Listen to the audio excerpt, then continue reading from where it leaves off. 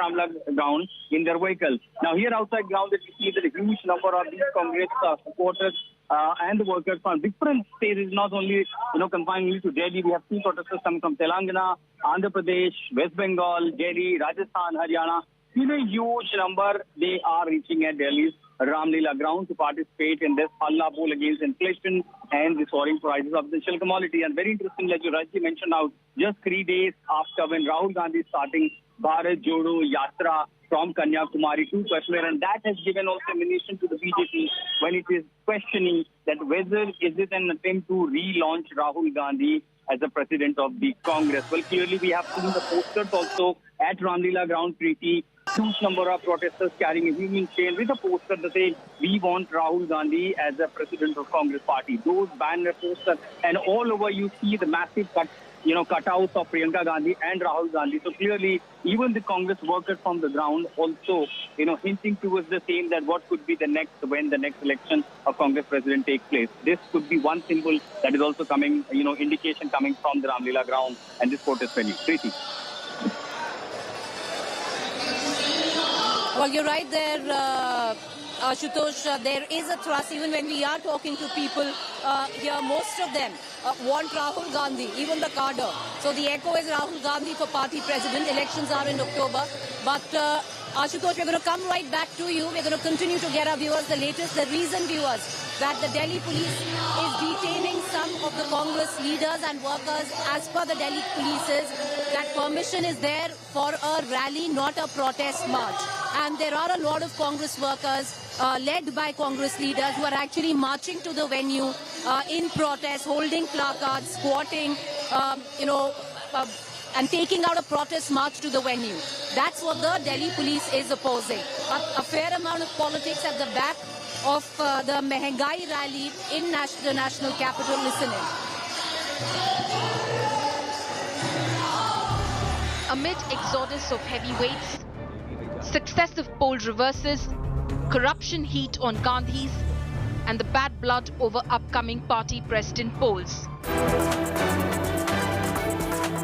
Congress has organized a rally against inflation in New Delhi's Ramlila Maidan. The rally comes ahead of Congress's planned Bharat Jodo Yatra, which is aimed at countering what Congress calls BJP's divisive politics. Congress top guns, along with Rahul Gandhi, are firing salvos at the Modi government. इस rally के अंदर लाखों की तादाद में कांग्रेस के कार्यकर्ता यहां पर आएंगे और देश के अंदर बढ़ती हुई महंगाई के खिलाफ में सोई हुई केंद्र सरकार को जगाने का काम करेंगे.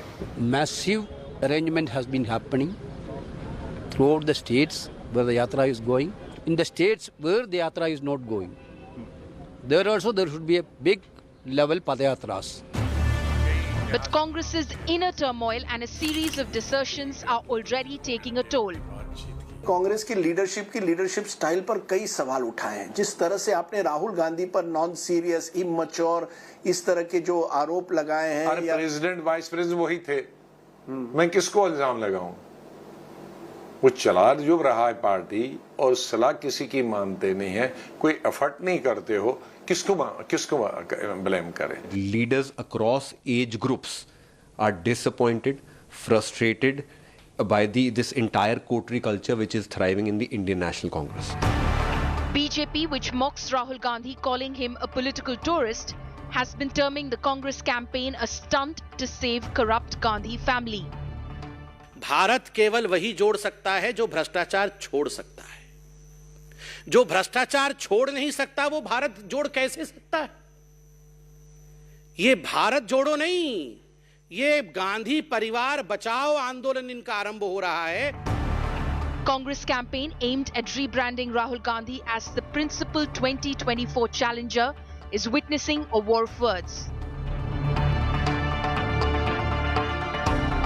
देश को एक जोड़ने का जो संदेश पूरे हिंदू देश भर में वो जाएगा और इसका स्वागत करना चाहिए. और भारतीय जनता पार्टी के राष्ट्रीय अध्यक्ष इसका मजाक उड़ा रहे हैं. परिवार के प्रोटेक्शन, पप्पू के प्रमोशन और प्रॉक्सी प्रेसिडेंट के प्रयास में लगी हुई जो बची खुची पॉलिटिकल पार्टी है वो देश को क्या जोड़ेगी जब उसकी पार्टी खुद नहीं बच रही है।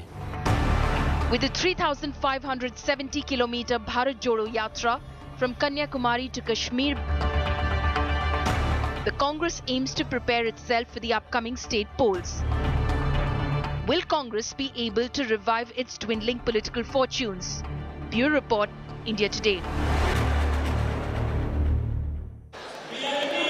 Well, viewers, one thing is clear. Well, if the Congress wanted a show of strength, after a very long time, at least it's been able to motivate its cadre, no matter whether it be in Rajasthan, Uttar Pradesh or Haryana, to actually come out in droves. This is, for somebody who's covered the party for a while in terms of, what's been going on in the last couple of years. This is, I have seen for the first time, the kind of crowds that the Congress is being able to pull in at the Ramlila Maidan. With these visuals, I'm going to go into a quick break to stay with us. Our coverage of the Congress's Mehangai rally, kick-starting the Bharat Jodo Yatra on the 7th September continues.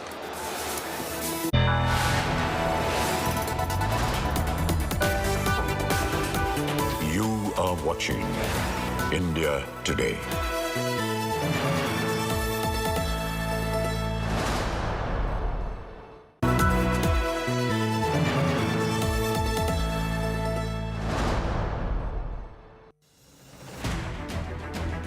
I don't read the news. I read between the lines to tell you the true version of events, the true story of our times. To document grief, the toughest assignment for any journalist to be. From those who matter. Women politicians going to stick up for each other. Of those who should matter. I document the truth. I don't distort the truth. I don't glamorize the truth. I don't gloss over the truth. The ghosts of India's contentious medieval history have come knocking again. I hustle for the truth. On the ground, in the newsroom, in the studio. I don't try to grab eyeballs. I inform you to make you see the point. To the Point with Preeti Chaudhary. At these times, only on India Today.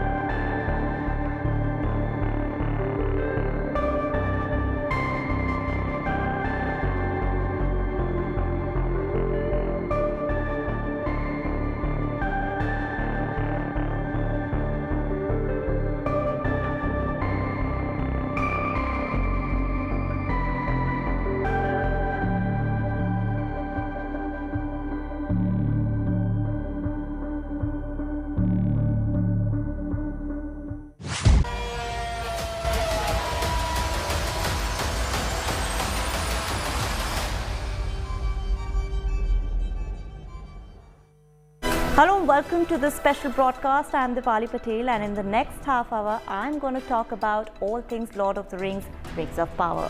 The magical world of dragons, elves, dwarves and hobbits left fans and readers mesmerized ever since it caught their eyes. The new show will bring the saga of the Middle-earth to the small screen for the first time. The first season has been made on a reported budget of $715 million. Here's all about the Lord of the Rings, the Rings of Power.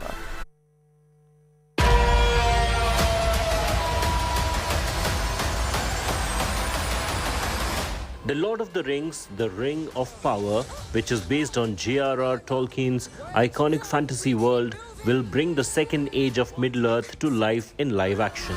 There is a tempest in me.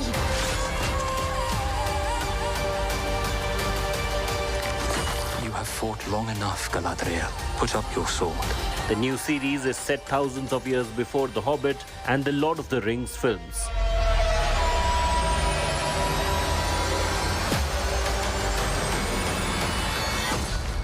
Without it, what am I to be? It's a time period in Middle-earth referred to as Second Age, as time in the world is divided across impactful global events. The Third Age, where Sauron is a big glowy eye and is hunting for his ring, is very far away from the events of this series. Not fate, nor destiny. Ours was the work of something greater. The prequel stars Morfydd Clark, Robert Aramayo, Markella Kavanagh, and Benjamin Walker in key roles.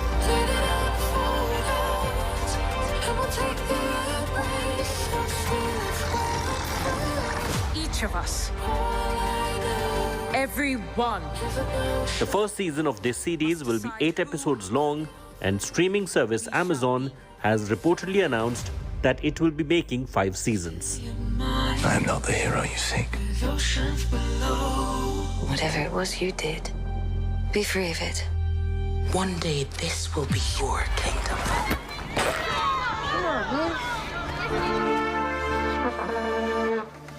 What's more, as part of promotions, a video for the upcoming series also featured Middle-earth's Shepherds of the Trees.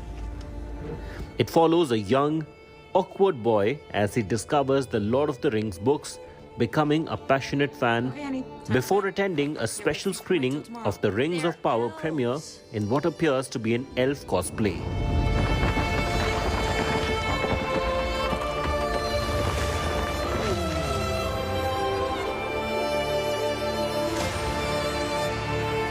During Amazon's annual Prime Day shopping event, members were given an exclusive 60-second sneak peek of the series, which was available for 48 hours only. Are strange.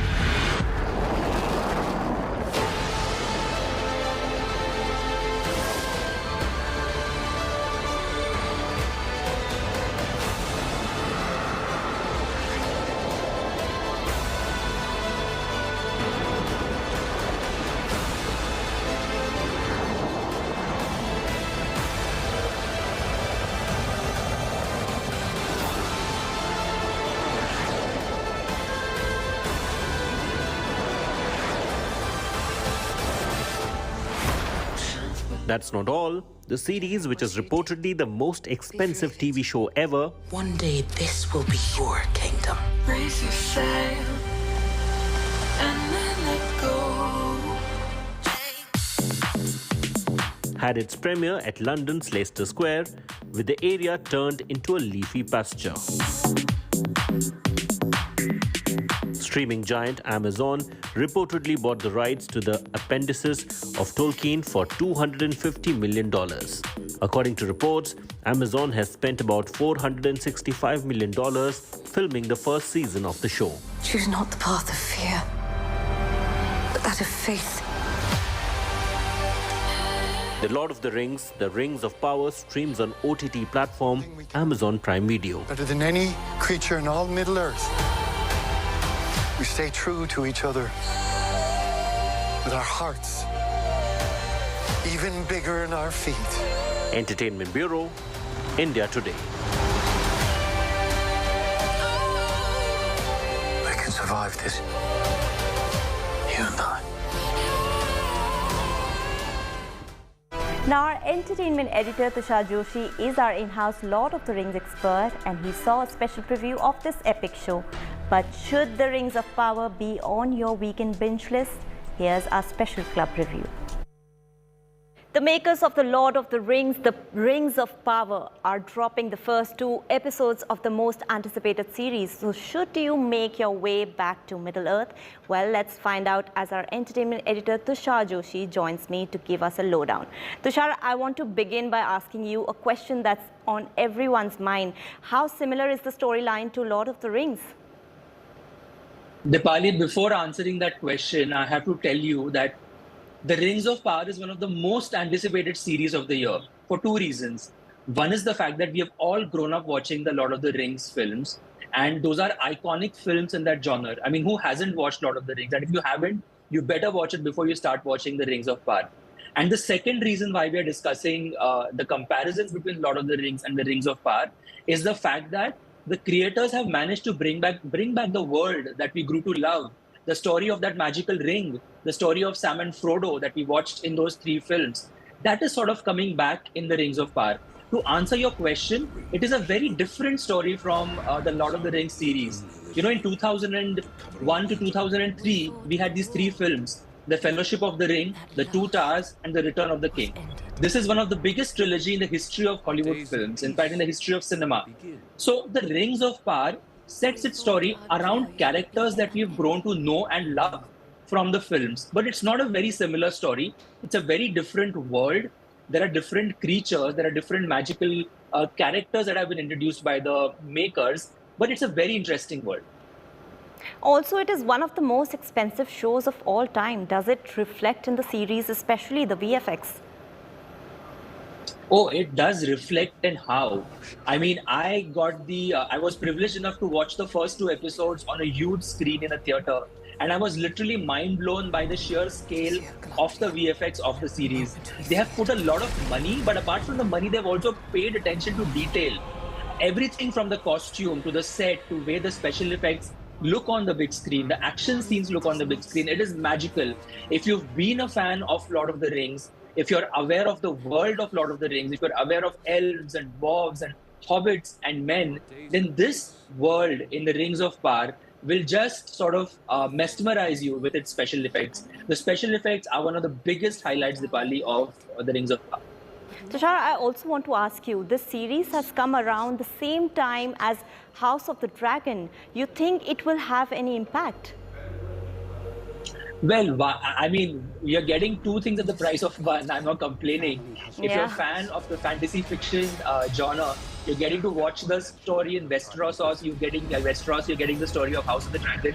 You're getting to see the story of the Middle Earth in the Rings of Power. I mean, for anybody who's a fanboy of this genre, it's the best time to sort of have 2 big-ticket shows streaming on 2 OTT platforms. There are no comparisons.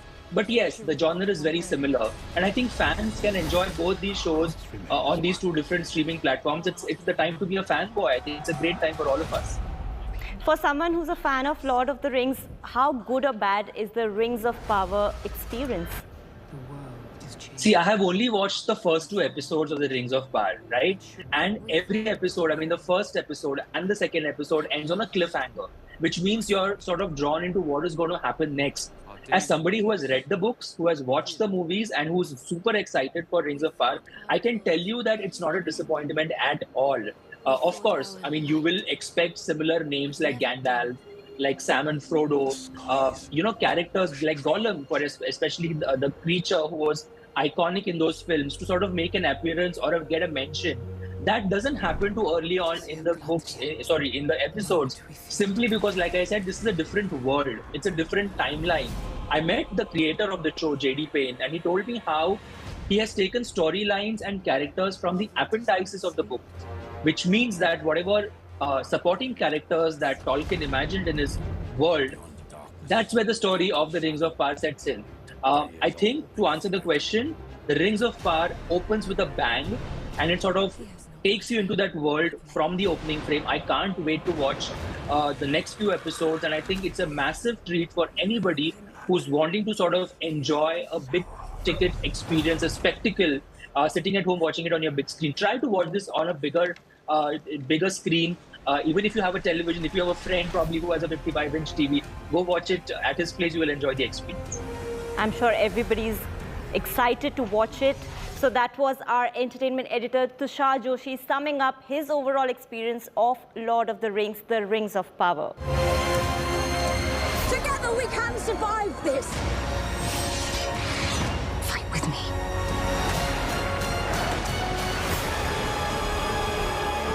Each of us must decide who we shall be.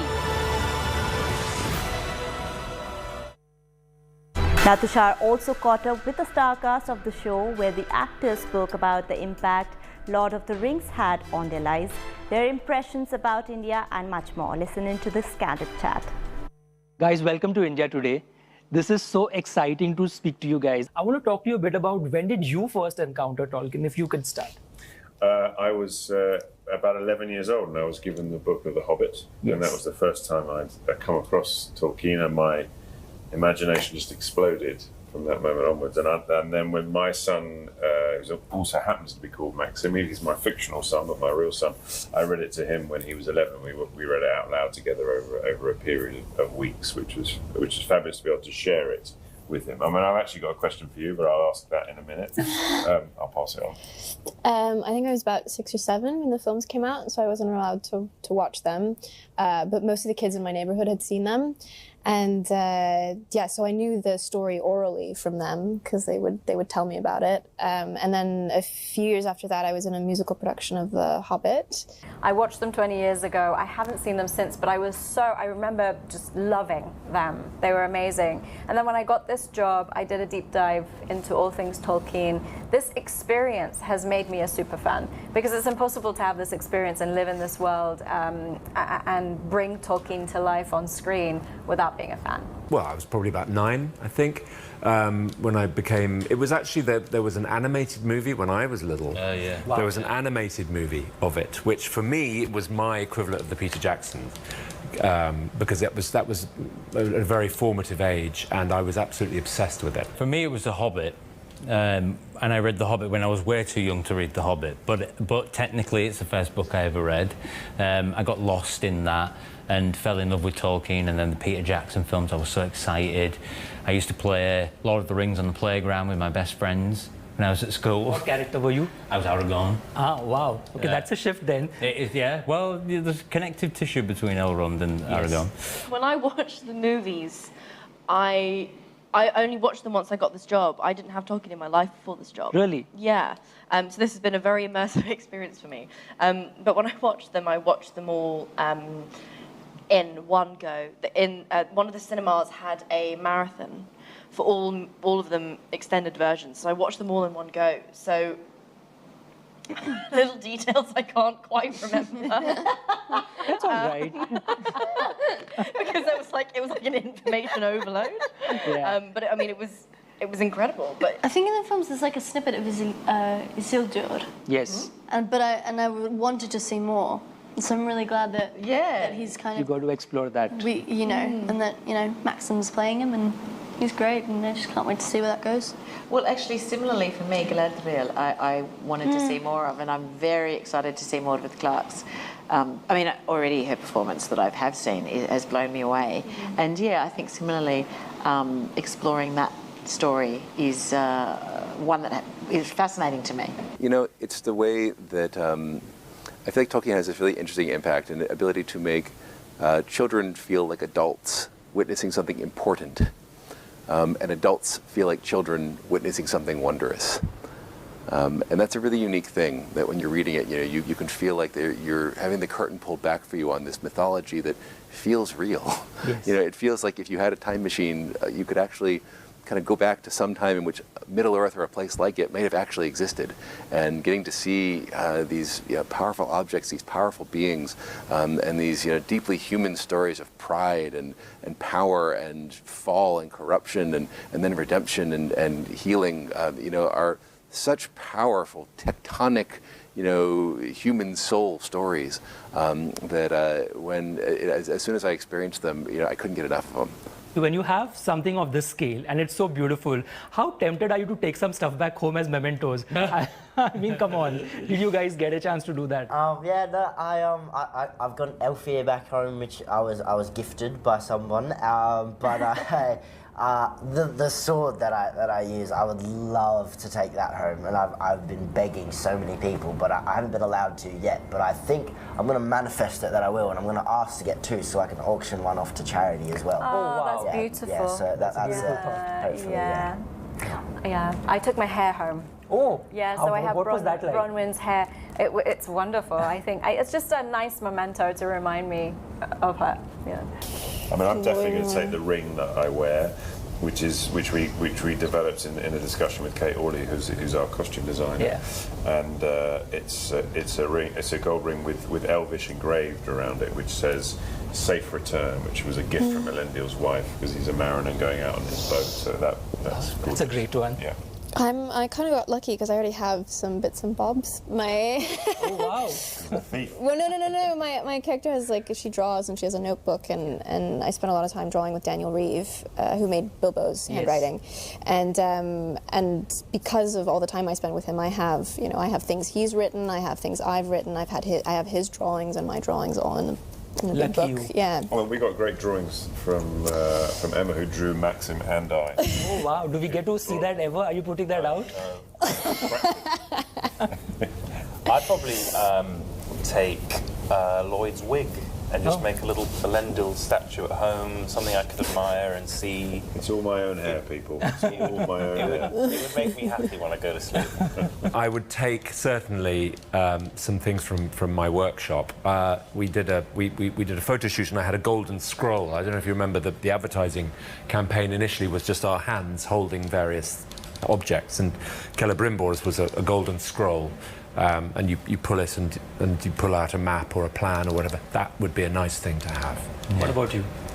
Me and Kate Hawley, who's the great costume designer on the show, came up with this wonderful piece, which maybe you, so I won't talk about it too much, but it's part of a travelling garb.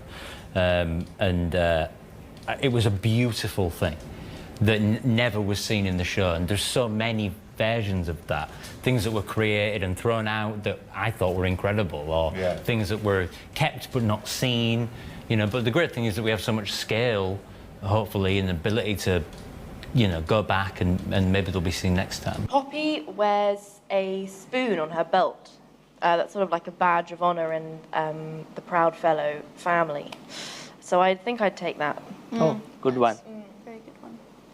I think I would take Nori wears an anklet. Kind of the one of the amazing things about the costume designer Kate Hawley was that she created these apple seeds that every half-foot had, and they'd be to varying degrees depending on how many half-foots they'd lost. So the elders of the community had a particularly large amount of them, and they were kind of threaded within the costumes, and so I think that was kind of something that I had an anklet, which I would love to have taken with me. Right. I've said this before. I'd like to take the feet. Ooh. I'd like to hang out on the weekend with my feet, just wiggling my toes. Oh my goodness. Yeah, going to the shops. I just like to take the feet because they're so beautifully made, and they work so hard to perfect them and make them comfortable and feel like our own feet. That I'd love to take Marigold's feet. Right. When you have material this vast, right, and you have characters that are iconic, like you name Saruman, or you name Sauron, or you name Gandalf, or Galadriel, all of these people we've grown to know. Yep. For those who haven't read the books or watched the films, and this could be their window into this mystical world, what was it? Was that also a perspective for you while making this? Mm-hmm. Yes, we were really, it was really important to us that this show could be for a really wide audience. It could be for super fans. So if you can order your coffee in Elvish and are really far down the rabbit hole, awesome. There will be Easter eggs for you, and there's things in every frame that you can freeze frame, and you can read the Tengwar script on the hilt of a sword and see what Elvish poem it's referencing. Or if you've never seen the movies, you've never read the books, you've never even worn a ring before, you could jump into our show and the human drama of it, and the Elvish drama and the Dwarvish drama, but the characters and the stories will be enough to, we hope will be enough to, just sweep you into Middle Earth and to get you then to invest in a larger mythology, and then hopefully eventually people will decide they want to read the books and do the deep dive. Also, welcome to India. Thank you. The land of folk tales and folklore. How has it been? Have you got time to do anything, eat anything, explore the country? Just a little bit, yeah. No, I just got here about 36 hours ago, and I went out to the streets and met really interesting people. Right away had Oh wow! You've done that. Someone tied this around my wrist and gave me a blessing, and I was like, wow, that's amazing. And then I also went and got some food and had amazing taste sensations explode into my mouth, which were amazing. And just got to drive around the city just a little bit, but I'm planning on doing more tomorrow. But I've loved Indian food for years. I enjoyed some Bollywood films and Indian music, and had Indian friends. I actually have an Indian friend here with me right now who came from the States to kind of be with me during the premiere. And so it's so amazing to finally get to put my feet on this amazing soil. Had incredible food. Yeah. Did anything stand out that you were like, oh, let me just have a spoon more of that. Let me get another bite. We had this dessert. It's orange. It's a traditional Indian dessert. We talked about this yesterday. Our wonderful chef was telling us about it, and it's the type of thing is a laddu. It's a laddu. Yes. And we had it's sweet. It just sort of bursts into your mouth. And our particular laddu was a was it a savory or sweet? It was sweet, but it was sweet, but it was only just sweet. Yeah. Was it I can't believe I missed out. Motichur. Not bad. You got it right. Motichur laddu. Yeah. Yes. Yellow bright orange. We need to try. And we were so happy to have it, not only because it tasted delicious, but because it was such a traditional Indian dessert that we were. Is. Yeah, it had. And he learnt it from his mother. You could feel the history in the taste. It was really it was lovely. Yes. I had such a deep and profound experience and joyful experience working here. And I was so happy when the plane came into Mumbai. I was like, I'm back. It was really exciting. And I was just saying to these two that, that we haven't got much time this time, but get out there as much as you can and feel this city. It's incredible. Would you be up for another Bollywood film? Oh, definitely. And I've told these two, if they get the opportunity, grab it with both hands. Do you have anything on your list that you want to sort of do, given the time that you have in the city? I actually went out yesterday morning and just had a walk through the streets, and I love kind of just having a walk, because you get a sense for the city, and it's so vibrant and so great. I love the food. This is my second time in India because I filmed Hotel Mumbai here for a couple of months. So I did my exploring of Mumbai, Rajasthan. It was beautiful. This trip, I don't know how much time we're going to get, but I hope to be able to. I really wanted to take Tyro around Mumbai. I mean, I've had the good fortune of working with Anupam Kher in Hotel Mumbai and Nimrat Kaur in Homeland. So they introduced me really to the world of Bollywood, and it brings me such joy. I think, and also because I'm Iranian, a lot of Iranians grew up with Bollywood movies. Absolutely. It's very big in Iran. The project also has been so much guarded in the sense of fans are so excited. There was Comic-Con and there was all of that excitement. There are theories going online of what the series will be. What is the one thing you want to sort of tell everybody who's on the edge of their seats, just waiting to stream this? It's a really good balance of the familiar. You'll find if you love the trilogy, the films, you'll find something that's familiar in this, the books. And then also it's a really healthy, refreshing injection of new and unseen. You'll see Numenor for the first time. Yes. You'll see coastlines, which we haven't seen on screen before in the Tolkien world. And I'm just really excited for audiences to see it. What's this going to be like for that 12-year-old that I was when I read the books and my son was when I read The Hobbit? What's it going to be like to sit down and watch The Rings of Power for the first time, to receive Tolkien and his imagination on such a scale? So I'm just really excited about that, and the people that I've worked with who are some phenomenally good actors in this show, and it's been beautiful to make some magic with them. Hopefully, you. The sense of togetherness, I think. Yes. I really hope that people come together to watch it and feel better. I'm so excited for people to see it. Well, I mean, I'd love them to know a little about the story. I'd love to know we are doing obviously the story of the Forging of the Rings of Power, the Rise of the Dark Lord Sauron, the Fall of Numenor, and the Last Alliance of Elves and Men. I'd love to tell them that this is a 50-hour story that we have planned out. From the beginning, we were very lucky to know that Amazon had committed, to make this, huge story. And so it's not just something we're sort of making up as we go along. Tolkien has given us the breadcrumbs and all the clues we need to be able to, adapt this world and to bring it to life in the most spectacular way possible. I also want people to know, especially the hardcore fans, how much this material means to us. This is something that we do as a labor of love. I expect one day to meet J.R.R. Tolkien after I die and go to the other side. I will sit down with him, maybe in a format somewhat like this, where I expect to look him in the eye, and he'll ask me, "What did you do with my legacy?" Because this will be the last thing I say, is that I feel like this is a time in the world's history in which we're all going through a lot of darkness. Every generation suffers in its own unique way. But our generation is going through the economic distress, political distress, social unrest, military unrest in various parts of the world, and there's a lot of entertainment out there that is just sort of disposable. You watch it one day, you forget it the next. Tolkien is something that sticks with you. On that note, thank you so much. Thank you for making this. Thank you for, kudos to all the hard work that has gone behind this, from the lightman to the technician to the cast. Congratulations. Thousands of people. Thousands of people. Really looking forward to Rings of Power. A lot of them in India. We had a lot of great visual effects work that was done here as well. Yes, I believe so. So on that note, looking forward to watching. Thank you. Thank you so much, Jade. Appreciate it. That's all we could pack in our special broadcast. Hope you enjoyed watching it as much as we did while producing it. Keep watching our daily show in the club from Monday to Friday at 2:30 p.m. and 11:30 p.m. only on India Today to get your daily dose of entertainment. Also, do not forget to send me your feedback on Twitter handle. This is me, Dipali Patel, signing off. Thanks for watching and goodbye.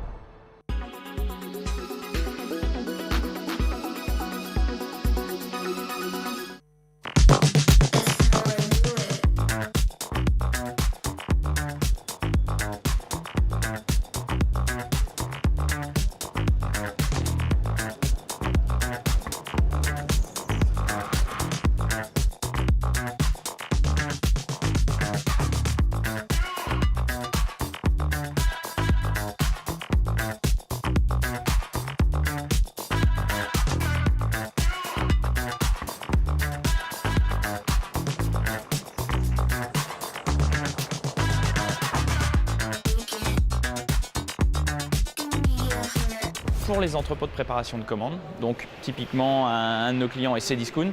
Si vous passez une commande chez Cdiscount, avant c'est des gens qui dans un entrepôt essayaient de retrouver le téléphone et la coque de téléphone que vous aviez commandé, qui pouvaient faire jusqu'à 15 km par jour dans des entrepôts immenses.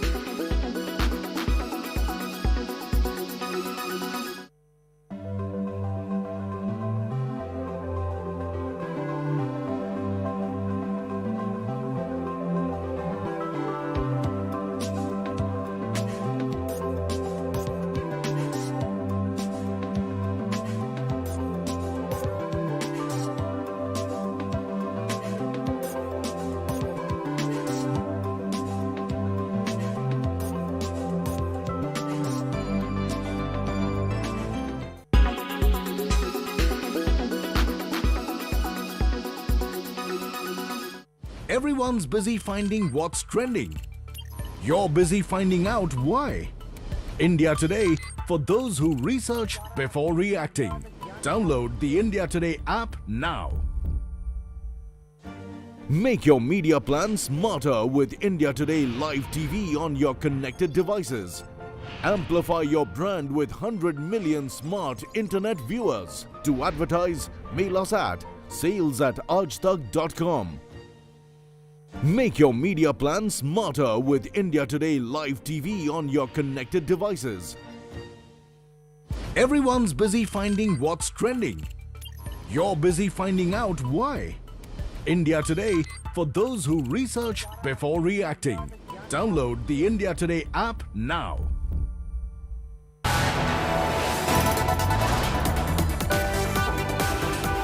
You are watching India Today.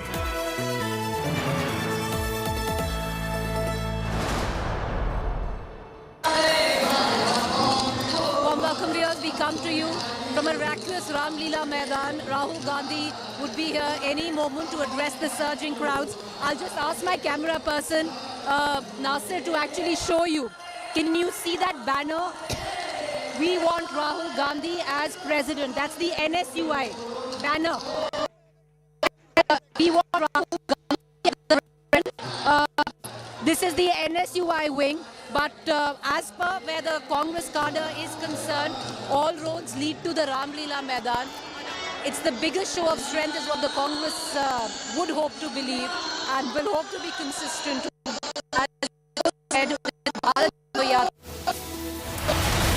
On the 7th. We're going to continue to get you the latest right from the Ramlila Maidan. I'm Preeti Chaudhary. These are the headlines.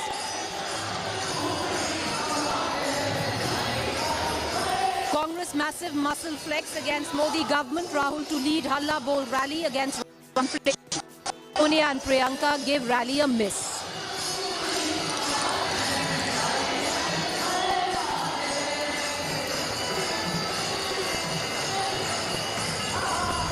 Congress supporters engage in a scuffle with cops after police blocks Congress MP Adhir Ranjan Chaudhary's protest march in Delhi.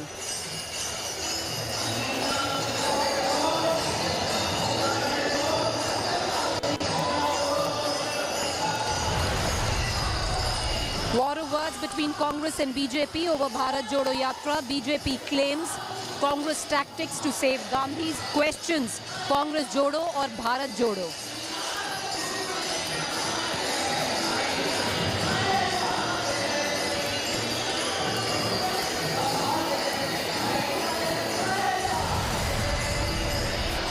Spar over Hyderabad Liberation Day. BJP eyes mega celebration on September 17th. OAC demands renaming. KCR caves in.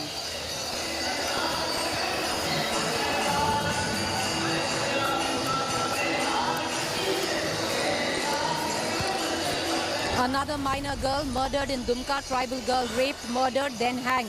Accused Arman Ansari arrested for murder.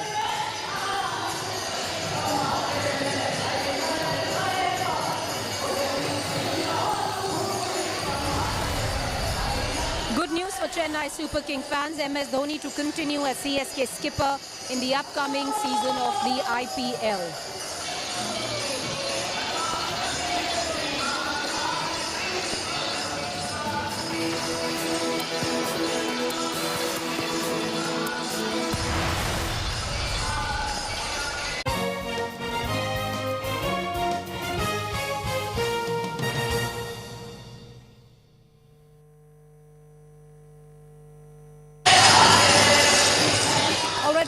Top focus right now is the Ramlila Maidan in the national capital. It's where we've been reporting from. But the latest that is coming in is that Rahul Gandhi is en route. All the big leaders have come in already. Actually, Rahul Gandhi, I believe, is just walking in, is what we are being given to understand. There's Ashok Gehlot, there's Mr. P. Chidambaram, there's Mallikarjun Kharge. You can even see, I can see right now, Mani Shankar Iyer. Brass of the Congress on the stage and the cadres there trying to fill in the Ramlila Maidan. Jairam Ramesh, Meera Kumar, Abhishek Manu Singhvi, all of them on stage waiting for Rahul Gandhi to come and start addressing the crowds and Mehangai rally. The Congress hopes, viewers, with this to put the focus on national issues and also to build momentum to kickstart the Bharat Jodo Yatra. The question is, can the Congress be consistent?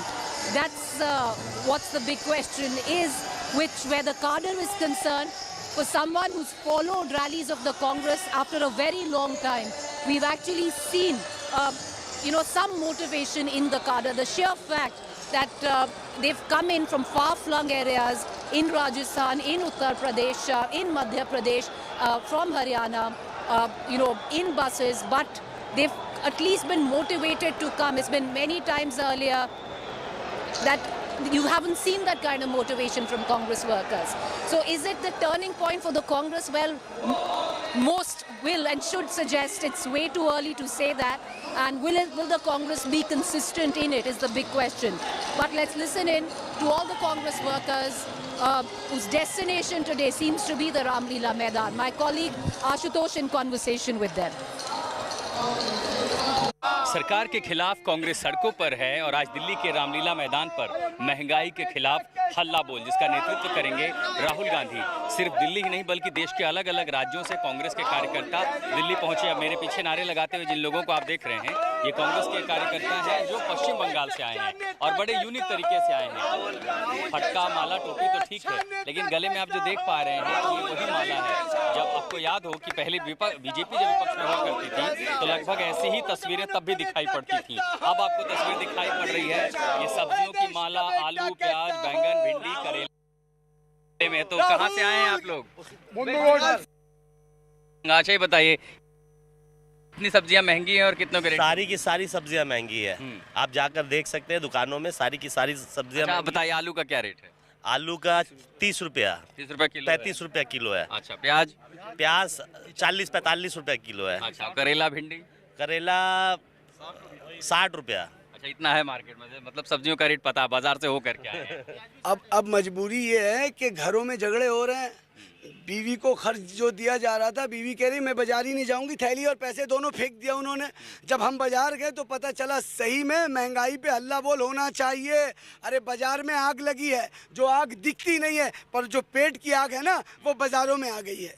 और ये चाह रहे हैं कि श्रीलंका बनाया जाए।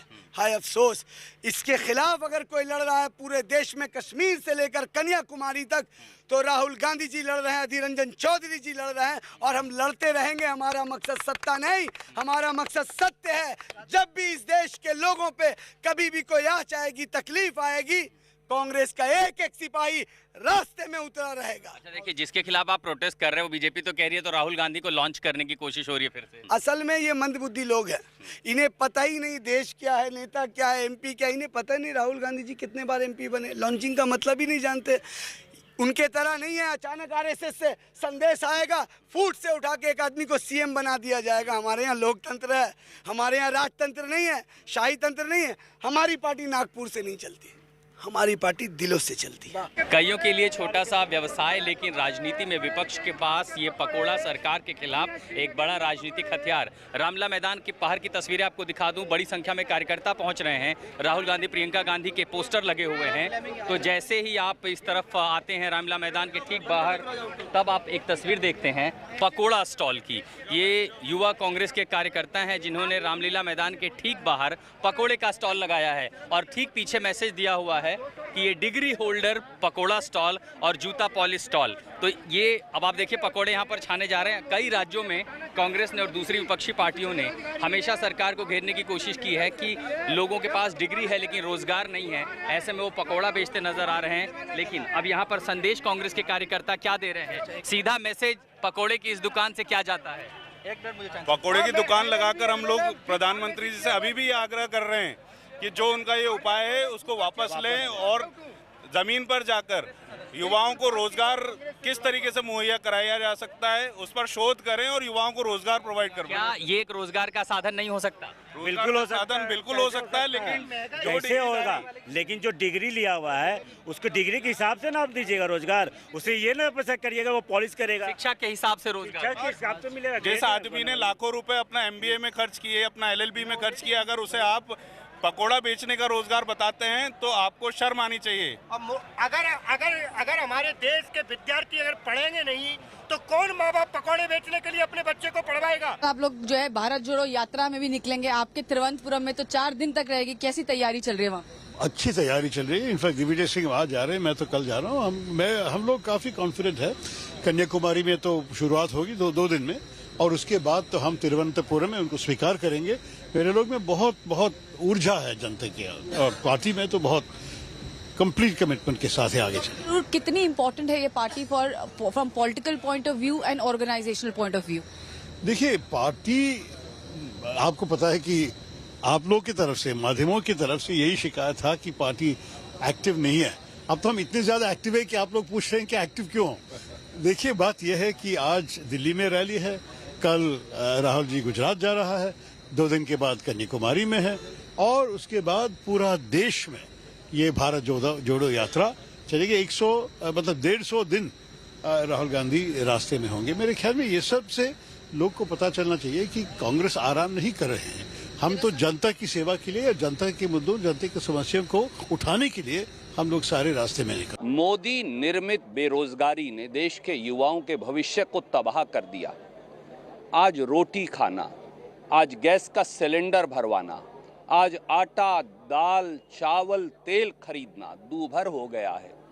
इसलिए महंगाई के खिलाफ ये हल्ला बोल रैली है। राहुल गांधी जी के नेतृत्व में कांग्रेस के लोग देश की जनता के लिए हुंकार करेंगे।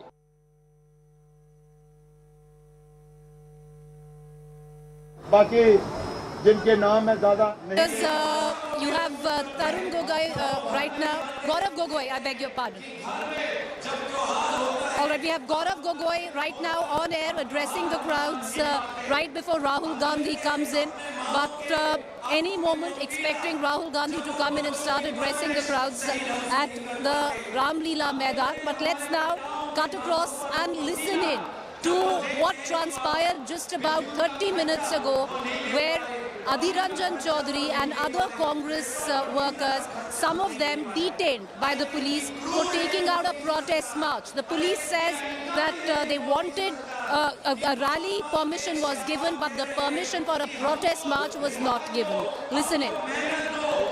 ये तस्वीरें आप देख रहे हैं हेली रोड से कांग्रेस और दिल्ली पुलिस के कार्यकर्ताओं के बीच में झड़प जैसी स्थिति है। पुलिस ने इनको रोका। अधीर रंजन चौधरी के नेतृत्व में पश्चिम बंगाल से आए जो कार्यकर्ता थे वो रामलीला मैदान जाना चाहते हैं, जहां कांग्रेस ने महंगाई और बेरोजगारी के खिलाफ हल्ला बोल कार्यक्रम बुलाया है।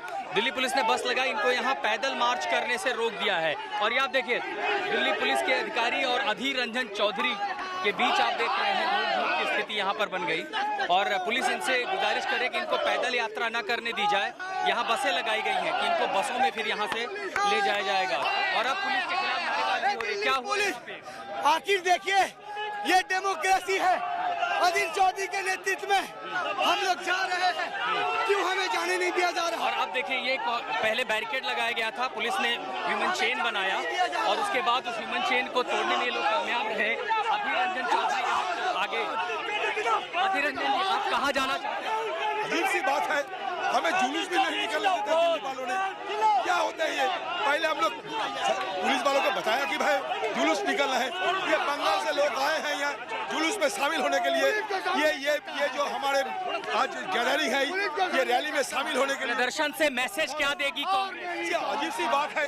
हम तो महंगाई के खिलाफ आवाज उठाना चाहते हैं, महंगाई के खिलाफ आवाज बुलंद करने के लिए आए हैं, फिर भी इस तरीके की बाधा क्यों दिया जा रहा है पता नहीं। इसका बड़ा आरोप यहाँ से कि जब ये नेता मार्च निकालना चाहते थे पुलिस इन्हें आगे नहीं जाने दिया। देखिए आगे फिर एक बार यहाँ बैरिकेड लगा दिया गया है। यहाँ देखिए बैरिकेड फिर से पुलिस ने लगा दिया है, इसके आगे जाने की अनुमति नहीं है। पीछे से दिल्ली पुलिस की गाड़ियाँ हैं जो कोशिश कर रहे हैं कि इन कार्यकर्ताओं को यहाँ से इन बसों में ले जाया जाएगा। इसके आगे जाने की अनुमति दिल्ली पुलिस ने नहीं दी है। आगे कुछ अधिकारी हैं, यहाँ पीछे पुलिस के कुछ जवान है, बैरिकेड लगा के इन कार्यकर्ताओं को यहाँ पर रोकने की कोशिश की जा रही है। और अब इस बस को आगे लाया जाए। देखिए सब पुलिस जो है पूरी तरह से कोशिश कर रही है इन कार्यकर्ताओं को कि आगे ना जाने दिया जा रहा है। यहाँ नारेबाजी हो रही है, देखिए धक्का मुक्की की भी स्थिति, नारेबाजी हो रही है पुलिस के खिलाफ। एक रास्ता बंद किया तो वहाँ देखिए जीप के पीछे दूसरे रास्ते से भी कार्यकर्ता निकलने की कोशिश, उनको रोकने की कोशिश की जा रही है। देखिए एक रास्ते से बंद किया तो वो पीछे के रास्ते से निकलने की कोशिश कर रहे हैं, वहाँ से जो कार्यकर्ता है वो जा रहे हैं। देखिए यहाँ भी इनको रोकने की कोशिश की जा रही है।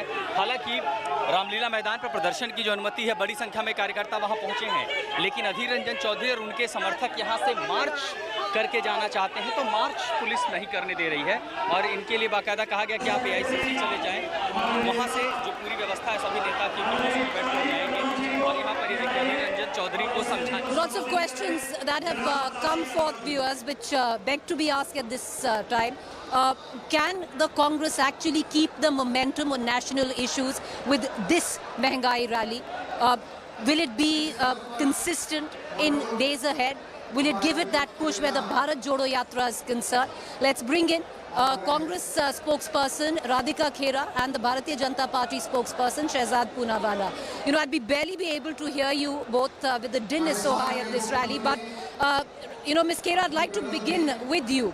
Now, the fact is, you have been able to pull in your cadre, motivate them to actually come in. This kind of crowd for the Congress is unusual. You haven't ever seen it in the recent past at least. But the fact that the cadre has come in, the question is, will the Congress be consistent? Preeti, first of all, I would like to begin by saying Modi Sarkar ke do bhai, berozgari aur mehengai. And which is why not only the cadre of the Congress party, but the common man is a part of this rally. And I'm very glad that you have been telling your viewers consistently and reporting and telling everyone, because the BJP always says Congress to khatam hai. Congress does not have workers, Congress does not have leaders. And Congress leaders are, they don't even believe in Rahul Ji. Rahul Ji is leading the rally, he's the face of the party. And the workers are there in support of him. And the workers are here raising very important issues which are troubling the common man. That is Mehangai and Berozgari. They are issues where you are also suffering, we are also suffering. And I'm sure the BJP spokesperson is also feeling the pinch of Mehangai right now. And it is unfortunate that we have a finance minister whose priority is only to ensure Modi ji's photos are there on the posters and hoardings wherever she goes. She is not bothered that the common man has to pay how much money to buy basic dal, roti, sabzi. And the only people the Modi Sarkar is bothered about are the corporates. The corporate tax has been slashed down from 30% to 15 and 22% to benefit who? People like Adani, who no one knew of, and suddenly, after the Modi government comes to power, they are the third richest people in the world. So this rally, most importantly, like we always say and we always believe in, the Congress is fighting for the common man. The Congress is the voice of the common man who is being tortured at the hands of this government. Okay. Well, you know, Radhika Khera, the fact is that you have been able to at least enthuse your cadre to let them, you know, to make them come to the Ramlila Maidan. But the fact also is that the rally that we see and the crowds that I see behind me are largely cadre driven. We don't quite see the common man attaching themselves to this cause as just yet. We've only seen buses come from various parts of the country. There is a flush, yes. But the very sheer fact, you know, that you've been able to pull in the cadre, that in itself, many would suggest is a feat where the Congress stands. Shehzad Poonawala, you know, even if it is the cadre of the Congress that is coming from all parts of the country and culminated at the Ramlila Maidan, these visuals, because we haven't seen so much of it from the Congress, are they intimidating? If I may, and I am not interrupted, भ्रष्टाचार पर वार तो याद आई महंगाई और बेरोजगार. राजस्थान में बेरोजगारी दर 31% पार, एक साल से 20% के ऊपर है, पर नहीं करते हैं कोई भी वहाँ पर काम या काज. बिहार में तिरंगा पकड़ने वाले, नौकरी मांगने वाले को मारते हैं लाठी से और डंडे हजार, और फिर बोलते हैं कि वी आर फॉर महंगाई एंड बेरोजगारी. So this kind of hypocrisy, I think it should not have been called Halla Bol, it should have been called hypocrisy bol. ये hypocrisy bol है कांग्रेस का. You know, 1 liter of petrol, Preeti, it's good you live in Noida, not in Rajasthan, costs 108 rupees a litre. In Noida, where perhaps you may be going for office work, it costs 96 rupees a litre. Please ask dear Radhika why it is so expensive, because VAT is kata. The most expensive electricity is in Rajasthan. In Maharashtra, when they had a government, forget cutting VAT on petrol, they cut VAT on imported liquor. But that's not the issue. She's mentioned about some Adani person also. Let me tell you that if this Adani person was some Rediwala in Karol Bagh before 2014, why is it that Adani was given SEZs by UPA? Why is it that in Rajasthan he's been given a solar power plant project? Why is it that the highest investment has come from Adani in Rajasthan under the Ashok Gehlot government? Why is it that the NDA government gave him the Dighi port? Why is it that they cleared many projects of Adani and lots of loans during the UPA tenure? तो क्या वो ready वाला था क्या 2014 से पहले?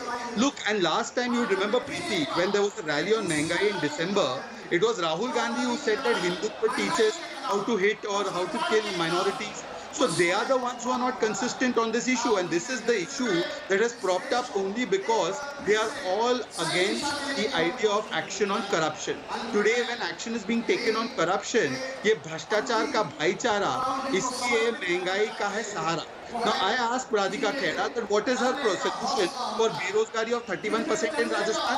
What is her solution for the Kisan who have been given a farm loan waiver that they promised in Rajasthan? What is their solution for the highest petrol rates and highest electricity rates in Jaipur and in Rajasthan? Please give us the solution also.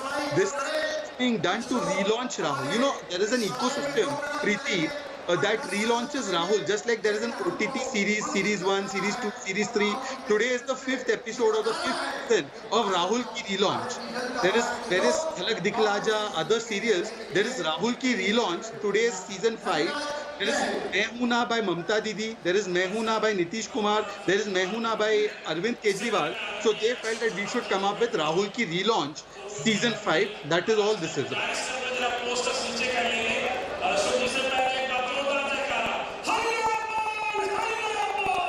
Okay, well, you know, Shehzad, I don't live in Noida. I live in Delhi. Petrol is actually cheaper in Delhi than Noida. But having said that, you've made a very pertinent point. And Radhika Khera, I'm going to come back to you on that. Because, yes, you know, in that sense, Shehzad is spot on when he says Rahul Gandhi cannot be relaunched every political season, before every election. This time, before the Gujarat elections, before your own party elections. Because what we can see behind me are, of course, life-size posters of Rahul Gandhi. And every 2 minutes, you will see the NSUI pick up a placard which says Rahul Gandhi for president. We'll come down to that. Stay with me. I want to cut across to Maushmi.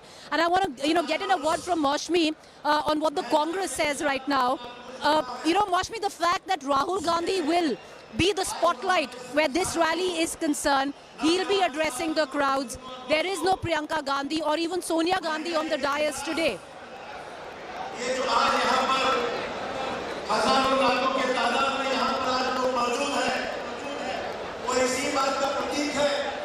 It's interesting, Preeti. This comes at a time when the leadership role is under scanner and question.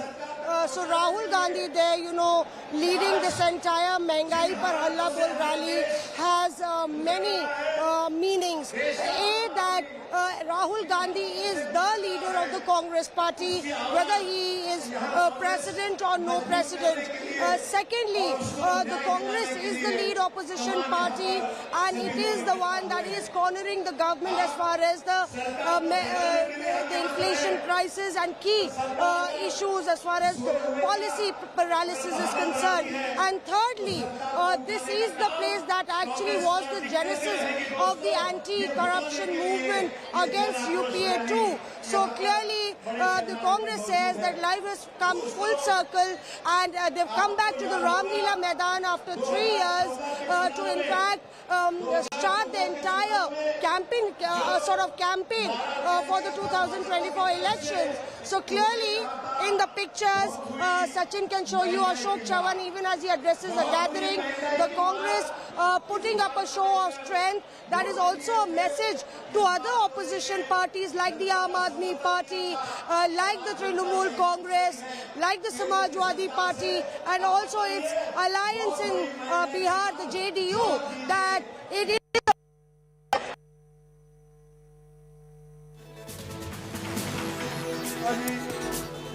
Ashok Sharma. Maushmi, we're having a bit of a problem with your audio link. We're going to try and connect to Supriya, my colleague who's standing where all the leaders are in fact getting off and coming out on the dais.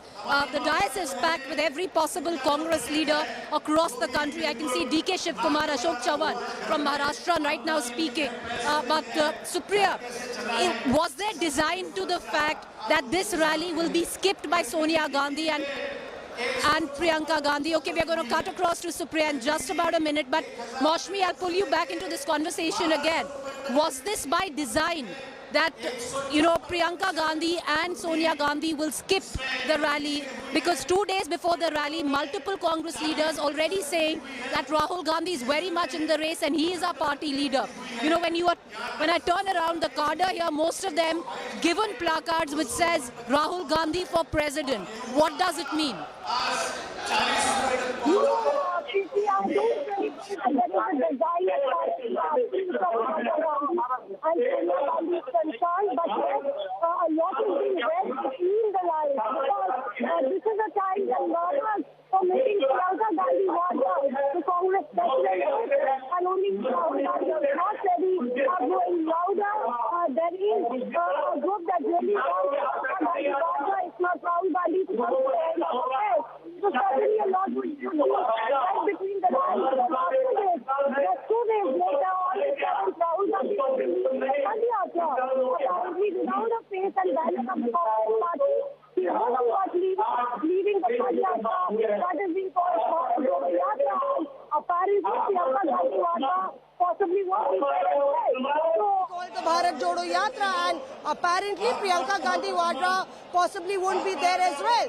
So really political pundits will read a lot into that, but clearly with the family, the member passing away in the Gandhi family, that's the reason perhaps that Priyanka Gandhi has stayed put with her mother Sonia Gandhi, even as Rahul Gandhi has just arrived in the morning today.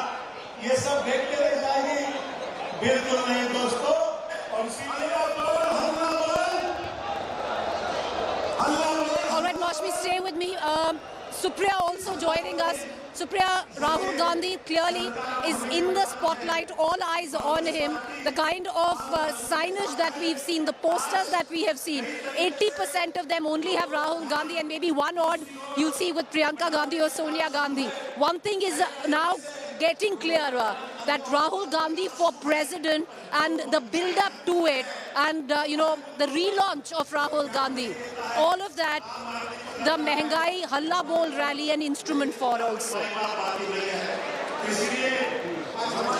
Well, Preeti, as far as the relaunch is concerned, Congress party has categorically stated that Rahul Gandhi never went, so you can't relaunch him. He was already there and was leading the fight of the party even after 2019's poll result was announced. Well, where we are standing is the gate from where Rahul Gandhi is going to enter. Behind me, you can see that all the workers are waiting for him along with the security personnel. They're like facing for security is a big, it's a mammoth task to control the crowds here. And you can see Rahul Gandhi on all the posters. He has actually taken the center stage as far as this rally is concerned, and that speaks volume, Preeti, because this is the main poster which have been put over here, and it is Rahul Gandhi, and you can see that Mehangai Par Halla Bol is the theme. Well, after this, Rahul Gandhi will be going tomorrow to Ahmedabad, where he will be interacting with all the party leaders and cadre. At the same time also, then will head towards Chennai on 6th of September, and 7th September, the mega you can say the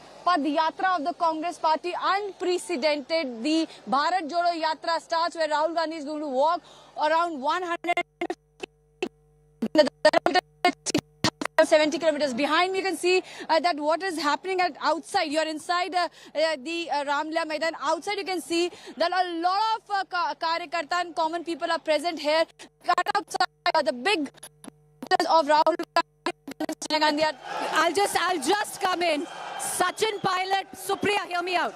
Sachin Pilot has taken to the dais where he's addressing the crowds, and a surge of support for him. A huge cheer. So clearly, Sachin Pilot now a popular leader where the cadre is concerned. But yes, Supriya, over to you, because what we are witnessing inside is all leaders of the Congress one by one coming in and addressing the crowds, the cadre. But the fact, Supriya, that the Congress has been able to motivate their cadre, because that there was an acute lack of motivation as well, where the flag holding Congress cadre was concerned, that they've at least been able to do that.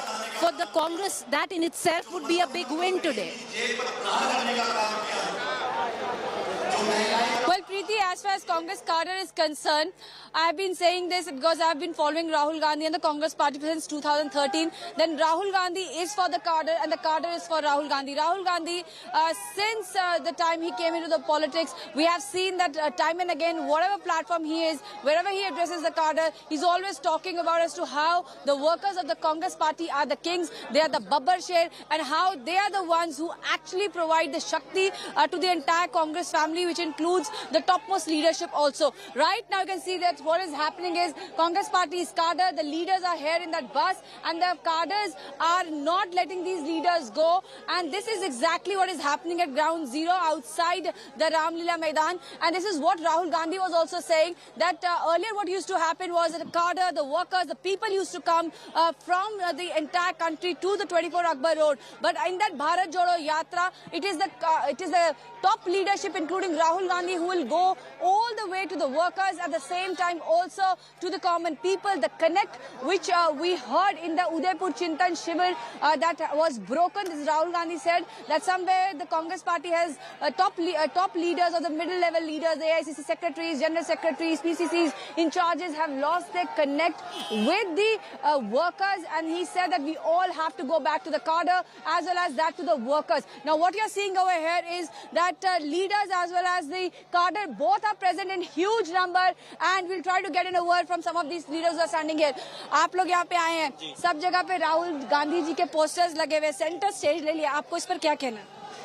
नहीं देखो, आज जो देश में सुप्रिया जी भयंकर महंगाई, बेरोजगारी और जो सजगता फैली हुई है के विरोध में आज कांग्रेस पार्टी ने जो महंगाई के रोके, इसके जब तक देश में महंगाई और बेरोजगारी दूर नहीं होगी, जब तक कांग्रेस पार्टी इस मुद्दे को उठा के रखेंगे। राहुल गांधी जी कहते हैं कांग्रेस का कार्यकर्ता बब्बर शेर है, और अब देखें सुनने में कोई शक नहीं है, इसमें कोई शक नहीं है। कांग्रेस कार्यकर्ता जो है वो कह रहा है कि हमारा जो वेट है हम अपने नेता के पीछे थ्रो करते हैं। बहुत सारे लोगों से हमने पूछा कि आप राहुल गांधी कहते हैं कांग्रेस का नेता जो है वो कांग्रेस का कार्यकर्ता जो है वो बब्बर शेर, तो वो कहते हैं हमारा नेता भी बब्बर शेर है। तो आपको इस पर क्या कहना है? राहुल गांधी के सब जगह पोस्टर्स लगे, क्या राहुल गांधी जी जो है वो सेंटर स्टेज ले चुके हैं? क्या आपको लगता है आगे उनको पार्टी का मान संभालनी चाहिए? मैं ये सवाल आप सबसे पूछ रही हूँ। बिल्कुल संभालनी चाहिए। राहुल गांधी जी ही असली बब्बर शेर है और राहुल गांधी जी के हाथ में ही कमान जानी चाहिए।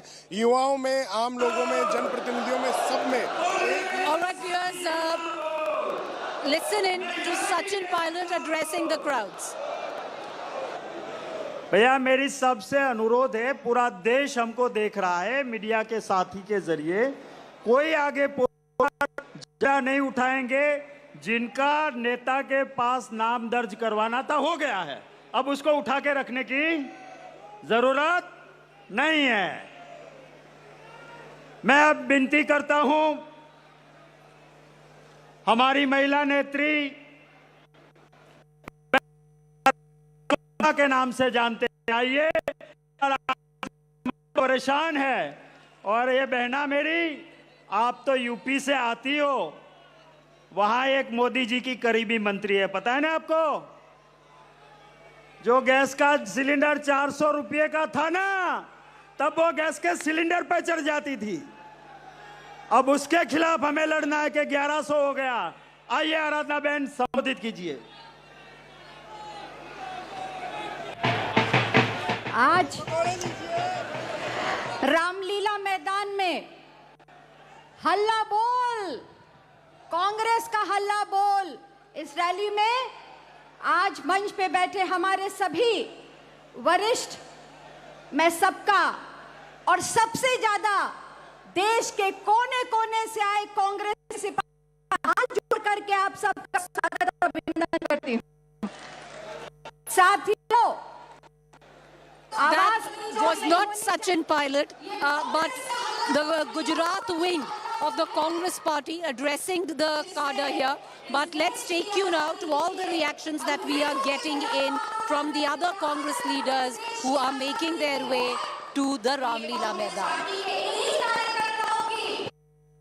रावत साहब, आपको क्या कहना है इस पूरे मसले के ऊपर, जो ये आज महंगाई पे हल्ला बोल आप लोग रैली करने जा रहे हैं? पूरे देश की जनता की 130 करोड़ लोगों की भावना है, जो कांग्रेस के लोग जो है रामलीला ग्राउंड में अपनी हुंकार रैली के जरिए जो है करेंगे, और ये हुंकार और फुंकार से भाजपा का शासन हिलेगा। ये महंगाई थोपने वाले, अर्थव्यवस्था चौपट करने वाली कार्यकर्ता कह रहे हैं, बहुत सारे कार्यकर्ता कह रहे हैं कि हमारी मांग है राहुल जी को एक बार हम फिर से कहेंगे आप। वो 130 करोड़ कांग्रेस जनों की भावना है कि राहुल जी हमारे कांग्रेस अध्यक्ष बने। Sir, what do you have to say on this issue of price rise and inflation? Because it seems that BJP has started questioning the Congress party only, saying that this is not Mehangai Par Halla Bol rally. This is a kind of a resurrection of the Congress party. exercise to do? Why should they complain about any efforts to strengthen our party? Be that as it may, they need to answer whether the prices are touching the sky, and whether unemployment is a major issue in the country. So these are two things that they must answer. हम इसको सिर्फ चुनावी नज़रिए से नहीं देखते हैं, ये जनता के मुद्दे हैं। हम जनता हमारी जो भूमिका है, हमें रचनात्मक विपक्ष पार्टी हैं, संसद के अंदर संसद के बाहर हम जनता की मुद्दा उठाते रहेंगे। जो अर्थव्यवस्था का बुरा हाल किया है, जो अमीर और गरीब की खाई को लगातार बढ़ाने का काम किया है, जो मध्यम वर्ग और गरीब की जेब पर प्रहार करने का काम किया है, जो महंगाई का प्रहार लोगों की जेब पर हुआ है, लोगों की कमर टूटी है, उसके विरोध में कांग्रेस पार्टी ने देशव्यापी आंदोलन किया। हर जिले में, हर ब्लॉक में, हर प्रदेश में हम लोगों ने जनता की आवाज को उठाया। पिछले महीने 5 अगस्त को दिल्ली में आदरणीय राहुल गांधी जी तमाम नेताओं ने धरने दिए, पुलिस ने हम सबको हिरासत में लिया, लेकिन हम लोगों ने संकल्प लिया है कि इस देश में शासन करने वाले लोग जब तक इनकी आंख नहीं खुलेगी, इनकी नींद नहीं खुलेगी, हम लोग भी चैन से बैठेंगे नहीं। आज जो हजारों लाखों लोग यहाँ उपस्थित हैं, इस देश की राजधानी से संदेश जाने वाला है कि कांग्रेस पार्टी आम जनता के लिए लड़ती रहेगी, लड़ती रहेगी, लड़ती रहेगी। आज जीएसटी का विरोध करने वाले लोग जब भाजपा विपक्ष में थी तो जीएसटी का विरोध किया करती थी। आज उन्होंने लगातार जीएसटी लगाया है, खाने की सामग्री पर लगाया है, लोगों की जेब खाली हो गई। और ये ऐसी सरकार है केंद्र की जिन्होंने किसानों के खिलाफ कानून बनाए, उन किसान के कानून को वापस लेने के बाद आज तक एमएसपी गारंटी की बात नहीं कर रहे हैं। आज राशन, तेल, पानी, गैस सिलेंडर, डीजल, पेट्रोल सब इतना महंगा हो गया कि आम आदमी की वो पहुंच से बाहर चला गया। जो व्यक्ति इन 2 हाथों से मेहनत करता है, दिन भर काम करने के बाद जिसको अपने बच्चों को पालना है, उसके घर में जाकर देखने वाले लोग इस सरकार में नहीं बैठे हैं। किसान के आंसू देखने वाले लोग, गरीब की आवाज को सुनने वाले लोग इस सरकार में बैठे नहीं हैं। हम सबका दायित्व बनता है, कांग्रेस पार्टी के तमाम नेताओं, कार्यकर्ताओं का, कि हम देश में जहां पर भी हों, हम अपनी आवाज को बुलंद करें, इस केंद्र की सरकार को सबक सिखाएं। और आने वाला समय आप लोगों का है, हम लोगों का है, आम जनता का है। अभी 7 तारीख को राहुल गांधी जी भारत जोड़ो यात्रा निकल रही है। 3,500 किलोमीटर चलेंगे, पूरे देश को जोड़ेंगे। और जो माहौल देश में बना हुआ है, गरीबी, बेरोजगारी, महंगाई, उसके खिलाफ आवाज बुलंद करेंगे। अंत में जीत सत्य की होती है। इसलिए मैं आप सब लोगों से आह्वान करना चाहता हूं, इस बढ़ती हुई महंगाई के खिलाफ, बेरोजगारी के खिलाफ, जिस प्रकार संवैधानिक संस्थाओं को खोखला करने का जो कोशिश ये सरकार कर रही है, उसके खिलाफ आवाज बुलंद करें। और जो हल्ला बोला आज हो रहा है, इसकी गूंज पूरे देश में कई महीनों तक होगी। आप सबसे आह्वान करता हूं कि दोनों हाथ खड़े कर कर बोले कि हम हल्ला बोल करते रहेंगे जब तक महंगाई कम नहीं होती। बहुत बहुत धन्यवाद। जय हिंद, राम राम साहब।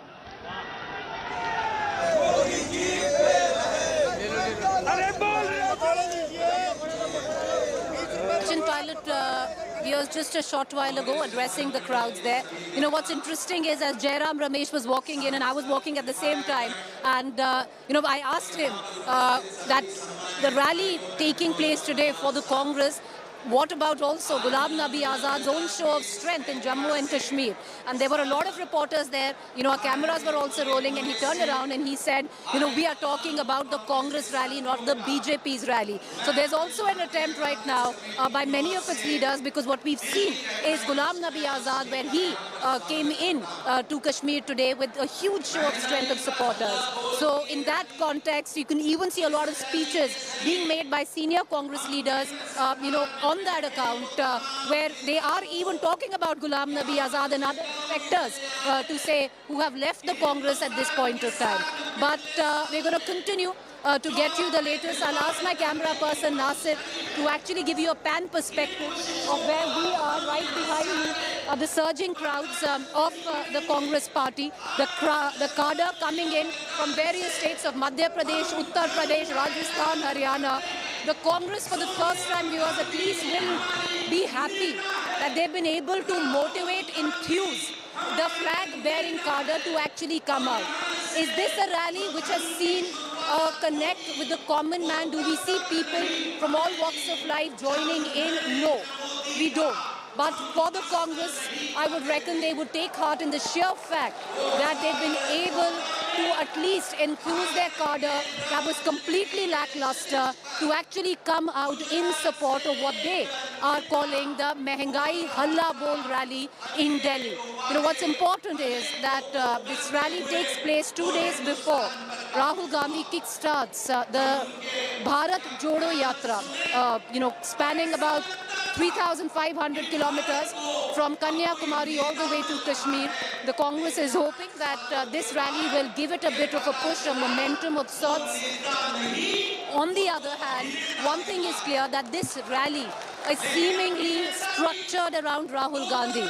What you can see, as I turn around and I look at all the kind of insignia, the kind of posters, while there are other leaders, there's Manmohan Singh, there's Priyanka, there's Sonia Gandhi. But more or less, after every leader, there is this massive poster of Rahul Gandhi as well. So, and right outside, big cutouts of Rahul Gandhi. So yes, at one level, the focus on Rahul Gandhi, but pertinent questions remain. Can the Congress, with all that's going in within, be able to keep the focus on national issues like Mehangai? On the other hand, what has been the perennial problem of the party is, can it be consistent? Let's listen in to all the reactions that are coming in.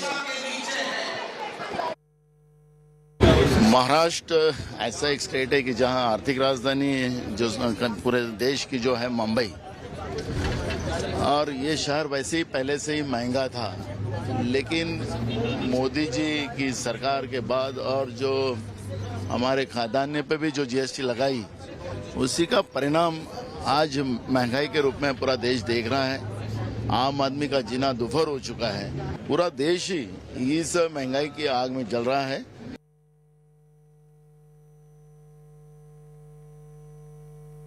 मुख्य रूप से बात यह है कि आम जनता है महंगाई से त्रस्त है, घरेलू अर्थव्यवस्था है चौपट हो गया है। अब उसके जो थाली में जो सामग्री पहले हुआ करता था, अब वो सिमट गया है। तो ऐसी स्थिति में महंगाई एक बड़ा मुद्दा है देश के सामने, और उसे लगातार कांग्रेस पार्टी उठाती रही है। आज उसके खिलाफ हल्ला बोल का कार्यक्रम है।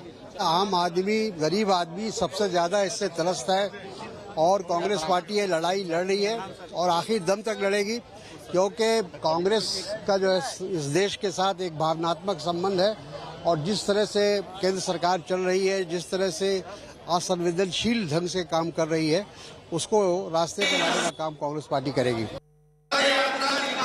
Well, Rahul Gandhi still hasn't quite made it. All other leaders have. They're all on the dais right in front of me.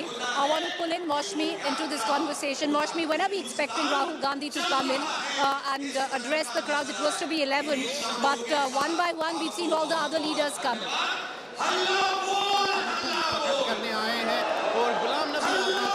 से अगर देखा जाए तो ये शक्ति प्रदर्शन है। मैं अगर कैमरा पर्सन नीरज से कहूं, वो आपको मंच It is symbolic gesture as far as show of unity is concerned in the leadership, right when the Congress party is at crossroads over the leadership crisis that has been brewing ever since the G23 wrote a letter and slamming the Congress leadership.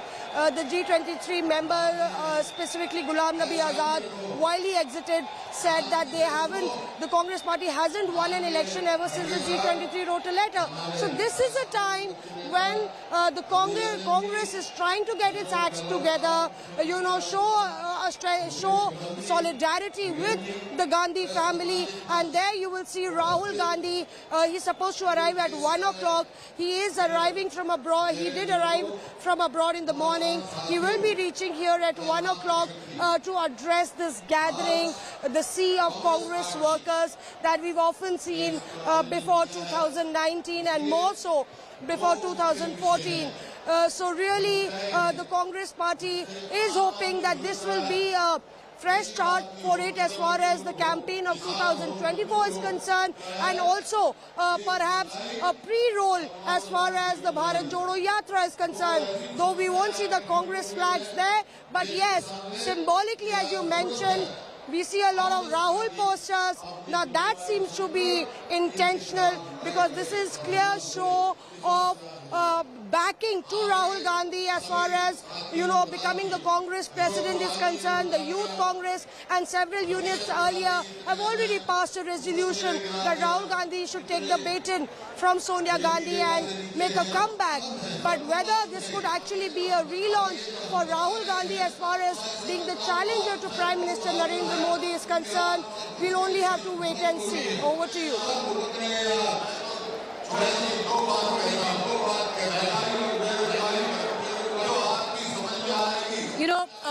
Maushmi, what's also interesting is if you also see, and I'll bring in Supriya into this conversation, is the fact that while each leader comes in and addresses the crowd, it depends what state they are from and the kind of cadre representation. You saw Sachin Pilot and there was a surge in terms of a chair. Bhupinder Hooda just speaking right now, the former Chief Minister of Haryana and the senior Congress leader, now given the reins of the Congress in Haryana, came in, and then again a massive surge. Supriya, so clearly the fact, an indication of the kind of chairs, the kind of applause these leaders are getting is where the cadre is actually coming from, states like Haryana and Rajasthan.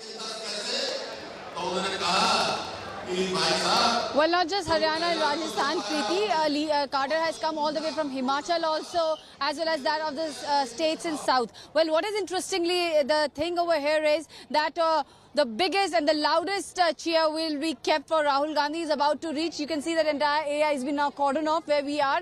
You can see as to how the police are asking everybody to leave this area. The crowd is being managed by the Delhi police. It's a very tough situation for them also because the crowd has come in large number. It's not just the cadre, but even what we are seeing is that common people are coming here because Mehangai is one issue which touches everybody. And when we were talking to a lot of leaders, including both the Chief Minister, they also said that yes, महंगाई pinches us also. हमको भी उसका दर्द महसूस होता है, घर में बहुत ताने मिलते हैं. So this is what Ashok Gehlot ji said, the Chief Minister of Rajasthan. As far as Rahul Gandhi is concerned, Preeti, well, Rahul Gandhi has been leading the party on all the agitations ever since we have seen he entered into the politics. But now, after 2019 elections, he stepped down. But wherever party wanted him, he was there. He said very categorically that I will be there where party wants me. Also, Rahul Gandhi has been constantly raising all the issues, whether it was demonetization, whether it was COVID, whether it was GST. At the same time, also he spoke at length on the farm bills. And now this is what the cadre is saying. They're saying that he's the only one. We met few Congress workers who had come all the way from Himachal. They said that we know ground zero situation, what is happening at the border, the India-China border. And we know as to what the situation is in Ladakh. But it was only Rahul Gandhi who raised this issue. And they also even ended up saying that our leader is Babbar Sher. When we were just talking to them a couple of minutes back in the previous bulletin, they said our leader is Babbar Sher, and Rahul Gandhi has already thrown his weight behind the workers. Ever since he came into the party, he has been constantly talking consistently about the issue of the welfare of the Congress party's worker. So now the entire, if you see their programming which has happened right from this very rally, Mehangai Par Halla Bol, to all that Bharat Jodo Yatra, Congress party is not only trying to go all out and raise the people-related issues, the inflation, the unemployment, making all the right noises, but also is humming the new raga in a different tone. They are saying that it is going to be Rahul Gandhi, and this is what you can see on these posters and banners. I would like to show you as to how there are this entire posters and banners, and almost 80% of it has only photograph of Rahul Gandhi. Well, Congress party is sending a message loud and clear that as far as they are concerned, the worker is saying that for them, it is only Rahul Gandhi who should lead the party. Now, 90% of the leaders on record, off record, when we spoke to them, said that who other than Rahul Gandhi can lead this time the party, because party is going through a very crucial phase, and the only leader who's raising all the issues in the opposition is Rahul Gandhi. So you spoke to the topmost leaders, you spoke to the cadres who are present here. They all are saying that Rahul Gandhi should take on the baton, and and should lead the party. Rahul Gandhi already has made it clear in the Udaipur Chintan Shivir that Congress party has somehow lost its connect with the people, and they have to raise the people-related issues. They have to go back to people. So what we are saying now is the implementation of the Udaipur Chintan Shivir, and here I would like to show you there is a cavalcade there. Rahul Gandhi is. I would like to show you that right now Rahul Gandhi has reached here at this situation at the Ramlila Maidan. Rahul Gandhi is going to address the rally. That is Mr. Gandhi's car. He is there in that car. You can see Rahul Gandhi. He has reached the Ramlila Maidan. We would like to show you that Rahul Gandhi has just reached the Ramlila Maidan, and there the cavalcade is entering into the front gate. We are seeing that he's going to walk down there. He's walking down, Preeti, and going inside the venue. So this is the big breaking coming that Rahul Gandhi has reached the Ramlila Maidan, and now we will hear the biggest cheers in the Ramlila Maidan, because we know that the cadre as well as the leaders have thrown their weight behind Rahul Gandhi. Not just the posters, but the people are saying the same thing. Congress's top leader Rahul Gandhi is saying that Congress party has to go back to the grassroots level and has to raise people-related issue, which includes inflation, which includes unemployment, and at the same time also they have to bring the country together, and they have to talk about communal harmony and peace in the country.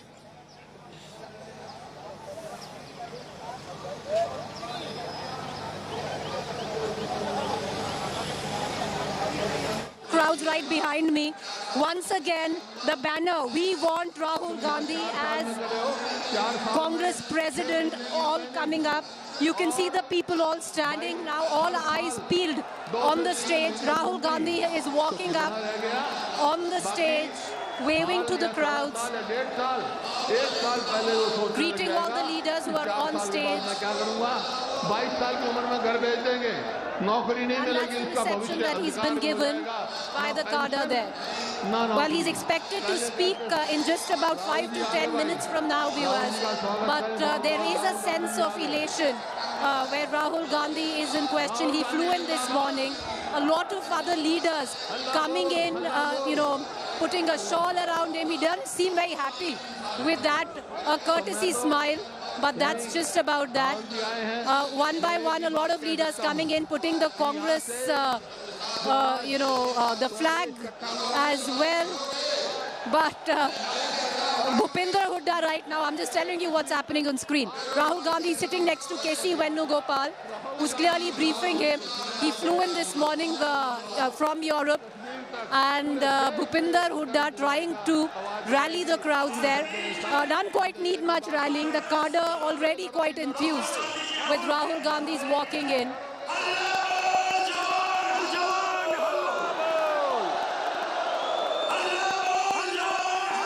We'll try and dip in to the ambience right now. Ambience sound. अरे महंगाई पे हल्ला बोल, अरे महंगाई आ चुके हैं तो हम बोलेंगे हल्ला बोल जवान, हल्ला बोल, हल्ला बोल जवान, हल्ला बोल, अरे महंगाई पे हल्ला बोल. Puts the spotlight on Rahul Gandhi, a relaunch of a sort of Rahul Gandhi. This time around, he is going to be kick-starting the Bharat Jodo Yatra from Kanyakumari to Kashmir, 3,005 kilometers of it. And it's the run-up to the president election as well. Since the last 1 week, we've seen a lot of Congress leaders come out and openly pitch for Rahul Gandhi as president. They've done so before. But, when asked that will Rahul Gandhi be the president, they've clearly said that he himself hasn't put him out of the race. So Rahul Gandhi is keen on being the president is what most of the leaders are already saying. Adhiranjan Chaudhary on the dais addressing the crowds. Rahul Gandhi speaking to K.C. Venugopal, but all of that taking place on stage now. What's also interesting, viewers, is chemistry, because usually what you see are, you know, the crowds, the dais, but let me give you the, you know, the surround sound of it all. As Rahul Gandhi entered, who's he sitting with? Who's he not, you know, he wasn't, very warm to. So the minute he came, there were certain leaders, you know, that went to him immediately. He looked, DK Shiv Kumar, he greeted him very warmly. KC Venugopal greeted him very warmly. The likes of Salman Khurshid were just given a nod. The likes of Ambika Soni were just given a nod. Ambika Soni apparently in the very good books of the Congress, but lots going on in terms of chemistry on stage. Even Mr. P. Chidambaram didn't quite come out and say hello to Rahul Gandhi. It was like a courtesy nod, but some leaders clearly, B.V. Srinivas, a hug which was shared between the two. But Adhir Ranjan Chaudhary speaking on stage right now. Listen in, viewers. Ramlila मैदान पहुंचे हैं,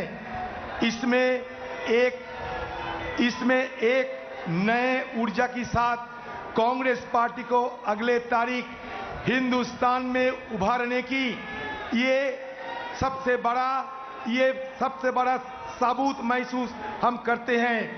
ये सबसे बड़ा ये देखना है कि आज की तारीख में ये रामलीला मैदान से हम क्या शपथ लेते हैं और अगले तारीख हम किस हद तक पहुंचेंगे। आपको शायद ये जानकारी होंगे कि हमारे नेता राहुल गांधी जी के नेतृत्व में अगले 7 तारीख से हिंदुस्तान की कन्याकुमारी से लेकर कश्मीर तक पैदल यात्रा शुरू होने वाला है। राहुल जी खुद 3,500 किलोमीटर की रास्ता पैदल यात्रा करते हुए सफर करेंगे। उसी समय भी हिंदुस्तान की हर कोने में आज जैसा कांग्रेस पार्टी की कार्यकर्ता को इस तरीके से जोश और उत्साह दिखाने की जरूरत होगी। इसलिए मैं शुरू से ही Earlier on there was an indication that Rahul Gandhi will not be heading the yatra through the course of its 20 days across 3,500 kilometers. But Adhir Ranjan Chaudhary right now on stage has said that Rahul Gandhi will be doing it on a daily basis every day and traversing the 100 kilometers and heading the Bharat Jodo Yatra himself. So has there been a change of thought? Because earlier on there was an indication it wouldn't just be Rahul Gandhi. But Adhir Ranjan Chaudhary saying that Rahul Gandhi will be doing so through the course of 20 days and he will be the one who will be heading the yatra. Once again, let's listen in to Adhir Ranjan Chaudhary. आपका नारा बदल दो तो बेहतर होगी। मोदी है तो मुमकिन है कि बदले, ये नारा बदलना चाहिए और नया नारा लगाओ बीजेपी पार्टी कि मोदी है तो महंगाई है। राहुल जी चाहते हैं कि हिंदुस्तान की आज की राजगद्दी से ये महंगाई की रावण को उतारना जरूरी है। राहुल जी समाज को जोड़ने की संघर्ष करते हैं, मोदी जी समाज को तोड़ने की साजिश करते हैं। राहुल जी के साथ यही फर्क है। इसलिए कांग्रेस वर्करों को यही बोलना चाहते हैं मैं कि न संघर्ष न तकलीफ, मजा क्या है जीने में। बड़ा बड़ा तूफान थाम जाएगी जब आग लगी हो सीने में। राहुल जी कहते हैं कि हिंदुस्तान की आज की सरकार सिर्फ 2 लोगों की मदद करते हैं। बीजेपी पार्टी आज हम 2 और हमारे 2 की पार्टी में तब्दील हो चुके हैं। आपको सुनने में अचरज होगी कि बीजेपी की जमाने में दुनिया के 3 नंबर में पहुंच गए हिंदुस्तान की करोड़पति अदानी साहब, जिनकी हर हफ्ता कमाई 6,000 करोड़ रुपया। आपकी कमाई बाजार में जब जाते हैं जेब खाली हो जाते हैं, थैलियां नहीं भरती।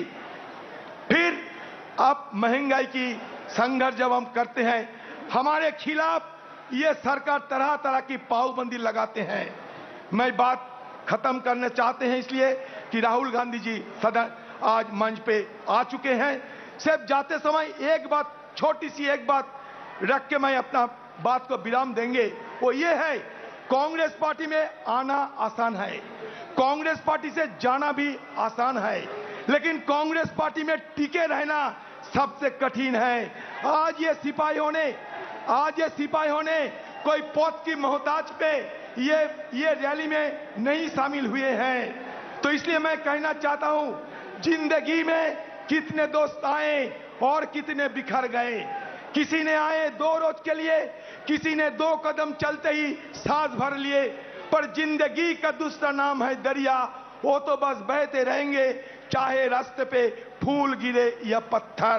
तो कांग्रेस एक दरिया है, कोई भी यहां आ सकता है, जा सकता है, लेकिन कांग्रेस ये बहता हुआ दरिया हिंदुस्तान की सब लोगों को एक साथ लेकर आगे जाएंगे, मकसद पहुंचेंगे और मकसद में पहुंचते हुए कांग्रेस अपना कर्तव्य निभाएंगे। जय हिंद। भारतीय जातीय कांग्रेस जिंदाबाद। राहुल गांधी जिंदाबाद। आप सबको तहे दिल से मैं स्वागत करता हूं। नमस्कार। धन्यवाद अधीर दा।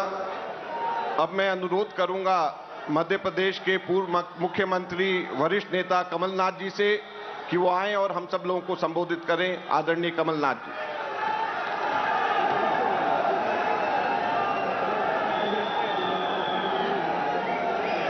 आदरणीय राहुल गांधी जी, हमारे राजस्थान के मुख्यमंत्री अशोक गहलोत जी, हमारे छत्तीसगढ़ के मुख्यमंत्री भूपेश बघेल जी, हमारे लोकसभा और राज्यसभा के प्रतिपक्ष के नेता, हमारे विभिन्न प्रदेशों से आए हुए अध्यक्षगण, प्रतिपक्ष के नेतागण, सभी यहाँ सांसदगण, विधायकगण और कोने कोने से आए हुए यहाँ कांग्रेस परिवार के सदस्यगण, बहुत बहुत खुशी होती है, बहुत बहुत खुशी होती है आप सबको मिलकर, आप सबको देखकर।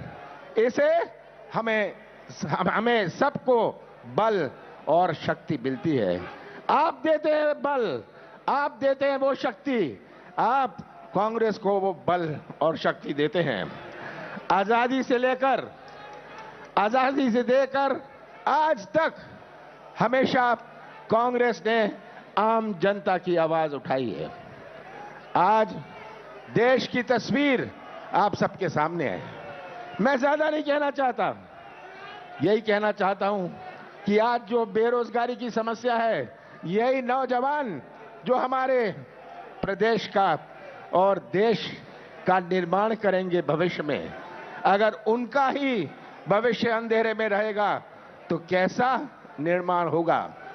आज बेरोजगारी हमारी सबसे बड़ी चुनौती है, क्योंकि एक प्रदेश की बात नहीं है, हर प्रदेश की बात है।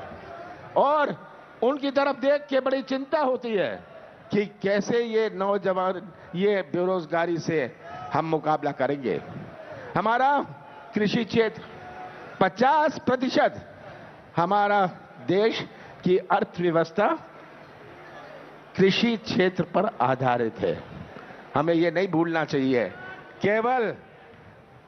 केवल 2 व्हीलर की बात ना होए, पर जिसकी किराने की दुकान है, वो किराने की दुकान तभी चलती है गांव में जब किसानों के जेब में कुछ पैसा होए, किसानों के हाथ में कुछ पैसा होए। उनके बच्चों की पढ़ाई तभी हो सकती है, अच्छे कपड़े तभी पहन सकते हैं जब किसानों की जेब में कुछ पैसा होए। आज भटकता हुआ किसान न्याय के लिए, आज भटकता हुआ किसान खाद के लिए, आज भटकता हुआ किसान बीज के लिए, ये तस्वीर हमारे सामने है। हमारी माता और बहनों पर कितना बड़ा हमला हमारे माता और बहनों पर हो रहा है। देश भर में, अपना देश विश्व में एक देश है जहां सबसे ज्यादा महिलाओं पर अत्याचार अपने देश में होता है। ये आज तस्वीर हमारे सामने है। और बेरोजगारी की बात करें, छोटे व्यापारी की बात करें, महंगाई की बात करें, पर आज मैं कहना चाहता हूं हमारे सामने एक और लड़ाई है। हमारे सामने एक और लड़ाई है, किस रास्ते पर देश चलेगा। हमारे कांग्रेस की संस्कृति जोड़ने की संस्कृति है। हम दिल जोड़ते हैं, संबंध जोड़ते हैं, रिश्ता जोड़ते हैं। हमारे देश की संस्कृति जोड़ने की संस्कृति है। बाबा साहब अंबेडकर ने हमारा संविधान बनाया, ऐसा संविधान बाबा साहब अम्बेडकर ने बनाया जो विश्व में मशहूर है। पर अगर ये संविधान, ये अच्छा संविधान गलत हाथों में चला जाए तो देश कहां घसीटा जाएगा। ऐसा कोई देश नहीं है जहां इतनी विभिन्नता हुई। ऐसा कोई देश विश्व में नहीं है जहां इतने धर्म हुए। ऐसा कोई देश विश्व में नहीं है जहां इतनी जातियां हुए। ऐसा कोई देश विश्व में नहीं है जहां इतनी भाषाएं हुए, इतने रस्म हुए, इतने त्योहार हुए। ऐसा कोई देश विश्व में नहीं है जहां इतनी देवी देवताएं हुए। ये हमारे देश की विभिन्नता है और यही संस्कृति हमारे देश को एक झंडे के नीचे रखती है। आज सबसे बड़ी चुनौती हमारे सामने ये भी है कि हम उस संस्कृति पर अपने देश को कैसे जोड़े रखें जो जोड़ने की संस्कृति है। हमारा देश एक ऐसा देश है जिसने विभिन्न धर्मों को भी जन्म दिया। ऐसा कोई देश विश्व में नहीं है। तो आज अपनी संस्कृति टिकी रहे, अपनी संस्कृति जीवित रहे, ये भी एक बहुत बड़ी चुनौती हमारे सामने है। आप सबको याद है कैसे चिल्लाया करते थे बीजेपी के नेता, बीजेपी वाले, जब 5 रुपए पेट्रोल का भाव बढ़ जाता था, 2% महंगाई बढ़ जाती थी, ये कैसा चिल्लाते थे। आज इनको दिखता नहीं है, भटकता नौजवान दिखता नहीं है, किसान की आवाज ये सुनते नहीं है, इनकी आंख नहीं चलती, कान नहीं चलता, मुंह बहुत चलता है और हमेशा ध्यान मोड़ने की राजनीति। आज के मुद्दों पर ये बात नहीं करेंगे, राष्ट्रवाद की बात करने लग जाएंगे। क्या कांग्रेस को पढ़ाएंगे राष्ट्रवाद का पाठ?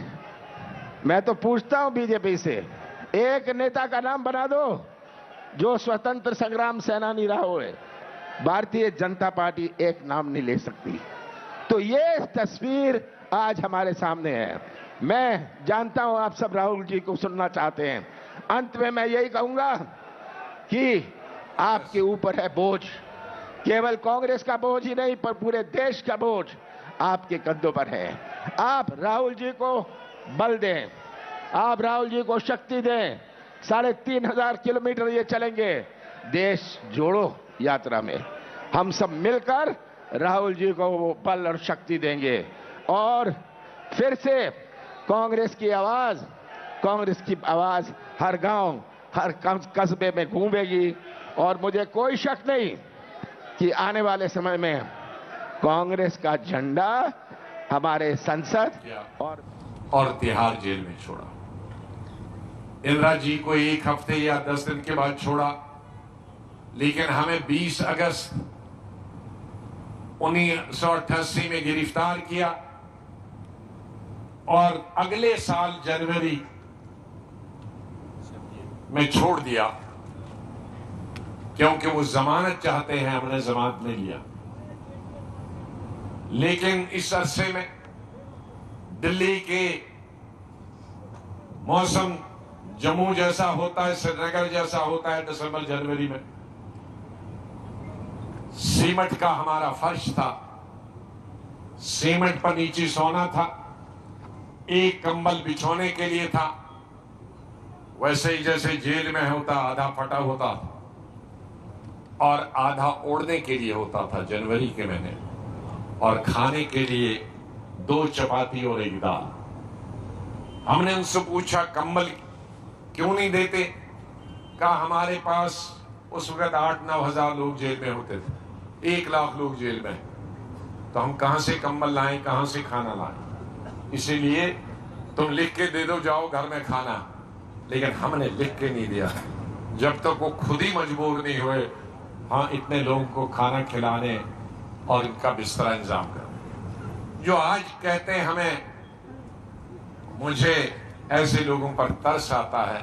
कांग्रेस हमने बनाई है, अपने खून और पसीने से बनाई है, ये कंप्यूटर से नहीं बनी है, ये ट्वीट से नहीं बनी है, ये SMS से भेजनी है। गलत अफवाहें हमारे खिलाफ पूरे हिंदुस्तान में और जम्मू कश्मीर में फैलाने से नहीं बनी है। दुनिया हमारे लोग, गरीब लोग, किसान लोग, मजदूर लोग, हमारी बहू बेटियां, हमारे नौजवान हमारे दिल की धड़कनों में है, हमारी नस नस में है। वो लोग जो हमें बदनाम करने की कोशिश है, उनकी रीच, उनकी अप्रोच सिर्फ ट्विटर पर है, कंप्यूटर पर है, SMS पे है, और इसीलिए जमीन से कांग्रेस गायब हो गई। और मैं अल्लाह से दुआ करता हूं हमें जमीन नसीब करे, उन्हें ट्वीट नसीब करे, दोनों को। वो ट्वीट में खुश रहे और हम मेहनत मजदूरी अपने भाइयों के साथ सड़कों, खेत, खलियानों में थल्ले बैठ, हमारी जिंदगी और हम दफन उन्हीं के साथ हो जाएं, अपने गरीब मजदूरों, किसानों के साथ, अपने भाइयों के साथ, और वो उनको अपनी शहनशाही मुबारक, हमको अपनी गुर्बत मुबारक। मेरे भाइयों, मैं आज लंबा भाषण नहीं करूंगा, मैं आहिस्ता आहिस्ता, अभी 12-14 दिन हूं, मैं जम्मू में अभी 4 दिन हूं।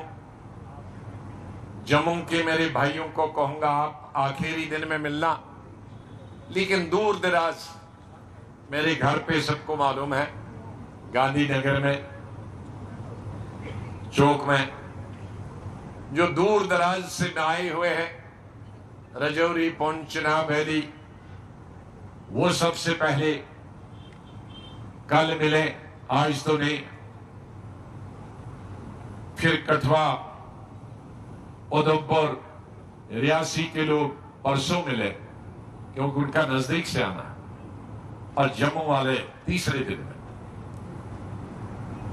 मैं 4 दिन के बाद जिला डोडा में एक आध जगह जा रहा हूं, इंदरवाल में एक आध जगह रहा हूं, किश्तवाड़ में एक आध जगह जा रहा हूं। वहां मीटिंगें होंगे, वहां के लोग, खास तौर से हमारी बहनें और भाई जो जिला परिषद के हैं, माफ कीजिए जिला परिषद, ये DDC BDC हिंदुस्तान में सिर्फ जम्मू कश्मीर ने नाम रखा, DDC को पूरे हिंदुस्तान में जिला परिषद बोलते हैं। ये लोग खुद ही डिवाइड करते हैं, हमको कहते हैं इंटीग्रेट करो। अरे जब पूरे हिंदुस्तान में कन्याकुमारी तक जिला परिषद है, तो यहाँ पे DDC क्यों रखा? BDC वहां ब्लॉक समिति है, यहाँ BDC, इसलिए मुझे जब जिला परिषद निकल जाता है तो उसका मतलब है DDC, ब्लॉक समिति निकल जाता है तो उसका मतलब है BDC। तो मेरे BDC के भाई बहन कश्मीर के हों, रजौरी पुंछ के हों, कठवा के, उधमपुर के हों, रियासी के हों, उनकी बारी अपने अपने स्टेटों में आएगी, अपने अपने डिस्ट्रिक्ट में आएगी बोलने की, और लीडरों की और मंत्रियों की। हमारे कश्मीर के हमारे एक आध सिर्फ सदर साहब बोले, मैं उनसे कहा भाई कश्मीर में अभी मैं 12 तारीख को हूँ, वहां तुम लोग बोलना। जम्मू के साथियों को मैंने कहा एक आध आदमी यहाँ बोलो, बाकी आपके डिस्ट्रिक्टों में बोलना।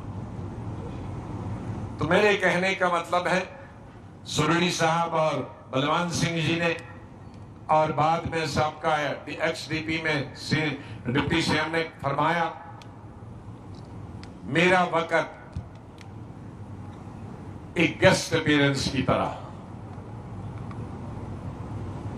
2.5 साल कोई लंबा टाइम नहीं होता है। हिंदुस्तान की तारीख में 2.5 साल 1 सेकंड के बराबर होते हैं, और जम्मू कश्मीर की तारीख में जब से चीफ मिनिस्टर बने हैं, तो उसकी तारीख अगर गिने तो 2.5 साल 5-10 मिनट होता है।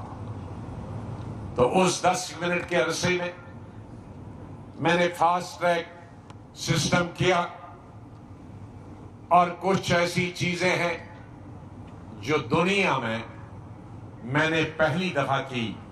दुनिया के किसी भी मुल्क में, चाहे वो मरकजी सरकार हो या अमेरिका जैसे में चीफ मिनिस्टर नहीं होता है, स्टेटों का गवर्नर होता है, या लंदन में, ब्रिटेन में, दूसरी स्टेटों में, या हिंदुस्तान के स्टेटों में, वो कहीं नहीं है।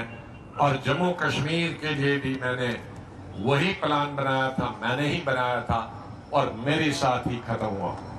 कहीं भी तामीर करने का सिलसिला डबल शिफ्ट और ट्रिपल शिफ्ट का मतलब 24 घंटे तामीर करना। मुझे फख्र है कि ट्यूलिप गार्डन, एशिया का पहला ट्यूलिप गार्डन, शायद 15 साल पहले, आज तो शायद और कहीं बना होगा, 15 साल पहले एशिया का पहला ट्यूलिप गार्डन आपके इस साथी ने बनाया। सिर्फ 1.5 साल। जिस साल में, जिस दिन मैंने जगह देखी, काम नहीं शुरू किया, और जिस दिन इनॉग्रेशन करवाया सोनिया गांधी से, इंदिरा गांधी के नाम से मैंने ट्यूलिप गार्डन नाम रखा। सिर्फ 1.5 साल में तामीर, 3 शिफ्टों में 24/7। क्या हिंदुस्तान में कोई, मुगलों में भी तो बनाए पार्क उसके साथ। अशोक गहलोत जी तो वो रेवड़ी की श्रेणी में है, गरीबों को मुफ्त राशन हम देते हैं तो वो रेवड़ी की श्रेणी में आता है। यदि हम लघु उपज खरीदते हैं तो वो रेवड़ी के श्रेणी में आते हैं। जब हम कांग्रेस पार्टी हमेशा गरीबों के, मजदूरों के, किसानों के हक में लड़ाई लड़ते हैं तो ये सत्ता में बैठे हुए लोग इसे रेवड़ी कहते हैं। मैं आपसे कहना चाहता हूं, यदि केंद्र में कांग्रेस यूपीए की सरकार थी, 70,000 करोड़ रुपया किसानों का ऋण माफ किया, ये रेवड़ी की श्रेणी में है, तो मैं ये सत्ता में बैठे हुए नरेंद्र मोदी जी से पूछना चाहता हूं कि आप 10-20 बड़े उद्योगपतियों के 10 लाख करोड़ रुपया माफ करते हैं तो वो रेवड़ी नहीं, ये रबड़ी है, रबड़ी। ये रबड़ी बांटने का काम करते हैं। और हम जो गरीबों, किसानों, मजदूरों के हक में फैसला करते हैं उसे रेवड़ी कहते हैं। अरे हम श्रम का सम्मान करने वाले लोग हैं, मेहनत का सम्मान करने वाले लोग हैं, और ये मेहनत का अपमान करने वाले लोग हैं। आज महंगाई, एक तरफ महंगाई बढ़ती जा रही है, दूसरे तरफ लोगों की आय में कमी होती जा रही है। दोनों तरफ से मार लोगों को पड़ रही है और ये लड़ाई कांग्रेस पार्टी लड़ रही है और कांग्रेस के नेता राहुल जी लड़ रहे हैं। मैं कहना चाहता हूं, राहुल जी इस रामलीला मैदान में जब जब हुंकार उन्होंने भरा है, सरकार को पीछे हटना पड़ा है। चाहे वो किसानों के, जो यूपीए सरकार में मुआवजा का प्रकरण लाया था, 3 बार अध्यादेश लाके उसे वापस करना पड़ा। राहुल जी ने कहा ये 3 काले कानून है, 1 साल के भीतर में वापस करना पड़ेगा, और राहुल जी की बात सही साबित हुई और केंद्र सरकार को पीछे हटना पड़ा है। आज बेरोजगारी और महंगाई के बारे में इस रामलीला मैदान में राहुल जी हुंकार भर रहे हैं। मेरा दावा है कि केंद्र सरकार ये महंगाई भी रोकने के लिए बाध्य होगी। मैं इन्हीं शब्दों के साथ आप सबको नमन करते हुए महंगाई के खिलाफ हल्ला बोल करने के लिए देश के कोने कोने से आप सब आए, आप सबका नमन करते हुए, आप सबका स्वागत करते हुए अपने वाणी को ही विराम देता हूं। धन्यवाद। जय हिंद, जय छत्तीसगढ़। गुरुओं, पीरों, पैगंबरों और शूरवीरों की भूमि से आते हुए हमारे साथी प्रताप सिंह बाजवा जी से विनती करूंगा कि आइए और 3 मिनट के अंदर अपनी बात रखिए।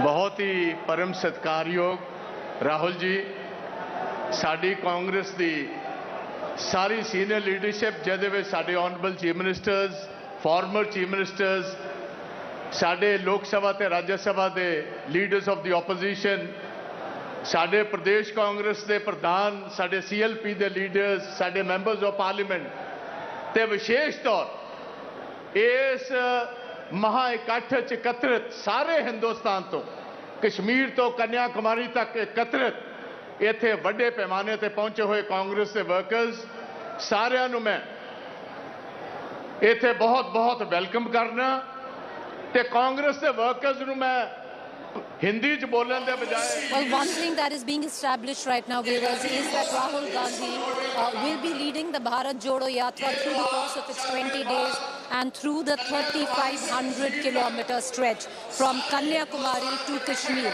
Earlier on, there were indications that he might not do so because at some parts he might not be part of the rally, but of the Bharat Jodo Yatra. But right now, it seems, with successive leaders coming in, that he will be doing so. Let's listen.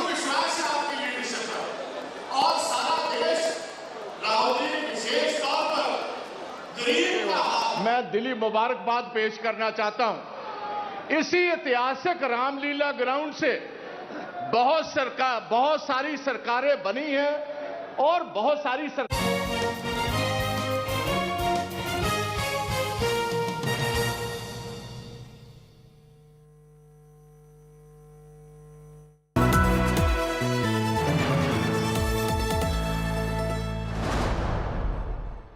Visual communication और digital infographics के हुनर सीखिए देश के सबसे बड़े media समूह के साथ।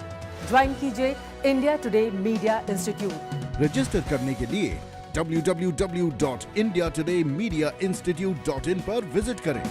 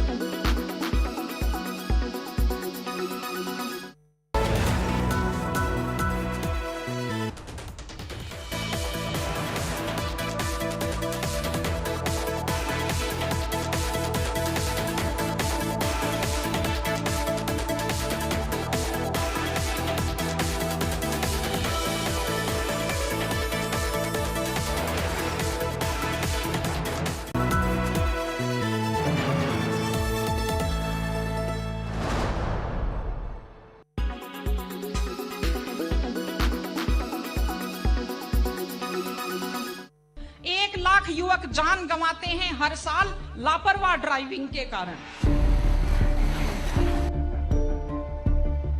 Well, that's true. Speed junkies on souped-up motorcycles have been a recurrent menace in India. Country's expressways and roads are fast becoming the choicest stretches for bike stunts. Stunt biking on roads is now driven by likes on Facebook and Instagram. That's the hype. This is becoming one of the worst menace in India, which is costing lives. Road accident is one of the leading causes of death, disability and hospitalization of people worldwide in general and India in particular. Approximately 1.3 million people die each year as a result of road traffic crashes. As per World Health Organization data, at least 1 out of 10 people killed on roads across the world is from India. The cost of road accidents is borne not only by victims and their families, but by the economy as a whole in terms of untimely deaths, injuries, disabilities, and loss of potential income. During the year 2020, more than 3,60,000 road accidents were recorded, causing loss of around 1,30,000 lives. Road accidents take place mostly because of overspeeding, drunken driving, driving on wrong side, jumping red light, using mobile phones while driving, and bike stunts, among others.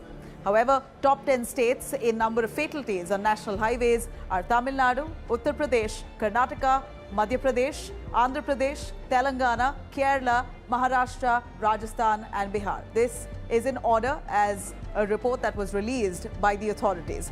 Unfortunately, the worst affected age group in road accidents is 18 to 45 years, which accounts to at least about 70% of the total accidental deaths. So be careful and drive safe.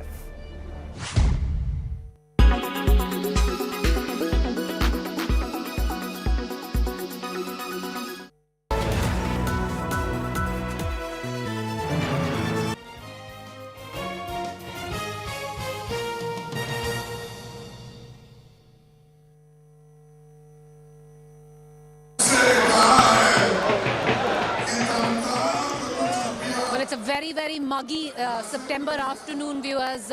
Counting down to Rahul Gandhi finally making his speech. Mallikarjun Kharge right now speaking one by one. We've seen every big leader coming out addressing the cadre here. It's an extremely day, very humid, very muggy. I, on my own person, have seen at least 3 other journalists who just fainted because it's so hot, waiting for Rahul Gandhi to actually speak up. And the area enclosed, the numbers that they were expecting in terms of the cadre was about 50,000. What they say is a little more than that has actually come in right now. Let's cut across and get you the ringside view of what is expected. In just a few minutes, Rahul Gandhi would be speaking to the cadre. What's also, of significance, viewers, is that this clearly is now, this rally, the Mehangai Halla Bol rally, is an attempt to build momentum before the Bharat Jodo Yatra, and the fulcrum and the focus of that is being projected as Rahul Gandhi. Life-size posters all across of Rahul Gandhi. The cadre here carrying placards which says Rahul Gandhi for president. There's a clear message, there's clear inception which is being built on that ground that Rahul Gandhi should be president when the elections of Congress president take place later on in October. The other thing which earlier on had little clarity is that will Rahul Gandhi actually lead the entire Bharat Jodo Yatra of 3,500 kilometers, kick-starting in Kanyakumari on September 7th and making its way all the way to Kashmir over 20 days? Well, repeatedly every leader who's coming and speaking is saying that Rahul Gandhi will be doing so and will be a part of the Yatra through the course of 3,500 kilometers, which feeds in to a question that, most political analysts have repeatedly asked. Is Rahul Gandhi a consistent politician? His track record is poor on that. You see him fire, then you see him disappear. The Congress, on the other hand, will it be able to sustain and keep the momentum and the heat on national issues like what we are seeing today, which is on Mehangai? The entire rally is the Mehangai Halla Bol rally. So lots of pertinent questions for the Congress. A lot of leaders that we were speaking to. Let's listen to Mallikarjun Kharge. दही पे, दूध पे, गेहूं पे, आटे पे, बच्चों के पेंसिल पे, हर चीज पे जीएसटी बढ़ाई और आज सभी को तंग किया और बेरोजगारी तो इतनी बड़ी, शायद कभी इससे पहले इतनी बेरोजगारी नहीं थी, लेकिन आज बेरोजगारी एक तरफ बढ़ रही है, एक तरफ महंगाई बढ़ रही है और दूसरी तरफ डॉलर के मुकाबले में आपकी रुपए की कीमत घट रही है। और यही मोदी पहले कहते थे जब यूपीए की सरकार थी, अरे भाई डॉलर के मुकाबले में इधर रुपए का मूल्य तो गिर रहा है, सरकार क्या कर रही है। लेकिन मैं पूछना चाहता हूं मोदी जी को, आप क्या कर रहे हैं? इधर महंगाई बढ़ रही है, अनएम्प्लॉयमेंट बढ़ रहा है, रुपए का मूल्य गिर रहा है, डीजल पेट्रोल के दाम ऊंचे दाम जा रहे हैं, तो उधर चाइना हमला कर रहा है। तो ये सारी चीजें आपके सामने हैं, लेकिन मोदी कभी जवाब नहीं देते, वो खामोश रहते हैं। हम कितना भी बात करो वो सिर्फ चुप बैठते हैं, और बाहर पार्लियामेंट के बाहर इतनी बात करते हैं आप पूछो मत, लेकिन पार्लियामेंट के अंदर जवाब नहीं देते, प्रेस के सामने जाके अपना जबान नहीं खोलते। तो ऐसे मूकों का, बहरों का, अंधों का ये सरकार है, इसके खिलाफ हम सबको लड़ना है। इसीलिए एकजुट होकर राहुल जी के नेतृत्व पे हम लड़ते रहेंगे, आगे बढ़ते रहेंगे, और जो सामान्य जनता है उनके समस्याओं को हम मिटाने की कोशिश करेंगे। यही मैं कहते हुए मेरे 4 शब्द को खत्म करता हूं। जय हिंद, जय भारत। बोलो भारत माता की जय हिंद। अरे जरा जोर से बोलो भाई, ताकत है नहीं तुम्हारे पास। जय हिंद, जय हिंद। हमला बोलो। Addressing the crowds there, like I said, one by one, each senior leader coming in, speaking to the crowds, expecting Rahul Gandhi to make his speech. Also, his intent clear. A lot of people are actually, you can see a chorus which is growing in terms of even the cadre. They've been told, we were talking to some of the cadres at the back, while we were walking inside, and most of them said that their local leadership has told them to keep bringing up the slogan of Agla President Rahul Gandhi, which is Rahul Gandhi for President of the Congress Party. Like I said, multiple questions right now where the Congress's Mehangai rally is concerned. Will it be able to, be consistent? Will it be able to sustain the kind of heat it hopes to build on national issues like inflation, Mehangai Par Halla Bol? You can every 1 minute hear the war cry of Mehangai Par Halla Bol. Will it be able to do so? Well, the Congress hopes, yes, it's hoping to feed into the momentum it wants to build right before the Bharat Jodo Yatra begins on the 7th of this month. Rahul Gandhi will be talking in a short while from now, but other leaders coming in and speaking to the cadre there. What's also interesting is, ever since Rahul Gandhi's come in again, surround sound of it all, has been locked in a very animated conversation with KC Venugopal. He only came in this morning from Europe.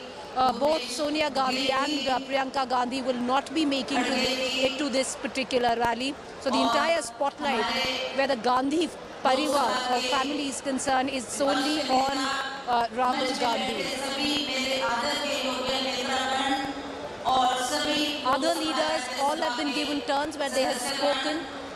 From here on, viewers, will there be any important announcement that Rahul Gandhi will make?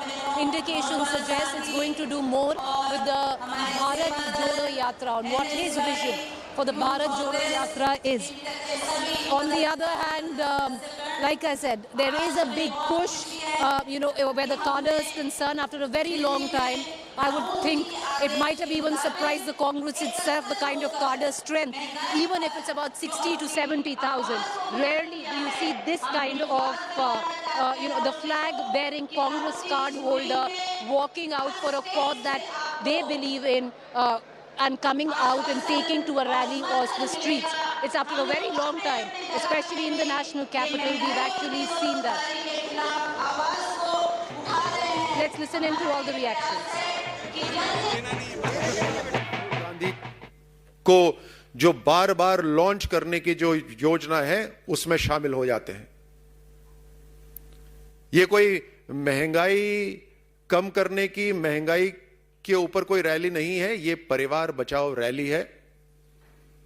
ये एक ऐसी team है जिसका कप्तान कोई बनना नहीं चाहता। एक बार नहीं, 2 बार नहीं, कई बार राहुल गांधी को लॉन्च करा गया है। और 2014 के बाद कांग्रेस पार्टी ने 90% चुनाव हारे हैं।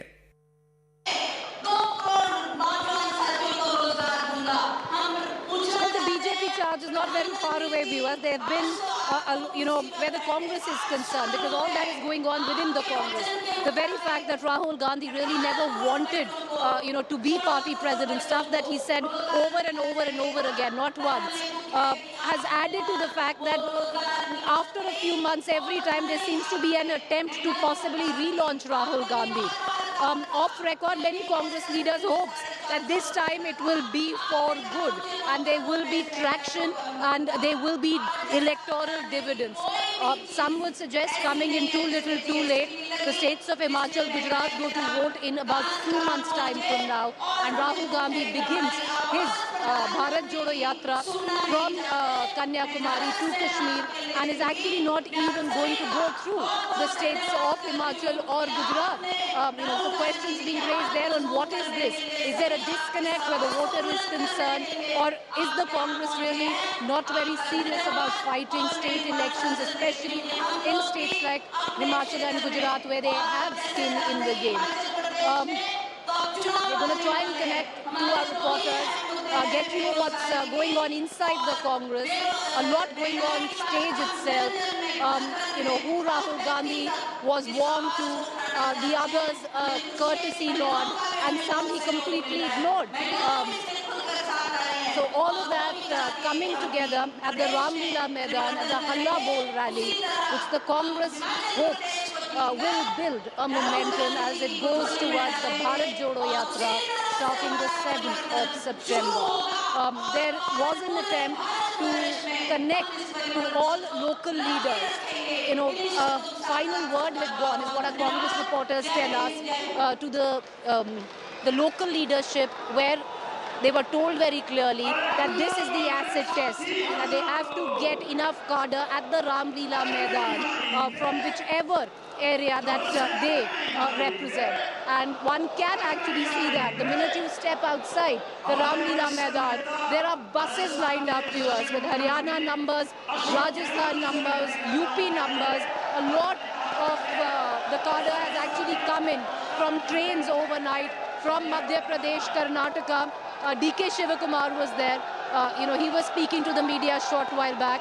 Ashok Gehlot, and the chairs that you hear right now, if you see, all the people raising their hand and cheering, this whole lot is from Rajasthan when we are talking about the cadre. All of this is from Rajasthan, and that's the chair for Ashok Gehlot, because Ashok Gehlot right now is addressing the crowds. Let's listen in.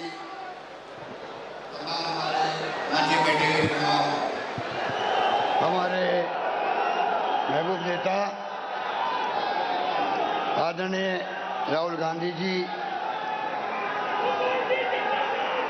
Mallikarjun खड़गे साहब, अली रंजन चौधरी जी, भूपेश बघेल जी, तमाम हमारे मंच में बैठे हुए तमाम हमारे वरिष्ठ नेतागण, उपस्थित बुजुर्गों, भाइयों और बहनों, नौजवान दोस्तों, आज रामलीला मैदान एक इतिहास बनाने जा रहा है।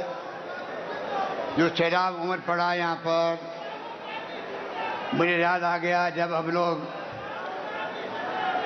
यहाँ आते थे, विपक्ष में थे, और 78 में इंदिरा जी के वक्त में यहाँ पर रैली हुई थी और मैं जिला कांग्रेस अध्यक्ष था।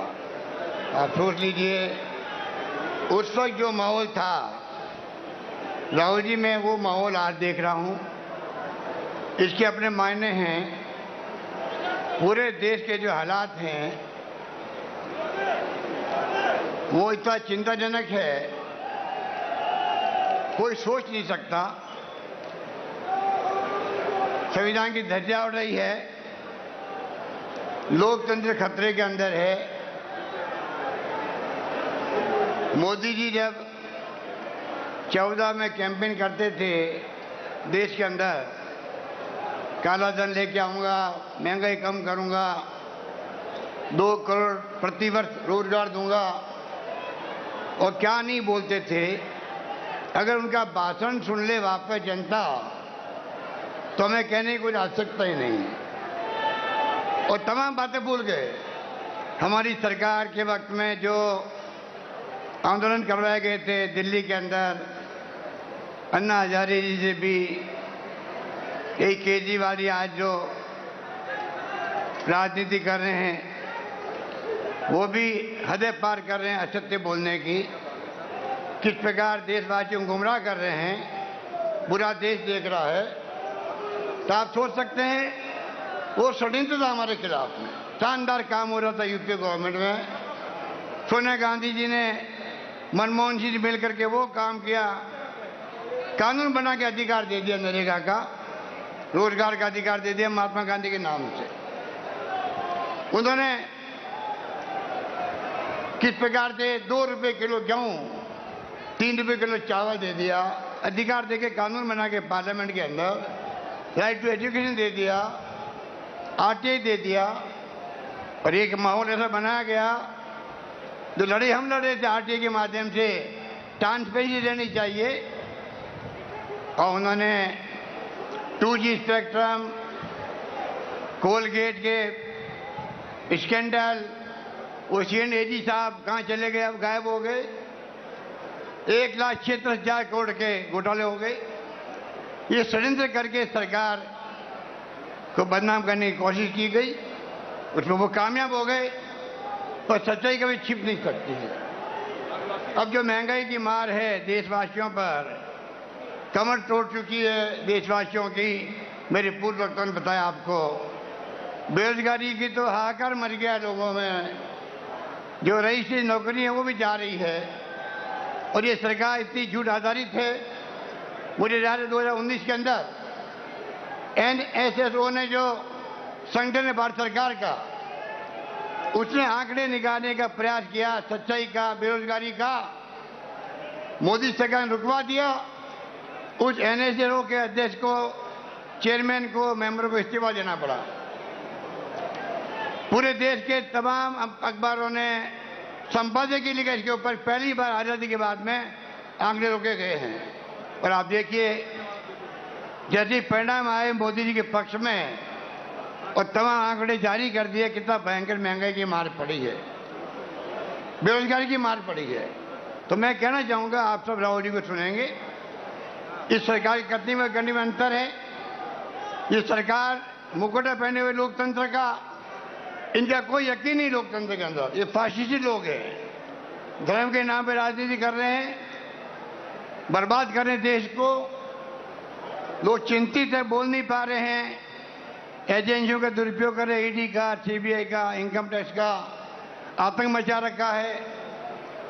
कांग्रेस मुक्त भारत की बात कर रहे हैं। अब ये आप लोग खड़े हैं यहाँ पर, पूरे देश के अंदर ब्लॉक लेवल पर, जिला स्तर पर, राज्य स्तर पर, जब राहुल गांधी जी के नेतृत्व में गिरफ्तारियां हुई थी यहाँ पर मेंबर पार्लियामेंट की और तमाम नेताओं की, तो पूरे देश के अंदर जिस प्रकार लोग सड़कों पे आए हैं, शाम तक सरकार की हालत खराब हो गई। और आज आपकी रैली देख के शाम को इस सरकार के नेताओं को पसीना आएगा, ये मैं कह सकता हूं आप लोगों को। हालात बड़े गंभीर हैं। राज्यों के साथ में नाइंसाफी हो रही है। एक्साइज मिलती थी पहले, राज्यों को हिस्सा मिलता था पेट्रोल में, डीजल में, गैस में, वो हिस्सा बंद कर दिया एक प्रकार से, मामूली कर दिया गया। पूरा का पूरा एक्साइज 16 लाख करोड़ के आसपास हुआ होगा, अधिक हुआ होगा। पूरा खजाना भर रहे हैं केंद्र सरकार, वो इनका वित्तीय प्रबंधन है। इसलिए आपसे मैं आह्वान करना चाहूंगा, ये तो शुरुआत है आपकी, आगे लड़ाई लंबी है आपकी। राहुल गांधी जी यात्रा में निकल रहे हैं, ऐतिहासिक यात्रा होगी वो कन्याकुमारी से कश्मीर तक की, 3,500 किलोमीटर। आप सोच सकते हो पूरे देश के अंदर एक जलजिला पैदा होगा। आप लोग भी अपने में जिले में, ब्लॉक में जहाँ संभव हो वहाँ पदयात्रा कीजिए। प्रोग्राम दिया हुआ है AICC का, वेणुगोपाल जी का पहले से दिया हुआ है। राहुल गांधी के एकजुटता दिखाने के लिए हमें लगातार जिलों में, ब्लॉक में कोई न कोई प्रोग्राम करने हैं। यात्रा एक रूट से चलेगी, एक मैसेज जाएगा भारत जोड़ो की जरूरत क्या पड़ी है यात्रा की, नाम भारत जोड़ो क्यों दिया गया? इसलिए आज नफरत का माहौल है, तनाव का माहौल है, हिंसा का माहौल है और प्रधानमंत्री के मुंह से एक ओपिनियन निकल रही है कि आप देश में शांति, सद्भाव, भाईचारा कायम करो और मैं हिंसा बर्दाश्त नहीं करूंगा। माहौल बहुत खतरनाक है देश के अंदर। इस प्रकार के हालात में हम जी रहे हैं, देश चल रहा है, लोग चिंतित है। इसलिए मैं अपनी बात लंबी नहीं कहता हुआ यही कहना चाहूँगा, 70 साल में कांग्रेस ने देश को यहाँ तक पहुँचाया है।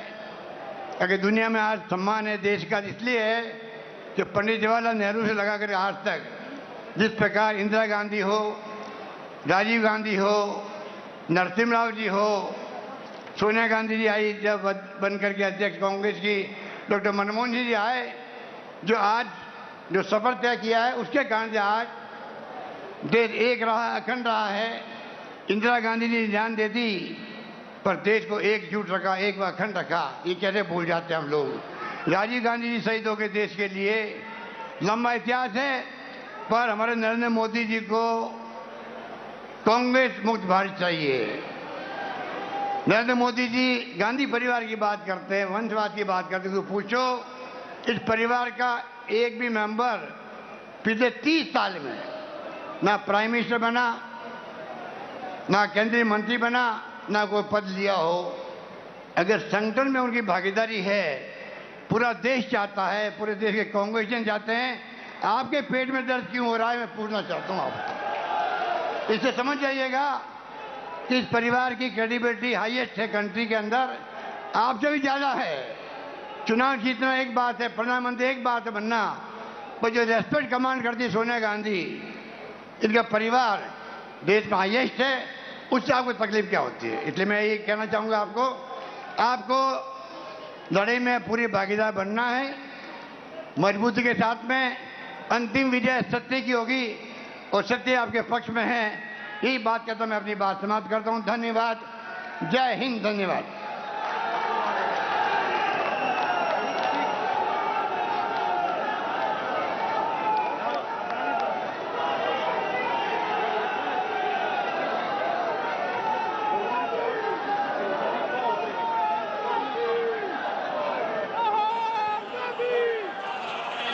That was Ashok Gehlot who just spoke to the crowds here.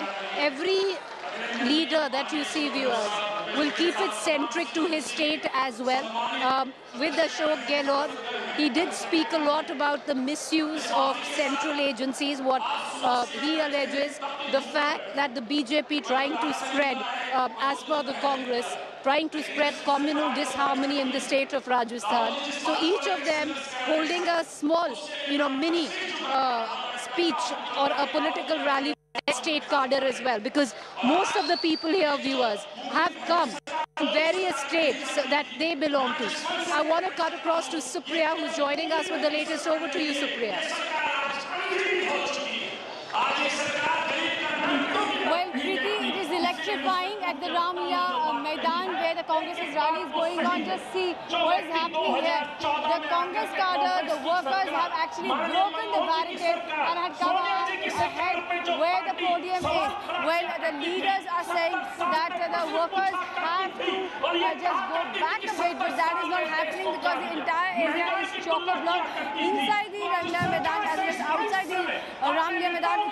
It's a sea of, you can just see people and people only. It's a very huge mammoth turnout of the cadre as well as the common people at this rally. With the Congress party is maintaining leaders after leaders are not only just targeting the Congress parties, they are just not only targeting the government at the issue of price rise. They are targeting Prime Minister Narendra Modi, saying that why he is not speaking on the issue of price rise and inflation inside the parliament.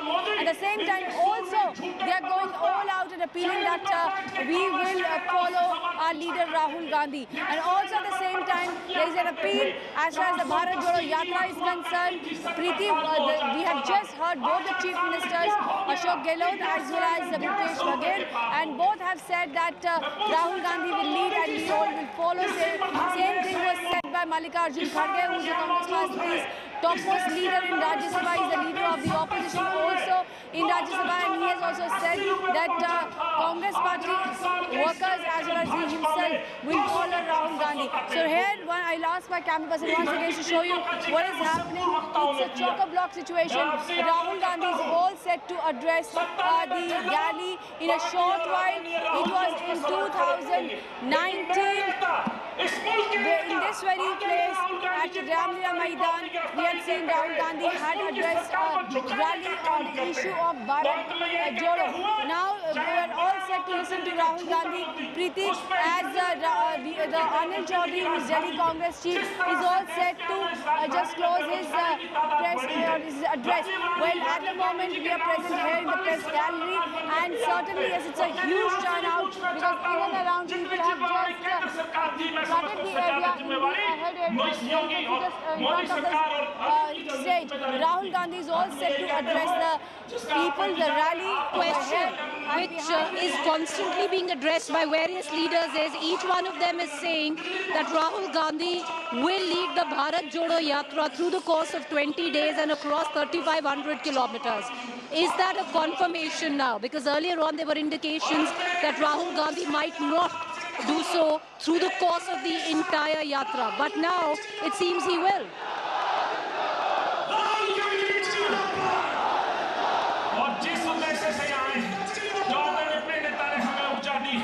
मैं एक नारे के बाद आदरणीय नेताजी को बुलाऊंगा।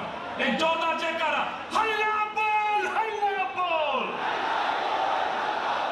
महंगाई पे हल्ला बोल।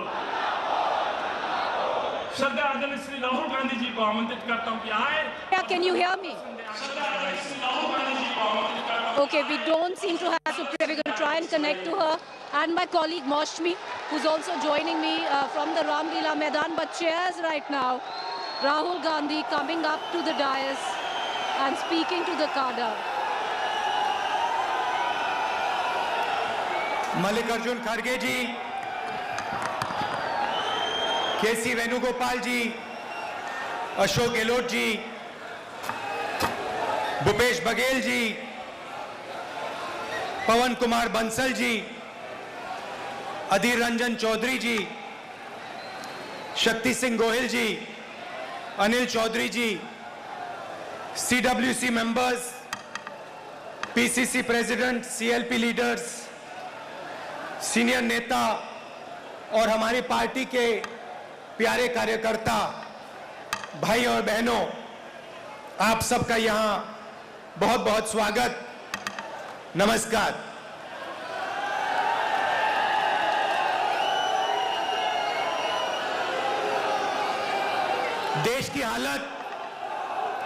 देश की हालत आपको दिख रही है। देश में क्या हो रहा है, क्या नहीं हो रहा है, आपसे नहीं छुपाया जा सकता है।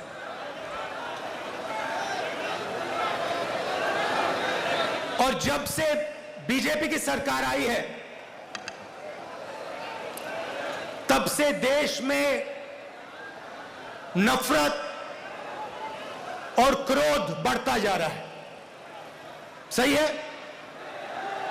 आपको लग रहा है कि नफरत और क्रोध देश में बढ़ता ही जा रहा है। सही है ना?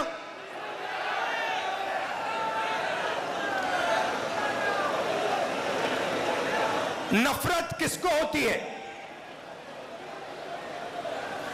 भाइयों और बहनों, नफरत डर का एक रूप है। जिसको डर होता है उसी के दिल में नफरत पैदा होती है। जो डरता नहीं है, जिसको डर नहीं होता है, उसके दिल में नफरत पैदा नहीं होती है। तो भाइयों और बहनों, जब हम कहते हैं हिंदुस्तान में नफरत बढ़ रही है, उसी बात को दूसरे तरीके से कहना कि हिंदुस्तान में डर बढ़ता जा रहा है। किस चीज का डर? भविष्य का डर। महंगाई का डर, बेरोजगारी का डर, यह बढ़ता जा रहा है और इसके कारण हिंदुस्तान में नफरत बढ़ती जा रही है। और नफरत से क्या होता है? नफरत से लोग बढ़ते हैं, देश बढ़ता है और देश कमजोर होता है। बीजेपी और आरएसएस के नेता देश को बांटते हैं और जानबूझकर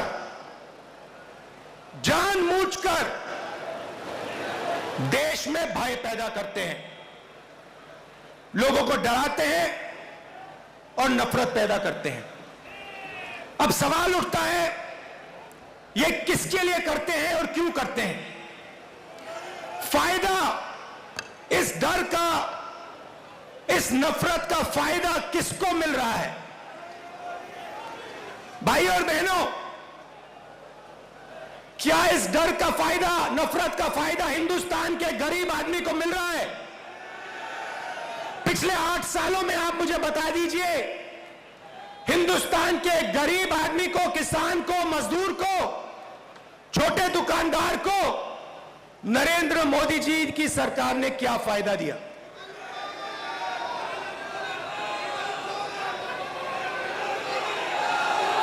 पूरा का पूरा फायदा, डर और नफरत का फायदा हिंदुस्तान के 2 उद्योगपति उठा रहे हैं। आप बाकी उद्योगपतियों से भी पूछ लो, वो भी आपको बताएंगे कि पिछले 8 साल में हमारा कोई फायदा नहीं हुआ, सिर्फ 2 व्यक्तियों का फायदा हुआ है। और देखने को मिल रहा है, चाहे एयरपोर्ट हो, चाहे पोर्ट हो, सड़कें हो, सब कुछ, सेलफोन, तेल, सब कुछ इन्हीं, सेलफोन, तेल, सब कुछ इन्हीं 2 व्यक्तियों के हाथ में जा रहा है। मीडिया देश को डराती है, नफरत पैदा होता है और फिर पूरा का पूरा फायदा बीजेपी 2 लोगों को दे रही है। अब देखिए, नरेंद्र मोदी जी ने नोटबंदी की, नोटबंदी से गरीबों का फायदा हुआ, गरीबों के जेब से पैसा निकाला, गरीबों को कहा काले धन के खिलाफ लड़ाई है, और फिर कुछ ही महीनों बाद आपने देखा कि जो आपके जेब में से पैसा निकाला गया था, लाखों करोड़ रुपए, देश के सबसे बड़े उद्योगपतियों का कर्जा माफ किया गया। किसान का कर्जा माफ नहीं करेंगे, किसान के खिलाफ 3 काले कानून लाएंगे, कहेंगे कि ये कानून किसानों के फायदे के लिए है। अगर किसानों के फायदे के लिए है तो फिर पूरे देश में किसान क्यों खड़ा है, सड़कों पे क्यों उतरा है और आपके खिलाफ क्यों खड़ा है? ये 3 कानून किसानों के लिए नहीं थे, ये 3 कानून उन्हीं 2 उद्योगपतियों के लिए थे। और हिंदुस्तान के किसान को यह बात एकदम समझ आ गई, इसलिए हिंदुस्तान का कानून, हिंदुस्तान का किसान सड़क पे आके खड़ा हो गया और उसने नरेंद्र मोदी जी को अपनी शक्ति दिखा दी। और जब नरेंद्र मोदी जी को पता लगा कि हिंदुस्तान के किसान की शक्ति मेरे खिलाफ खड़ी है, तो नरेंद्र मोदी जी ने वहीं कानून रद्द कर दिए। यही बात जीएसटी के साथ हुई। कांग्रेस पार्टी एक दूसरी जीएसटी लाना चाहती थी, बीजेपी ने जीएसटी को बदला, 5 अलग अलग टैक्स और जबरदस्त चोट जो छोटे दुकानदार हैं, स्मॉल और मीडियम साइज बिजनेस वाले हैं, मजदूर हैं, किसान हैं, उन पर चोट मारी। और आज हालत क्या है? और यहां इस स्टेज से बोलना मुझे अच्छा नहीं लग रहा है, मगर आज हिंदुस्तान की हालत यह है कि अगर देश चाहता भी है तो देश अपने युवाओं को रोजगार नहीं दे पाएगा। क्यों? भाइयों और बहनों, देश को रोजगार ये दो उद्योगपति नहीं देते हैं। देश को रोजगार स्मॉल और मीडियम बिजनेस वाले देते हैं। देश को रोजगार किसान देते हैं। और इन लोगों की रीढ़ की हड्डी नरेंद्र मोदी जी ने तोड़ दी है। तो आज जो इस देश को रोजगार दे सकते थे, वो इस देश को रोजगार नहीं दे सकते हैं। और बेरोजगारी, जो आज आपको बेरोजगारी दिख रही है, वो आने वाले समय में और भी बढ़ेगी। एक तरफ आपको बेरोजगारी की चोट लग रही है और दूसरी तरफ महंगाई। मेरे पास आंकड़े हैं। 2014 में एलपीजी का सिलेंडर 410 रुपए का था, आज 1050 रुपए का है। पेट्रोल 70 रुपए लीटर, आज तकरीबन 100 रुपए लीटर। डीजल 55 रुपए लीटर, आज 90 रुपए लीटर। सरसों का तेल 90 रुपए लीटर, आज 200 रुपए लीटर। दूध 35 रुपए लीटर, आज 60 रुपए लीटर। आटा 22 रुपए लीटर, आज 40 रुपए लीटर केजी। तो एक तरफ आपको बेरोजगारी से चोट लग रही है और दूसरी तरफ जबरदस्त महंगाई। भाइयों और बहनों, हिंदुस्तान ने ऐसी महंगाई कभी नहीं देखी।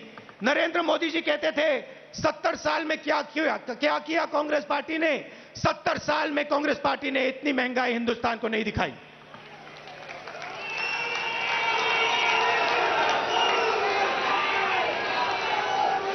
तो हिंदुस्तान का आम नागरिक बहुत मुश्किल में है, बहुत दर्द सह रहा है। और जब विपक्ष इन बातों को पार्लियामेंट में उठाना चाहती है, तो नरेंद्र मोदी जी और उनकी सरकार विपक्ष को पार्लियामेंट में बोलने नहीं देती। चाहे किसानों का मुद्दा हो, चाहे चाइना का आक्रमण जो हुआ उसकी बात करना चाहे, बेरोजगारी की बात करना चाहे, महंगाई की बात करना चाहे, हम नहीं कर सकते, पार्लियामेंट में नहीं कर सकते। और आप देखिए, यहां हमारे मीडिया के मित्र हैं, इनका काम जो जनता के मुद्दे हैं उनको उठाने का होता है, मगर ये भी अपना काम नहीं करते हैं। 24 घंटा ये कैसे करेंगे? ये मीडिया उन्हीं दो उद्योगपतियों का मीडिया है। पूरा का पूरा मीडिया उन्हीं दो उद्योगपतियों के हाथ में है। तो सच्चाई कैसे दिखेगी? सच्चाई कैसे सुनाई देगी? और जनता को सब मालूम है। जनता घर में टीवी ऑन करती है और जनता जानती है कि टीवी किसका है और टीवी किसके लिए काम कर रहा है। टीवी दो उद्योगपतियों का है, अखबार दो उद्योगपतियों के हैं, और ये दो उद्योगपति नरेंद्र मोदी जी के लिए 24 घंटा काम करते हैं और नरेंद्र मोदी जी इनके लिए 24 घंटा काम करते हैं। देश में बेरोजगारी, देश में महंगाई और देश का पूरा धन दो उद्योगपतियों के हाथ में। एक तरफ मीडिया का कंट्रोल, दूसरे तरफ प्रधानमंत्री पे कंट्रोल।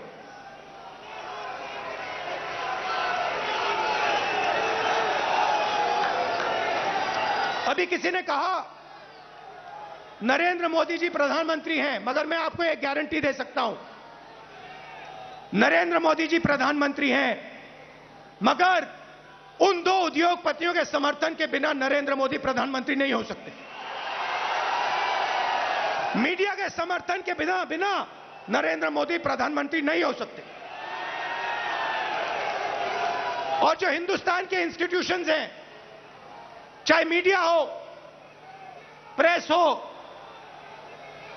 चाहे हमारी जुडिशरी हो, चाहे हमारा इलेक्शन कमीशन हो, उन सब पर दबाव है, उन सब पर सरकार आक्रमण कर रही है। तो यात्रा की क्या जरूरत है? यात्रा की यह जरूरत है कि विपक्ष के सामने और कोई रास्ता ही नहीं है, हमें सीधा जनता के बीच में जाना पड़ेगा। मीडिया हमारा नहीं,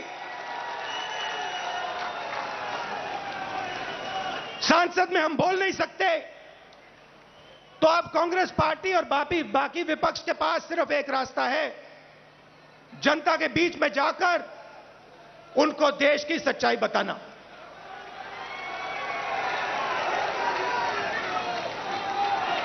जो भी नरेंद्र मोदी जी के खिलाफ काम करना चाहता है, चाहे कोई भी हो, विपक्ष की पार्टी हो, एक्टिविस्ट हो, एनजीओ का कोई व्यक्ति हो, उस पर पूरा का पूरा जबरदस्त आक्रमण होता है। ईडी, सीबीआई, इनकम टैक्स, ये सब के सब लगा दिए जाते हैं। 55 घंटे मुझे ईडी में वहां पे बैठाया। मगर मैं एक बात समझाना चाहता हूं नरेंद्र मोदी जी को, मैं आपकी ईडी से नहीं डरता हूं, मुझे कोई फर्क नहीं पड़ता। आप 55 घंटे करो, 100 घंटे करो, 200 घंटे करो, 500 घंटे करो, 5 साल करो, कोई फर्क नहीं पड़ता मुझे। ये हमारा जो संविधान है, जो इस देश की आत्मा है, आज इसकी रक्षा करना, आज इसको बचाने का काम हर हिंदुस्तानी नागरिक को करना पड़ेगा। क्योंकि अगर हमने ये नहीं किया, अगर हम आज नहीं खड़े हुए, तो फिर ये देश नहीं बचेगा। क्योंकि ये देश संविधान है, ये देश इस देश की जनता की आवाज है, ये देश इस देश की जनता का भविष्य है। ये देश दो उद्योगपतियों का नहीं है, ये देश हिंदुस्तान के गरीब लोगों का है।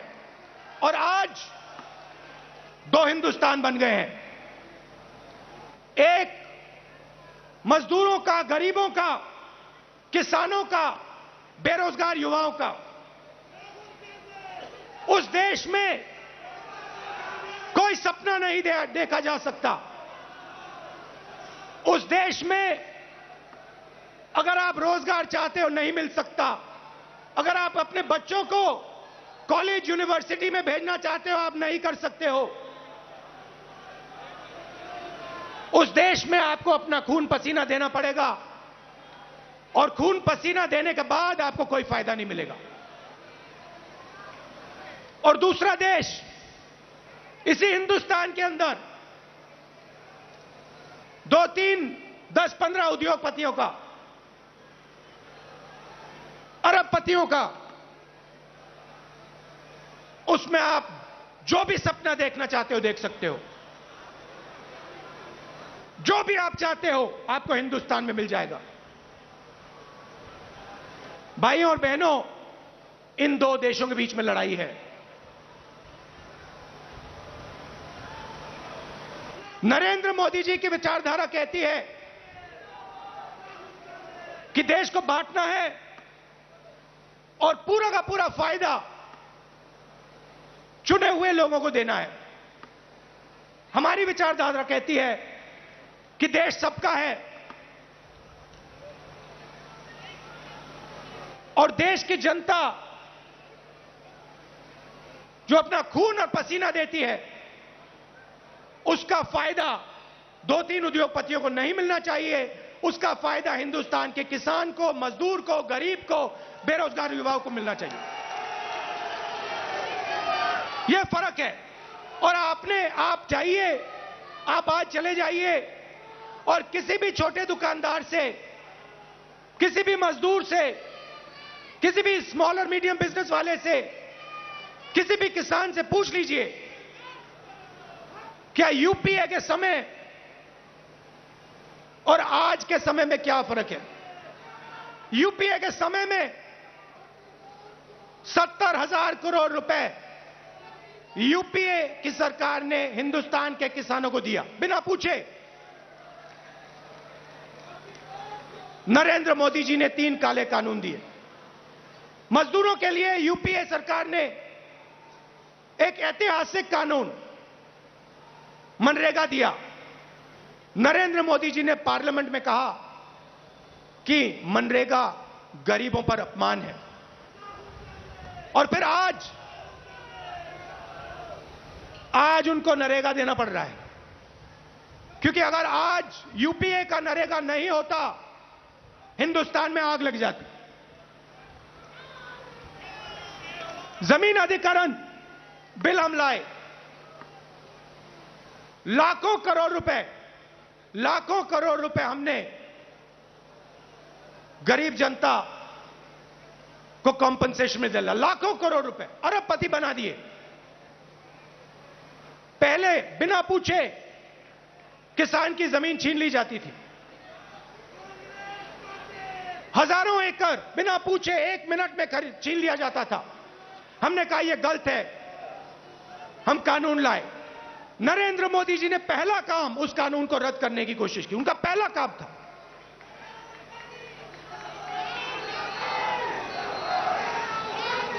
यूपीए के समय आर्थिक प्रगति थी। हम करोड़ों लोगों को हमने गरीबी से निकाला। जितने लोगों को हमने 27 करोड़ लोगों को गरीबी से निकाला 10 साल में। 27 करोड़ लोग।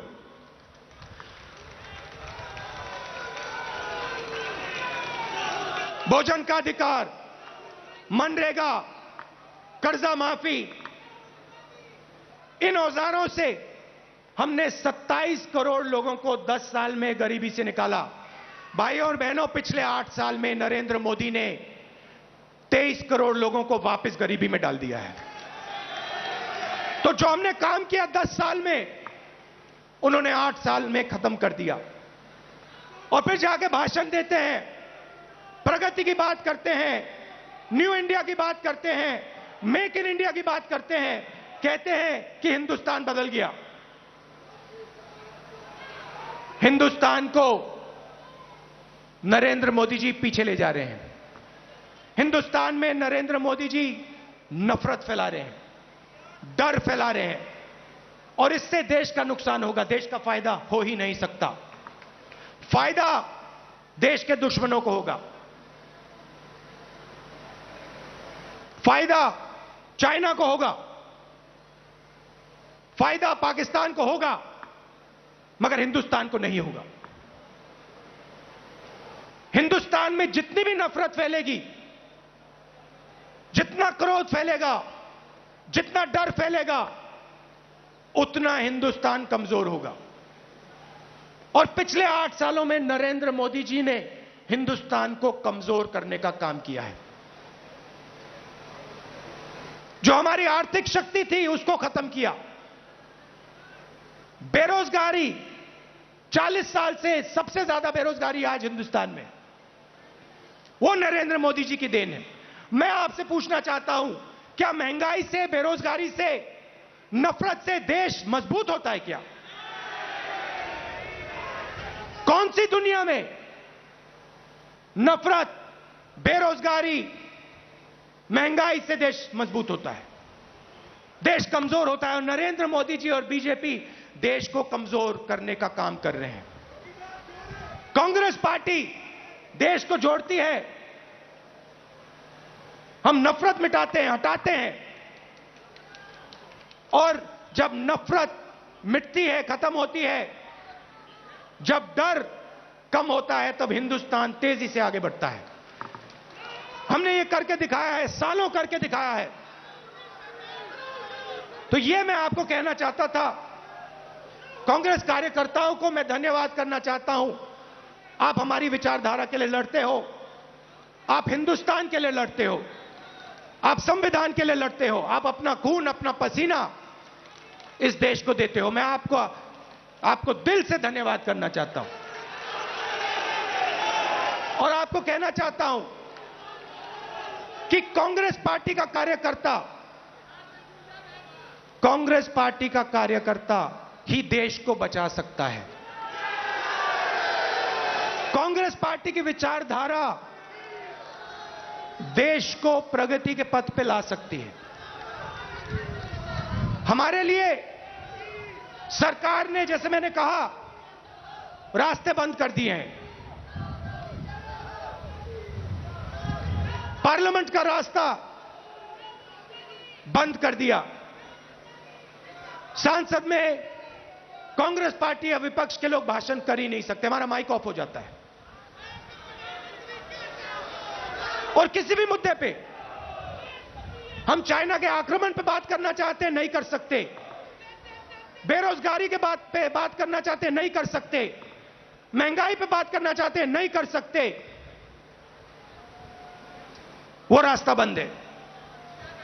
जो हमारे इंस्टीट्यूशंस हैं, चाहे वो मीडिया हो,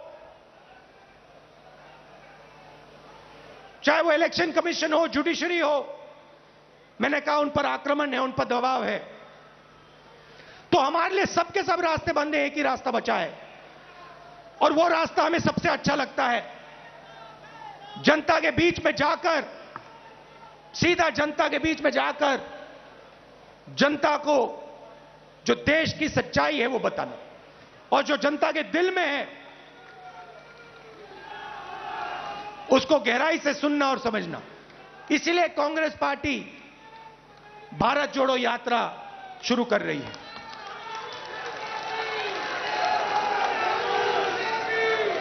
आप सब दूर दूर से आए, इसके लिए मैं आपको दिल से धन्यवाद करना चाहता हूं।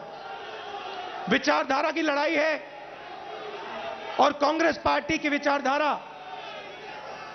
और जो हमारे सब विपक्ष की पार्टियां हैं मिलकर बीजेपी और आरएसएस की विचारधारा को हराएंगे। बहुत बहुत धन्यवाद, नमस्कार, जय हिंद। धन्यवाद। और अंत में राहुल जी के संदेश के साथ मैं आपसे आग्रह करूंगा, इस प्रण और संकल्प के साथ हम लोग जाएंगे इस देश के अंदर नफरत के खिलाफ, महंगाई के Rahul Gandhi right there talking about how every institution has been compromised under the Modi government, going on to say how Congress can save and develop India, speaking about quote-unquote pliant media, to a compromised judiciary, to poverty, to unemployment, jobs, inflation, making a scathing attack against the Bharatiya Janata Party and Prime Minister Narendra Modi, going on to say how the voices of dissent have been muzzled in this country, especially the ones of the opposition. They are unable to speak up in the parliament, they are unable to speak, and hence what they choose to do is to go within the least common denominator, go within the people to understand what their problems really are, go speak to them and explain to them where they stand, because they're unable to say where they stand in the parliament or otherwise. Launching a scathing attack at the centre, that is Rahul Gandhi. He's really scaled up that opposition galvanizing effort in bringing the people together, in bringing the Congress Party workers together and fighting against the current regime. Going on to say BJP and RSS are dividing the country. They are dividing India. Rahul Gandhi says the poor and farmers are suffering under Modi government, and he also said that they've undone all the good that we had done for the country. So ahead of 2024, this is Rahul Gandhi's opposition rally. He's roaring right there. He speaks about how hate is on the rise in India, going on to say that India is currently in the grip of fear. Speaking about institutions that have been compromised by the Bharatiya Janata Party and the current regime, that is the central government, he's really up the ante this time around. And Rahul Gandhi, addressing the Congress Party workers, trying to galvanize the Congress Party workers and encouraging them to come together and speak up against the current regime. That's Rahul Gandhi speaking. And you can see the visuals out there of the kind of support that Rahul Gandhi has got today while he makes his address in the national capital. Goes on to say that to talk about two particular businessmen who work for Prime Minister Modi, and Prime Minister Modi works for them. That is the Congress Halla Bol rally on your screens right now. He goes on to explain how ever since the BJP came to power, the anger, hatred has increased in this country, and how that Narendra Modi is still the Prime Minister thanks to media and to businessmen. And let's listen in to what Rahul Gandhi said. BJP और RSS के नेता देश को बांटते हैं और जानबूझकर देश में भय पैदा करते हैं, लोगों को डराते हैं और नफरत पैदा करते हैं। अब सवाल उठता है, ये किसके लिए करते हैं और क्यों करते हैं? फायदा इस डर का, इस नफरत का फायदा किसको मिल रहा है? मीडिया देश को डराती है, नफरत पैदा होता है, और फिर पूरा का पूरा फायदा बीजेपी दो लोगों को दे रही है।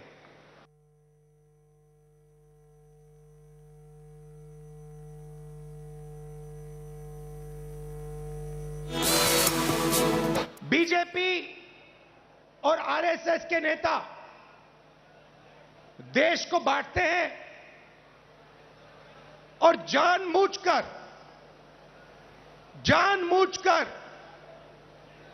देश में भय पैदा करते हैं, लोगों को डराते हैं और नफरत पैदा करते हैं।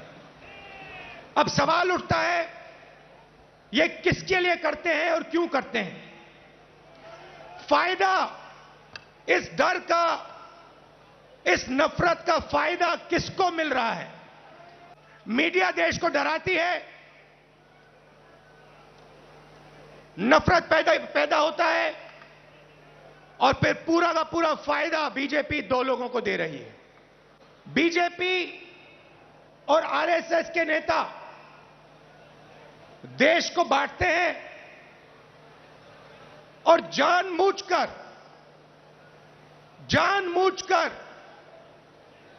देश में भय पैदा करते हैं, लोगों को डराते हैं और नफरत पैदा करते हैं। अब सवाल उठता है, ये किसके लिए करते हैं और क्यों करते हैं? फायदा इस डर का, इस नफरत का फायदा किसको मिल रहा है? नरेंद्र मोदी जी ने नोटबंदी की, नोटबंदी से गरीबों का फायदा हुआ, गरीबों की जेब से पैसा निकाला, गरीबों को कहा काले धन के खिलाफ लड़ाई है। और फिर कुछ ही महीनों बाद आपने देखा कि जो आपके जेब में से पैसा निकाला गया था, लाखों करोड़ रुपए, देश के सबसे बड़े उद्योगपतियों का कर्जा माफ किया गया। किसान का कर्जा माफ नहीं करेंगे, किसान के खिलाफ 3 काले कानून लाएंगे, कहेंगे कि ये कानून किसानों के फायदे के लिए है। अगर किसानों के फायदे के लिए है तो फिर पूरे देश में किसान क्यों खड़ा है, सड़कों पे क्यों उतरा है और आपके खिलाफ क्यों खड़ा है? ये 3 कानून किसानों के लिए नहीं थे, ये 3 कानून उन्हीं 2 उद्योगपतियों के लिए थे। और हिंदुस्तान के किसान को यह बात एकदम समझ आ गई, इसलिए हिंदुस्तान का कानून, हिंदुस्तान का किसान सड़क पे आके खड़ा हो गया और उसने नरेंद्र मोदी जी को अपनी शक्ति दिखा दी। और जब नरेंद्र मोदी जी को पता लगा कि हिंदुस्तान के किसान की शक्ति मेरे खिलाफ खड़ी है, तो नरेंद्र मोदी जी ने वहीं कानून रद्द कर दिए। All right, it was Rahul Gandhi just speaking to the massive cadre which had come into the Ramlila Maidan right outside. Everybody filtering out. What you see on my left-hand side is a flash stage which has been made of protest. If you see, they have a cylinder. They have somebody polishing boots, basically to say that this is what the current Mehangai or inflation has led the country to do.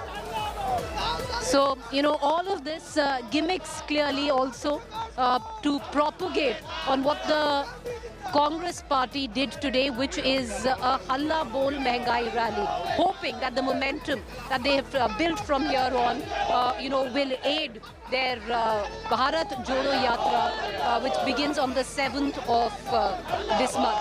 Also to note, there were a few mistakes. Some of them might not have quite caught on, but a few mistakes which I'm sure that the BJP is going to go to town with is Rahul Gandhi saying atta 42 rupees a litre. So this is something that the BJP will catch on. They usually do dissect all his speeches. But did he connect to the cadre with what the cadre said? आप लोगों ने सुना राहुल गांधी जी की speech? आप कहाँ से आए? We came from, is English, no? Yes, English. Okay. We came from Mumbai and Maharashtra. I am in Pradesh General Secretary Jojo Thomas. This is our Onil Admeda, where I am Pravari. Did you hear Rahul Gandhi's speech? Pardon me? Did you hear Rahul Gandhi's speech? Yeah. What did you make? No, this is actually, he is only the person is actually doing for the only the public. Actually, the other people are just the media is actually doing the hype, and other things are all the bogus things are going on. So now we want to just in the government should take the responsibility in the ordinary people, and nobody there the ordinary people is the people who came from the with us. So they are doing the shoe polish now. They are doing actually the gas hike in 450 rupees. Now the price is actually 1050, and this is the different. That time when this area is the Okay. All right. I have my colleague Maushmi also who's joining us live. Maushmi, how has the speech been taken by especially the workers, the flag-bearing, flag-holding, card-bearing cadre that has finally, seen a little bit of excitement, a little bit of motivation that has brought them all here. What's the reaction? There were a few mistakes in the speech when Rahul Gandhi actually even said atta 42 rupees a litre, which will be picked up by the BJP for sure. But what are you picking up?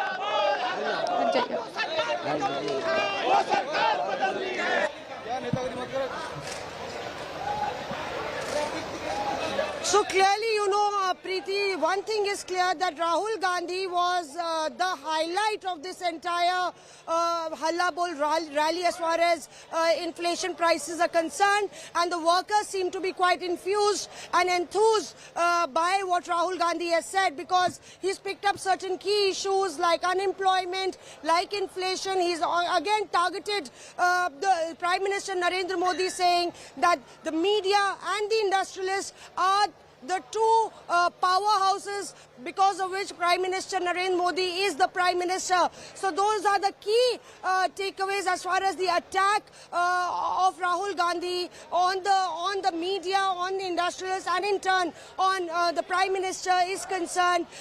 We also heard how Rahul Gandhi elaborated on the farm laws and how the government had to, in fact, take back the farm laws despite its adamance and despite Prime Minister's denial, because the people were on the streets, and that's one reason that they are doing, invariably explaining why they are doing the Bharat Jodo Yatra. But certainly, certain mistakes that Rahul Gandhi did make will give BJP a fresh opportunity to attack Rahul Gandhi.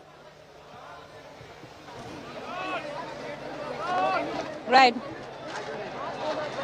All right, well, we've been speaking to the cadre there, most of them fairly enthused.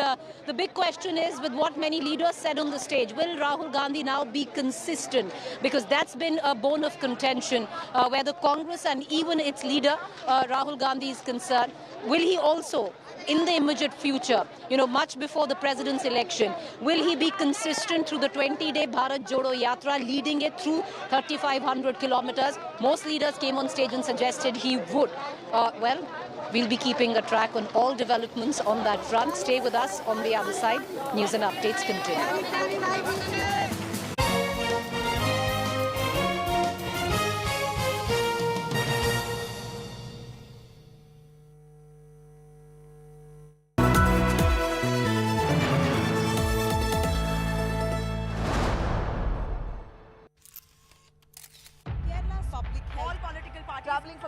Armed with facts, she takes the news by its horns. Do you think the future of these students are not hampered? Fierce, bold and direct, setting the tone for the biggest stories. From every corner and every angle. Expect nothing but the unfiltered truth. News first, niceties later. Watch me, Nabila Jamal, on India Today.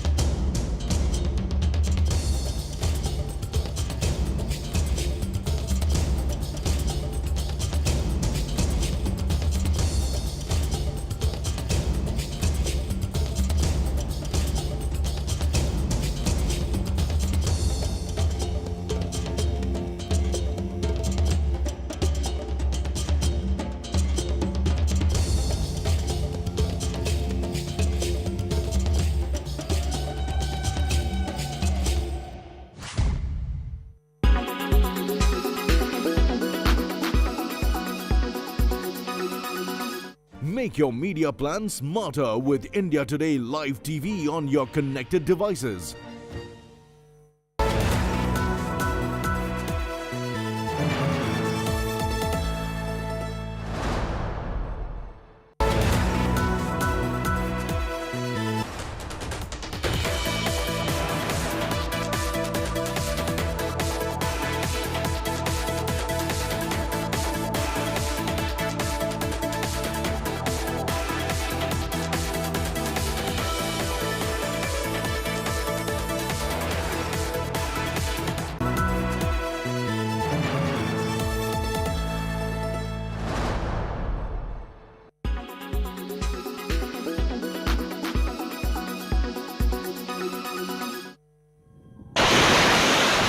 India will soon stop importing these weapons.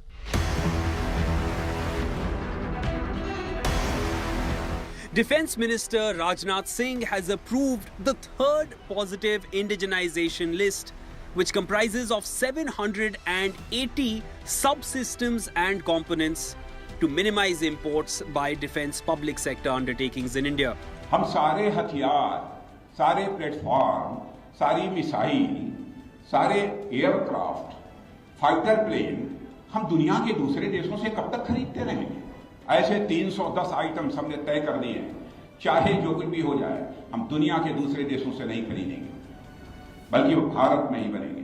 कोई 2024 तक, 2025 तक, 2026 तक यह भी target तय कर दिया है। The Defence Ministry has essentially rolled out a phased ban on specified defence imports. The indigenous development of these line replaceable units, subsystems and components will bolster the economy and reduce the import dependence of DPSUs. Also, it will help to harness the design capabilities of domestic defence industry and position India as a design leader in these technologies.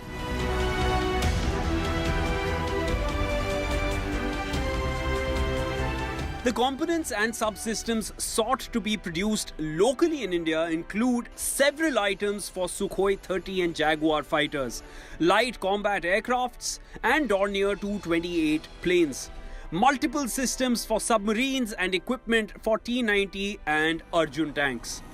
India has also published 3 other lists imposing a phased import ban on 310 different types of weapons and platforms, including lightweight tanks, naval utility helicopters, artillery guns, missiles, ship-borne cruise missiles, light transport aircrafts, and multi-barrel rocket launchers. With the phased ban in place, this is yet another step towards an Atmanirbhar Bharat.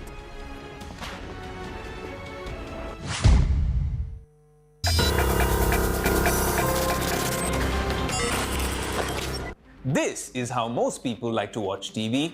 This is how tech geeks like to consume content. This is the first time you are seeing this anywhere on YouTube, on Indian television, the LG One Quick Flex. That's not all. If you're impressed with this technological marvel, there's a lot on the show with this as well. And all there is to know about the Apple event, which is coming very soon, and a robotics surprise at the end of the show. It's going to be an action-packed episode. I'm your host, Ayush Elavadi, and this is Tech Today. What's that? You said you want to work from home? What if I have for you an ultimate work from home companion? The LG One Quick Flex. The first time you're seeing this on Indian television or YouTube is here on Tech Today. I like saying it again and again. It's an exclusive, and this is an absolute technological masterpiece.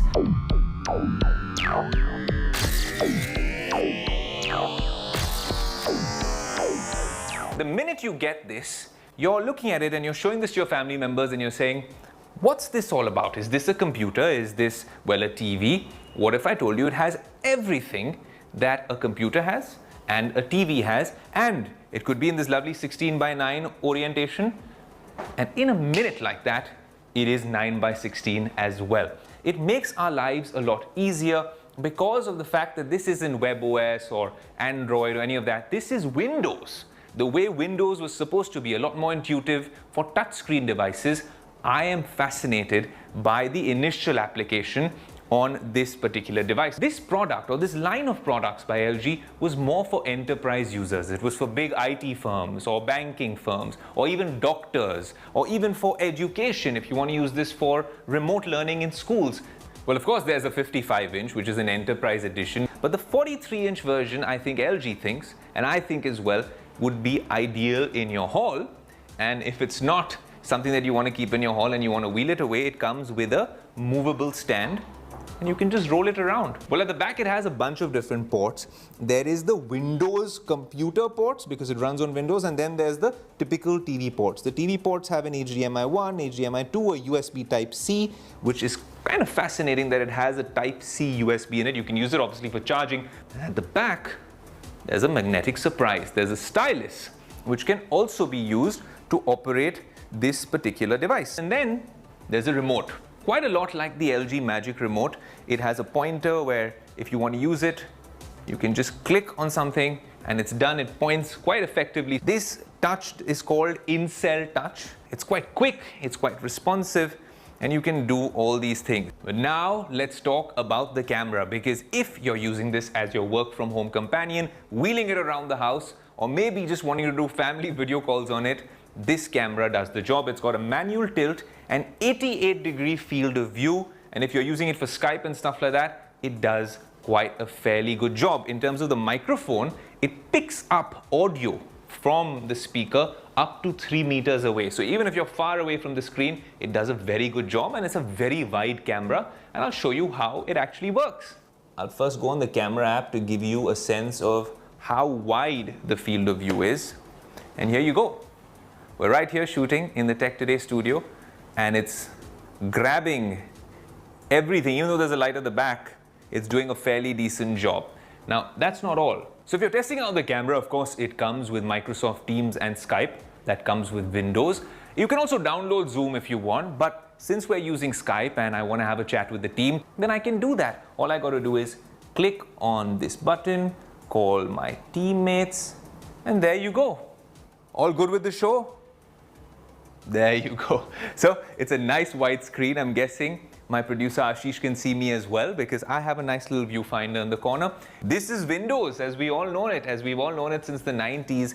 It's pretty much the same in its newest avatar, Windows 10 out of the box. And you can go on the store, the MS store, and download whatever you want. You have stuff like Netflix, Disney, Hotstar, you have games, WhatsApp, Instagram. Now, of course, in terms of viewing experience, this isn't an OLED or a QLED. It's an IPS display, and the speakers 10 watts and 10 watts are okay. Now, this is MS Whiteboard. You click on this. Supposing I want to create a new note, and then we want to talk to our team saying, Tech Today Notes. We can collaborate this way and actually plan this show. You could do this for a bunch of other things as well. In terms of what's under the hood, let me tell you, it comes with AMD Ryzen R1505G CPU, a Radeon Vega GPU, 4 gigs of RAM, and 128 gigs of eMMC internal storage. This is a fascinating piece of technology. All of us on the Tech Today team have been bowled over by this innovation. Even at CES, which is a flagship technology conference, this won a bunch of innovation awards.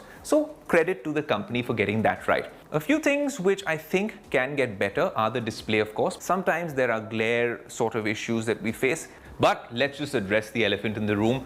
Such fascinating technology, which impresses us on Tech Today, doesn't come cheap. This is more than 3 lakh rupees for this piece, 43 inches only. And if you're going in for a TV at that price point, you'd get a lot of OLEDs and QLEDs and whatnot. This is not a replacement for your television set. It's not the idiot box. What this is a way to convert the smallest room in your house into your workout studio, into your office conference room, and even into the perfect balance between productivity and entertainment. That's what the LG One Quick Flex is all about. There's going to be a lot more coverage on this device from us at Team Tech Today on the Business Today social media handles. September is here, and you know what that means for tech enthusiasts, the big Apple event. What are they going to reveal at this event? It's on September 7th. You must have seen the invite. What does it mean? Is it something to do with space, astrophotography? I don't know what to expect. There's a lot of rumors about what's happening at this event.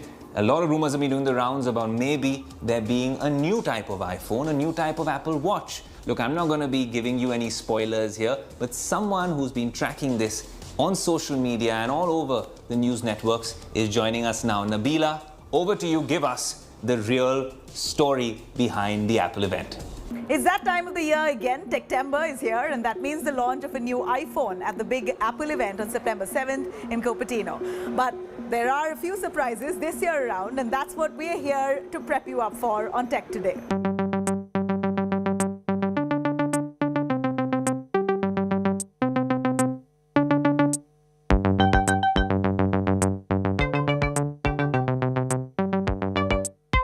It's likely that 4 new iPhones are coming your way, the iPhone 14, 14 Pro and 14 Pro Max. But this year, we might see a brand new iPhone, a standard model with a bigger 6.7-inch screen. So if you prefer a device the size of the Pro Max, but don't want to shell out that extra buck, then you might have a standard version with a bigger screen that's being launched. The sad news there is for all fans of the iPhone 13 mini, it's being reported that Apple might be doing away with the smaller iPhones altogether, and so the iPhone 13 mini might be the last such device with the 4.7-inch screen. This year's event invite carried the tagline "Far Out," which could be the tech giant's way of alluding to a new astrophotography feature on the iPhone. Apple fans will also be hoping for a better camera sensor and improved design maybe, and that means they will ditch the notch for good and say hello to 2022 finally.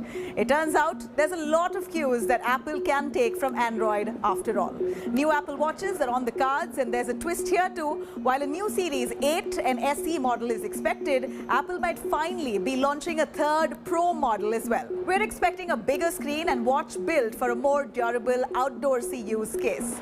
New features across the lineup could be a body temperature sensor and better sleep monitoring capabilities. And one more thing, there's always a surprise at Apple events, and Team Tech Today thinks that this might just be the new AirPods Pro finally here. So if you're in the market for a new Apple device, hold on to your horses and take a call only after September 7th. Well, if the first half of the show has completely blown your mind, then you can only expect some fireworks in the second half of the show. Of course, we'll be tracking the big Apple event here on Business Today and on Tech Today, so stay tuned. But that's next week. What about right now? Well, we've shown you some really cool all-in-one devices. We've genuinely taken it to the next level. But we want to come to you to actually get all your tech queries answered on Tech Today, and a very special tech surprise at the end of it. Don't miss it.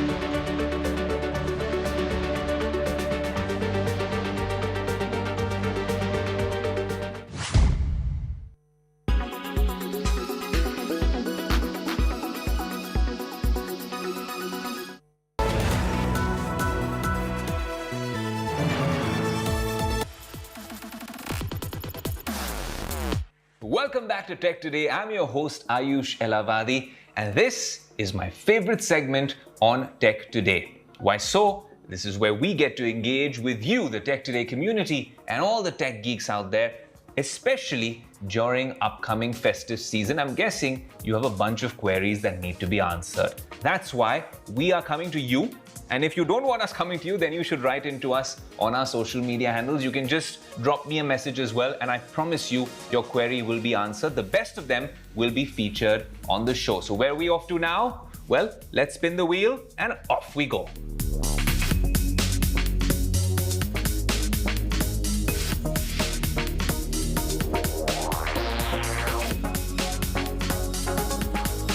I'm a bit confused which iPhone I should buy. That is iPhone 13 or iPhone 12. Well, that's an interesting question, and let's just zoom out a little bit and make it a larger question. Why just the iPhone? Any Apple product, namely an iPhone, an Apple Watch, AirPods, especially these three, right? Because they're expensive products to put your money in, and perhaps you won't change them for the next 2, 3, maybe 4 years. So if you're in the market for a new phone, new TWS earbuds, and of course a new smartwatch, if you're already in the Apple ecosystem and want to upgrade, then please wait. Please wait for a couple of reasons. The first reason being the Apple event is on September 7th. That's not far away, that's a stone's throw away, and you're going to get a lot of things. Let's round up the rumors very quickly. You asked about an iPhone 13 or 12. The iPhone 14 will be a design change most likely. Something that we are really looking forward to is them getting rid of this notch. That's a big deal in Apple ecosystem, iPhone land, right? If they've removed this, that's a big deal. There's going to be a small pill-shaped cut, so you'll have a better display, at least a more immersive experience. You'll also have much better cameras. There's one rumor which says they're going to do away with their 12 megapixels and move on to 48 megapixels. That sounds very minuscule when you compare it to Android devices, but if iPhone is doing it, if Apple is doing it, you can expect some fantastic imaging quality and capabilities. That's not all. They're also talking about an astrophotography mode. There's a lot of things that are happening. Also, maybe they do away with the mini lineup, but they're going to have an iPhone 14, a 14 Max, a 14 Pro, and a 14 Pro Max. Now, what's the 14 Max? It's the same size as a Pro Max device, but without Pro features. So if you like a bigger iPhone but don't want to spend too much money on the top of the line model, that might be an option. That's number one, right? Let's then move into the Apple Watch.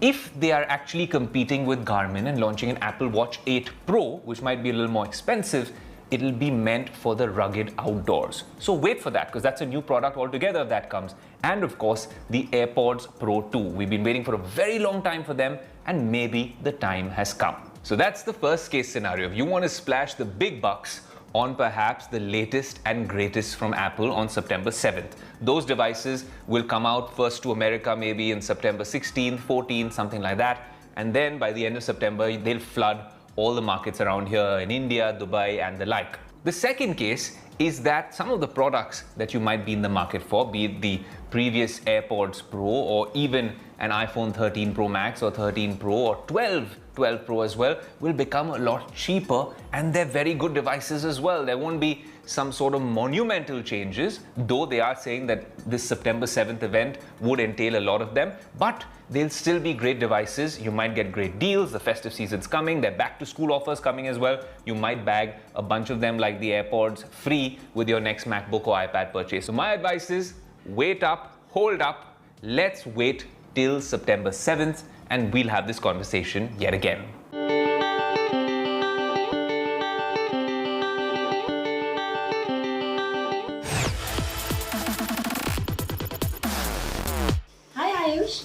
I'm a bit confused about the Samsung Flip 4 and Fold 4 new phones. Can you please suggest me which one is worth buying? I knew there was going to be a folding or a flipping question on the show in this particular engagement section, and that's why I have both devices with me, which we've been using since we got back from Samsung Galaxy Unpacked. Of course, it was a crazy event where we got you our initial impressions, but I gave you a hint of a verdict back then itself, right? We compared it with the Fold 3 and the Flip 3, which were good devices. These are incremental upgrades from the previous generation, but I'll tell you why this, according to me, is the real showstopper. That's because if you have to spend 1 lakh, 30, 40, 50,000 rupees, that's a lot of money to spend on a phone, which if you're going to spend on as your primary driver, you have to get used to this whole fold concept. I love it, but I use it as my Android device along with an iPhone. So I'm pretty okay with it. It's great when you're traveling. You can watch content and download it on it. You can use the S Pen, which comes as a separate accessory, and most of the time you can get the job done over here itself. One small bit which I must point out, since we are being completely honest, is that while the display is amazing, the battery is also great. The camera has gotten much better, and we'll show you shots of that in subsequent episodes. But sometimes I find it a little bit inconvenient to put on the ear like this, and I don't feel like it is the best call experience, but maybe that's just me. Either way, this is a great device, and if you have that sort of money and you want the best foldable in the business, this is the undisputed king. But if you don't want to spend more than 1 lakh on a phone, and that's a lot of money, completely understandable, this one would cost as much maybe as an iPhone 13 or 14, and you'd have a very cool looking phone. I love this color. And you'd also be in the foldables space. It's not like this outside display is completely useless. They've made it a lot more useful. The camera is better. It's not a flagship camera. It can't really compete with the iPhone or the S22 Ultra, but it is a much more practical, pocketable, and easier to handle sort of a device. So I really think if you've already got a Flip 3 or a Fold 3, maybe you don't need to upgrade just yet. But if you're on the market for a new foldable and have a lot of money to spend, then yes, the Fold 4 is, like I said, the OG. But if you want to spend a little bit lesser and perhaps experiment with a device which really makes your life easier, then the Flip 4 is a great deal as well. Now, solving all your tech queries has made me very happy, but also a little hungry. So I'm going to go get something to eat and maybe a coffee at the cafeteria. But my tech geek team at Tech Today seems to have other ideas when they are hungry. I have self-service here, do it all by yourself, but they are getting pampered too much and there's a huge tech element. Well, have a look.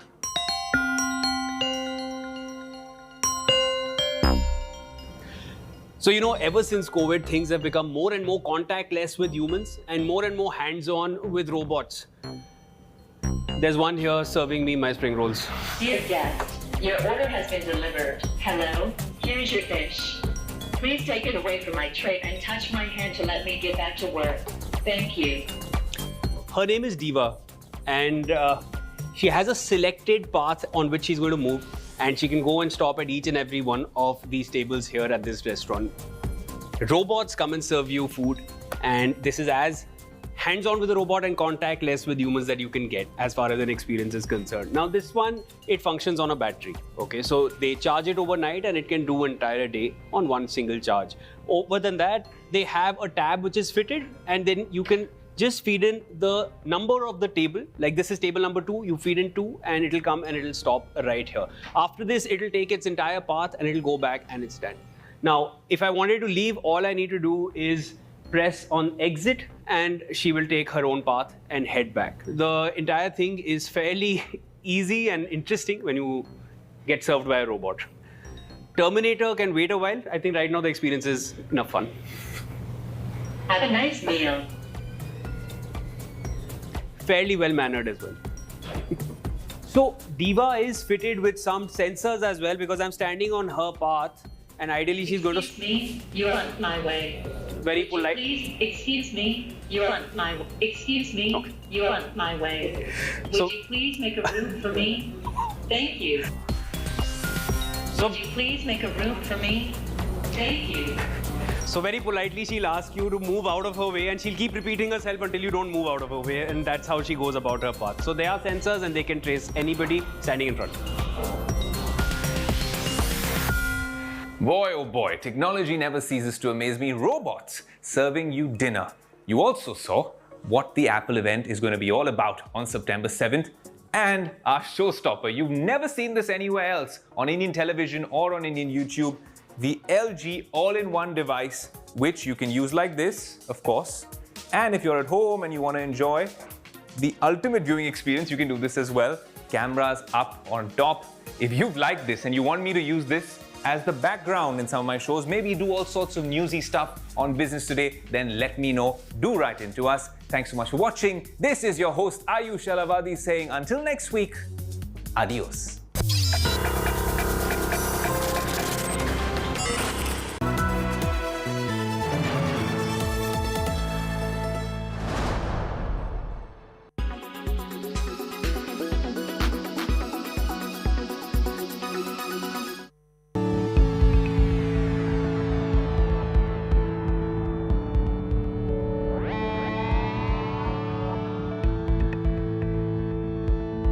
जो जीता वही सिकंदर, भारत का सबसे बड़ा reality funding show, सिर्फ good news today पर।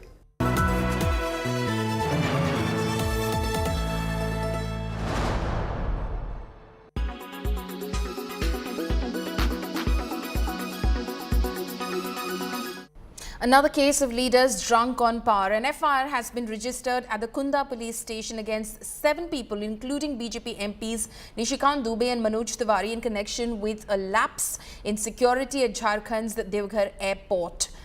According to the complaint, 7 people, including Nishikant Dubey, had come to Devghar by chartered plane at 1 p.m. on August 31st. During their return, others, including Dubey, forcibly entered the ATC room at the airport and allegedly used force to take clearance from the ATC for takeoff from Devghar airport, even as there is no night takeoff and landing facility at the airport. The case has sparked massive political controversy. The BJP MPs have targeted the Jharkhand government and Devghar DC Manjunath Bhajantri over the FIR. Nishikant Dubey and Devghar DC also engaged in a verbal spat on Twitter.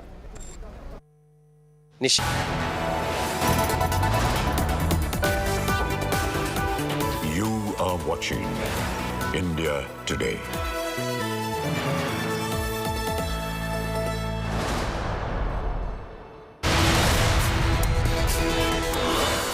It's Congress's mega show of strength in Delhi today. Rahul Gandhi launches scathing attack at Prime Minister Narendra Modi, slams Modi over unemployment, rising prices of essentials and fuel, repealed farm laws and an environment of hatred. Hindustan ने ऐसी महंगाई कभी नहीं देखी। नरेंद्र मोदी जी कहते थे 70 साल में क्या किया कांग्रेस पार्टी ने। 70 साल में कांग्रेस पार्टी ने इतनी महंगाई हिंदुस्तान को नहीं दिखाई।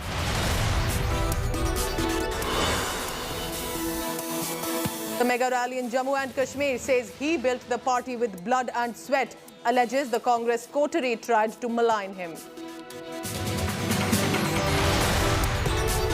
After class 11 student Ankita Kumari was burnt alive by stalker Shahrukh Hussain, a minor tribal girl has been now killed and hung from the tree. Accused Arman Ansari has been booked for murder. Controversy erupts after the rumours that CPIM stopped former Kerala Health Minister K.K. Shalja from accepting the Magsaysay Award for her leadership in handling COVID. In some sports news, India play Pakistan in their first match of the Super 4 of the Asia Cup. India will be without Ravindra Jadeja, an all-rounder, while Pakistan loses pacer Shehnawaz Dawani to injury. India won 4 of the last 5, which is understandable, right? But here we go.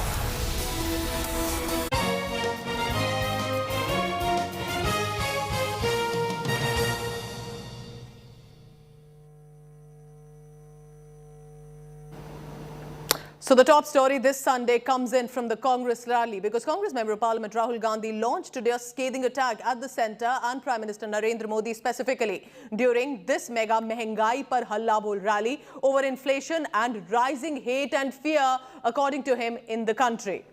Rahul Gandhi in its attack said there is a growing hatred ever since the Bharatiya Janata Party government came to power in the country. He has said people are afraid about their future, inflation and unemployment, and that's turning them toward hate. Rahul Gandhi also said that the Bharatiya Janata Party and the RSS are dividing this country. Taking aim at Prime Minister Modi specifically, Rahul Gandhi said, I quote him here, only 2 businessmen are enjoying all the benefits from the government. Remember this rally on your screens, visuals there. The rally comes ahead of the party's 3,500-kilometer Bharat Jodo Yatra from Kanyakumari to Kashmir. It starts on 7th September and will witness the participation of several Congress netas, especially the members of parliament. Congress says Mehangai Par Halla Bol rally is to wake up the government to the plight of people. देश की हालत आपको दिख रही है। देश में क्या हो रहा है, क्या नहीं हो रहा है, आपसे नहीं छुपाया जा सकता है।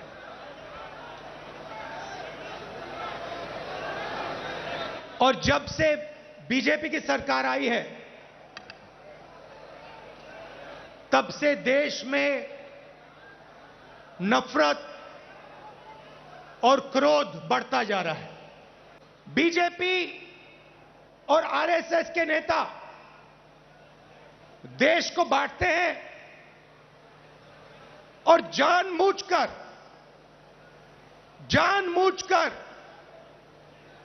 देश में भय पैदा करते हैं, लोगों को डराते हैं और नफरत पैदा करते हैं। अब सवाल उठता है, ये किसके लिए करते हैं और क्यों करते हैं? फायदा, इस डर का, इस नफरत का फायदा किसको मिल रहा है? जो भी नरेंद्र मोदी जी के खिलाफ काम करना चाहता है, चाहे कोई भी हो, विपक्ष की पार्टी हो, एक्टिविस्ट हो, एनजीओ का कोई व्यक्ति हो, उस पर पूरा का पूरा जबरदस्त आक्रमण होता है। ईडी, सीबीआई, इनकम टैक्स, ये सब के सब लगा दिए जाते हैं। 55 घंटे मुझे ईडी में वहां पे बैठाया।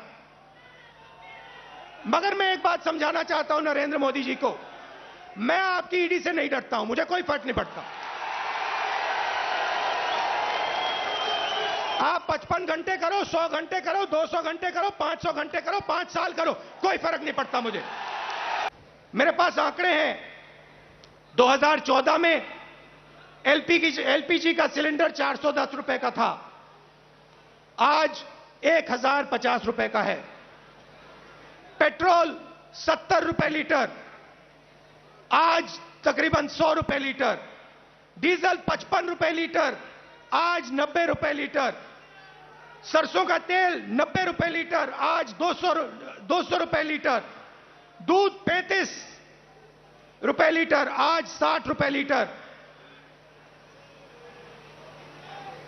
आटा 22 रुपए लीटर, आज 40 रुपए लीटर केजी। तो एक तरफ आपको बेरोजगारी से चोट लग रही है और दूसरी तरफ जबरदस्त महंगाई। So remember, there are reactions that are coming in ever since right now, and I'm joined on the phone line now by Shehzad Poonawala, the BJP spokesperson. Shehzad, these are some very scathing remarks, and one of the top ones is inflation, is unemployment, and that the BJP, deflecting from all this, is targeting the country toward hate among each other. Shehzad? The facts are that Rajasthan has the highest price rise, the highest electricity charges, the highest prices for petrol is 108 rupees a litre. In Noida, I'm filling it at 96 rupees a litre. By the way, the Congress government has the highest unemployment in Rajasthan at 31%. It's been above 20% in the entire last 1 year. So, this is hypocrisy bol, not halla bol. And by the way, I have also put out a tweet taking Rahul Gandhi seriously on price rise is a matter of grave danger. He said atta is 22 rupees a litre. I have put out that video. Please play that video if you can. Who says atta is 22 rupees a litre? Do you really take Congress party seriously on price rise? They gave double-digit inflation to this country. It was above 10% consistently. Today, despite two world challenges of COVID and of Ukraine-Russia war, the inflation has been below 7%. On an average, it's been 4.5%. You have the economy growing at 13.5% in the quarter that has just come out. You have GST of 1.4 lakh crore rupees being collected every month. For the last 6 months, you have a robust growth in the industrial sector, in the manufacturing sector, in the services sector. And here you have Mr. Rahul Gandhi, whose state gives 31% inflation. Unemployment. What is the unemployment rate in Gujarat? 2.6%. What is it in Uttar Pradesh? 3.9%. About the hatred charge that the BJP, to avoid from all this, is making people of different communities hate each other, snap at each other, and it's leading to a serious situation within the country. I have only quoted to you hard data about what is the performance between Rajasthan and, say, an Uttar Pradesh or a Gujarat. I did not make anybody fight. But having said that, please see the last 10 riots which have taken place in the country. Karauli, Jhalawar, Chabada, Alwar, Tong, Bhilwara, all of these are in Rajasthan. Today, look at the situation of women in Rajasthan. You have had a Nirbhaya kind of incident taking place in Rajasthan. Women's security is at an all-time low. Highest number of rapes take place in Rajasthan. And the entire communal situation in Rajasthan is so bad that the main accused of Karauli riots has not been caught yet. And the Congress, which gave 10 biggest riots, including the Delhi riots of 1984, has the gall to say that nafrat koi aur phailata hai. When did the Hashimpura, Meerut, Maliana, Bhagalpur, Delhi riots take place? It all took place under the Congress's watch, where 10,000 to 15,000 people were killed. And the Congress has the gall to say this. It's ulta chor kotwal ko date. It's Congress. Saus chuhe khakar billi haj ko chali. This is hypocrisy bol, not halla bol. The problem is that because there's action on corruption, today Rahul Gandhi is in eruption.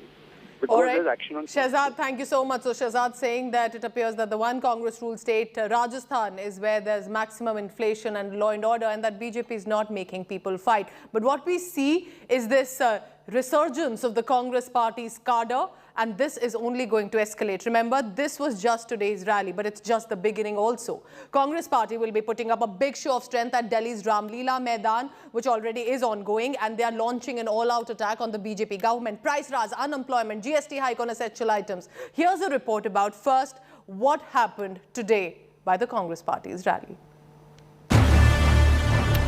Amid exodus of heavyweights, successive poll reverses, corruption heat on Gandhis, and the bad blood over upcoming party president polls, Congress has organized a rally against inflation in New Delhi's Ramlila Maidan.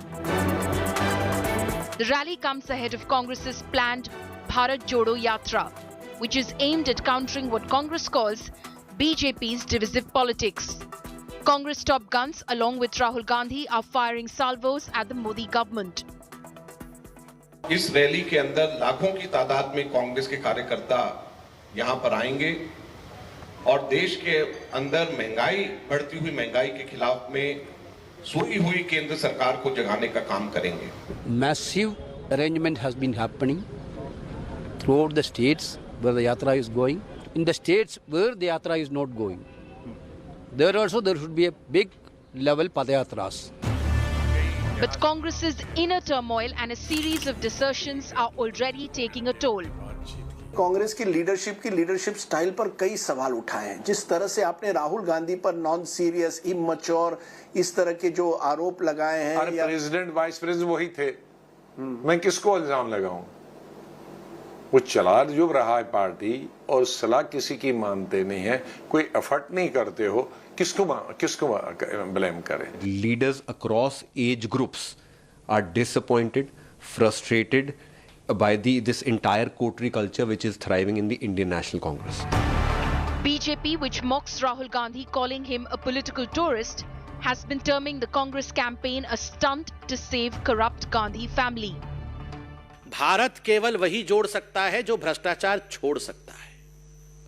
जो भ्रष्टाचार छोड़ नहीं सकता वो भारत जोड़ कैसे सकता है? ये भारत जोड़ो नहीं, ये गांधी परिवार बचाओ आंदोलन इनका आरंभ हो रहा है.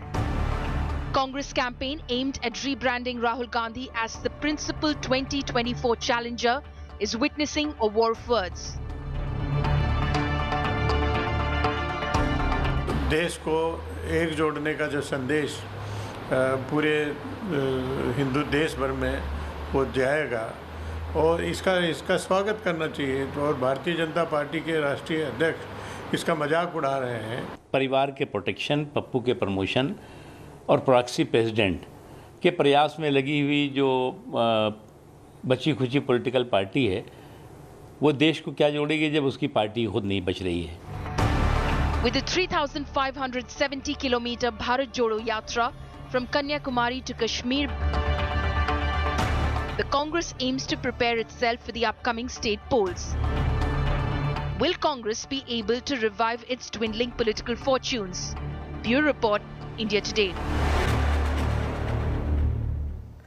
Interestingly, meanwhile and simultaneously in Jammu and Kashmir, Ghulam Nabi Azad also held a rally. Azad addressing a mega rally, Better Jammu and Kashmir at the Sainik Farms, which is likely to be attended by nearly 20,000 people. Expected to launch, however, possibly a new party by the former Congress veteran. This is Ghulam Nabi Azad's first rally after he quit the Congress party, and the rally is planned on the day Congress leader Rahul Gandhi was already addressing a Mehangai Par Halla Bol event at Delhi's Ramlila Maidan. Many senior Congress leaders from Jammu and Kashmir, including former Deputy Chief Minister Tara Chand, have joined the Azad camp, leaving the unit of the Grand Old Party in Jammu and Kashmir in tatters. Now remember, Ghulam Nabi Azad also very specifically and damningly targeting Rahul and Sonia Gandhi in a 5-page long resignation letter to the Congress chief on 26th of August. मुझे ऐसे लोगों पर तरस आता है। कांग्रेस हमने बनाई है, अपने खून और पसीने से बनाई है। ये कंप्यूटर से नहीं बनी है, ये ट्वीट से नहीं बनी है, ये SMS से भेजनी है। गलत अफवाहें हमारे खिलाफ पूरे हिंदुस्तान में और जम्मू कश्मीर में फैलाने से नहीं बनी है। दुनिया हमारे लोग, गरीब लोग, किसान लोग, मजदूर लोग, हमारी बहू बेटियां, हमारे नौजवान, हमारे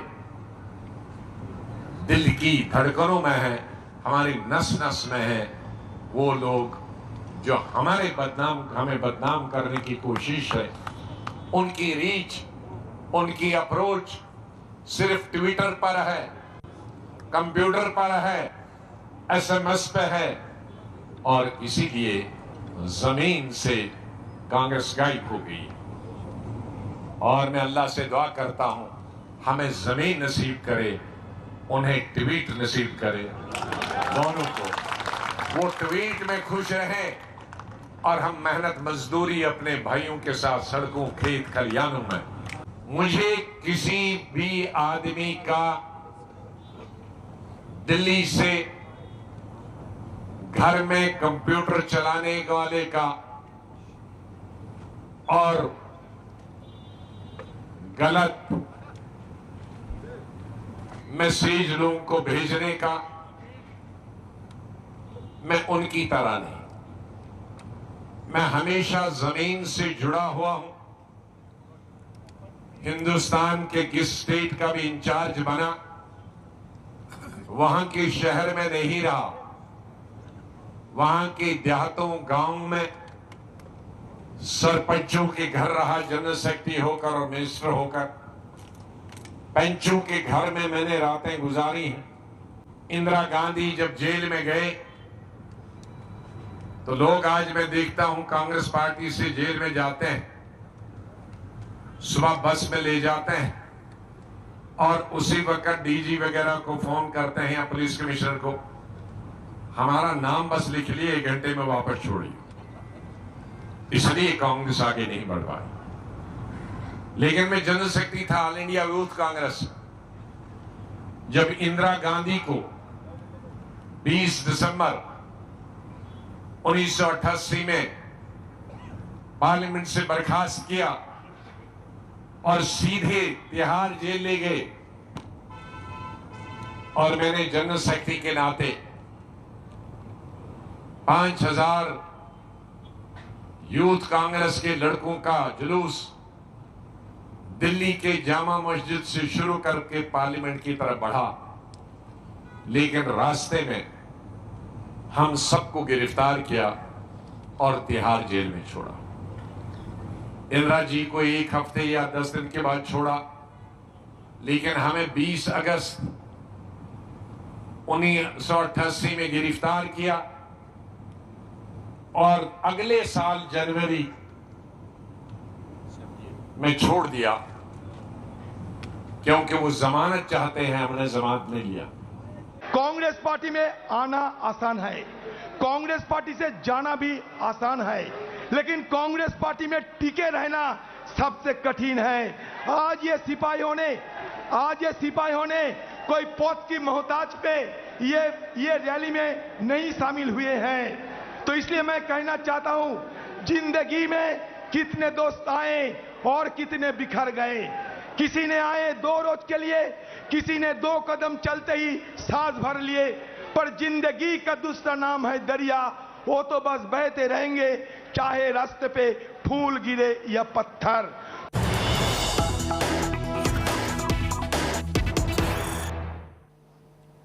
We have big news coming in this over the Magsaysay Award, which remember is a highly recognized award, and now it appears has the CPM scuttled the Magsaysay Award for their own mantri. We are being told that KK Shelja, the minister with the government earlier, rejected the award after discussing with the party. Kerala Mantri and the Communist Party of India decided to not accept this award.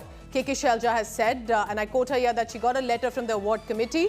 As a member of the CPM Central Committee, I have to discuss this with my party. So I did discuss it, and I understood that the award committee never gives awards to politicians and political party leaders. They are giving awards to individual personalities. We discussed this together as a party and decided not to accept this. Remember, KK Shailja was in fact being acknowledged and was being praised for her work specifically during the COVID times in the state of Kerala. അതായത് അങ്ങനെ ഒരു നിർദ്ദേശം Magsaysay award കമ്മിറ്റിയിൽ നിന്ന് വന്നിരുന്നു പരിഗണിക്കുന്നതായി. അപ്പോൾ ഞാനത് പരിശോധിച്ച് നോക്കുമ്പോൾ അതൊരു പൊളിറ്റിക്കൽ ലീഡേഴ്സിന് ഇതുവരെ അങ്ങനെ ഒരു അവാർഡ് കിട്ടിയിട്ടില്ല. ഞാൻ CPIMൻ്റെ സെൻട്രൽ കമ്മിറ്റി മെമ്പറാണ്. അതുകൊണ്ട് സ്വാഭാവികമായിട്ടും അത് ഒരു സെൻട്രൽ കമ്മിറ്റിയുമായിട്ട് ചർച്ച ചെയ്തു. അപ്പോൾ പൊളിറ്റിക്കൽ ലീഡേഴ്സിന് സാധാരണയായിട്ട് ഈ അവാർഡ് ഇതുവരെ അവർ കൊടുത്തിട്ടില്ല. മാത്രമല്ല NGO എന്നുള്ള നിലയിൽ ഈ അവാർഡ് വലിയ അവാർഡാണ്. പക്ഷേ അത്തരം NGOs നൽകുന്ന ഒരു അവാർഡ് ഒരു പൊളിറ്റിക്കൽ ലീഡർ എന്നുള്ള നിലയിൽ ഞാൻ സ്വീകരിക്കണോ, കമ്മ്യൂണിസ്റ്റ് പാർട്ടിയുടെ ഒരു CC മെമ്പർ എന്നുള്ള നിലയിൽ സ്വീകരിക്കണോ എന്നുള്ളതാണ് ചർച്ച ചെയ്തത്. അപ്പോൾ ഞങ്ങൾ ഡിസ്കസ് ചെയ്തപ്പോൾ കൂട്ടായിട്ട് എടുത്തിട്ടുള്ളൊരു തീരുമാനം അത് ഒരു പൊളിറ്റിക്കൽ ലീഡർ എന്നുള്ള നിലയിൽ ഈ ഇത്തരം NGOs മിക്കവാറും communist ആശയഗതികളുമായിട്ട് സഹകരിക്കുന്നവരായിരിക്കില്ല.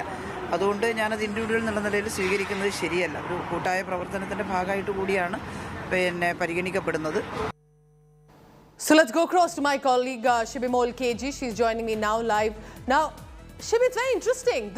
This could have actually made the CPM look so much better. The Ramon Magsaysay Award, this was possibly the 64th award that was being given to the former health minister for a work in the healthcare system in Kerala for the Nipah outbreak, for the COVID-19 outbreak, that it appears, according to the award committee, she managed it so well. What exactly happened? Why would the CPM decide that their Mantri, former minister, should not accept this award? Well, Pooja, there are certain points put forward by the CPIM here. Now, KK Shailja, there was a lot of unclarity if she was actually being considered, but she herself came out and said that she was being considered. But when she discussed with the central leadership of CPIM, they said that it's not generally given to the political leaders. So it's not fair from our end to accept an award that's not generally given to political leaders. Also, she said that it's an NGO, but the NGO does not really follow the ideals or does not support the principles of communist parties. Now, what just to be noted here is Magsaysay was known, the former president of Philippines was known to be an anti-communist person who never supported communist ideology. So from what we know, the CPIM leadership felt that accepting an award which is named after somebody like him will not help the party in the long run. That's another point put forward. Now, CPIM is known for rejecting awards here. Generally, like they always say that party comes first, not the person. Even if you speak to any of the CPIM leaders, they always say, no, it's not us, but the party. But what has become a news here is the person herself, KK Shailja. Because if you know, we all know that she was highly praised in the last cabinet. Correct. She was performing extremely well in the last cabinet. But to everybody's surprise, she was excluded from the cabinet in the second Pinarayi Vijayan government. And now a lot of people who are opposing the party's move has come out and said that this is a deliberate attempt to sideline her one more time. And if this was given to somebody like Chief Minister Pinarayi Vijayan, it would have been accepted. It would have boosted the party. But just because this is being given to Shailja here, that's the only that's an interesting perspective that you're also adding here, because we all remember that she was not included in the second time the cabinet was revised. And this is an international honor that could have only benefited the CPM and the government in Karnataka, but it clearly appears that the party has decided that one of their recognized former health minister should not be taking that award. We'll be tracking this latest development as well.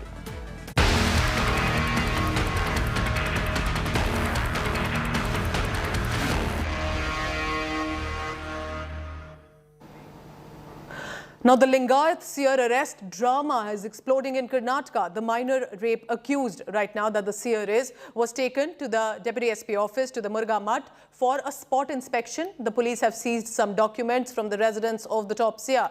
But the trouble is mounting for the JDS MLA and former Murga Mutt administrator SK Basavarajan, who had raised allegations against the seer.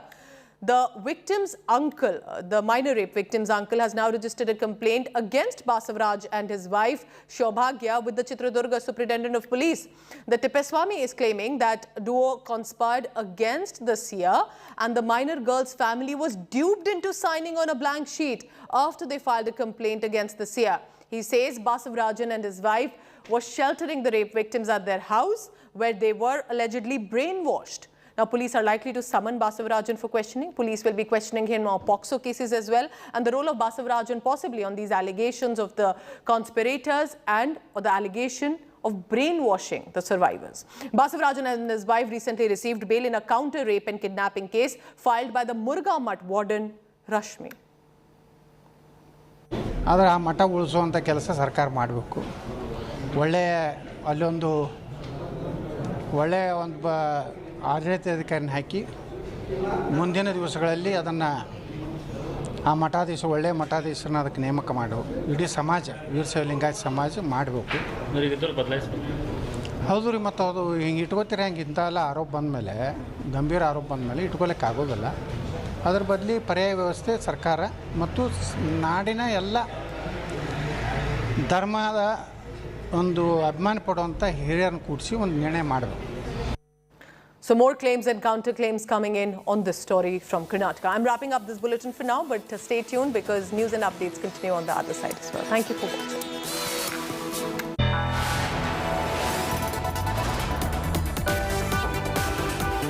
You are watching India Today.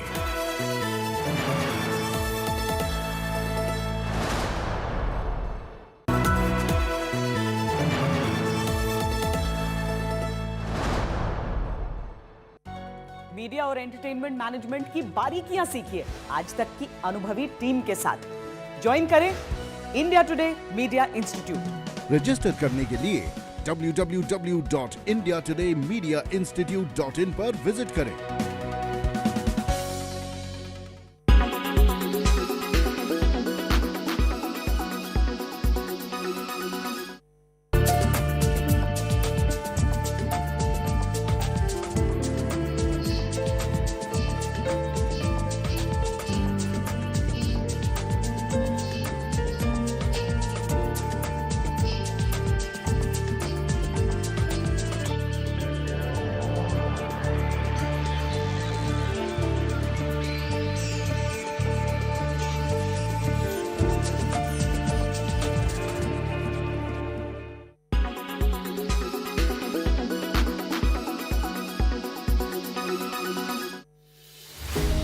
With every sunrise comes new beginnings, new opportunities and new stories.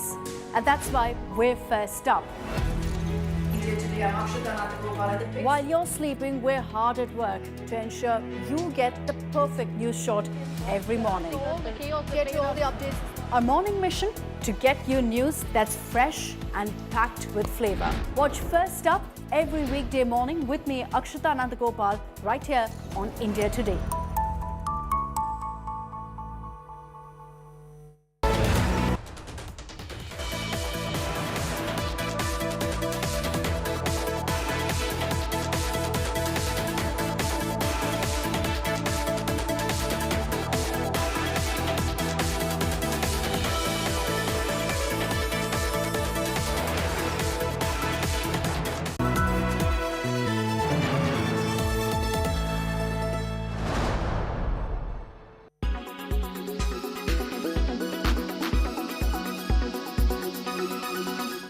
And let's get your details of an accident that's been reported at the Yamuna Expressway of a speeding BMW falling 20 feet from the Yamuna Expressway. The driver has been killed, one other has been injured. This morning, the BMW car went down from the expressway. Clearly, the driver had lost control of the vehicle. He was killed on the spot. Another person badly injured. This has happened along the Yamuna Expressway early this morning. The car was clearly driving at a very, very high speed, and hence the driver lost control. It fell 20 feet down into the gorge on the side. This is the footage that's emerged. The wreckage, you can see that the car has really been blown to bits because of the impact of the accident. We're being told that the driver lost control after speeding early this morning at the Yamuna Expressway, which is in Noida. And these roads, of course, while they're massive and empty, can also be a huge risk if these people resort to overspeeding. The driver lost control, hit the side and went rolling down a 20-feet gorge to the side. He's dead. The other person in the car, passenger, we understand, has been badly injured.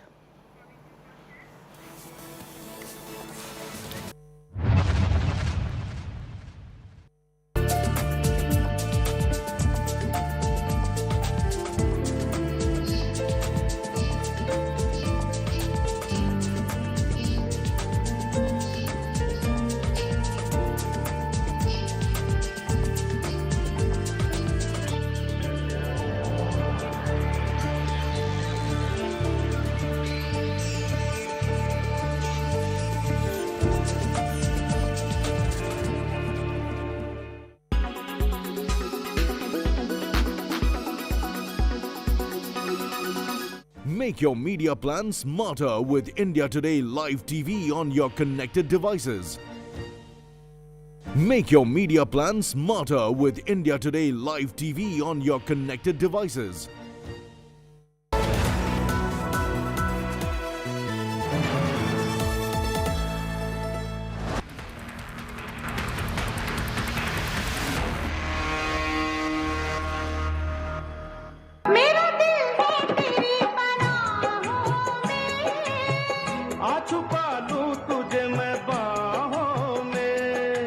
She was a TikTok star.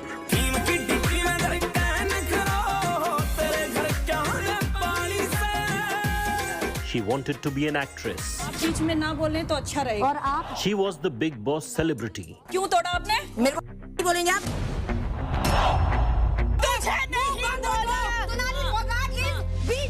Sonali Fogart was the National Vice President of BJP Mahila Morcha.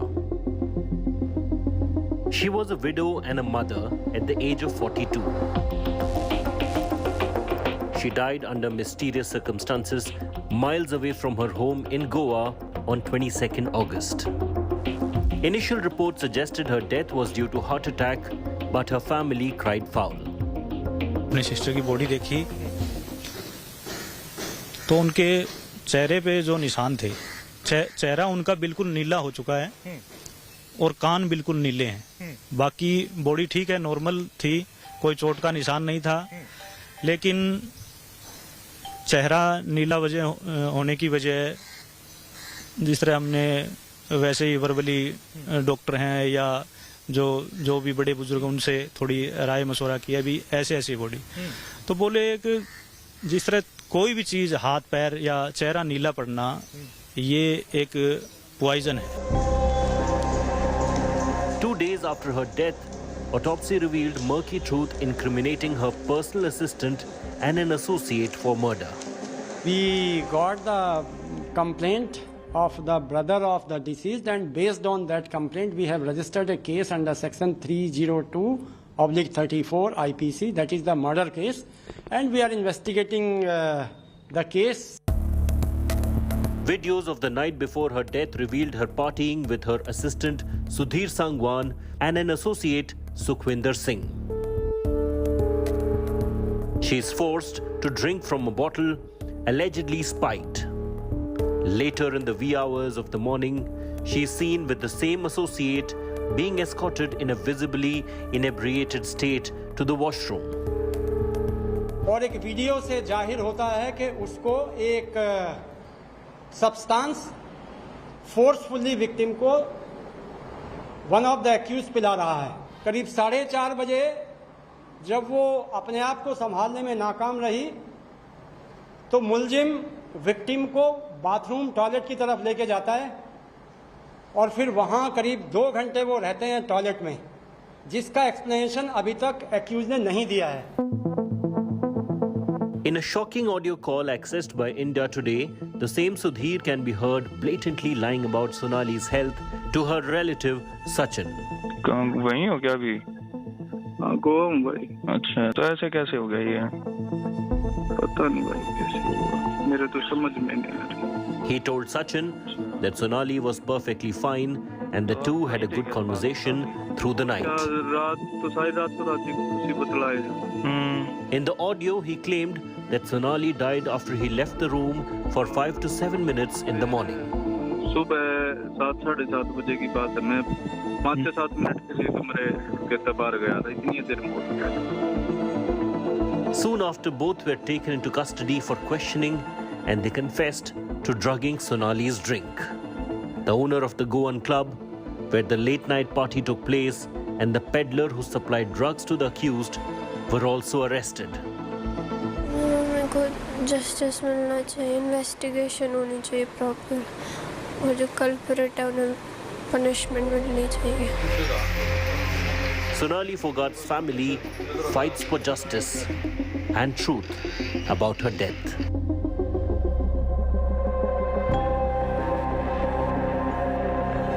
The mood is somber at Sonali Fogart's family home in Hisar. A frenzied investigation underway less than 15 kilometers away on the city outskirts. Teams of Goa and Haryana police arrived at Fogart's 6.5-acre farmhouse. Sudhir Sangwan and Sukhwinder Singh, two of the 5 suspects under arrest in connection with the former TikTok star's alleged murder, are believed to have been frequent visitors to this sprawling estate. Goa police team has reached Sonali Fogart's farmhouse. We can see 2 Goa police team members along with the Haryana Hisar police officials have reached at the Sonali Fogart's farmhouse, where the accused Sudhir Pal Sangwan and his friend regularly used to visit. Investigations by the police teams of the 2 states have now expanded into accusations that one of Sonali Fogart's assistants, Sudhir Sangwan, plotted to grab her properties in Hisar and Gurugram. वो काफी time से ये षड्यंत्र रच रहा है जी कि इनको परिवार को सबसे पहले तो भाई परिवार को दूर करे, धीरे धीरे फिर उसको काबू में लिया ताकि परिवार साथ नहीं देगा तो इसका मैं कुछ भी कर सकता हूँ। उसने मतलब गुड़गांव फ्लैट है वो भी अपने नाम किया है और भी कुछ ऐसी चीजें हैं जो अभी तक हमें पता नहीं है, उसकी डिटेल हम बाद में निकलवाएंगे। Sonali Fogart's immediate family has alleged property-related motive behind her suspected murder. Goa police Haryana में आए और गुड़गांव फ्लैट को खोला जाए तो वहां सोनाली फोगाट के परिवारजनों की मौजूदगी में ही उनको खोला जाए क्योंकि आरोपियों के द्वारा पहले भी बहुत सबूत मिटा दिए गए हैं। An accountant of Sonali Fogat, Shivam, is being questioned after the family alleged he made off with digital and paper evidence of his employer's properties. A laptop recovered from him has been sent for forensic examination. In the meantime, at Goa, the police crackdown has started. Sonali Fogat was allegedly drugged here while partying. Rules apparently bent. Inhibitions lost. And consequences turned fatal for the former TikTok star.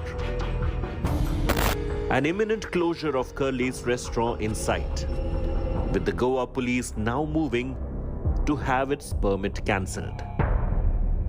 हमने गोवा सरकार को लिख दिया है strongly recommend करके कि इस case की सीबीआई जांच कराने के लिए वो कार्रवाई करें।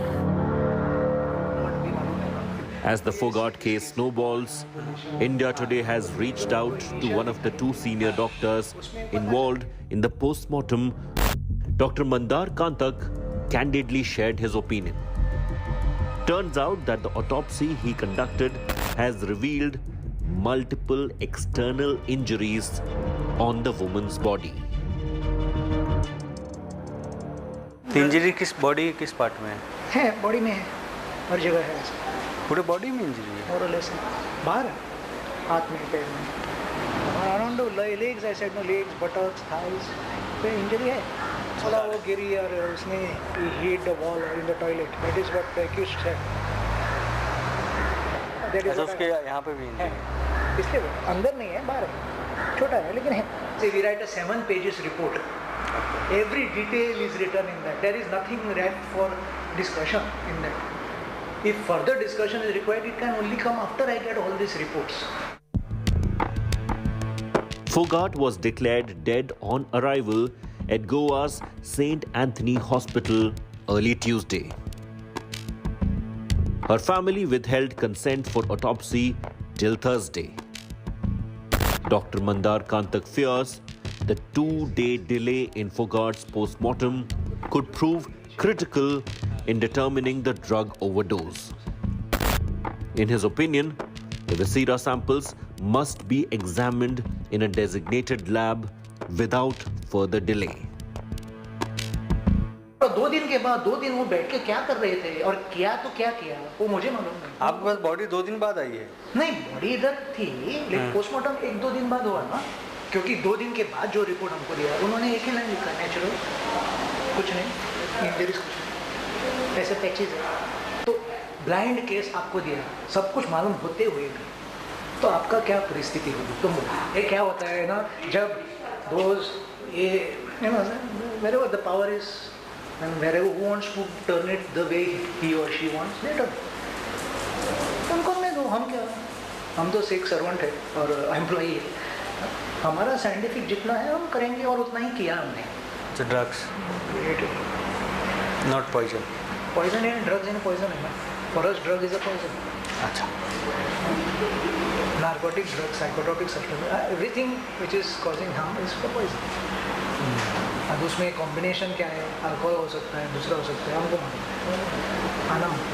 And I hope it come positive, क्योंकि ये drugs ना, especially these psychedelics and all this, they are transient drugs. They are taken only for effect for few hours. But I hope they get it done fast. That is only I hope. तो कब भेजना है police decide करती है? हमने उनको दिया है ऑलरेडी, अब वो एड्रेस चेंज कर रहे हैं, कहाँ पे भेजना है, फिर कब में भेजना है उनके मन में आएगा तब भेजेंगे. This is what this delays everything. फटाफट भेजा तो अच्छा होता है. ये आप डिसाइड नहीं करते हैं, पुलिस डिसाइड करती है कि किस फॉरेंसिक लैब में जाएगा या कहीं भी भेज सकते हैं. तो ये हार्ट अटैक हुआ या फिर क्या हुआ? हार्ट का कुछ नहीं है उसमें, लेकिन हमने टेस्ट के लिए रखा. अच्छा, सब टेस्ट के लिए रखा. इनिशियल में हार्ट का कुछ नहीं है, बायनाश नहीं मिला इसलिए, लेकिन हमने टेस्ट के लिए रखा क्योंकि ये सब है ना, हार्ट हार्ट हार्ट बोल रहे. तो फिर क्या कॉज ऑफ डेथ फिर क्या था? हमने रिजर्व रखा है ना, वो सब टेस्टिंग वगैरह के लिए जा रहा है ना. So go in favor of all these drugs things.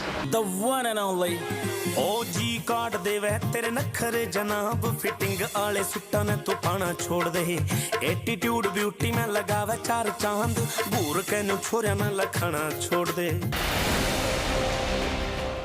Sonali Fogart was a go-getter from an early age. She always aspired to be an actress. Got her first break as an anchor for a program on Doordarshan. While working for Doordarshan, Fogart joined the BJP in 2008.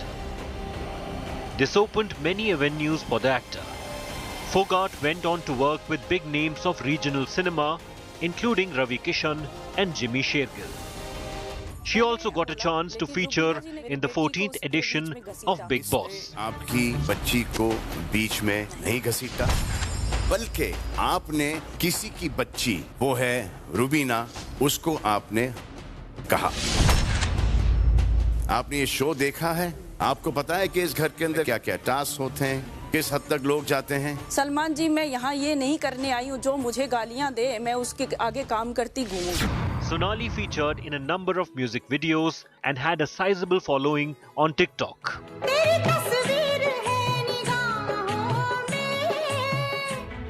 Sonali married Sanjay Fogart, who too was a politician. The two had a daughter. But the marriage ended on a tragic note. After just a few years, her husband died under mysterious circumstances in 2016.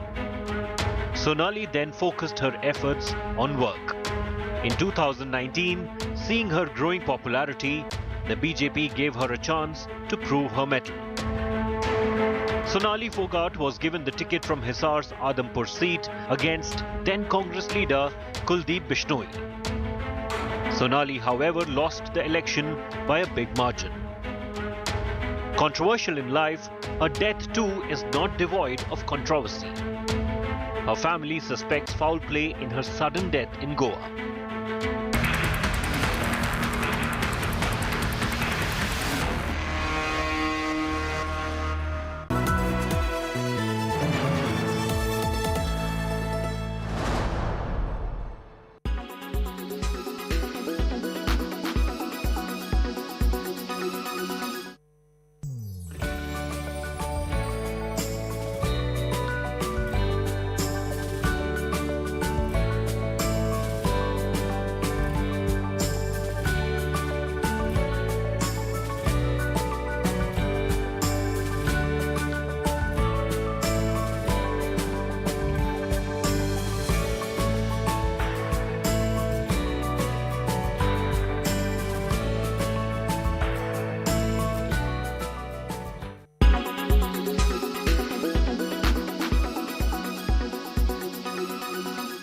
Everyone's busy finding what's trending.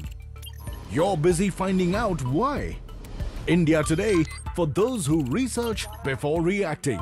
Download the India Today app now.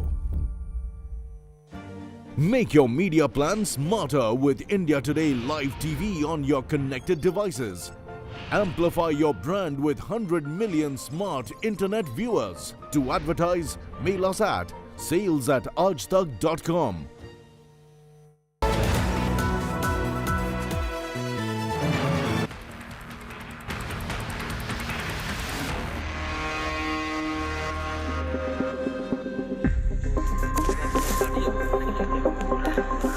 India Today has access to footage of accused Sukhwinder, aide of Sonali's PA Sudhir Sangwan. In the video clip, Sukhwinder is seen talking to a person post Sonali's death. Sonali Fogart was at Goa with her assistant Sukhwinder Sangwan, the man who is at the center of this murder story today. In order to identify whether Sonali had transferred any money in Sudhir Sangwan's account, Goa police has procured account details of 2 bank accounts of Sonali Fogart. One account is with a public sector bank and another is with a private bank. The investigators visited Hisar Tehsildar office to examine the lease agreement prepared by Sudhir Sangwan, who wanted to take Fogart's farmhouse at a darn cheap lease of 60,000 rupees per annum for 20 years.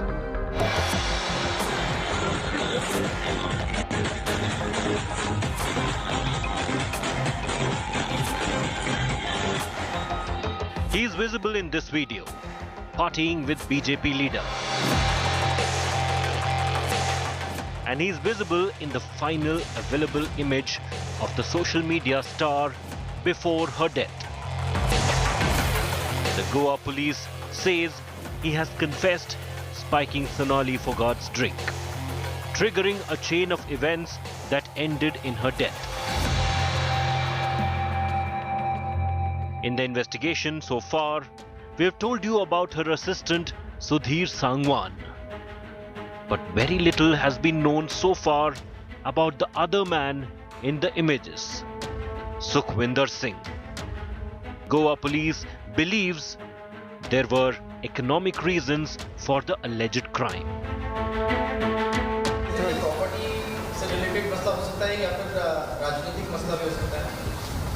Right now I cannot establish whether it is political or economic, but normally आप सब जानते हैं जर जोरू जमीन के बिना कोई तीसरा क्राइम मोटिव हुआ नहीं करता. Sukhwinder, who was arrested along with Sudhir, is resident of Haryana's Mandola village, less than 100 kilometers from Delhi. Going by the moniker SS, Sukhwinder, who has been remanded to police custody, owns a crusher in the nearby mining areas. Has a cousin sister who is a national level rower and is the son of a farmer. But first, how did Sukhwinder come into contact with Sonali Fogart in the first place? Goa's DGP tells India Today that during interrogation, Sukhwinder said that he had met Sonali during assembly elections and that he was fond of appearing in videos. So he used to engage with Sonali. In fact, Sukhwinder was allegedly to play a small part in Sonali's shoot in Goa on 25th of August, a plan cut short by her death 2 days prior. The police is now investigating what Sukhwinder said to his family before he was arrested last Friday. His wife Sonia, who is expecting, says that he definitely has political contacts for his business and that he is clear about his innocence. उसको political angle से फंसाया जा रहा है. उसकी सिर्फ इतनी सी ही गलती थी कि वो उस पे वहाँ पे मौजूद रह गया. इसके अलावा उसका इससे कोई लेना देना नहीं है. ना हम किसी सोनाली फोगाट को जानते, ना उसके परिवार वालों को जानते, ना हम सुधीर सांगवान को जानते. हमारा लड़का यही है नहीं. धंधा अपना धंधा से काम किया करता, वहाँ धंधा बिजनेस किया करता. मेरे बेटो गलत फंसाया से महाराज. एक बेटो से हमारे बेटो ऐसा काम करते भी नहीं करे और ना हमारे बेटो ने कदे ऐसा काम सोचा. सब बाण बेटे की इज्जत रखा कर दो. Neighbors and villagers speak up for Sukhwinder in disbelief that he could be involved in such a crime. लड़का बहुत बढ़िया है, यहाँ गांव में उसके कोई लाग लपेट नहीं है। यहाँ पूरा गुआंड में और गांव में किसी से भी पता करो आप, कोई भी मतलब लाग लपेट नहीं है उसके अंदर। But Sukhwinder's proximity to controversial Haryana politician and sitting MLA Gopal Kanda has stirred word of a political conspiracy. आज तक ना इस प्रकार का उसका गांव स्तर पे कोई रिपोर्ट रहा है, ना कोई लेना देना है। उन्होंने मैंने पूछा तो उसे कहा है, उन्होंने बॉम्बे के बारे में बताया था और अक्सर वो काम के सिलसिले में बाहर रहता है। As the investigation goes deeper into the true motives for the death, it has only gotten murkier at the Golden Palm beach of Goa.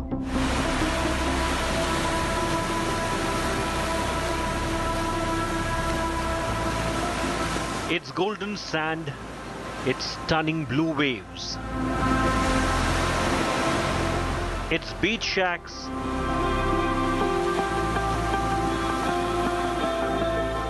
little churches, and classic castles.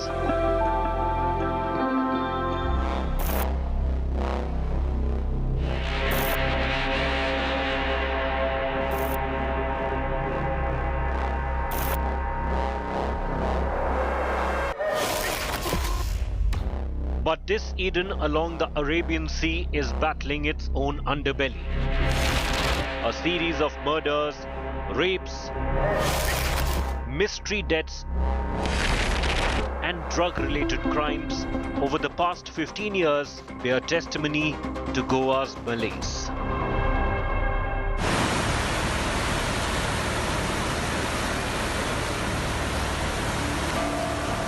The seafront restaurant is no stranger to controversy. Police suspect her assistant drugged Sonali Phogat at Curly's on the Anjuna beach. The same restaurant hit the headlines 14 years ago. Back then, the mother of British teenager Scarlett Keeling alleged her daughter had visited Curly's just before coming to the spot where she was sexually assaulted and left to die.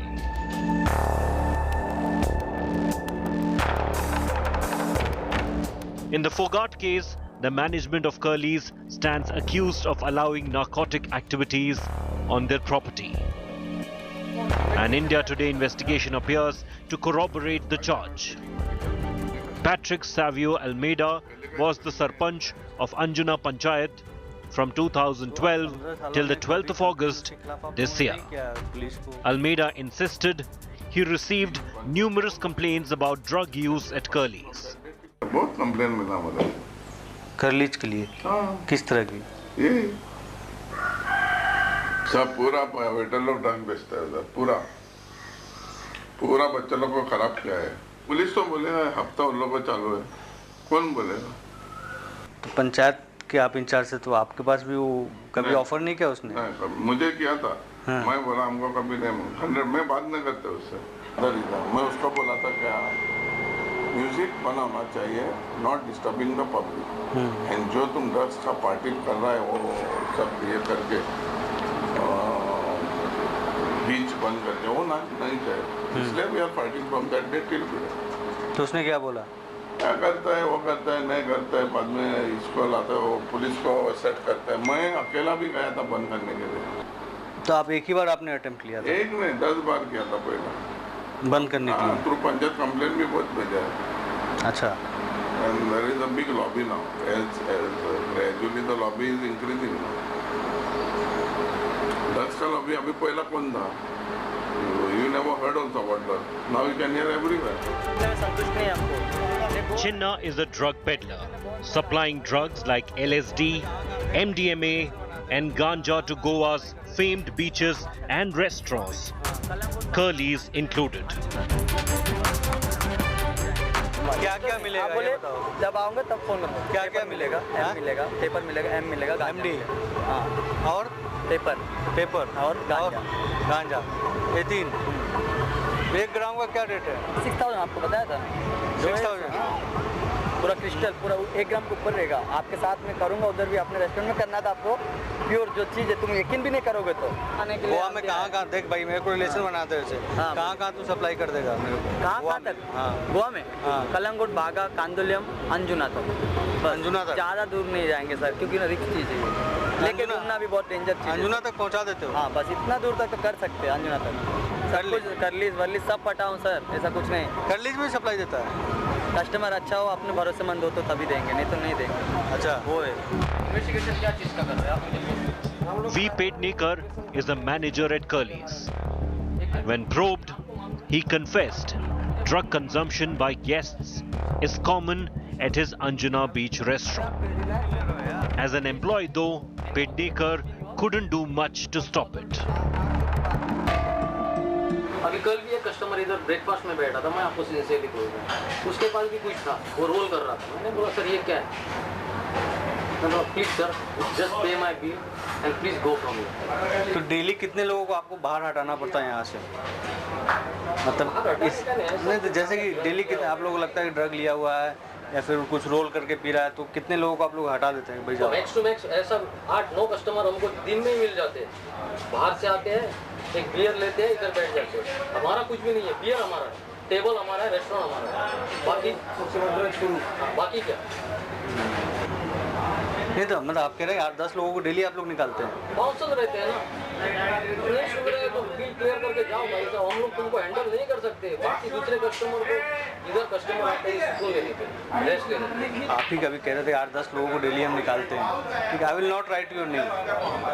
सो आप इनको यहाँ से हटाने के बजाय police को क्यों नहीं कॉल कर लेते कि भाई पुलिस आओ, इसको ले जाओ या ड्रग्स है इसके पास? नहीं सर, एक बार हमारे प्रीमाइसिस से वो चला गया, मतलब हमारा प्रॉब्लम नहीं है। मैं पुलिस को बुलाकर खाली दूसरा कस्टमर को ईगो हर्ट नहीं करना चाहता है, नहीं पुलिस इधर आए, मुझे ये भी नहीं चाहिए। बिकॉज मोस्टली गुड फैमिलीज आती है, डिनर करती रहती है, तो रिलैक्स करते हैं, बैठते हैं, बातें करते हैं, और अचानक पुलिस आ गई है तो ये भाई क्या चक्कर है, इधर पुलिस भी आती है, ऐसा हो जाता है, फिर नेगेटिव थिंकिंग हो जाती है। तो इससे अच्छा कस्टमर को ही बोलो सिंसियरली, भाई सर आप पेमेंट करो और जाओ।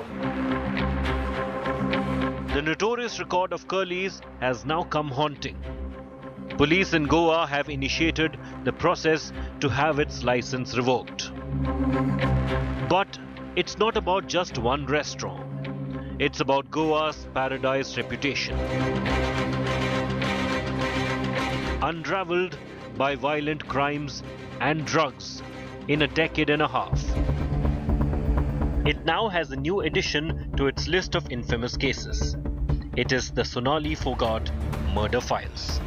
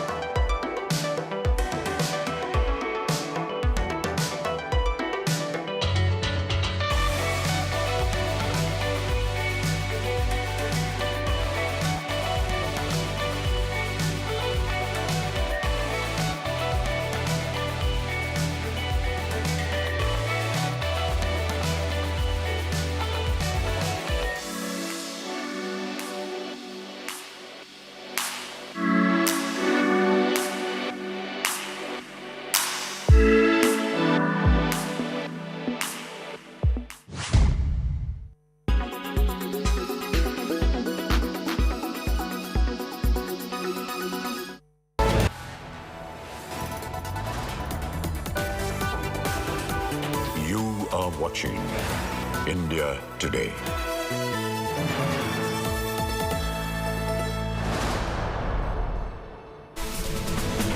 Good evening and welcome. Thank you for tuning in this Sunday to India Today. I'm Pooja Shali. Let's begin first with the headlines. It's the Congress mega show of strength in Delhi. Rahul Gandhi launching scathing attacks at Prime Minister Narendra Modi, slamming the Prime Minister over unemployment, rising prices of essentials and fuel, repealed farm laws and an environment of hatred. Hindustan ने ऐसी महंगाई कभी नहीं देखी। नरेंद्र मोदी जी कहते थे 70 साल में क्या किया कांग्रेस पार्टी ने। 70 साल में कांग्रेस पार्टी ने इतनी महंगाई हिंदुस्तान को नहीं दिखाई। And weeks after dumping the Congress party, Ghulam Nabi Azad simultaneously holds a mega rally in Jammu and Kashmir. Says he built the Congress party with blood and sweat. Alleges the Congress coterie is trying to malign him.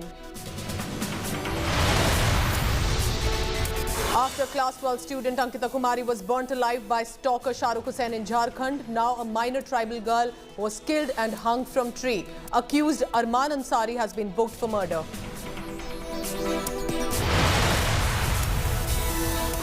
Controversy erupts after the CPM stops its former Kerala Health Minister KK Shelja from accepting the Magsaysay Award for her leadership in handling the COVID pandemic in the state. In some sports news, India play Pakistan in their first match of the Super 4 of the Asia Cup. India will be, however, without Ravindra Jadeja, while Pakistan loses pacer Shehnawaz Dahani to injury.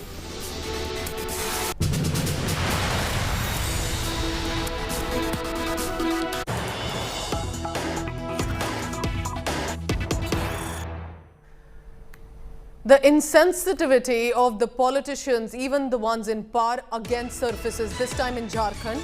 Chief Minister Hemant Soren's heartless remark on the Dumka victim. Soren has said, and I quote him here, "Ye hota rehta hai. This keeps happening." And this, remember, is in the background of another tribal girl who has been found dead and hanging. And a man has already now been mentioned in the FIR, the accused name as well. Arman Ansari has been the accused. But Chief Minister Soren literally appears to be normalizing a ghastly crime. To say, "Ye hota rehta hai" means what, Chief Minister Soren?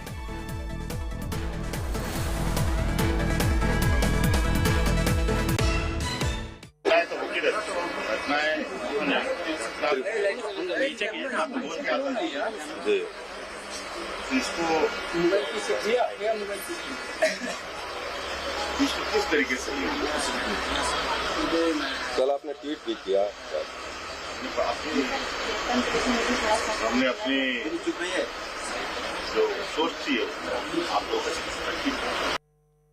And this, remember, has been previously as well. There have been netas, even chief ministers across different states, who appear to be normalizing the murder of girls and rapes of these girls and well. And this time, Chief Minister says, "Ye to hota rehta hai." This loosely translated, this keeps happening. But the question is, why does this keep happening?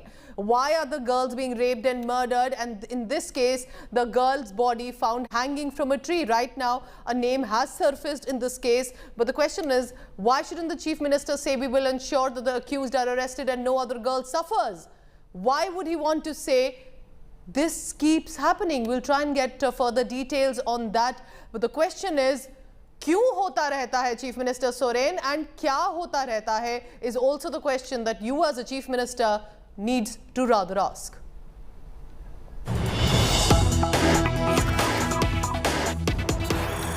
And after Rahul Gandhi's scathing attack on Prime Minister Narendra Modi, now the BJP is responding, holding a press conference with Shambit Patra. Let's listen into that. एक परिवार बचाओ आंदोलन था, एक परिवार बचाओ rally थी।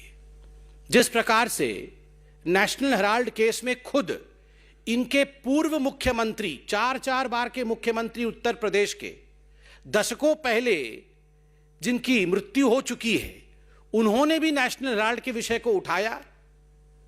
और आज गांधी परिवार को लग रहा है कि वो संपूर्णतः घिर गए हैं, तो अपनी साख को बचाने के लिए, अपने अस्तित्व को बचाने के लिए उन्होंने इस रैली का स्वांग किया है। राहुल जी, आज भी आप पहले तो 5 उद्योगपति कहते थे, उसमें 3 उद्योगपति कम हो गए, आज 2 उद्योगपतियों के विषय में आप बात कर रहे थे। 2014 से ही आप कहते आ रहे हैं उद्योगपति उद्योगपति। राहुल जी, जहां तक आपका यह स्टेटमेंट है कि यह देश दो उद्योगपतियों का है, बड़े स्पष्ट रूप से हम कहना चाहेंगे कि आपकी पार्टी केवल परिवार के दो सदस्यों की पार्टी है। यह देश भारतीयों का है। आपकी पार्टी सबकी नहीं है। आपकी पार्टी तमाम कांग्रेसियों की नहीं है। आप देश की बात करते हैं। You can not share Congress with congressman today. Rahul ji and Sonia ji, in fact, you have not shared, the family has not shared Congress with its own members. केवल दो परिवार के सदस्य सोनिया जी और राहुल जी एक म्यूजिकल चेयर के अंतर्गत अध्यक्ष बनते जा रहे हैं। कोई तीसरा व्यक्ति इस पार्टी का अध्यक्ष तक नहीं बन सकता। वो आज देश के विषय में और उद्योगपति के विषय में कमेंट कर रहे हैं। बंधुगण, आज एक दुखद घटना घटी है। एक लीडर ऑफ ऑपोजिशन ने, देश के एक सांसद ने, एक पूर्व पार्टी के अध्यक्ष ने जिस प्रकार के भाषा का प्रयोग संवैधानिक संस्थाओं के लिए किया है, यह चिंता का विषय है। राहुल गांधी ने न केवल मीडिया अपितु जुडिशियरी और इलेक्शन कमीशन को आड़े हाथ लिया, तीनों स्तंभों को बिका हुआ बताया और उद्योगपतियों के दबाव में बताया। मैं पूछना चाहता हूं मीडिया से, मीडिया के बिना हम अधूरे हैं। मीडिया के बिना लोकतंत्र कभी स्वस्थ रूप से आगे नहीं बढ़ सकता है। Without media this democracy is incomplete. Democracy can never move ahead if you do not support media and the media does not support us. Astonishingly, the language that Mr. Rahul Gandhi used for media today was abysmally low. जिस प्रकार से media को generalise term में सबको बिका हुआ बताया गया, मुझे लगता है आज मीडिया को भी सोचना पड़ेगा कि आखिरकार वो राहुल गांधी से सवाल कब करेंगे। और सुप्रीम कोर्ट से भी आज हम from this high table of Bharatiya Janata Party we would like to appeal, your lordship, this is contempt of court. जब इंडियन जुडिशियरी को राहुल गांधी भरे मंच पे खड़े होकर रामलीला मैदान में, जिसका प्रसारण समस्त भारत में हो रहा हो, जब जुडिशियरी को राहुल गांधी बिका हुआ दबाव में काम करता हुआ बताते हैं, तो कहीं ना कहीं the attack is directly on the constitution of India. यह भारत के संविधान के ऊपर हमला है, यह जुडिशियरी की इंडिपेंडेंस के ऊपर हमला है। और हम तो आग्रह करेंगे, इसमें जुडिशियरी को सुओ मोटो कॉग्निजेंस लेना चाहिए राहुल गांधी के इस वक्तव्य का। और यह कोई पहली बार कांग्रेस पार्टी के नेता इस भाषा का प्रयोग जुडिशियरी के लिए नहीं कर रहे हैं। आज विश्व में अगर सबसे कायदे से काम करने वाली, सबसे सशक्त जुडिशियरी किसी की है, सबसे इंडिपेंडेंट जुडिशियरी किसी की है, तो वो हिंदुस्तान की है। आज विश्व में अगर इलेक्शन कमीशन ने कीर्तिमान स्थापित किया है, इतने बड़े देश में जहां हर समय चुनाव होते रहते हैं, परिपक्वता के साथ नॉन बायस तरीके से अगर चुनाव लड़वाने का काम किसी ने किया है तो हिंदुस्तान के इलेक्शन कमीशन ने किया है।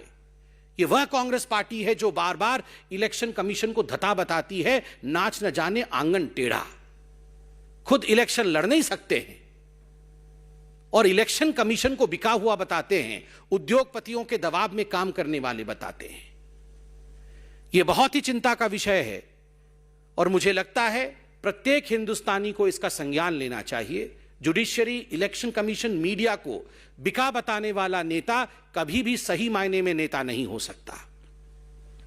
और जहां तक जांच एजेंसियों का सवाल है, भ्रष्टाचारियों को डरना चाहिए।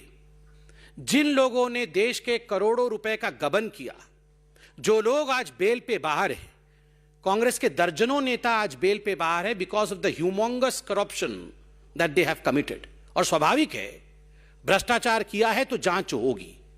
इसलिए यह बताना कि एजेंसीज उद्योगपतियों के लिए काम कर रहे हैं, कहीं ना कहीं आपके अंदर के गिल्ट भाव को, आपके अंदर के ग्लानि भाव को दर्शाता है। राहुल जी, आपने कहा कि हिंदुस्तान की जो हालत है वो खराब है। राहुल जी, हिंदुस्तान की हालत आज क्या है शायद आप नहीं जानते हैं, मगर हम आपके नॉलेज को दुरुस्त करते हैं। let me enlighten you as to what is the condition of India today. Only a couple of days ago, we got the good news that while India was celebrating Azadi Ka Amrit Mahotsav and while we were celebrating 75 years of our independence, India surpassed United Kingdom economically. Today, we are the 5th largest economy of the world. आज हम विश्व के 5वें सबसे बड़े आर्थिक स्तंभ हैं, आर्थिक जगत है। हमने ब्रिटेन को भी परास्त किया है।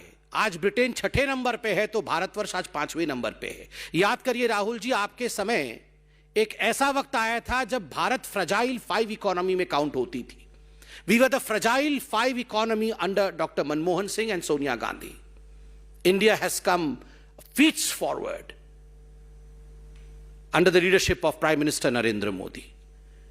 अभी चंद दिनों पहले इस तिमाही का ग्रोथ रेट सामने आया है, जब पूरे विश्व में कोरोना पैंडेमिक को लेकर एक माहौल बना है।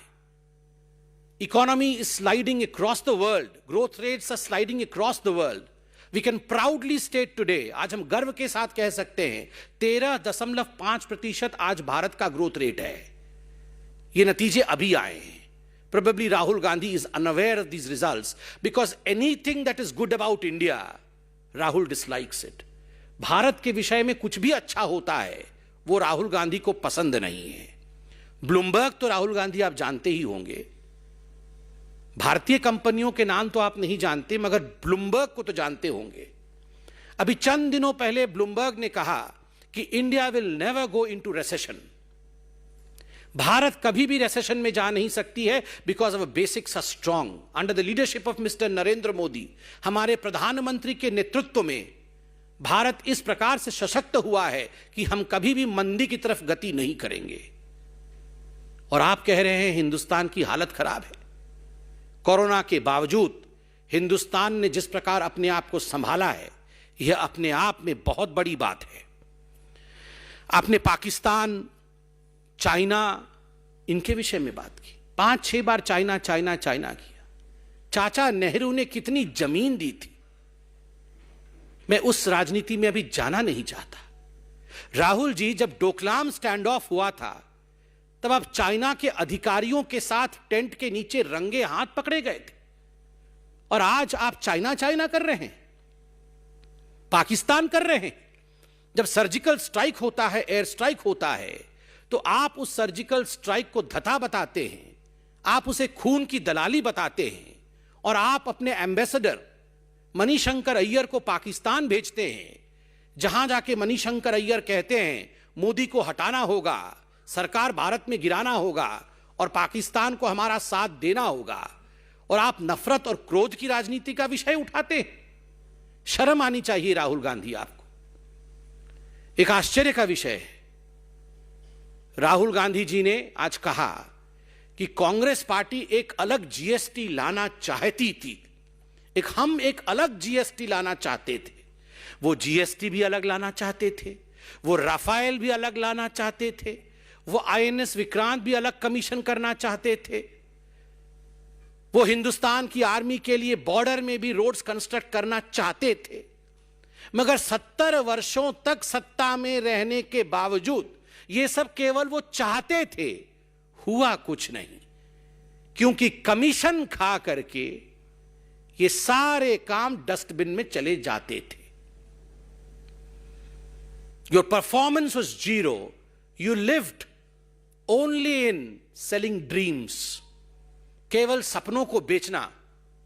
दादाजी कहते थे गरीबी हटाना है, नानी जी कहती थी गरीबी हटाना है, पिताजी कहते थे गरीबी हटाना है, माताश्री कहती थी गरीबी हटाना है।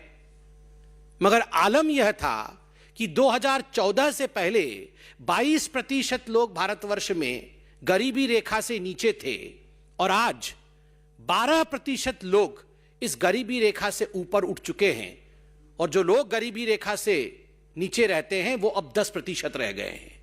तो स्वाभाविक रूप से कौन गरीबी रेखा से ऊपर उठा रहा है और कौन केवल गरीबी हटाओ का नारा देता था और गरीबों के लिए काम नहीं करता था, इस विषय में बताने की आवश्यकता नहीं है। आप सब ने देखा होगा कि कोरोना के बावजूद 0.8% लोग जो अत्यधिक गरीब थे, कोरोना के बावजूद इस आंकड़े में किसी प्रकार की बढ़ोतरी नहीं हुई। 0.8% लोग ही उस स्टैटिस्टिक लिमिट में रहे और आईएमएफ ने और वर्ल्ड बैंक ने इसकी सराहना की कि जिस प्रकार से भारतवर्ष ने इसको मैनेज किया है कि गरीबी में किसी प्रकार की बढ़ोतरी नहीं हुई पेंडेमिक के बावजूद, यह अपने आप में this is a telling story, यह अपने आप में एक बहुत बड़ा विषय है। आज राहुल गांधी महंगाई के विषय में बोल रहे थे। उन्होंने आटा भी लीटर्स में आज कन्वर्ट किया है।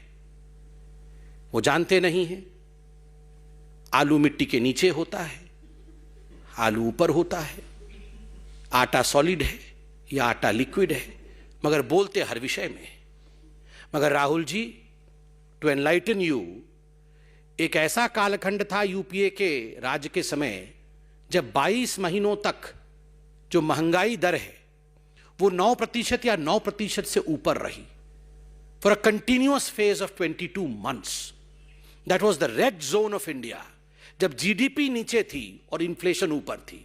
और एक ऐसा भी समय था for the first time the inflation in the country had gone to double digits. आज पैंडेमिक के बावजूद जिस प्रकार से 80 करोड़ लोगों तक राशन पहुंचाया गया है, पैंडेमिक के बावजूद देश ने आत्मनिर्भर बनने का ये जो प्रण लिया है, ये अपने आप में हिंदुस्तान के रिजॉल्व को, हिंदुस्तान की प्रण शक्ति को, हिंदुस्तान के संकल्प को दिखाता है और ये जीत प्रत्येक हिंदुस्तानी का है। Together the government and every citizen of this country have worked to see to it that we rise above the pandemic।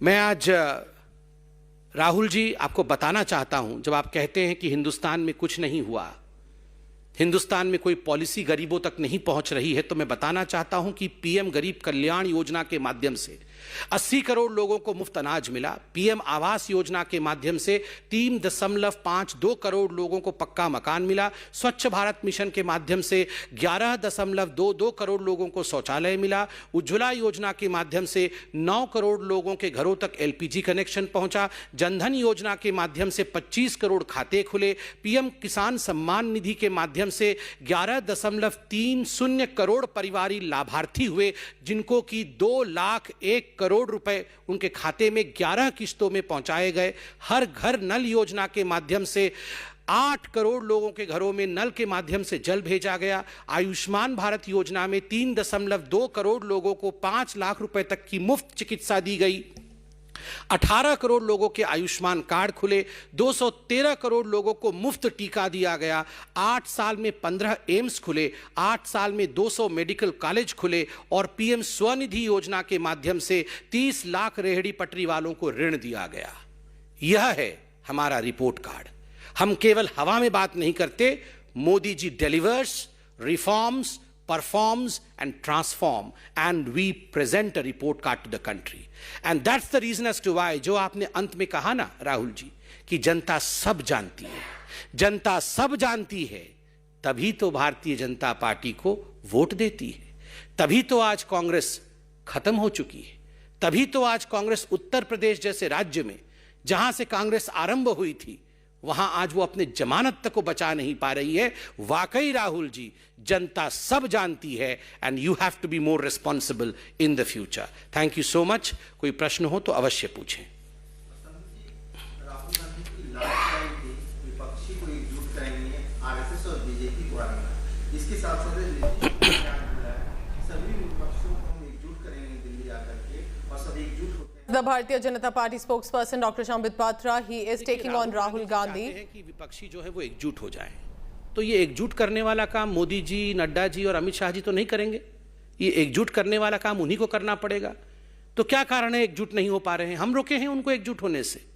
और आप बताइए, 2014 से एकजुट होने का जितने भी इनको हथकंडे अपनाने थे, 2 अच्छे लड़के, आप याद करिए किस प्रकार से बुआ और बबुआ, ये सारे इकट्ठे तो हुए थे। तो उसके बाद भी जो, और सारे हाथ पकड़ करके बंगलुरु में खड़े भी हुए थे, उसके बाद भी क्या हुआ वो आप सबने देखा है। और वैसे भी जिसके पास कांग्रेस जाती है उस पार्टी का क्या हश्र होता है यह भी आप लोगों ने देखा है। क्या हुआ समाजवादी पार्टी का, साइकिल आज तक नहीं चल पा रही है। क्या हुआ वहां बिहार में, यह भी आपने देखा है। क्या हुआ महाराष्ट्र में, यह भी आपने देखा है। तो स्वाभाविक है अब बाकी पार्टियों के ऊपर छोड़ दिया जाए कौन कांग्रेस के साथ आना चाहता है कौन नहीं। 17 सितंबर को तेलंगाना दिवस को बीजेपी मुक्ति दिवस मना रही है, लेकिन ओवैसी और केसीआर इसको एकता दिवस के रूप में मनाने जा रहे हैं। इस पे कोई कमेंट नहीं, इस पे कोई कमेंट नहीं, इस पे Telangana youth and also saying that Rahul Gandhi is making these absurd allegations against the government. BJP wanting to hit back. This, remember, with the mega show of strength that Rahul Gandhi did manage today in the national capital Delhi, and one by one sharp attacks specifically targeted at the Prime Minister Narendra Modi, and the allegations primarily ranging from unemployment to hate being spread across India. आप मुझे दिखाइए उन्होंने बोलने की कोशिश कब की। Parliament जब भी कन्वीन होता है तो ये राहुल गांधी एंड कंपनी तो पार्लियामेंट के बाहर धरना कर रही होती है, वो पार्लियामेंट के अंदर कहां होती है। वो तो बहाने ढूंढते हैं कि कैसे हम पार्लियामेंट न जाएं। और प्रधानमंत्री जी हर सेशन से पहले एक ही अपील करते हैं, और वह भी बिना किसी भेदभाव के, कि आइए मिलकर हम हर समस्या के समाधान को ढूंढे, मिलकर बात करें, डिस्कस करें, डिबेट करें। मगर वहां पेपर फाड़ना, वहां जिस प्रकार का व्यवहार आज राहुल गांधी की पार्टी कर रही है पार्लियामेंट के अंदर, the disruptive modalities that the Congress party has adopted inside parliament, वो हमने देखा है। और कभी कभार राहुल गांधी बोल भी लेते हैं तो लास्ट में खुद ही आंख मार करके खराब कर देते हैं। पिछली बार किसानों के मुद्दे पे बोला था तो अंत में आंख भी मार दिया था।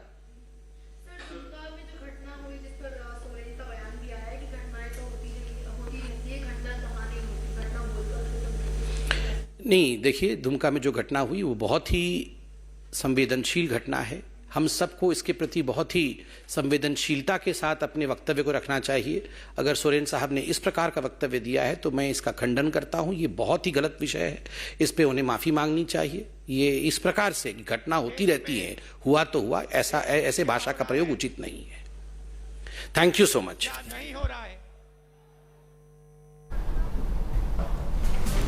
So it's been a day of allegations, counter-allegations and attacks between the Congress and the BJP. So that's the political part of it. I'm heading to a very short commercial break. When I return, let's bring you some sports news, because Pakistan and India will be playing their first match of the Super 4 of the Asia Cup. India is without all-rounder Ravindra Jadeja, while Pakistan loses pacer Shahnawaz Dahani to injury. But let's get you what is expected with this mega Super 4 coming up.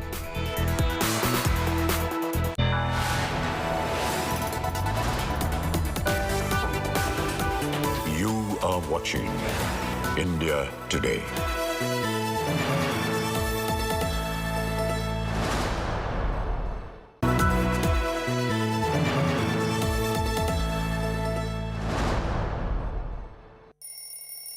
I'm the early bird who gets the news. The fresh morning air is my energizer. With me around, there are no dwindled dawns,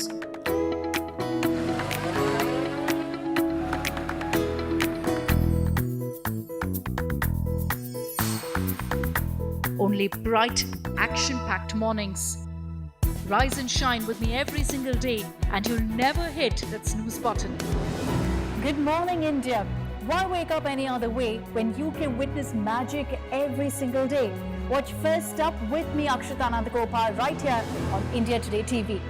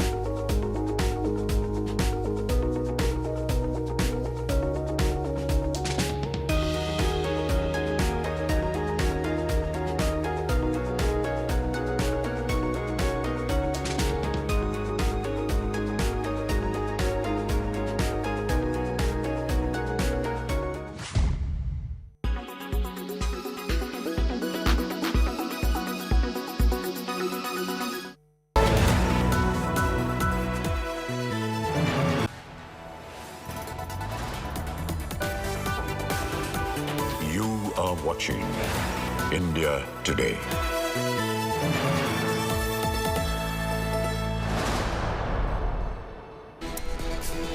A shocker has come from Uttar Pradesh. This time, a cow protector who had made a video of brutality against cattle has allegedly been killed in Uttar Pradesh's Kanpur. The body of Rajesh Dwivedi was found dangling near a temple under mysterious circumstances. The victim had recently shared a video with the local police. His family has said that Rajesh was killed for taking up the case of horrifying atrocities on cows. Rajesh had been getting threats after he made the video exposing some local youth. His family points to injury marks on Rajesh Dwivedi's body, saying that he was brutally beaten up. A police force has now been deployed after the incident also has created communal tensions in the area. इस जगह पे वो चारा पानी खिलाते पिलाते थे, जो गाय चोटिल हो जाती थी उनको वो दवा दारू और चोट उनका इलाज कराते थे, और इस चीज पे उन्होंने विरोध किया तो उनको धमकी दी गई कि आप, और उन्होंने धमकी दी थी कुछ लोगों ने, जिन लोगों ने पकड़ा कि अगर, उसके बाद उन्होंने रिपोर्ट की थाने जाकर रिपोर्ट करने के बाद में उन्होंने किया कार्रवाई की। कोई पुलिस ने कार्रवाई की उनकी शिकायत पर? नहीं, कार्रवाई नहीं की।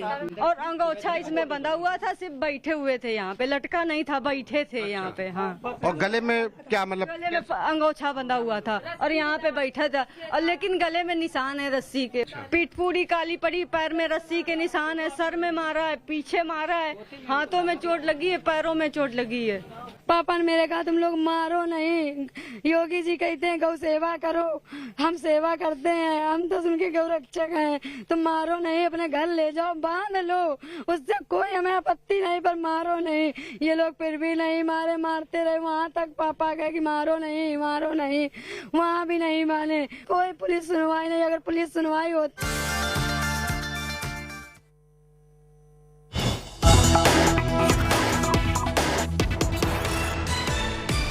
Some tragic news coming in. As per the PTI, the Press Trust of India, Cyrus Mistry, the former Tata Group chairman, has died. The PTI said, I quote her, the agency here, Cyrus Mistry dies in a road accident at Maharashtra's Palghar, which is near Mumbai. So this is, remember, tragic news coming in. Cyrus Mistry is the former Tata chairperson, and this is a developing updates that we have got for you. We'll try and get further details into exactly what happened with this tragic accident. But what we are being told right now is that Cyrus Mistry, former Tata chairperson, group chairman, has been killed, and this in a road accident at Maharashtra's Palghar. What exactly led to that terrible accident? I'll try and get further details. But it's a tragic news coming in that Cyrus Mistry, the former Tata chairperson, has passed away. Remember, he had also been embroiled in a mega court case also with regard to the Tatas. But as of now, the shocking news coming in that we can confirm to you that Cyrus Mistry has died in a car accident.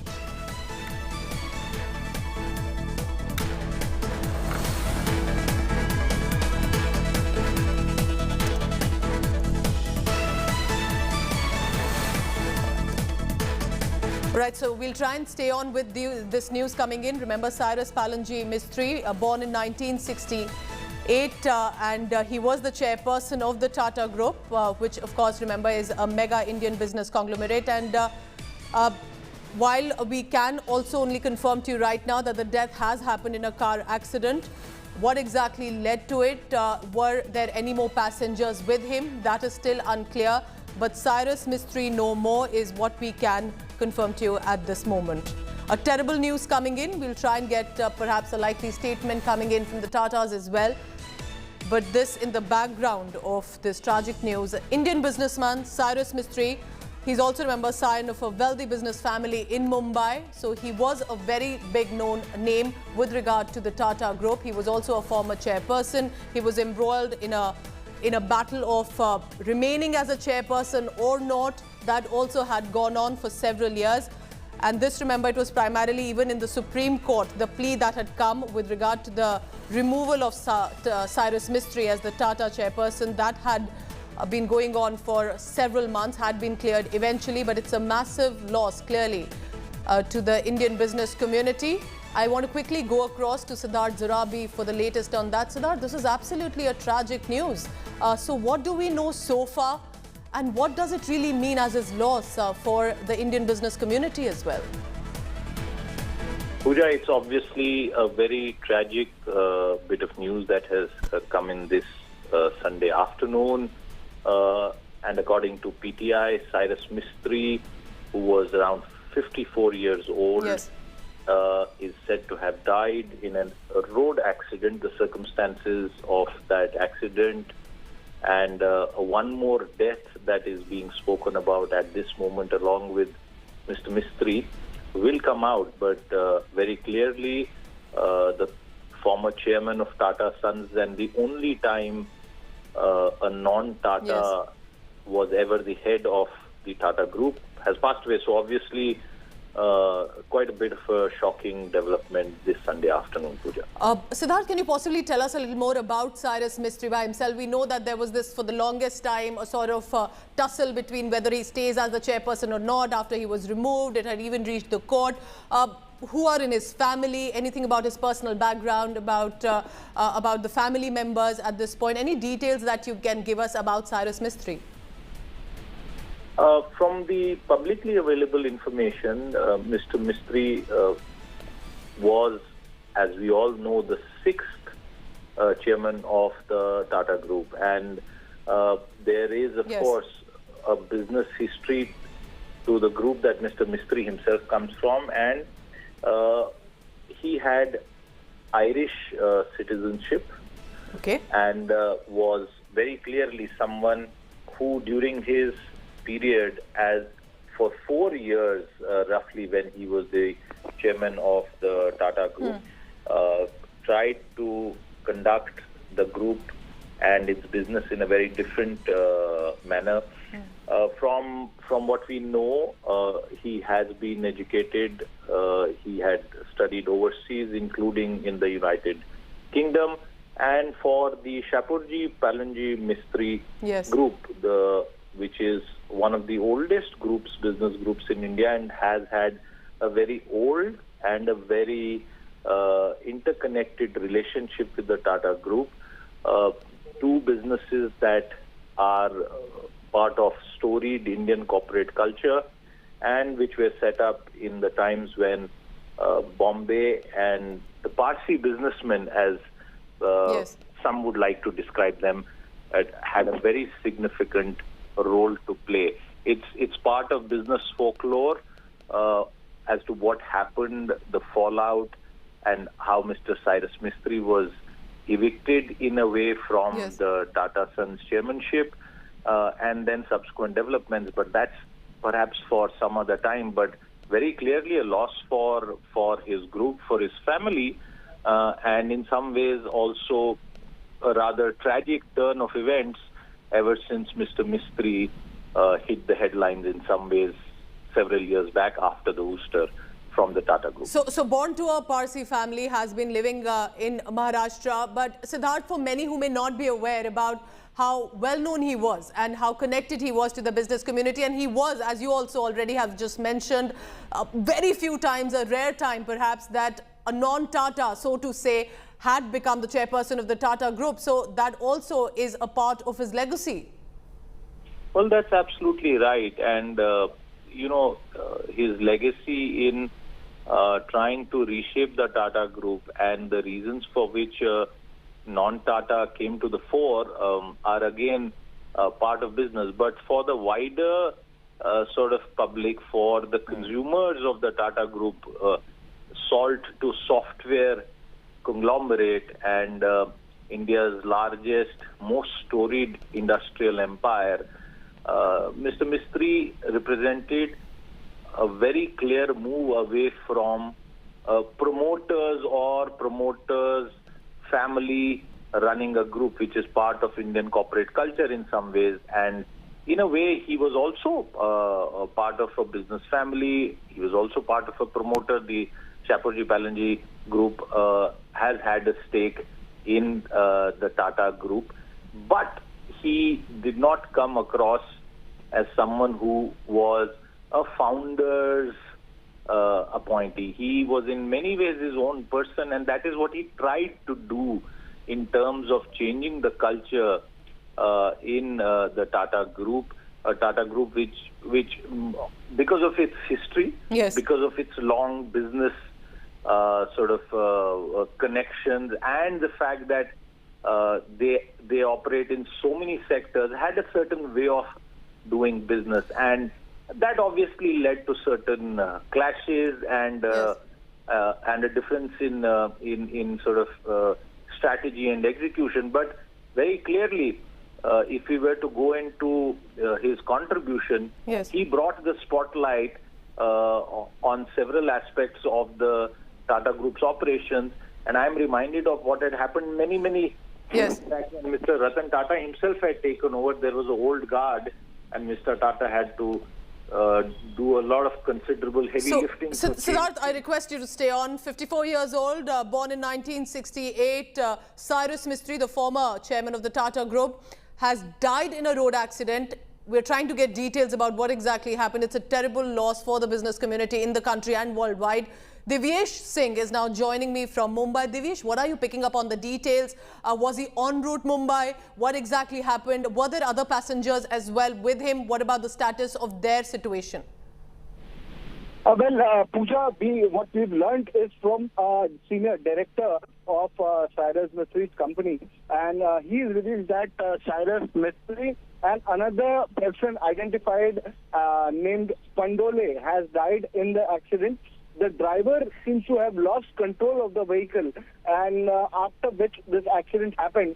And in this accident, happened at some distance from Palghar. The exact details regarding the location have not been revealed as of now by the police, but it is at some distance from Palghar that this accident happened, and after which Cyrus Mistry and another person identified as Pandole have died in the said accident. So Divyesh, I just want to reiterate here. So you're telling us that the exact location, the region where this accident took place was in Palghar? Yeah, it is under the jurisdiction of Palghar police. Okay. They were in Maharashtra, and but they were at some distance from Palghar. It is the jurisdiction of Palghar police. This is the bordering district between in Maharashtra and on the Gujarat border. This is the NH8, National Highway number 8, Mumbai-Ahmedabad Highway, where this accident has taken place. That is what has been revealed by sources from Cyrus Mistry's company. Okay. People have rushed to the spot. Family has also rushed to the spot to Palghar, and we are trying to get more details from police. As of now, it is learned that 4 people were traveling in the vehicle, of which 2 have died, which includes Cyrus Mistry and another person identified as Pandole. So, Divyesh, please stay on with me. We are being told that there could be more casualties here, and that out of 4 people, 2 we are being told have passed away, and that another passenger is likely to be the driver who lost control near Palghar, and this car accident has led to the loss of life of Cyrus Mistry, former Tata Group chairperson, and has been a reputed businessman, not just by himself, but by also the Palanji Mistry family that he comes from.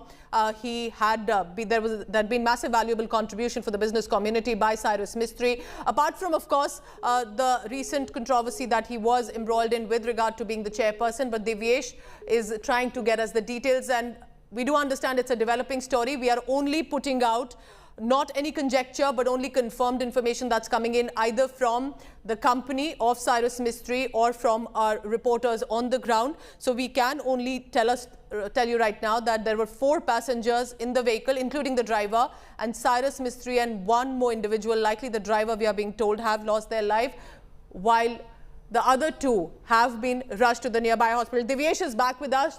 Divyesh, any details about at what time did this incident happen? What we are being told, Pooja, is that the accident took place around 2 hours ago, 2 hours from now, and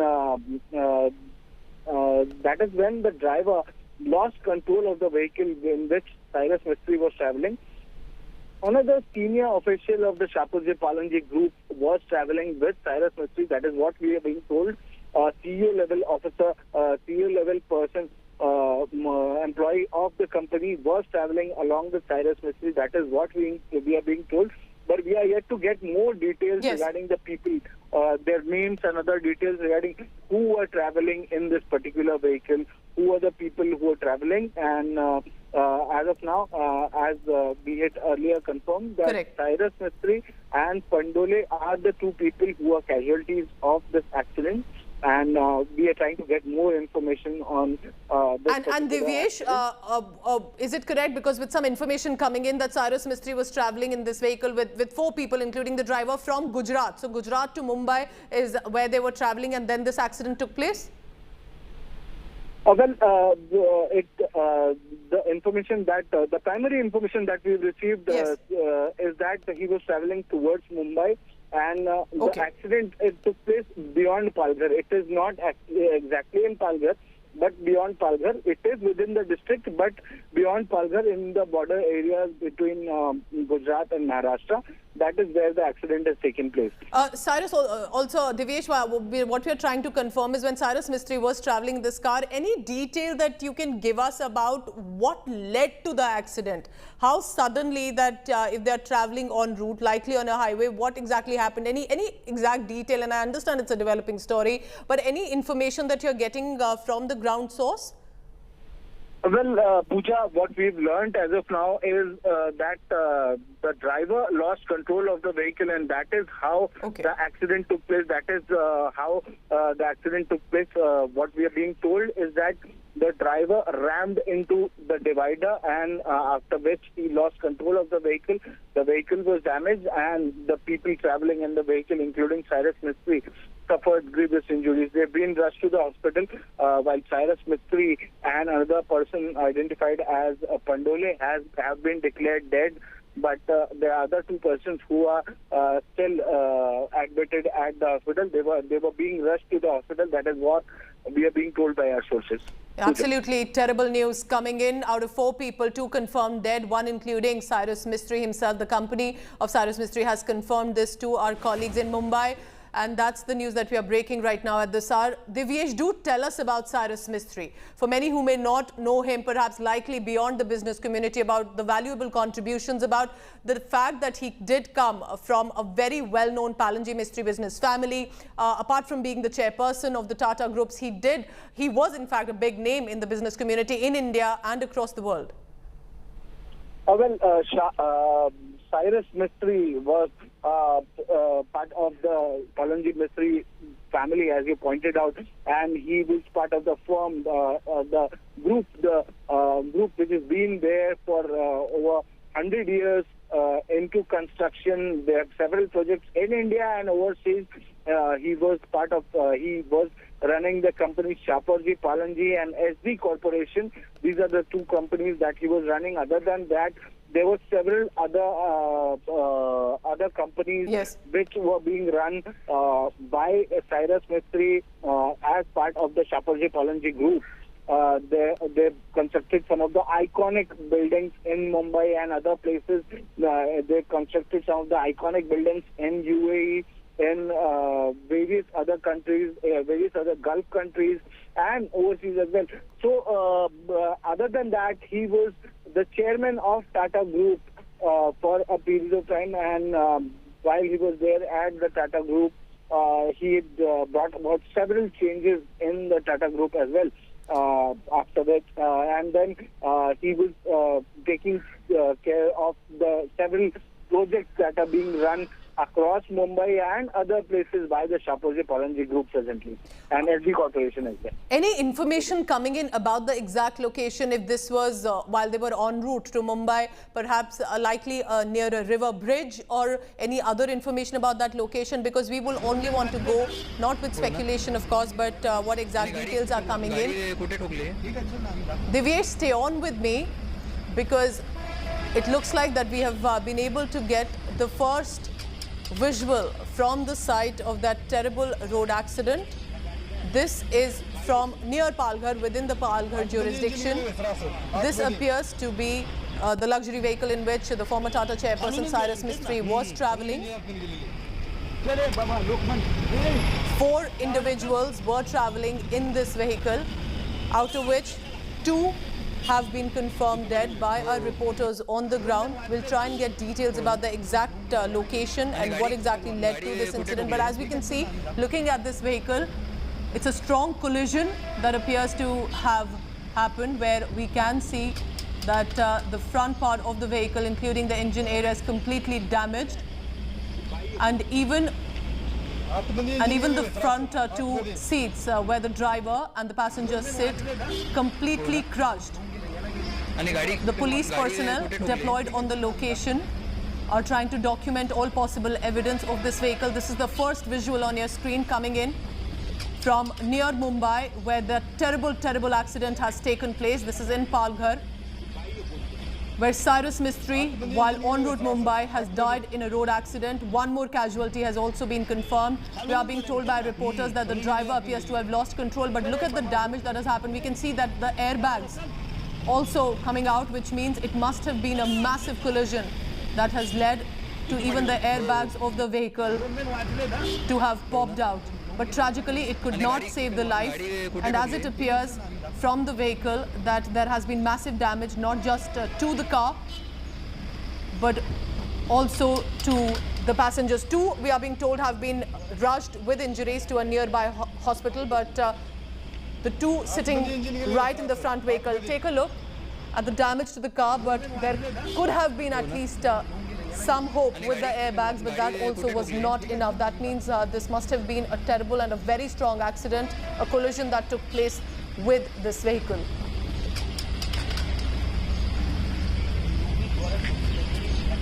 So the first visual on your screen coming in from Palghar, from the terrible road accident of Cyrus Mistry, the former Tata chairperson who's lost his life.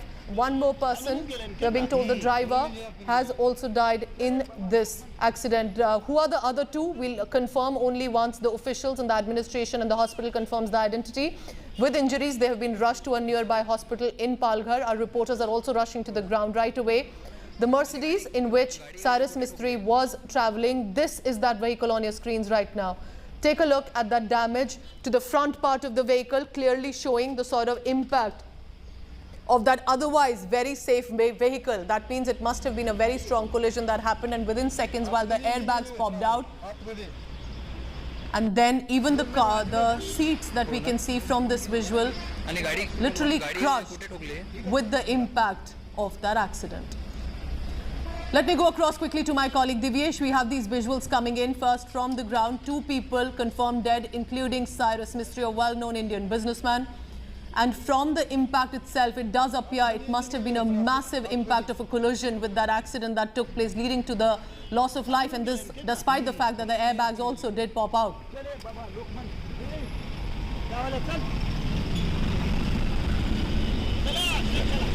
Divyesh, can you hear me? Hello, Pooja. Yes, go ahead, please.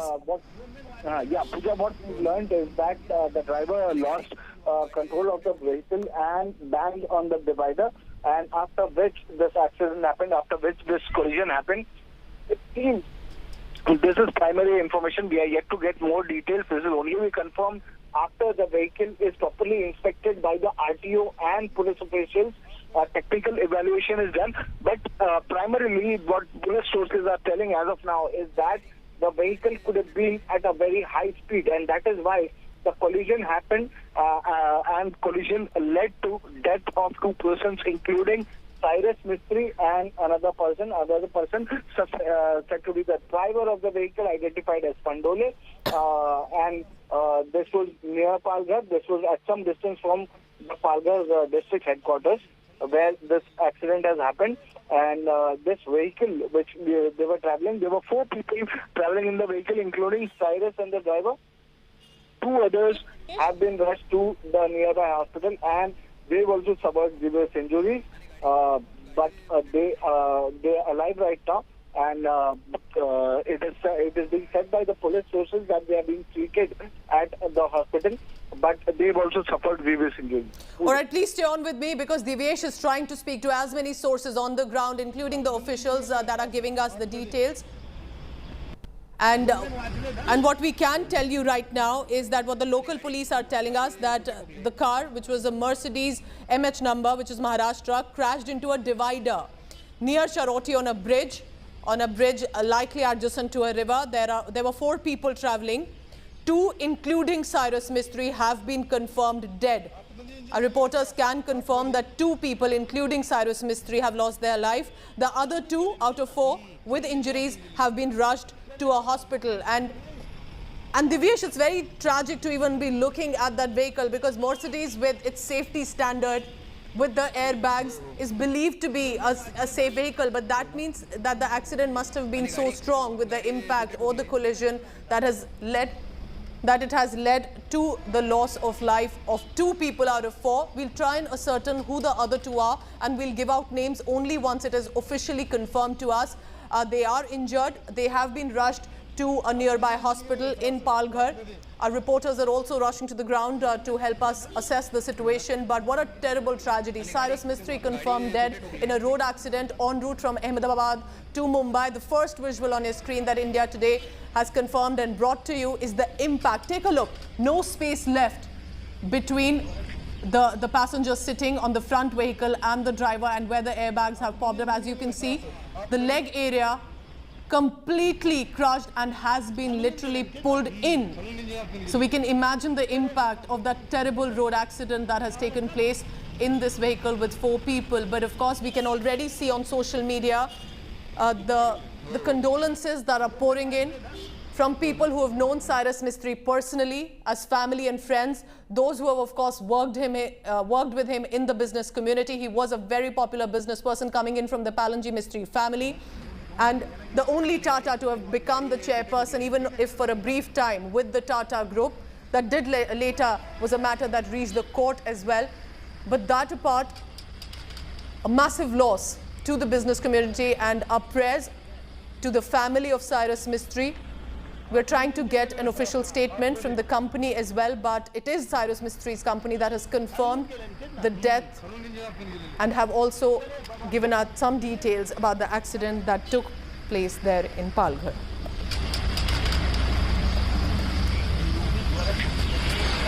"54 years old, born in 1968, 4th of July in Mumbai. Cyrus Mistry is no more. Killed in a road accident near Palghar in Maharashtra while he was en route from Gujarat to Mumbai with 4 people in this Mercedes vehicle. Remember, with the sort of profile that he came from, with the family legacy of the Palanji Mistry, a very popular business family coming from the Parsi family that he belonged to, he was born in. Got his education from the United Kingdom, from the London Business School, from the Imperial College, and had managed to make a niche for himself in the business community. No more, died in a road accident today.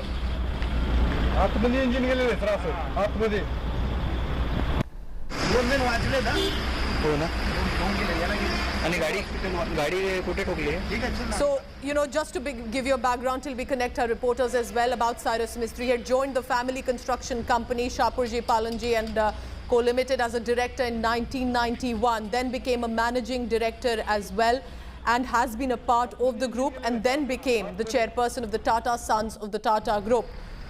He has been one of the top known, one of the most important industrialists, and this is not just about India, but even in the United Kingdom, he had managed to make his mark, and therefore is definitely known in the international quarters in the business community as well.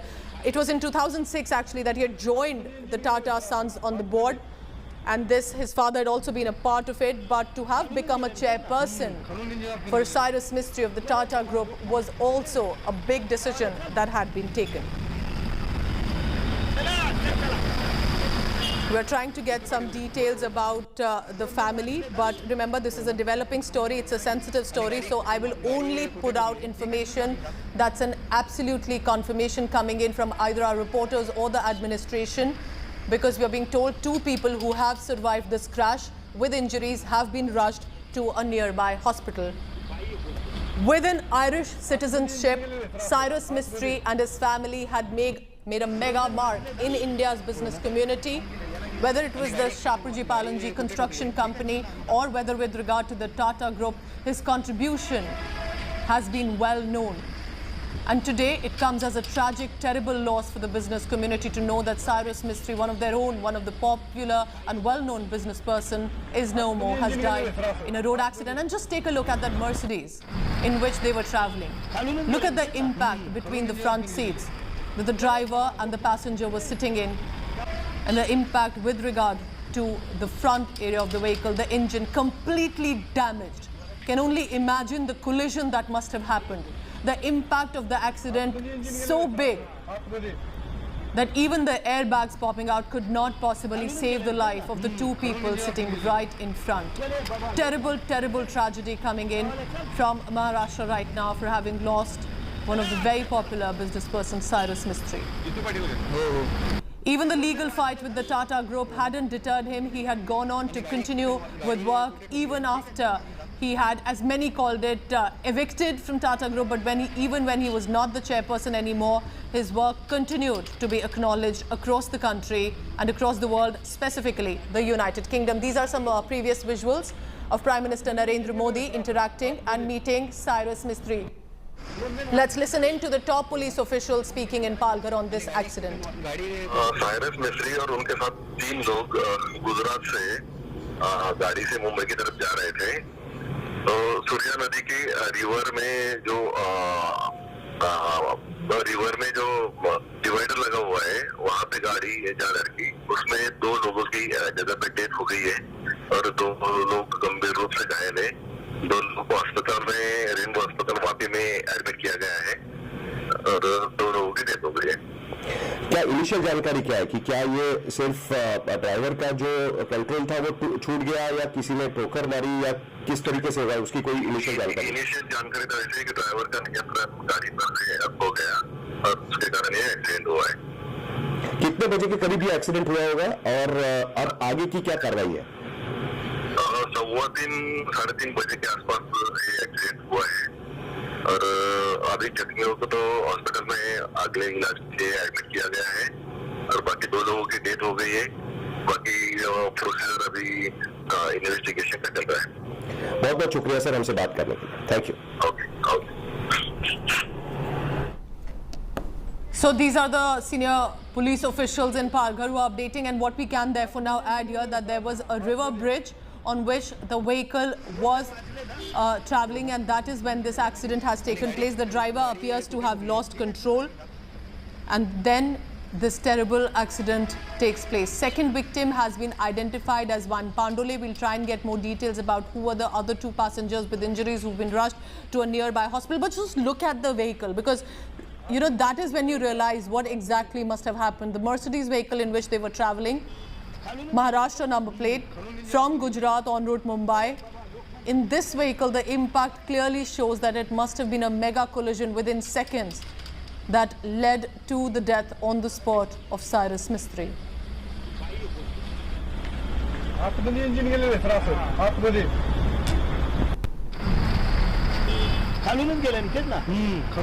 So we do not yet can confirm about what was the collision with. Was it a vehicle? What exactly happened? How did he lose control while on a highway en route Mumbai? But we'll try and get details as well. But you know why this is a big story, apart from the fact that this has been a tragic accident. Remember, we are talking about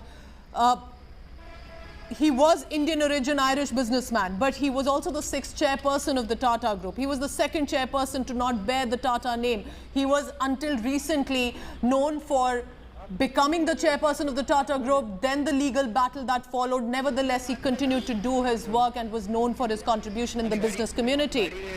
He assumed the post of Tata chief in December 2012.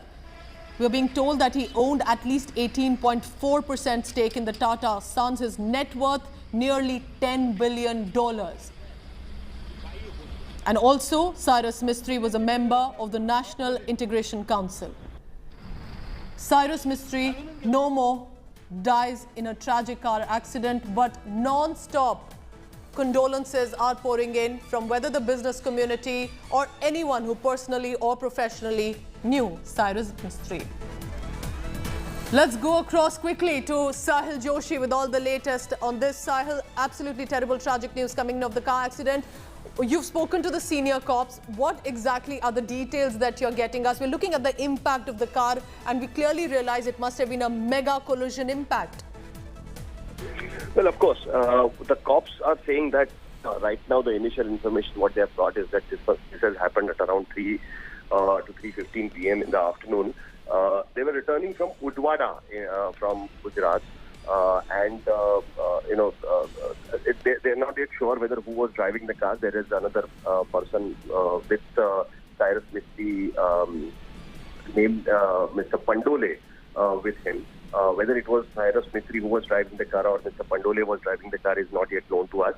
But whoever was driving the car lost his control over the car, and then it got hit on the bridge on the river Surya near Palghar, and because of that high impact, the two people sitting on the front seat, died in the accident, whereas the people who were sitting on the back seat have been gravely injured. They have been immediately taken to the Vapi hospital at this point of time, and the rest of the investigation is on, is what the police have said. But it has come as a completely shocking incident. A lot of senior leaders are tweeting about this. Supriya Sule was the first one to tweet saying that she lost her personal friend. Eknath Shinde, the Chief Minister of Maharashtra, has also given an official reaction with respect to that. But at the same time, various other people, including Piyush Goyal and others, have also tweeted with respect to the incident. It has come as a completely shock to a lot of people. Yes. Today is a Visarjan in Maharashtra, plus Sunday. Yes. So it, a lot of people keep visiting areas in Dahanu and Udwada area. So these people were also visiting Udwada and coming back from Udwada is what we are hearing. Even people from Shapurji Palanji company are also visiting the spot at this point of time. Okay. They have been immediately asked to go there. So they are also be reaching there. It's almost around 2.5 hours from Mumbai. So we'll have to wait and see what... Sahil, Supriya Sule was one of the first to actually put it on social media, and she said, I quote her here, "Devastating news. My brother Cyrus Mistry passed away. Cannot believe it." This also goes on to show that for many like Supriya Sule, that this was like a family member. This was not just someone they had known professionally, but clearly someone they knew as a family as well. And to use the term brother clearly reflects also about the association they had. Well, of course, he's born into a Parsi family in Bombay, in Mumbai, and brought up in Mumbai, went to school in Mumbai, being part of the Shapurji Palanji group since 1991. He was a director of on the company, and eventually in 2012 he was made chairman of the Tata Sons. He holded that position till 2016, but he is known to be a Bombay guy. He a Bombay boy. He is Yes. A lot of people in Bombay know him personally. There's a Shapurji mention in Malabar Hill in Mumbai where he used to reside. So we are expecting a lot of tweets and reactions. Most of the reactions will be completely shocking because this was completely... Sahil, I understand this is a developing story, but because he was such a big face with regard to the business community, whether in India or United Kingdom, a net worth $10 billion, we're also constantly getting visuals from the accident spot. Can you give us more details possibly about who else was in the vehicle? Where have they been rushed to? What are the authorities telling you about their health condition? Because 2 confirmed dead, 2 injured. And for Cyrus Mistry to have lost his life has clearly gone as a shock to many people who had known him all these years. Well, the initial information which we have said is that it happened at around 3:15, and they were returning from Udwada in Gujarat, and while crossing the Surya River bridge on near Palghar, near Charoti Junction. The person who was driving the car lost his control over the driving wheel, and the car got hit on the bridge. Due to the high impact, 2 people, including Cyrus Mistry, lost their life in the accident, whereas the 2 people who were sitting on the back seat are gravely injured, and they have been immediately rushed to the hospitals in Vapi. It's easier to reach to areas in Vapi and Valsad from the area where this accident had happened. it must be almost around 150-200 kilometers from Mumbai. So this has come up as a very shocking incident at this point of time. Yes. And the investigation is happening that what exactly transpired this accident. But the initial information, what the police and the visuals, what we Sahil, can see, if I may ask and interrupt you just there for a second, because we have these visuals coming in, and I do want to give a trigger warning to our viewers as well. These are disturbing images because this is the accident site. We can see some visuals as it appears of the injured on the ground. I can see that there's a woman also trying to find some space. She's there and appears to be one of the injured as well. So any details about that, Sahil? But of course, we will only put out what is confirmed. And the impact that appears, as we can see from the first images, right next to a river bridge. Yes. What we are also hearing is that both Mr. Pandole is apparently one of his close friends, and Cyrus Mistry and Mr. Pandole were traveling together along with their wife. Is what we are hearing at this point of time, but we are yet to get confirmation with respect to that, and that explains why the picture of a woman there who is injured in this accident.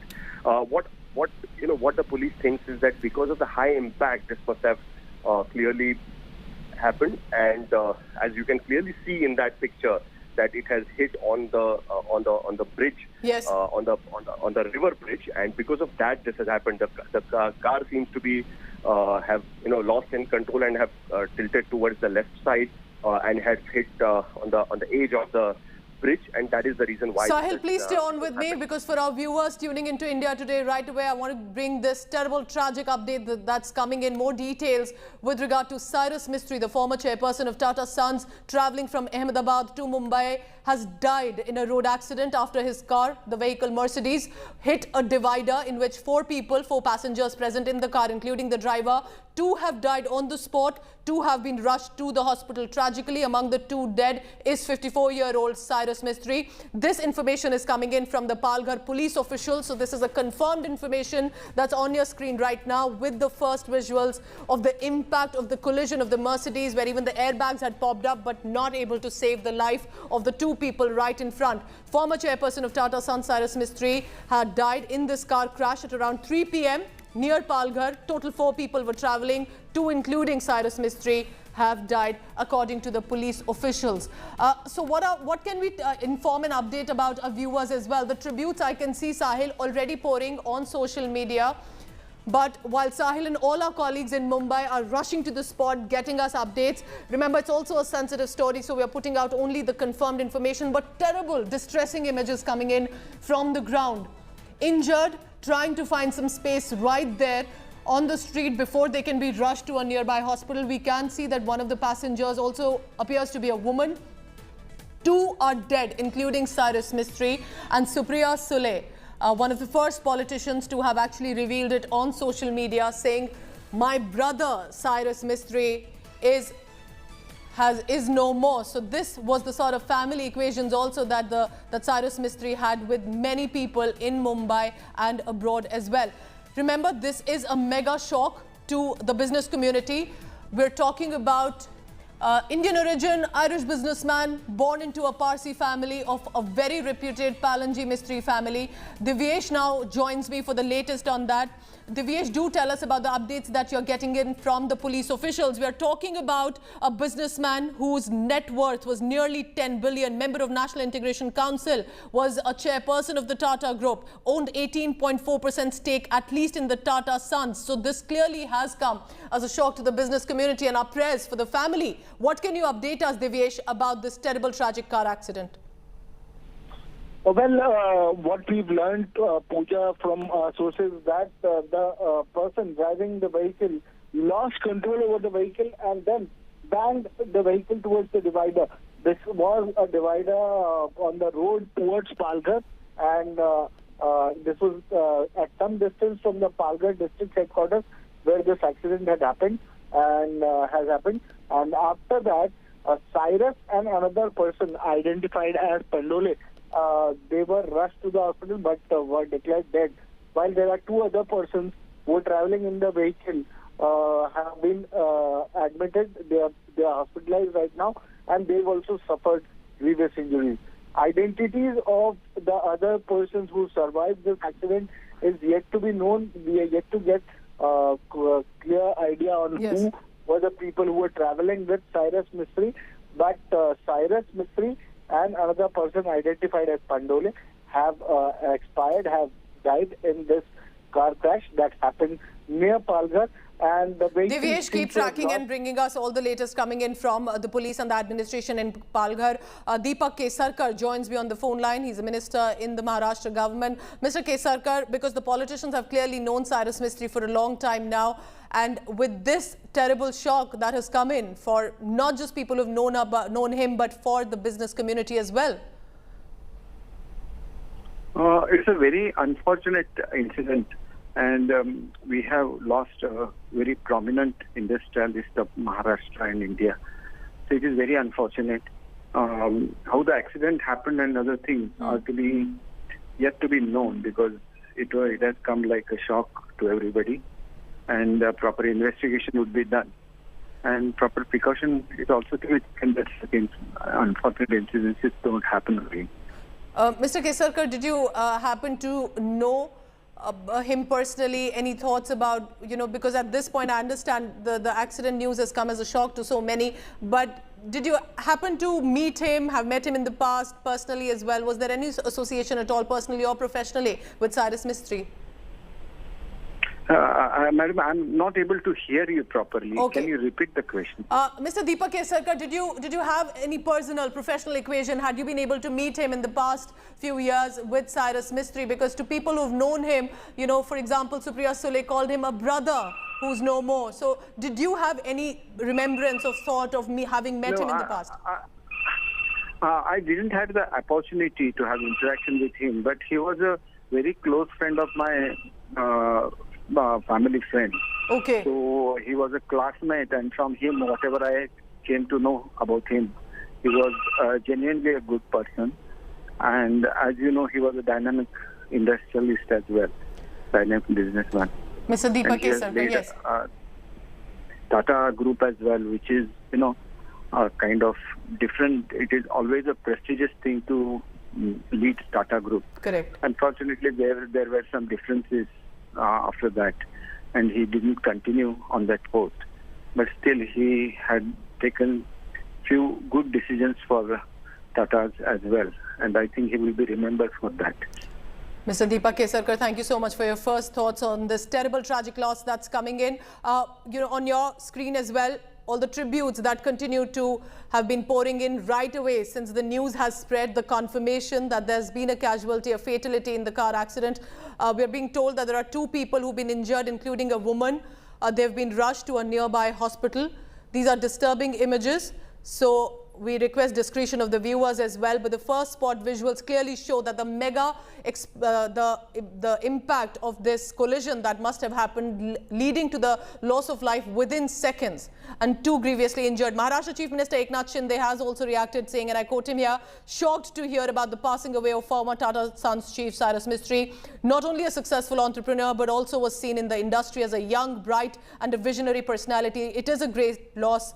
My heartfelt tribute." And this is just one of many, many reactions that are coming in, not just from netas, but also from people from the business community. In fact, I can also tell you, renowned businessman Anand Mahindra has also reacted, and I'm quoting him here. "Hard to digest this news. I got to know Cyrus well during his all too brief tenure as the head of the House of Tata. I was convinced that he was destined for greatness. If life had other plans for him, so be it, but life itself should not have been snatched away from him. Om Shanti." So clearly the ones who had worked with him, had known him personally, are in absolute shock that Cyrus Mistry, 54 years old, is no more, dying in a road accident from Gujarat en route Mumbai. And these are the visuals of the Mercedes vehicle that he was traveling in. The impact so clear, leading to the loss of life of 2 people. Just look at how the seats and the area around it completely crushed, not giving time, even despite the airbags that have popped up, to be able to save the life of these 2 individuals. But we'll try and get you the latest on the update about the injured who've been rushed to a nearby hospital. We are being told that the Palanji Mistry Group's officials have been also rushed to the spot. Our reporters are also on the ground. We'll try and get you the update. But these disturbing images coming in from the river bridge in Palghar, where this terrible, tragic accident has taken place. So from Milind Deora to Sanjay Nirupam, non-stop people have been reacting and are also telling us about their first thoughts with this accident that has taken place.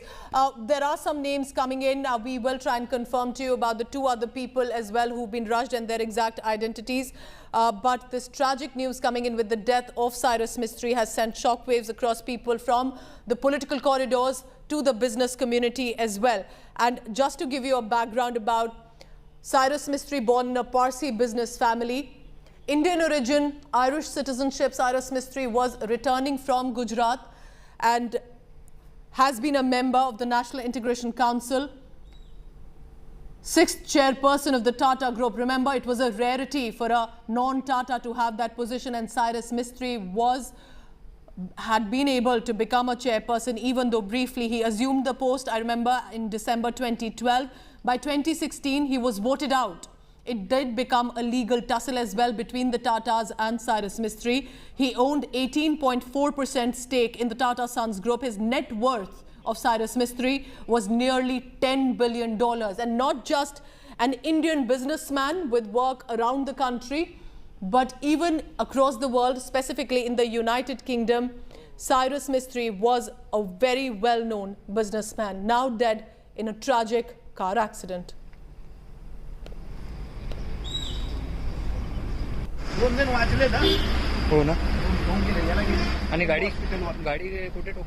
So born to a Parsi family in Mumbai in Maharashtra, he was the younger son of Indian billionaire and construction magnate Palanji Mistry.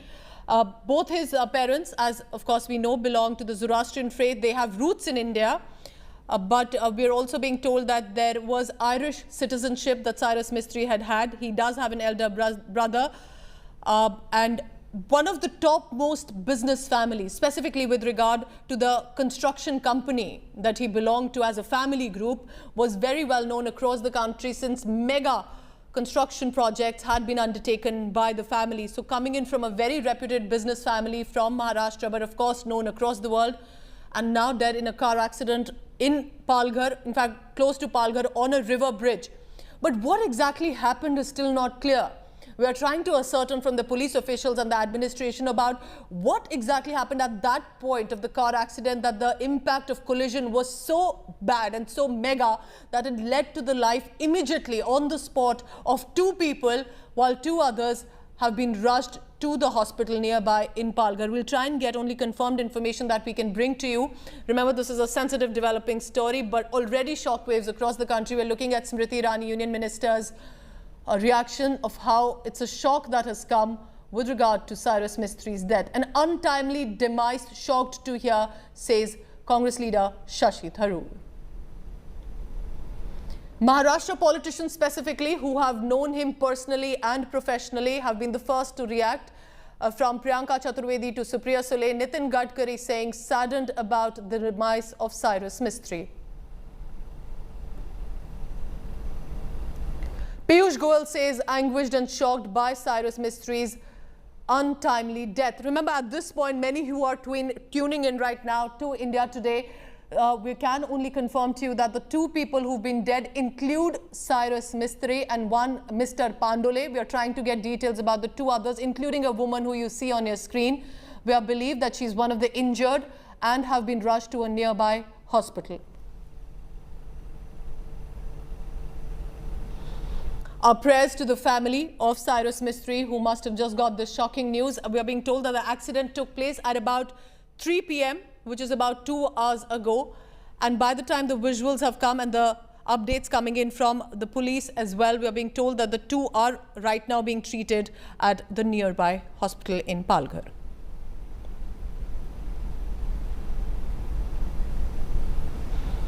Take a look at these disturbing images coming in from the spot.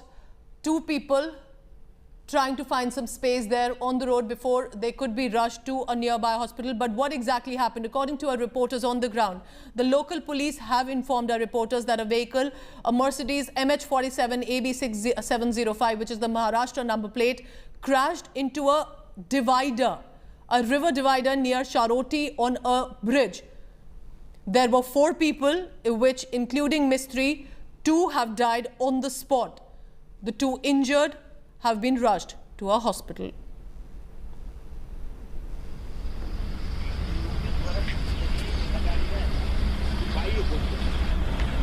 आतमध्ये engine गेलेले sir आतमध्ये खालूनच गेले ना खालून engine आतमध्ये गेलेले. We'll try and listen in again to what the senior police official had said and who had confirmed about the updates about what, because we want to only go not by speculation but by confirmed information from our colleagues on the ground and from, of course, the police and administration as well. But terrible tragic accident, born in 1968, dead in 2022, 54 years old, Cyrus Mistry, former chairperson of the Tata Group and a well-known businessman by himself, coming in from a mega business family, is no more, has died in a car crash en route Mumbai.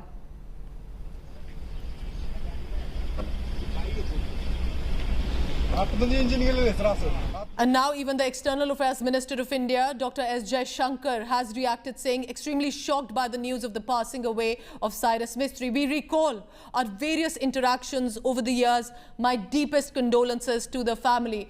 Remember, previously we also were running the visuals of him interacting with Prime Minister Narendra Modi. The who's who of the business community across the world, specifically from the United Kingdom, have worked with Cyrus Mistry. So this is not just about an Indian businessman. We're talking about a well-renowned global business leader who is no more. This is a shock to the worldwide business community, specifically in the United Kingdom also, where Cyrus Mistry had not only studied, where his school and colleges were, but also with regard to the business projects that he had undertaken. And now Dr. S. Jaishankar says, we recall our various interactions over the years. My deepest condolences to his family. Extremely shocked by the news of passing away of Cyrus Mistry. I just want to recap for our viewers, for all the reactions that have been coming in from politicians like Deepak Kesarkar to the top police officials who have spoken to India today. Listen in.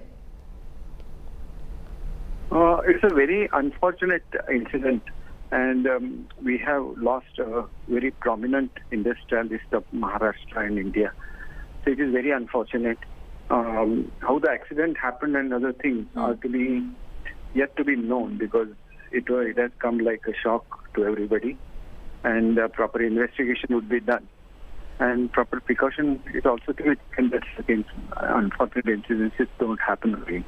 I didn't have the opportunity to have interaction with him, but he was a very close friend of my family friend. Okay. So he was a classmate, and from him, whatever I came to know about him, he was genuinely a good person. And as you know, he was a dynamic industrialist as well, dynamic businessman. Cyrus मिस्त्री और उनके साथ 3 लोग गुजरात से गाड़ी से मुंबई की तरफ जा रहे थे. तो सूर्या नदी के रिवर में जो डिवाइडर लगा हुआ है, वहाँ पे गाड़ी जा लड़की, उसमें 2 लोगों की जगह पे डेथ हो गई है और 2 लोग गंभीर रूप से घायल है. 2 लोग को अस्पताल में, रेनबो अस्पताल वापी में एडमिट किया गया है और 2 लोगों की डेथ हो गई है. इनिशियल जानकारी तो ऐसे है कि ड्राइवर का नियंत्रण गाड़ी पर खो गया और उसके कारण ये एक्सीडेंट हुआ है. 3:15-3:30 बजे के आसपास ये एक्सीडेंट हुआ है और अभी जख्मियों को तो हॉस्पिटल में अगले इलाज के लिए एडमिट किया गया है और बाकी 2 लोगों की डेथ हो गई है. बाकी प्रोसीजर अभी इन्वेस्टिगेशन का चल रहा है. And to remember the shock that people who have specifically known him personally or professionally, Union Minister Smriti Irani's words say, a gentle soul, a man with a vision and a mission. Cyrus Mistry, as I will always remember him, was of epitomized kindness. The news of his demise comes as a shock. My condolences to his family and loved ones. Om Shanti. And everyone we've been speaking to are talking about how gentle and kind he was while interacting, from S. Jaishankar to Smriti Irani to Supriya Sule, who's called him his brother, to Priyanka Chaturvedi, specifically the Maharashtra politicians who have likely known him personally as well are in absolute shock that Cyrus Mistry, a well-known Indian businessman, is no more. And now Prime Minister Narendra Modi paying his tribute to Cyrus Mistry.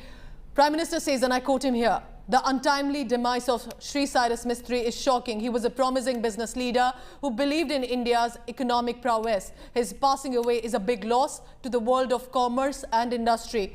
Condolences to his family and friends. May his soul rest in peace." That's the latest reaction coming in from Prime Minister Narendra Modi, and I'll just repeat it once again. I quote the Prime Minister here. "The untimely demise of Shri Cyrus Mistry is shocking. He was a promising business leader who believed in India's economic prowess. His passing away is a big loss to the world of commerce and industry. Condolences to his family and friends. May his soul rest in peace."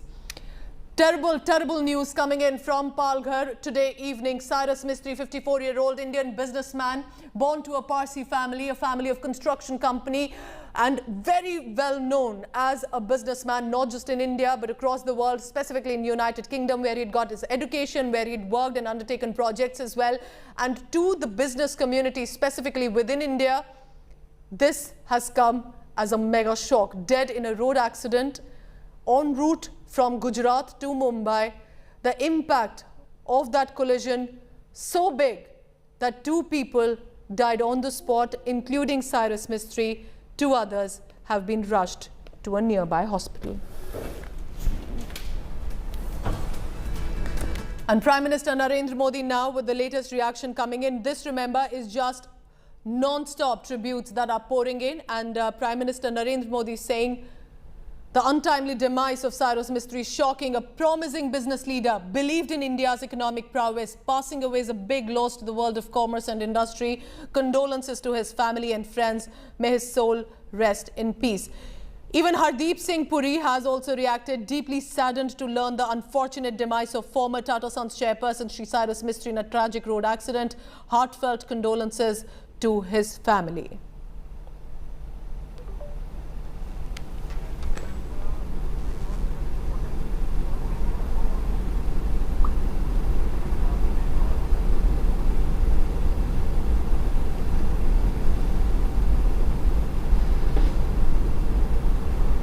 So what you're looking at are the visuals on your screen minutes after that incident. Just take a look closely at the Mercedes vehicle, a luxury vehicle known for its safety standards, and yet because the collision was so big in its nature, leading to the loss of life, despite the airbags, it could not save the life. That means the collision and the accident must have been so mega that as we can see from the vehicle, that the front part completely damaged right there near the engine, and then for the front seats as well, if we look closely, the seating area absolutely crushed, leading to the loss of life of Cyrus Mistry and 1 more.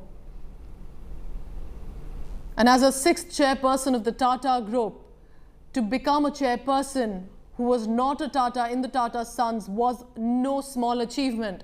Even though, yes, he was voted out and voted out in October 2016, he had managed to make his mark with a 18.4% stake in Tata Sons, with a net worth of Cyrus Mistry nearly $10 billion, to become a member of the National Integration Council as well. He's been able to achieve a lot.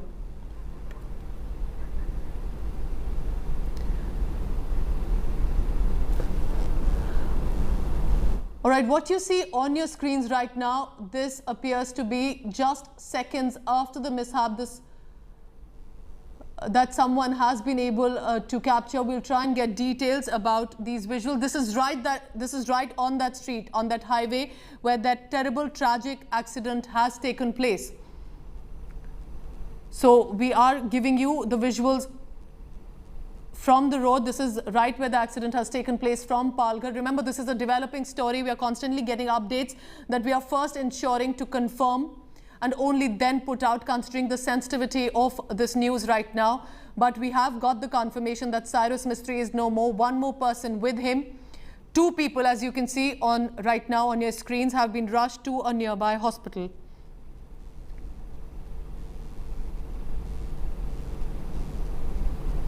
So who were these 2 people with him as passengers? Now, it's not yet clear if the one who was driving the vehicle was injured or has been confirmed dead. So we are trying to get clarity about who was actually driving the vehicle, because according to our sources on the ground, the one driving the vehicle lost control right there on the river bridge, and that is what led to the accident, but so terrible that it has led to the loss of life of 2 people.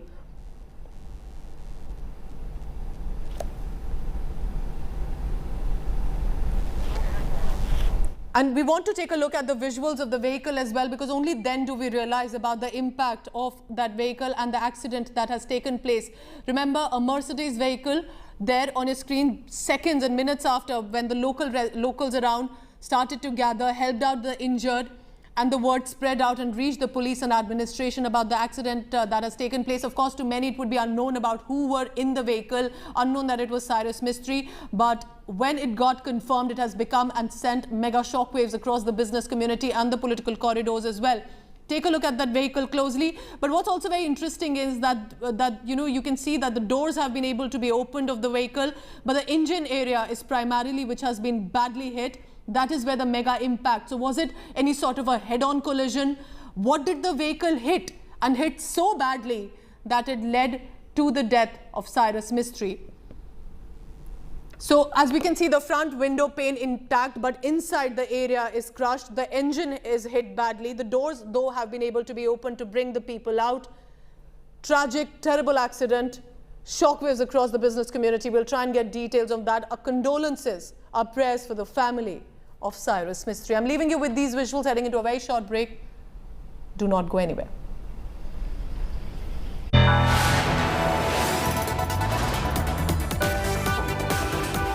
You are watching India Today.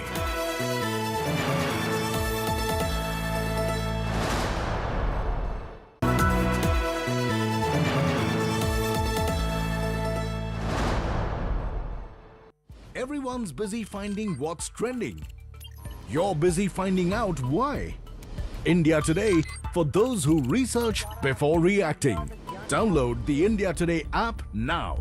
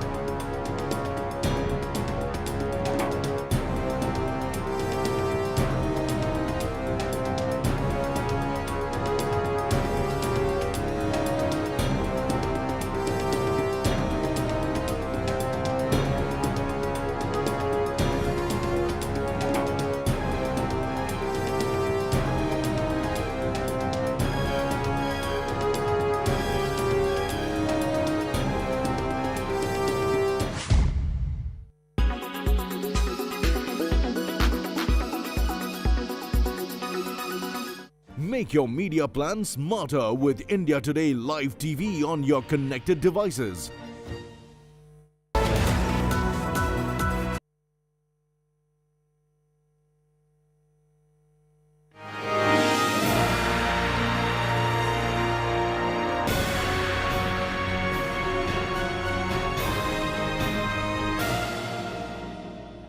Hello and welcome to Amazon Sambhav in association with India Today Television.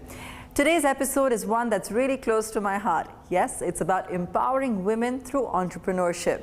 According to the World Economic Forum's 2022 Global Gender Gap Report, the share of female founders in India grew by 2.68 times between 2016 to 2021, a figure that's much better than their male counterparts, whose share grew by only 1.79 times in the same period. While this is a heartening statistic, Niti Aayog says that India needs more women entrepreneurs if it has to achieve high growth rates of 9 to 10% year on year. Thus, a growth in the number of women entrepreneurs is necessary for the country's economy to grow, and one that will eventually benefit every Indian.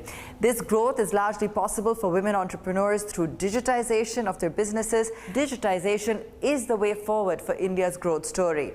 Amazon India's Saheli program is an initiative that's enabling and empowering women to become successful online entrepreneurs. A success story of this program is Himalayan Origins, a community-based startup launched as recently as 2020 by two sisters, Neha and Soumya. Within a couple of years, while empowering their local community by providing employment to rural women, they also promoted a more natural and holistic way of living with their zero-waste plastic-free products. Take a look at their unique story.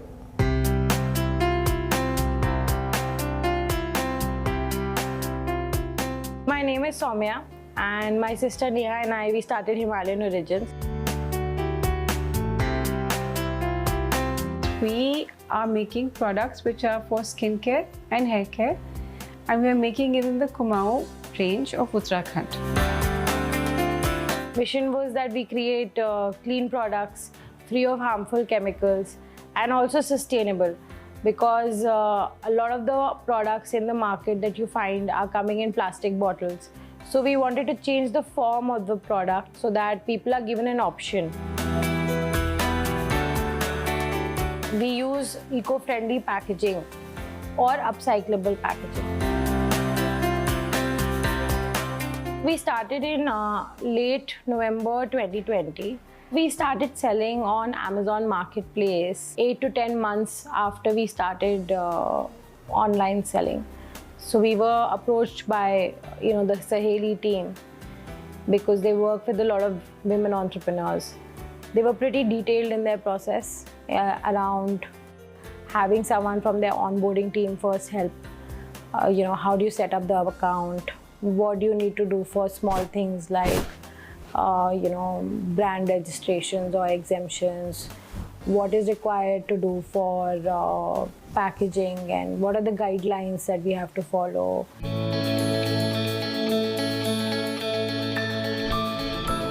With FBA, we can just give them the product, and then it is not our headache anymore, how it's reaching, when it's reaching.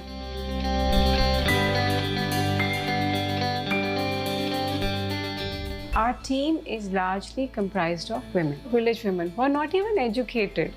They're creating something new. We've upskilled them to quite an extent.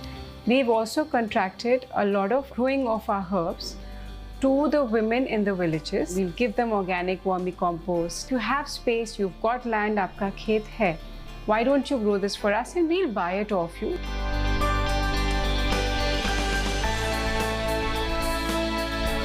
So till before we started selling on Amazon, our customer reach was pretty much local. With Amazon, what has happened is that we have orders coming in from Andamans. We've got orders coming in from Meghalaya. From far off places where we could not have thought of reaching on our own ever. Digital empowerment of women entrepreneurs is a step forward toward ensuring their success in today's world. To talk to us about this and various other challenges that they face and how they can be overcome, we have a special guest on our show today. I have the pleasure of inviting Devansh Yadav, Deputy Commissioner, Kishtwar, Jammu and Kashmir. A very warm welcome, sir. How is the government encouraging female entrepreneurship? Government of Jammu and Kashmir has been working through self-help groups under the National Rural Livelihood Mission, and under this initiative various women groups across villages, across the towns, they have been mobilized. They have started running their own Oyo rooms. They have started producing their own handloom handicraft products. Also, there is a initiative called Hausla. Under this initiative, these women entrepreneurs who actually want to access the market are provided platforms like exhibitions, buyer-seller meets. Even as we speak recently, in Amarnath Yatra, it was women self-help groups who took the lead and provided various basic amenities to the yatris. Also through MSME Expo and other initiatives of the UT government, we are trying our level best to help them. How has digitization helped these women entrepreneurs? So digitization has brought a sea change in the entire women entrepreneurship segment. What we used to see is that the products which used to be made were not exactly suitable for the market. With the advent of internet and e-commerce, we have seen that these products are actually getting to access the right markets for their requirement. Also, we are seeing that they are able to assess the consumer demand better. The feedback mechanism which is in place, it helps them make their product as per the requirement of the customer. Also, we are seeing that there are requirements of logistics for any product to reach from Jammu Kashmir to any part of the country. Through digitization, we have seen that payments interface has improved, UPI is there. We have many logistic partners working with us who are able to use the platforms on websites and help these women groups and entrepreneurs send their product wherever they want. What's the role played by e-commerce marketplace in this digitization drive? So we have been working with Amazon under the Hausla initiative. In this initiative, multiple women entrepreneurs who have been having problems in access to market, they have been trained, and after the training is completed, they are provided one-to-one mentorship. Through one-to-one mentorship, they are also onboarded onto Amazon, where their products as per the requirements are actually catalogued. They are put up on the website, and Amazon handholds them through the entire process. What are the categories that women sellers from the state sell online? So if we look at the Kashmir region, majority of the women entrepreneurs are working in the handloom and handicraft sector. As we know, geographical indication, which is GI tagged products, majority of them are in the Kashmir region belonging to handloom and handicraft sector. Be it Pashmina, be it Kani shawl, be it Sozni, be it Khatamban. So these women entrepreneurs excel in that, and their products reflect that. In Jammu region, if we look, because of the fertile region and the agriculture productivity which is over there, a lot of food processing entrepreneurs are coming up, and women are also included in them. We also see many of the women entrepreneurs from Jammu region coming in the beauty and salon market, and that is a huge space where they can excel. Do you think that exports through e-commerce is the right way for them? Yes, definitely. I totally agree with that, because in the digital era, e-commerce actually opens up a lot of opportunities for local sellers, and through the click of a button, you are able to access markets across the world. However, there are some of the issues which we have faced.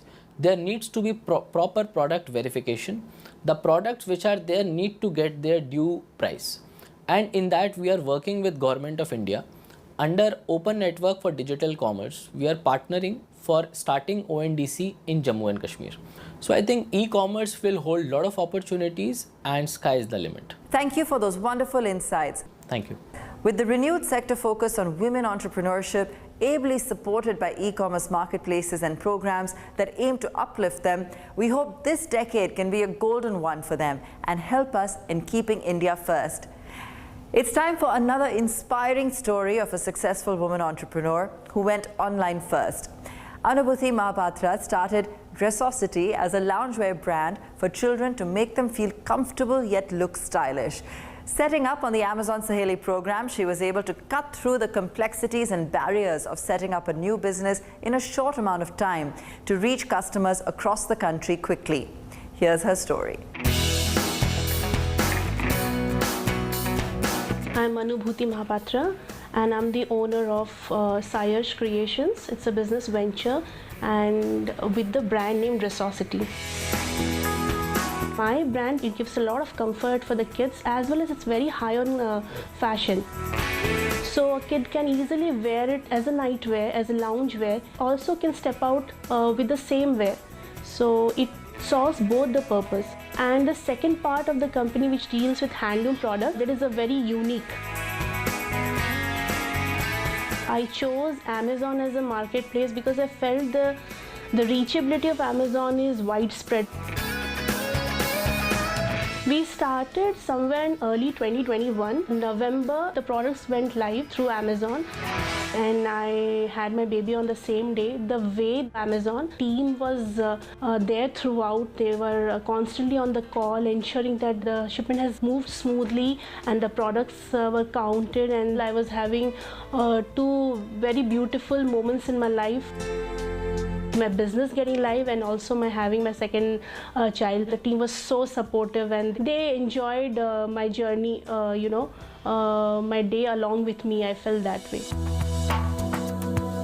It was very easy to get onto the Saheli program. I approached them over phone and they were very, very helpful.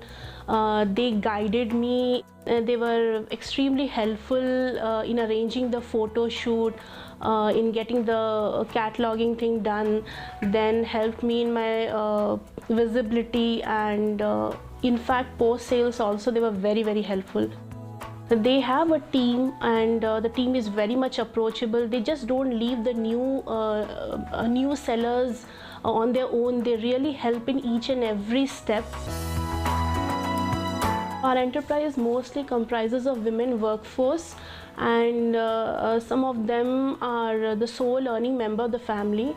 So somewhere we feel it gives them a sense of financial stability, as well as it gives them a sense of self-respect. It is uplifting their overall growth and the overall growth of the family too. So much talent in the people, especially the local weavers, the handloom weavers, and they have been doing this for generations but not getting that kind of name and fame.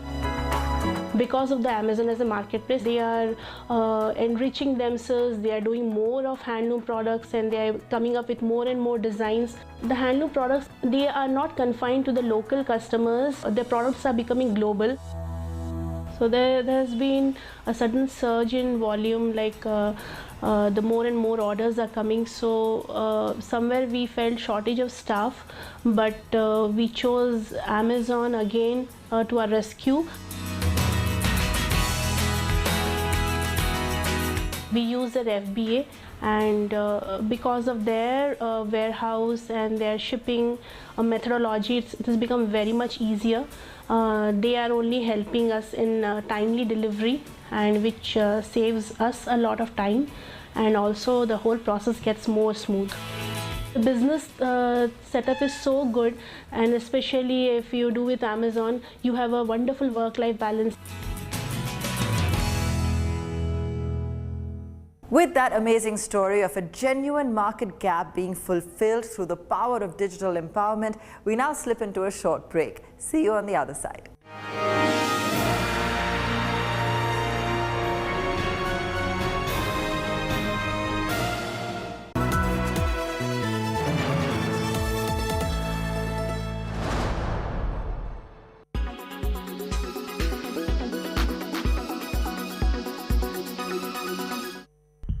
Can Taiwan defend itself against China? China did many military drills around Taiwan.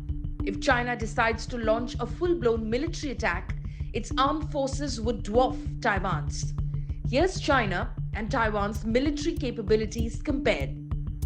Total active forces: China 20,35,000, Taiwan 1,69,000. Ground forces: China 9,65,000, Taiwan 94,000. Navy: China 2,60,000, Taiwan 40,000. Air Force: China 3,95,000, Taiwan 35,000. Reserves: China 5,10,000, Taiwan 16,57,000. Tanks: China 5,400, Taiwan 650. Submarines: China 59, Taiwan 4. Naval ships, China 86, Taiwan 26. Artillery, China 9,834 plus, Taiwan 2,093. Aircraft, China 3,227 plus, Taiwan 504 plus.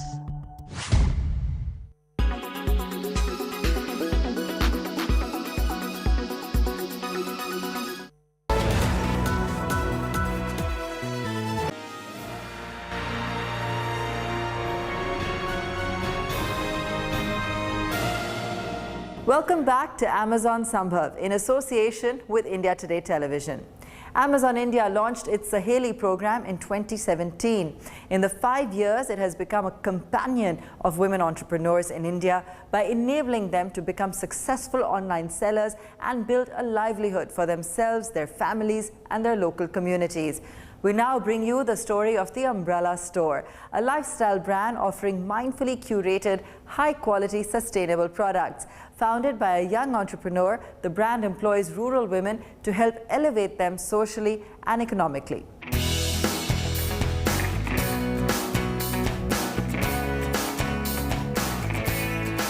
I'm Davneet. The Umbrella Store is a lifestyle retail brand offering high-quality, sustainable products. We have products ranging from different categories, right from coffee mugs to scented candles to home decor products. I always wanted to be an entrepreneur. I had a knack for creativity, so I wanted to build something of my own where I could put that creativity to use. So after gaining experience from my corporate job, back in June 2019, so I enrolled myself on Amazon and started my business as a 21-year-old. I heard about the Amazon Saheli program in 2020 when I attended the Sambhav event. After gaining enough knowledge about the program, I enrolled myself into it and the process of onboarding was pretty smooth. The offline market in India is still male-dominated and it's very hard to function as a female entrepreneur. People have a lot of prejudice against women in business. I too have faced a lot of prejudice while dealing with local vendors and manufacturers, and I know how difficult it is to flourish over there. But the scenario is completely different when it comes to e-commerce. I see so many women-owned brands flourishing because at the end of the day, all that matters to the consumer is your product and the experience that you can provide to them. Our task force and people associated with our business are mostly local women. We have local women tailors who make cloth bags for us, which we use as a sustainable packaging solution. Our raw material is mostly sourced from local vendors, so at our level, we are trying our best to elevate these women socially and economically. Initially, when I registered with Amazon, I had no idea how to run a business. Amazon provided me with marketplace where I could test out all the products and help me gain confidence in my product. Amazon has been like a friend, guide and a mentor when it comes to business. Apart from the product side, Amazon takes care of everything, right from the logistics to the after-sales support. By giving the brand enough visibility, Amazon has taken our business to the next level. People all over the country can buy our products at the click of a button. Amazon also helps us grow by informing us about the latest trends in the market and feedback on our performance. The feeling of being able to pursue a dream is very liberating. There's a sense of satisfaction you get when you work on something you're really passionate about. I've gained a lot of self-confidence from the day I started this business, and I think I can achieve anything that I wish for.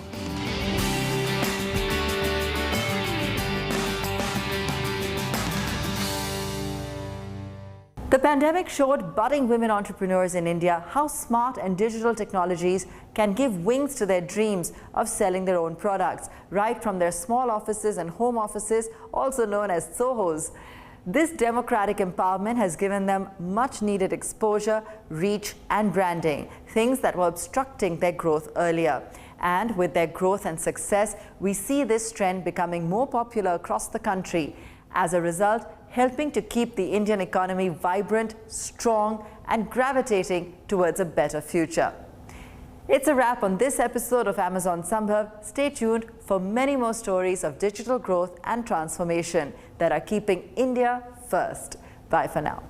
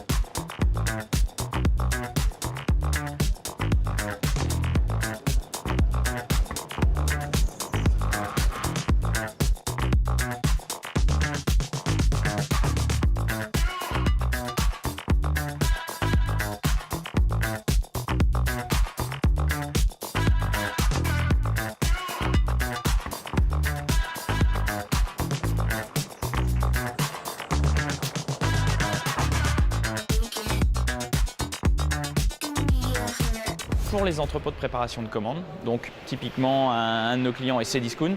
Si vous passez une commande chez Cdiscount, avant, c'est des gens qui, dans un entrepôt, essayaient de retrouver le téléphone et la coque de téléphone que vous aviez commandé, qui pouvaient faire jusqu'à 15 km par jour dans des entrepôts immenses.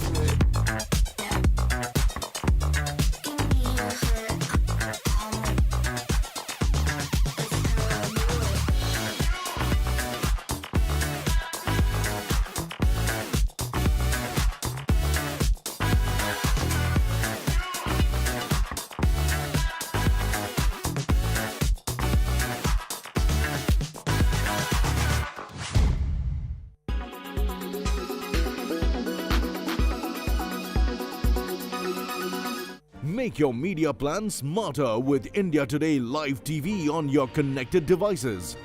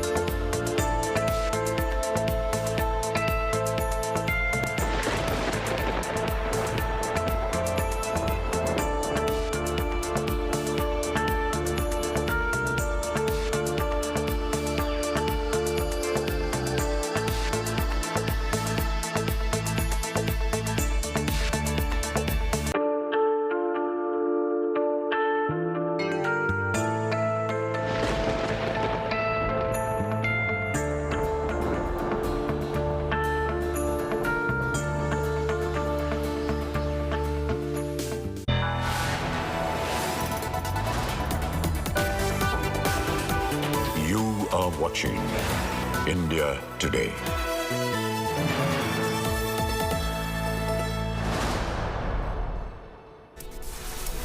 Good evening and welcome. Thank you for tuning into India Today this Sunday. I'm Pooja Shali. Let's begin first with the headlines. It was today Congress's mega show of strength in Delhi. Rahul Gandhi launching scathing attacks targeting Prime Minister Narendra Modi, slams Modi over unemployment, rising prices of essentials and fuel, also about repealed farm laws and an environment of hatred. Hindustan ने ऐसी महंगाई कभी नहीं देखी। नरेंद्र मोदी जी कहते थे 70 साल में क्या किया कांग्रेस पार्टी ने। 70 साल में कांग्रेस पार्टी ने इतनी महंगाई हिंदुस्तान को नहीं दिखाई। Weeks after dumping the Congress party, Ghulam Nabi Azad also meanwhile simultaneously held a mega rally in Jammu and Kashmir. He says he built the party with blood and sweat, alleges Congress coterie tried to malign him.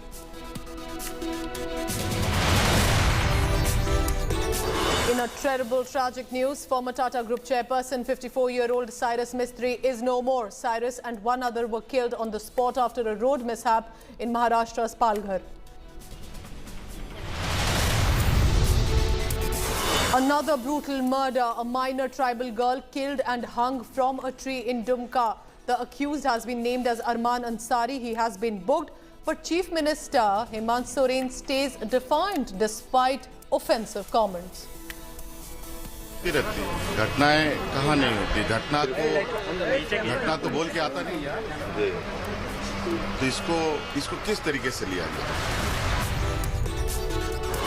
In some sports news, India plays Pakistan in their first match of the Super 4 of the Asia Cup. India will be without Ravindra Jadeja, while Pakistan loses pacer Shehnawaz Dahani to injury.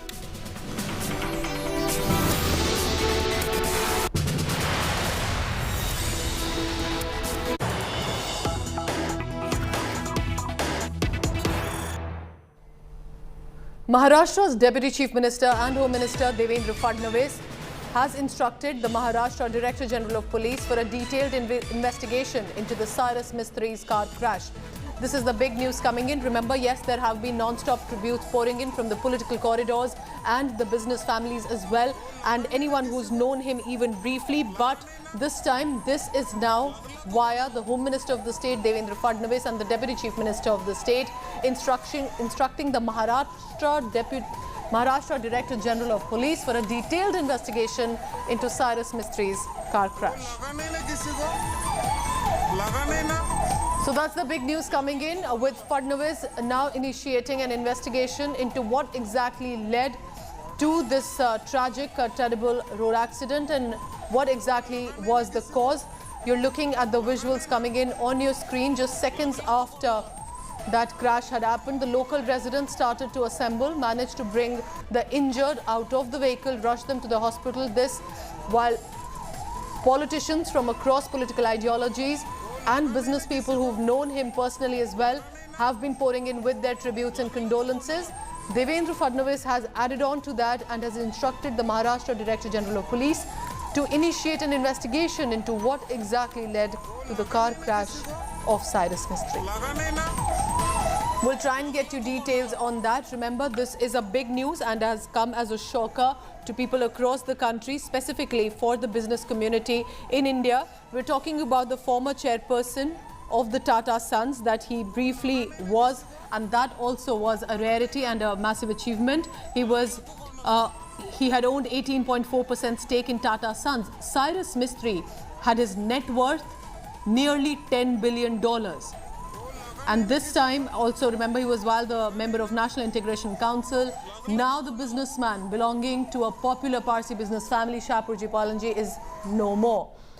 Divyesh Singh now joins me on the latest for that. Also, Mustafa Sheikh is joining me. Mustafa, what are you picking up? Because this is Devendra Fadnavis launching an investigation that what exactly happened to the death of this very well-known businessman of the country. Well, yes, of course, because it's a very high-profile road accident, and as of now, primary information from the Palghar police reveals that because the car which was coming from Gujarat towards Mumbai rammed on a divider in a Charoti bridge. This accident has taken place, but still, Devendra Fadnavis, who is the Deputy Chief Minister and also the Home Minister of Maharashtra, has ordered a detailed investigation into the circumstances in which this accident has taken place and what led to this accident and what was the response after the accident took place. So it is something which is coming as a shocker, be it the business community in India or any other community. It's a shocking news which is coming, and Devendra Fadnavis, because in the high-profile incidences there are some allegations, some suspicions at a later stage. So hence, he has very much at the initial stage has said that he has spoken to the DGP. He has asked the police to investigate each and every part of this entire incident which has taken place. It was, I think, about a month ago that ex-MLC Vinayak Mete similarly died in a road accident while he was going towards Pune from Mumbai. So, it's a road accident which has taken place, but yes, the circumstances of it will be investigated. But as of now, preliminary investigations suggest there was no other vehicle involved in this accident. This car rammed on a divider, after which this accident has taken place. With the impact of this car accident, 2 people have died and 2 people are being treated upon. Back to you. To the vehicle, so extensive and massive that 2 people have died on the spot, while 2 have been taken to the nearby hospital with injuries. But there is an investigation that has been launched, and Devendra Fadnavis has made that announcement. But at about 3 p.m. and shortly after that, once the confirmation came in, was the shocking news of a terrible, tragic road accident. Business tycoon, former Tata chairperson Cyrus Mistry has been killed near Palghar in Maharashtra today afternoon. The driver lost control over the vehicle, a Mercedes car, as it collided with a divider in the Palghar district's which neighbors Mumbai, and this was a bridge adjacent to a river. 4 people were travelling in the car.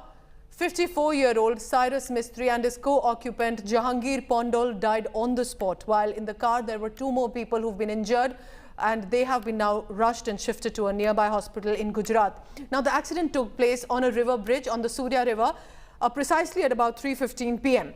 What happened? They were actually traveling from Ahmedabad en route Mumbai in this Mercedes car. Now, expressing shock and grief since the news has poured in, non-stop tributes have been coming in from the political corridors to the business community and people who've known him personally as well. Prime Minister Narendra Modi called the passing away of Cyrus Mistry a big loss to the world of commerce and industry, and paying condolences to the family and friends. Let's quickly go across to Sahil Joshi and the latest on that. So Sahil, now apart from the tributes that have been coming in from across, an investigation has also now been launched by Devendra Fadnavis in this case. Of course, the investigation will be launched because, a very senior industrialist like Cyrus Mistry has lost his life in this car accident. The initial details given by the police and from the spot are that there are 4 people traveling in the same car. Dr. Anahita Pandol, yes. She's associated with Breach Candy Hospital in Mumbai, was driving the car. Her husband Darius Pandol was also there in the car. Both of them have survived, and they were taken to the Rambo Hospital in Vapi. But Cyrus Mistry and another person who was traveling in the car, Jahangir Pandol, lost their life in this accident. Now, the police's initial information, what they have given, is basically with respect. Dr. Pandol lost her balance while driving the car, and then it got hit on the edge of the river bridge at which is built on Surya River in Palghar. Yes. They were returning from Udwara from Gujarat. Udwara is a place from where the lot of people from Mumbai belong to, from the Parsi community, and they were returning back from Udwara to Mumbai, and while returning back at around 3:15, this accident happened. So a lot of information. And so what you're telling, Sahil, is very interesting and pertinent. From what you're saying, and if I've got it correct, that the 2 people in the front seat, including the driver, are the ones who are injured. The one who was sitting on the rear seats are the ones who've passed away. Well, currently it looks like, because Dr. Anahita Pandol was driving the car, is what the initial information by the police, which has been given to us, it's saying. But of course, there will be a thorough investigation. Yes. The Home Minister and Deputy Chief Minister of Maharashtra, Devendra Fadnavis, while expressing his grief over the incidents, have also mentioned that he has asked the Director General of Police, Maharashtra, to have a thorough investigation in this particular case, that how this accident happened. The Mumbai-Ahmedabad highway, where this accident has happened, is one of the busiest road between Mumbai and Ahmedabad. A lot of people travel from Mumbai to Surat. It's the road seems to be in a good condition, because it's always but of course it has been raining since morning, and especially in this area we have seen heavy pour since morning there. Did this happen because of that? There are a lot of other questions, because it's a very high class car. How come the air balloons could not blow up to save their life? What exactly transpired? The initial information clearly shows such a massive collision to the level that we are seeing. Yes. What exactly happened will have to be also found out. Do tell us, and specifically Sahil, for the viewers who may not exactly know the contributions and how a big figure Cyrus Mistry was, if there's something that you can tell us about his family, about his work, and of course the fact that Supriya Sule calls him his brother, and all of this clearly shows to the extent that he was known both to the netas and also of course to the business community in India, United Kingdom, across the world. Well, Pooja, to give you the brief, what we can say is that Cyrus Mistry is born and brought up in Bombay. He belonged to the era when Mumbai was used to be called Bombay. He is from South Bombay. There is a Shapurji mansion in Malabar Hill where he used to reside. He comes from a Parsi family, who is one of the family which is one of the early industrialist families from Bombay industrial families. And he went to the school in South Bombay, the Campion School. A lot of his schoolmates are either in the politics at very high of very high reputation. There are a lot of industrialists who were also part of the same school. So his alumni is pretty strong if you look at the Bombay circle. Yes. His claim to fame, actually, Cyrus Mistry became the Cyrus Mistry when in 2012 Cyrus Mistry was made the chairman of Tata Sons. He's only the second one who did not have the surname Tata and was made the chairman of the Tata Sons Tata Group. Of course, later in 2016, he had a very bitter exit from the group, and he have had a very long legal fight with them. But Shapurji Palanji Group is also known as one of the, especially in the real estate sector, is one of the very respected and big names in Mumbai. So of course, Cyrus Mistry have his circle of friends, not only in the industrial circle, but also in the politicians. As we could see that Supriya Sule was one of the first person to immediately tweet about it and expressed her grief and shock, basically because she of course knew Cyrus Mistry and the family very well. Yes. And of course, the people who were traveling with him, the Pandols, are also quite known. Dr. Naita Pandol, who is injured in this accident, is one of the very well-known gynecologists in Mumbai. She practices with Bridge Candy Hospital. Cyrus Mistry is also associated with the Bridge Candy Hospital. So of course, the whole it looks like that they were family friends and they were traveling together at this particular time. So a lot of reactions are flowing in at this point of time. Okay. But as Devendra Fadnavis had said, there will be a thorough investigation. That is it the only reason, because there was no driver in the car. Dr. Pandol herself was driving the car, is what the police is saying at this point of time. The reaction of the superintendent of police from the Palghar district is also there with us, and he has made the incidents very clear. But of course, there will be a thorough investigation, and after that, the remaining details will also be shared. Sahil, please keep updating us and telling us about, because everyone tuning in right now, of course, are either with tributes or want to know what exactly has happened. And Sahil Joshi is telling us about Cyrus Mistry, an Indian businessman with a net worth of $18 billion himself. So not only an Indian billionaire himself, he also comes from the construction magnate family of Shapurji Palanji. He's the youngest son. No more, born in, and just about 54 years old, born in 68, dead at 2022. We'll continue to give you details on that. Listen in to the reactions that have been coming in. Ahmedabad से मुंबई जाने वाले road पे Surya river के ऊपर का जो bridge है, तो ब्रिज के डिवाइडर पे डैश होके मर्सिडीज गाड़ी का एक्सीडेंट हुआ है। उसमें 4 लोग सवार थे, उसमें से 2 लोग स्पॉट पे ही मृत घोषित किए गए और बाकी के जो 2 लोग थे वो जख्मी है, उनको रेनबो हॉस्पिटल में शिफ्ट किया गया है, जो वापी में है। It's a very unfortunate incident, and we have lost a very prominent industrialist of Maharashtra in India. So it is very unfortunate. How the accident happened and other things are yet to be known, because it has come like a shock to everybody, and proper investigation would be done, and proper precaution is also to be taken that unfortunate incidents don't happen again. I didn't have the opportunity to have interaction with him, but he was a very close friend of my family friend. Okay. So he was a classmate, and from him, whatever I came to know about him, he was genuinely a good person. And as you know, he was a dynamic industrialist as well, dynamic businessman. Joining me in this live telecast is our managing editor from Business Today, Siddharth Zarabi. Siddharth, you must have been now, I'm sure, by now been getting and flooded with messages from the top business honchos. How is the mood like with regard to what are the first thoughts among the business community when the shocking news came with the confirmation of the death of Cyrus Mistry, Siddharth?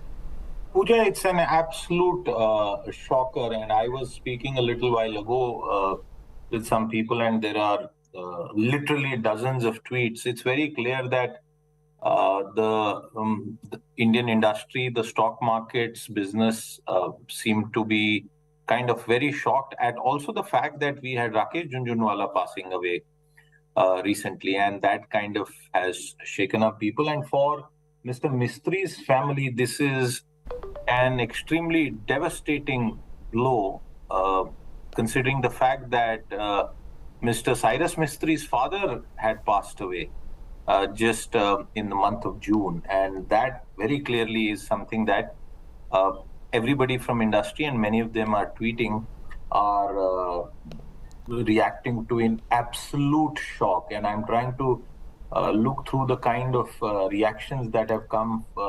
The Prime Minister has reacted, and a lot of people from industry, Parmal Natwani, saying of our Reliance Industries, saying deeply shocked and saddened by the passing away of Mr. Mistry.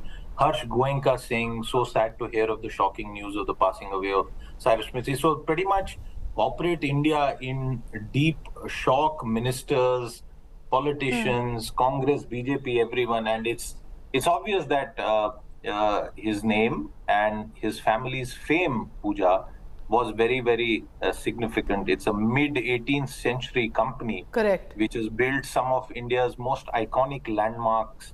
And obviously, it's a brand that people knew a lot about. Although the Mistries, if I may quickly add, Pooja, were very understated, were very media shy and stayed away. I perhaps recall having met both of them separately just once in my career. And in some ways, Mr. Mistri's lack of engagement also with the media was something that had come out in stark contrast after he was ousted from the Tata Group. Siddharth, do tell us about Cyrus Mistry, because from a lot of tributes that I've been reading, whether it's from politicians or from the industrialists, is how kind and gentle he was in the manner in which he interacted, and whether it is, we've been running these visuals, whether it's with Prime Minister Narendra Modi, other ministers, or even business honchos from other countries. The demeanor that everyone's been talking about Cyrus Mistry is one word, which is kind and gentle. So do tell us about some of the interactions that you think across the business community is about Cyrus Mistry. Well,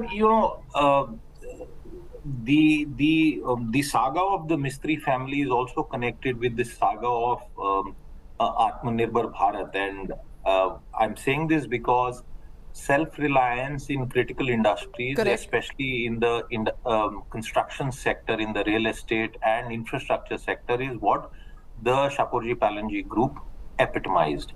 For Mr. Cyrus Mistry himself, very clearly, his biggest sort of stint was as the chairman, the 4-year-old stint at the Tata Group, and that very clearly also defined the rest of his life, because there was a legal challenge, very sort of convoluted separation in some ways that happened. But that does not take away from his legacy in solidifying and taking forward the parent group that he belonged to, as well the Tata Group. And I think in recognition of that, he in some ways also created an environment where the Tata Sons board eventually chose Mr. Chandra to head the company, because it is not possible for the Tata Group to always remain headed by a person bearing the Tata surname. And that's why Mr. Mistry was a departure from the past. He was also someone who had radically different ideas about the role and contribution of several Tata companies. And that was where some of the corporate differences emerged with the board and other people. But in the way that he committed himself to the job, and with his age, you could very clearly say that he was in some ways a post-reforms. And Siddharth, because of course, as you're also correctly pointing out, one of the reasons that he's known popularly, so to say, in general parlance, was as a chairperson of the Tata Group. But also we cannot forget the fact that he managed, and the parent group, the Shapoorji Pallonji, which is a construction company, he managed to take that also to new heights, whether it was investments and business in the Middle East or in Africa, apart from India. So he contributed to that as well. And for just to be about 54, managing all of that is definitely, it reflects on the sort of intelligence that he himself had, the capabilities that Cyrus Mistry had in himself. Absolutely. When you talk about managing a complex conglomerate like the Tata Group, it's actually, some people say that managing it, the group is by itself a very, very, very difficult task or a challenging assignment for any. You basically, as the chairman of such a wide salt to software company, you are overseeing the affairs of the company through a board of directors, and there is a legacy, there is a historical contribution. The Tata Sons, one of the primary revenue drivers is the software business. And one of the things that we must share with our viewers is that the Tatas were known for satraps. Each person who founded and set up and built a business eventually became so big or as big as the company itself, and practically didn't retire. And when Mr. Ratan Tata came to the helm, over a period of time, he reshaped many of the priorities of the group. Mr. Tata's focus on the automotive sector, for example, today defines one of the most important connects of the Tata Group with the average consumer through the automotive brands.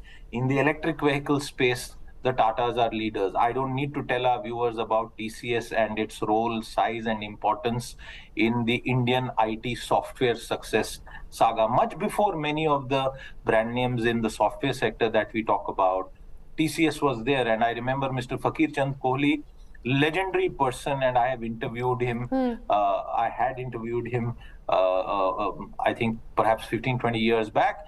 He was someone who you could sit with and realize that, oh my God, how did this person think about the software sector? Almost parallel and co-terminus with some of the legendary American founders of the software revolution. So the Tata Group has a massive history, as well as the fact that they have always looked at their brand from a philosophy of ensuring that it would be recognized as one of the finest names when it came to corporate governance. The Tata brand is a byword for trust and reliability, both for consumers and for its corporate ethos. So Mr. Mistri's tenure, while it may not have ended in the best way, and there was a falling out, but he did bring about several changes which have since endured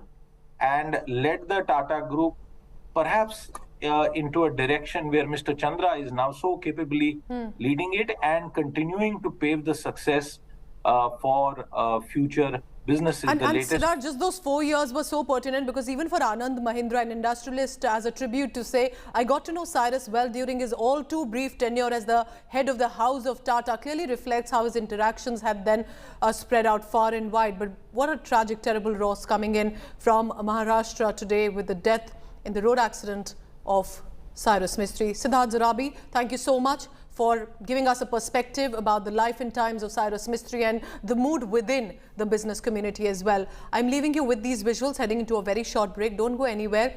Cyrus Mistry at 54 is no more.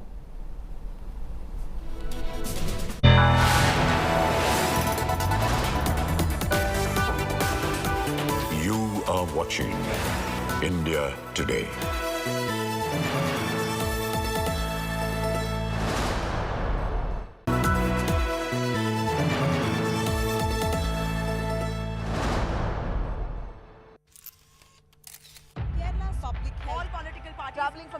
Armed with facts, she takes the news by its horns. You think the future of these students are not hampered?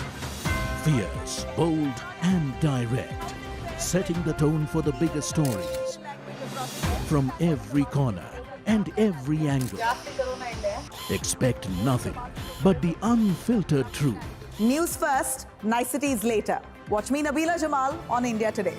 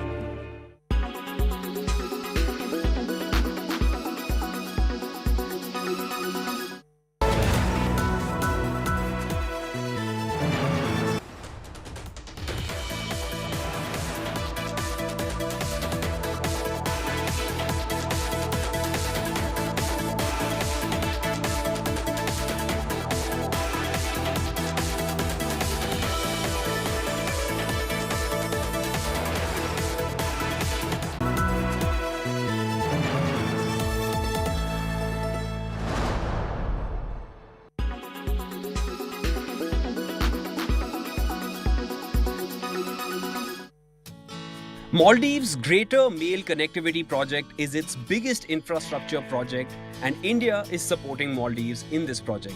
This project is supported with a grant of $100 million and with a credit of $500 million. The loan granted has a 5-year grace period. Maldives has to pay back the loan with 1.75% interest rate. Mumbai-based construction company Afcons is constructing this bridge. This project will build a 6.74-kilometer long bridge that will connect the national capital of Maldives, Malé, with adjoining islands Vilingili, Gulhi-Falhu and Thilafushi. Maldives President Ibrahim Mohammed visited Delhi to discuss this and many upcoming projects. This project will help India in further momentum. India is supporting the Maldives government to build 45 major projects. A grant assistance of $16.88 million will be given to the Maldives. Of these 45 projects, 17 are done and inaugurated. These projects cover diverse areas such as tourism, sustainable development, education, fisheries, local infrastructure and youth development. India helping Maldives is a signal that India has replaced China.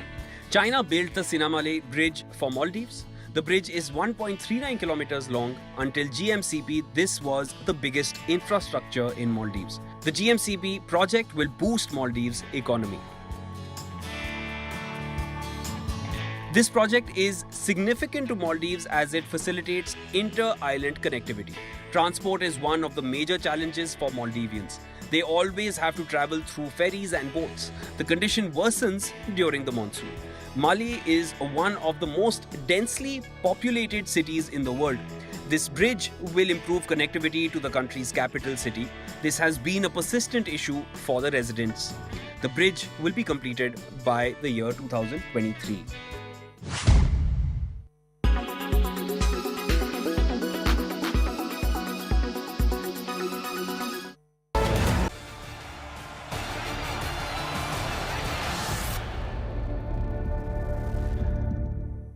So there is always an edge to these games and it's मतलब बहुत अच्छी बात होती है ऐसे game खेलने के लिए क्योंकि आप ऐसे गेम में आप टेस्ट होते हैं, आपकी टीम टेस्ट होती है, आप पे जो कभी-कभी एज अ कोच आपके जो कभी सवाल होते हैं आपकी टीम के बारे में उसके आपको आंसर्स मिलते हैं ऐसे मैचेस में. There is a certain amount of pressure, right, to trying to win these tournaments and that gives you a nice little edge when you go into a World Cup.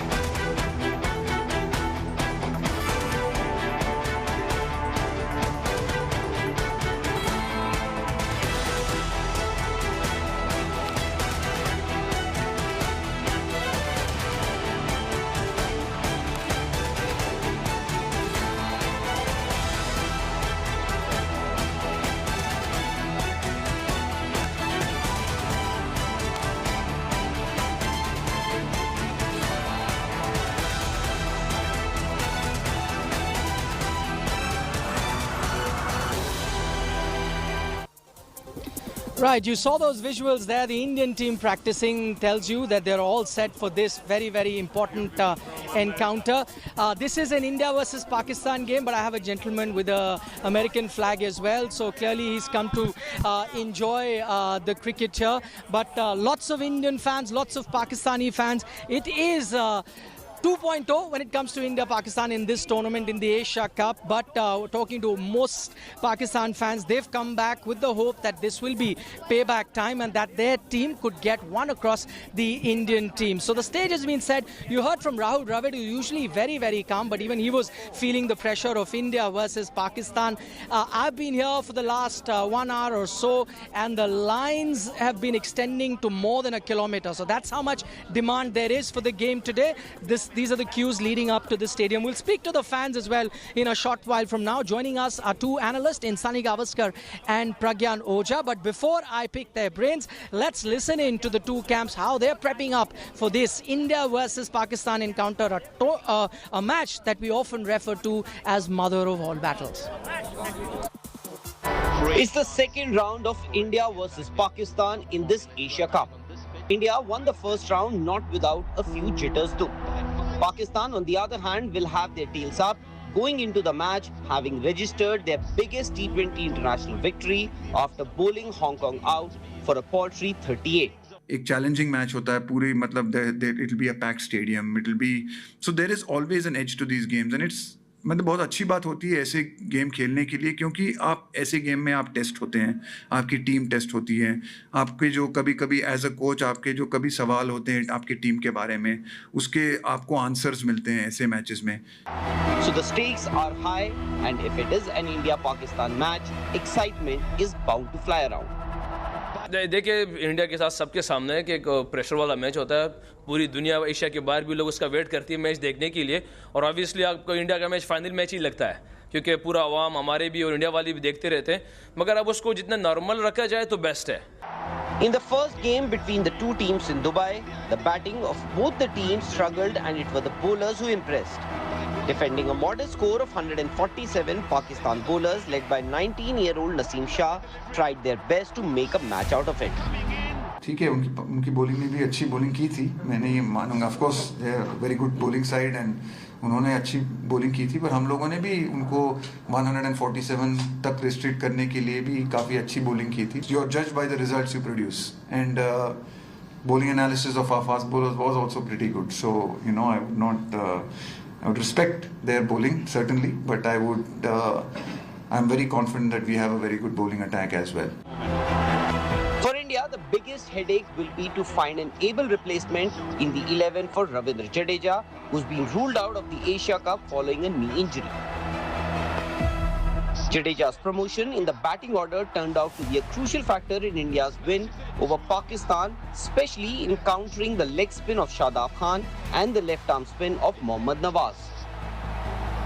Both the spinners picked 7 wickets between them in the game against Hong Kong, so they surely will have their confidence high.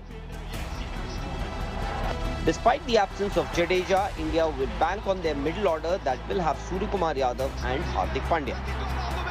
I think it was incredible. I'm just watching Suryakumar Yadav play that innings the other day. It was phenomenal. And I think he's done that, you know, so many times now. You see so much audacity at times in the way the players play.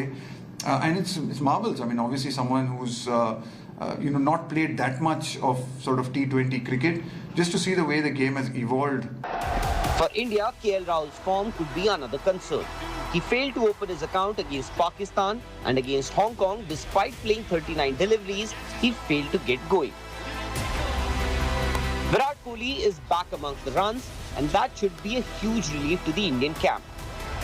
It's nice to see that he's come back fresh and he's he's really looking forward to playing every game. Not that he wasn't looking forward to playing sometimes with Virat. I think he's just one of those guys who's always on. So it's not that earlier he was not. But it's just nice. I'm glad he's had the opportunity to have the break and just come back refreshed and relaxed. And it's good he's got a chance to bat in the middle and play a couple of games where he's got time to spend in the middle. Virat is the second highest scorer in the tournament so far behind Mohammad Rizwan, who's had 2 good outings so far, especially in the game against Hong Kong. Pakistan surely would want to exact revenge of the loss they suffered in the opening game, but it is always easier said than done. Also, if the two teams go on to make it to the final, there could be some psychological battles played before the September 11 game. हम तो वैसे मजाक में कह चुके हैं आपस में कि यार मुझे लगता है ये बेस्ट ऑफ 3 सीरीज ही है क्योंकि बाकी बहरहाल नहीं तो क्रिकेट है होता रहता है हमारे आपस में प्लेयरों में यही बात होती है कि यार ये मैच आएगा इंशाल्लाह उम्मीद है कि फाइनल में अगर आएंगे तो ये तो आपस में बात होती रहती है मगर ऑब्वियसली क्रिकेट तगड़ी करनी है हमने. It's been long since one saw India play Pakistan twice in a space of 1 week, and the two teams could potentially play another one in 7 days' time.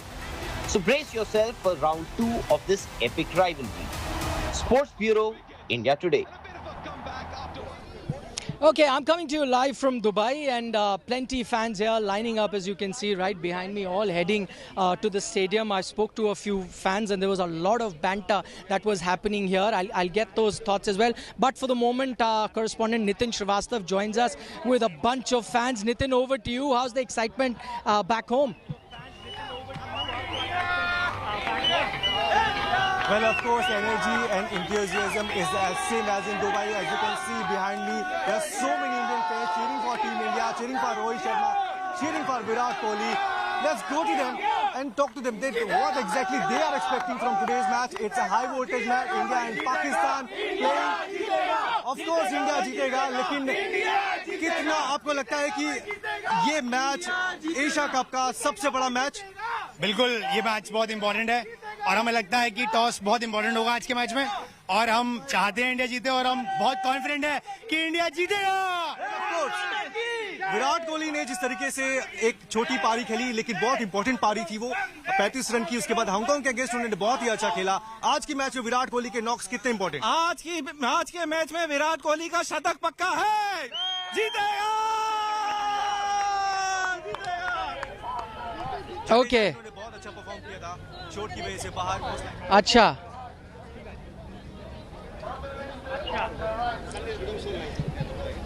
Thank you so much for that, Nitin. Great set of fans that they were there with Nitin in Delhi, all celebrating. We'll get to hear from some fans here as well from Ground Zero. That's where I'm coming to you live from. But Sunny Gavaskar, Pragyan Oja with us. Saiba, I'll start with you. I know that there is a lot of excitement amongst the fans here, as I can witness being right here. But I'm going to talk to you from the perspective of the teams. Do you think this particular game might bring with it slightly less pressure, only because still Friday, that's just still about, what, 40 odd hours ago, we did not know whether we'll have an India-Pakistan encounter. It only got confirmed after Pakistan beat Hong Kong. So there wasn't too much time for the teams to think about, like it was in the first game. You knew it had been building up for some time. You know that maybe they'll play in the final. But this game, not too much time for the fans to think, for the players to think about? In a certain way, you could say that, because look, the first match of any tournament is the match where teams are nervous. They don't know how they're going to start. They want to make a good start. They want to make a winning start. Now, both the matches that India have played, they've won those matches. Pakistan has won the game against Hong Kong a couple of days ago in a very, very good manner. Their massive win, their biggest win in T20 cricket. So they'll be just that little bit also feeling just a little bit settled. And so, yes, I think maybe the pressure might be just that little bit less, but, the intensity won't go down. The intensity will be there from ball one. That's always there between India and Pakistan. So the players will feel just that little bit settled with the weather, with the condition, just all that. But don't make no mistake. As far as the intensity is concerned, that is going to be very, very high from ball one. Right, Pragyan, your thoughts on that? One, as Sunny is saying, the intensity will be very high, but the fact that, this game, there wasn't too much of a build-up. You only found out about this game, or it got confirmed in the last 40 hours or so. The other thing is, if you take a look at the format of this tournament at the moment, this is the first game of Super 4. So you reckon not too much pressure? Had it been maybe towards the end, there would have been, run rate to look after, matches to win, to qualify for that final. At the moment, first game, so slightly less pressure compared to had it been the last game of Super 4s? See, I'll tell you, when you talk about T20 cricket, it's all about the momentum. It's the shortest format of the game, and all the champion teams, what they do is, if they have built that momentum, they don't let go of it. Once you let go of it, this tournament is so fast that to cope up becomes difficult. So if you hear closely what Rohit says, what Rahul Dravid says, or what Virat Kohli says, they want to keep the momentum going. Even if it's a last match of your league, which it doesn't matter, you don't want to lose, because it's very important because of the format. And as Sunny sir said, teams will be settled because they have won 2 games and Pakistan beat Hong Kong convincingly. But that intensity will be there, and both the teams will look to just maintain that momentum. In T20 cricket, it is all about the momentum. If you lose it, it is very difficult to come back, because it is very short and very fast. India! Okay, Pragyan. Lots of Indian fans you can see all building up. Predict the score, predict the score. India 193. 194. 193. India 194. 196. And you already know India is batting first. India will win. Score today 200. 200. Okay. Nobody. 100 plus. Okay. And So, today Rohit will... And Sky also. Sky, Okay. Rohit... So the expectations are very high. The Indian fans just don't want to win. They want to win by a big margin. Many of them predicting 200 if India were to bat first. They're also predicting that they want to see a Virat Kohli 100. But you know, you've heard from the official experts that we have, former cricketers that we have on the panel. But what do they say about India and Pakistan? Everyone is a cricket expert. And I experienced that firsthand a short while ago when I caught up with the fans walking inside the stadium. Everyone had their own analysis. Just listen in to what they had to say about this game. अगर विराट का catch miss नहीं होता तो आप यकीन मानो विराट ने तो 2 रन भी नहीं बनाए थे, लेकिन वो उसको एक मौका मिला। ठीक है, नसीम शाह की जो लाइन थी वो थोड़ी सी मिस थी, अगर वो मिस ना होती, अगर वो मिस ना हो, यकीन मानो ये 2 विकेट जो थे आप लोगों की थी ना, इस 2 विकेटों की वजह से आप लोग मैच जीत गए। अच्छा, एक चीज बताएं, ये मानते हो ना? मुझे एक चीज को भाई, कैच ड्रॉप तो क्रिकेट का हिस्सा है। वो तो क्रिकेट का हिस्सा है, लेकिन इसकी उनकी खुशकिस्मती थी और हमारी बदकिस्मती कि 2 कैच ड्रॉप हुए और हम मैच हार गए। यकीन मानो पाकिस्तान कौन नहीं अभी करें कि नहीं, गर्मा गर्मी, बहुत ही गर्म माहौल है जी इस वक्त यहाँ पे। तो इस वजह से इस बार सबर करो,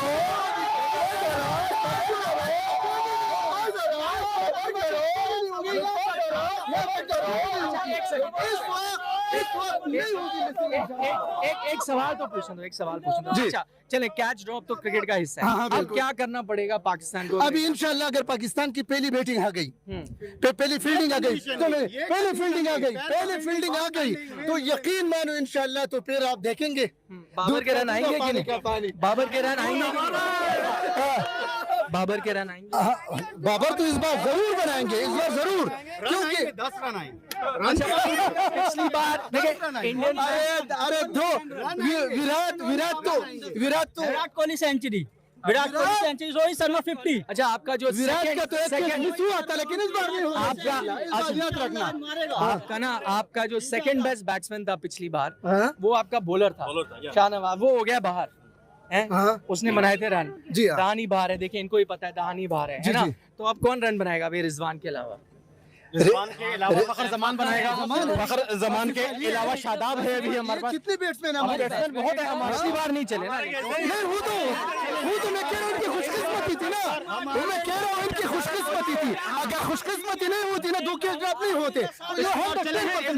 इंशाल्लाह। पहला मैच हमने इसलिए दिया था कि आप लोग फिर स्क्रीन कोई तोड़ते हैं, कोई क्या करते हैं। स्क्रीन तो पाकिस्तान में ही टूटते हैं, टीवी तो पाकिस्तान में फूटते। इंडिया के भी दिखाऊंगा, जब चैंपियंस ट्रॉफी में जीता था ना, चैंपियन ट्रॉफी पाकिस्तान जीता था, तो इंडिया में भी स्क्रीन टूटी थी और बाकायदा रोया गया था वहाँ पे, शौक मनाया। नहीं पता, मैं आपको एक चीज बताता हूँ, ये जो टीवी फूटते ना, आप लोगों को एक चीज बताता हूँ। वसीम भाई है ना, वसीम अकरम, उनसे मैं इंटरव्यू कर रहा था। मैंने कहा वसीम भाई, जब ये आप पाकिस्तान मैच हारते हैं स्क्रीन क्यों टूटते हैं? उन्होंने कहा ये मत आप ध्यान दे, वो क्या करते हैं, जो पुराने टीवी है ना, जो 1000 रुपए के रह जाते हैं, वो वही तोड़ते हैं, चलते। हाँ, जो नहीं चलते। बच्चों को कल लेके तोड़ देना अगर हार गया पाकिस्तान। इंडिया लीग काफी रहेगा। 3 प्लेयर, बाबर आजम, रिजवान और नसीम शाह, ये 3 प्लेयर आज काफी रहेगा। इन तीनों में एक विकेट ढूंढना मुश्किल हो जाएगा। ना दोस्ती तो मरते दम तक रहने का, दोनों मुल्कों का बाबा, दोनों मुल्कों का दोस्ती तो रहने का है। क्रिकेट है, क्रिकेट जैसा देखेंगे, कोई भी जीतने दो। आप यहाँ पे ये सब कह रहे हो, दोस्ती चल रही है, ठीक है। जब आप ग्राउंड पे होते हो, विकेट गिर जाती है, तो आपको दुख नहीं होता? 100% हिंदुस्तान हमारा भाई, क्यों नहीं होता भाई?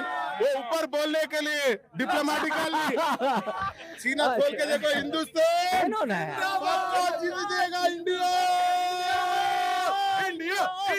इंडिया कुछ होता है, लेकिन ग्राउंड के बाहर कुछ नहीं होती। ग्राउंड में जंग है, प्लेयरों के दरमियान में भी, हमारे दरमियान में भी, क्योंकि देखें खेल वो नहीं होते हैं, लेकिन खून वापस पड़ रहा होता है। अल्टीमेटली क्रिकेट की जीत हो और अच्छा खेलें, दोनों टीमें अच्छा परफॉर्मेंस। ये बताएं, अभी तो दोस्ती चल रही है, ग्राउंड पे भी चलेगी? जी, दोस्ती हमेशा रहेगी यार, cricket is part of game, right? दोस्त अभी बने या वैसे ही दोस्त? नहीं, हम एक जगह काम करते हैं, दोनों एक ही कंपनी में काम करते हैं, so we are working together for 3 years. अच्छा, तो ये बताइए कि मैच के अगले दिन क्या होता है? फॉर एग्जांपल जो पिछला मैच हुआ, अगले दिन क्या हुआ? दोस्ती वैसी थी या ये थोड़ा छेड़ रहे थे आपने? दोस्ती वैसी होती है, ऑफिस में माहौल बहुत डिफरेंट रहता है, बहुत डिफरेंट रहता है। देखिए जो भी जीतता है ये तो मिलिट्री है कि आके दूसरे आदमी को तंग करेगा। लास्ट टाइम हम लोग आ रहे हैं, इन लोगों ने मेरे को बहुत छेड़ा।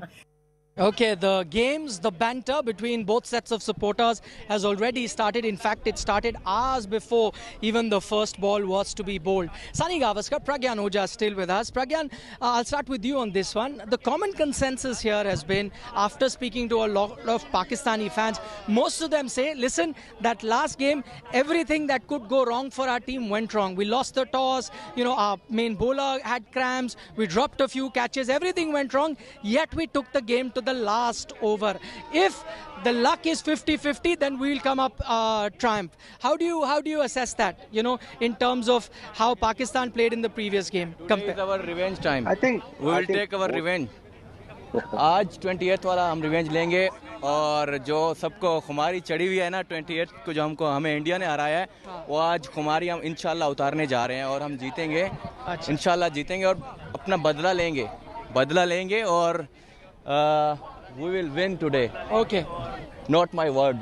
Okay, चलिए, इनको आप चेहरा मैंने पहचान लिया है. I'll catch you after the game is done. Sorry, Pragyan, you were saying something. I got inundated with a few Pakistani fans. Go ahead. What were you saying? No, absolutely. No. It's good that they're all excited. They want to see their team to win. It's good. But saying that Pakistan played good cricket. But if you look at Indian team, they played really well. They bowled really well. They batted really well. The jobs that were given to particular players, they did it to the to the most that they could do. So I think I'm very confident that what has happened in the World Cup, we had a lot of questions then. But if you see last game that India played, they answered all of them and they were looking very confident. I know we will miss the services of Ravindra Jadeja, but saying that this team looks more balanced and they know exactly what they need to do, and they have already shown how content they are. So that is the reason I'm very confident that they will deliver. And see, I know fans, they will be excited and they will say a few things. That's okay. That's a part of this India-Pakistan game.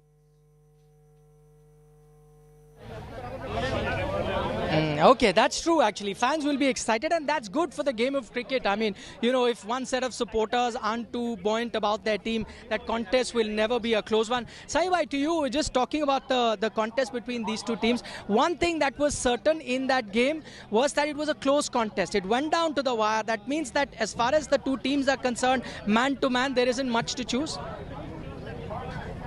Between India and Pakistan, there's always somebody who puts his hand up.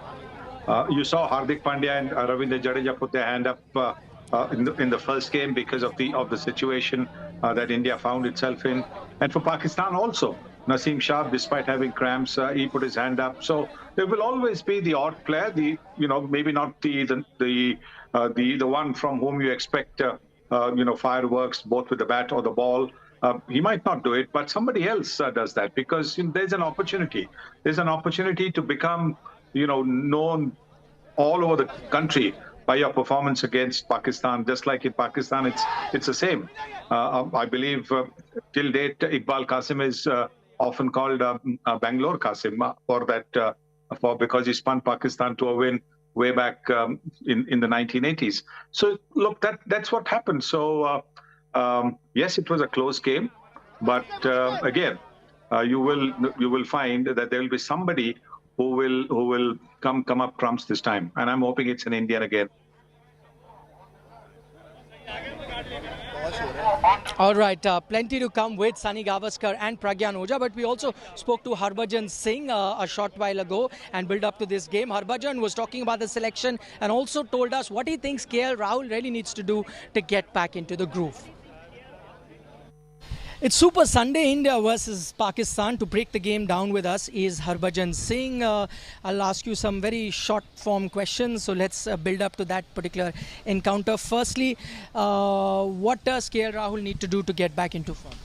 he just need to bat like KL Rahul. Forget about, whether he wasn't playing any cricket. He just need to back himself, and I'm sure, the moment he'll back himself, we'll see KL Rahul batting the way, we have seen him batting in the past. So, unbelievable player. There's no doubt about it. So, I'm sure he's going to come good. Jadeja is out. Who replaces him? Sorry? Jadeja is out. Who replaces him? I feel R. Ashwin. I think R. Ashwin should be the one who should walk in straight away and bowl those 4 overs, get few wickets for Team India. And if needed, he can bat up the order as well. So it solves the purpose. Because there may not be any left-hander in the top order, you will need someone to counter the leg spin, left-arm spin of Pakistan. How about Surya Kumar Yadav at number 3? Yeah, Surya is unbelievable talent. He plays spins really, really well. But I think, the more you put Virat Kohli at the back, I think we're going to put more pressure on him. He's obviously scoring those 30s and 50s, but those are coming, quite slow. We know Virat Kohli needed some time in the middle to build his confidence. So I will not change that. Number 3 should be Virat Kohli. And number 4, of course, Surya Kumar Yadav. He doesn't let anyone settle. He looks like, he walk in and he just start hitting those balls from ball 1 itself. So he's in that kind of a nick. So if you want to send him early, then you are putting Virat Kohli under pressure. He need to go fire from the ball 1, which obviously at this stage I wouldn't do that. How can Avesh Khan and Arshdeep not leak runs at the death? What do they need to do? Well, I think Arsh, whatever little I've seen in the previous game, he bowled that slower one, which is not his kind of a strength. He's more of a Yorker guy. I've seen him bowling fantastic Yorkers, better than some of the senior bowler who were playing with him alongside while he was playing for his franchise in the IPL. I think he need to stick to his strength, which is Yorker, and just keep things very simple. Don't worry about, this is India-Pakistan game. Just bowl the way that you can bowl your best and back your instinct. Simple as that. And same goes with Avesh. I think he's a brilliant bowler who had a lot of success in the IPL, and he just need to, be a little more calm. And if you're calm, I'm sure they're going to come good. They are champion bowlers. Who's going to be the most precious wicket for India? Because Rizwan is in form, Fakhar is in form, and then Babar, we know what he can do. Well, I think Rizwan is going to be the key for Pakistan, and if India can get Rizwan early on, would be great. So far we have not seen the Rizwan what we saw during the World Cup, who were taking the game away from the oppositions. He is also playing very slowly and very cautiously. I hope India can put brakes on his bat and of course not let him score as freely as he would like to, because he could be someone very dangerous. Finally, I know your your heart is going to say India, but what is your head saying? Both heart and head saying India. Okay, Harbhajan Singh there saying both head, heart are in unison. They're all saying that India should win this encounter. Sai bhai, big game coming up for KL Rahul? In a sense, yes, because he hasn't performed to his capacity that we know of. I think he's just a little tentative, and which is understandable to an extent because he's been out with an injury. But he has to give the team a good start because it's so essential. Once he gets going, he makes it easy. In a way, it's not like dropping anchor at one end like a lot of opening batsmen do, where the other batsman at the other end can play freely. But because he's got the range of shots, which we've seen, he likes to play at Dubai. We've seen him score some incredible runs in Dubai as well. So, I'm hoping that he'll be able to get runs because I've always thought of him as a class act. But yes, I think everybody starts to feel the pressure, and I think he will be feeling the pressure now. All right, KL Rahul under some amount of pressure. Not too long to go before we find out whether India would be batting or India would be fielding. The toss is not too far away. So what we'll do right now is take a short little break on our program, take a little bit of a breather, building up to that big India-Pakistan game. But as soon as we come back, we'll have the playing 11s, we'll have the toss update for you, and then we'll pick Sunny Gavaskar and Pragyan Oja's brain. See you very shortly. Don't go anywhere.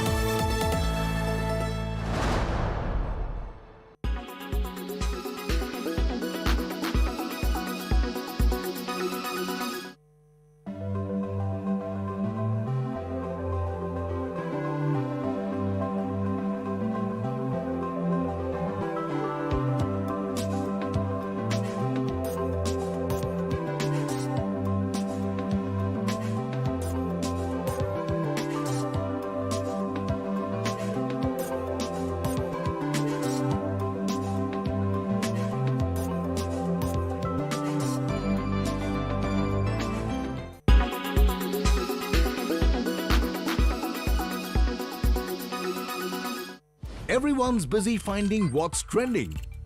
You're busy finding out why. India Today, for those who research before reacting. Download the India Today app now. Make your media plan smarter with India Today Live TV on your connected devices. Amplify your brand with 100 million smart internet viewers. To advertise, mail us at sales@aajtak.com.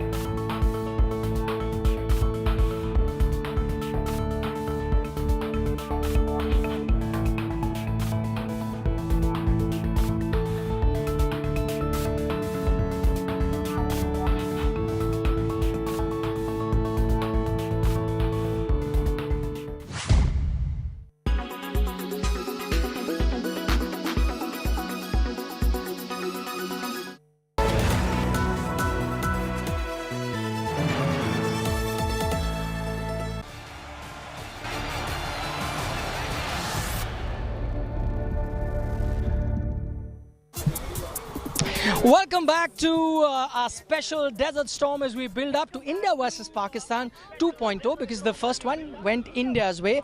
This one is the first game of the Super 4, so it's going to be very important. You got to win games, only then can you make it to the final. If a team has to lose today, then they'll have their backs against the wall, because then you'll have to win 2 games on the trot to qualify for the finals. Still plenty Indian fans coming in. What do you reckon? How's the game going to go? And India missing Jadeja, you reckon? Definitely going to miss Jadeja big time. Actually, Akshar Patel is a good replacement, but somehow Jadeja is always able to make runs actually when it matters.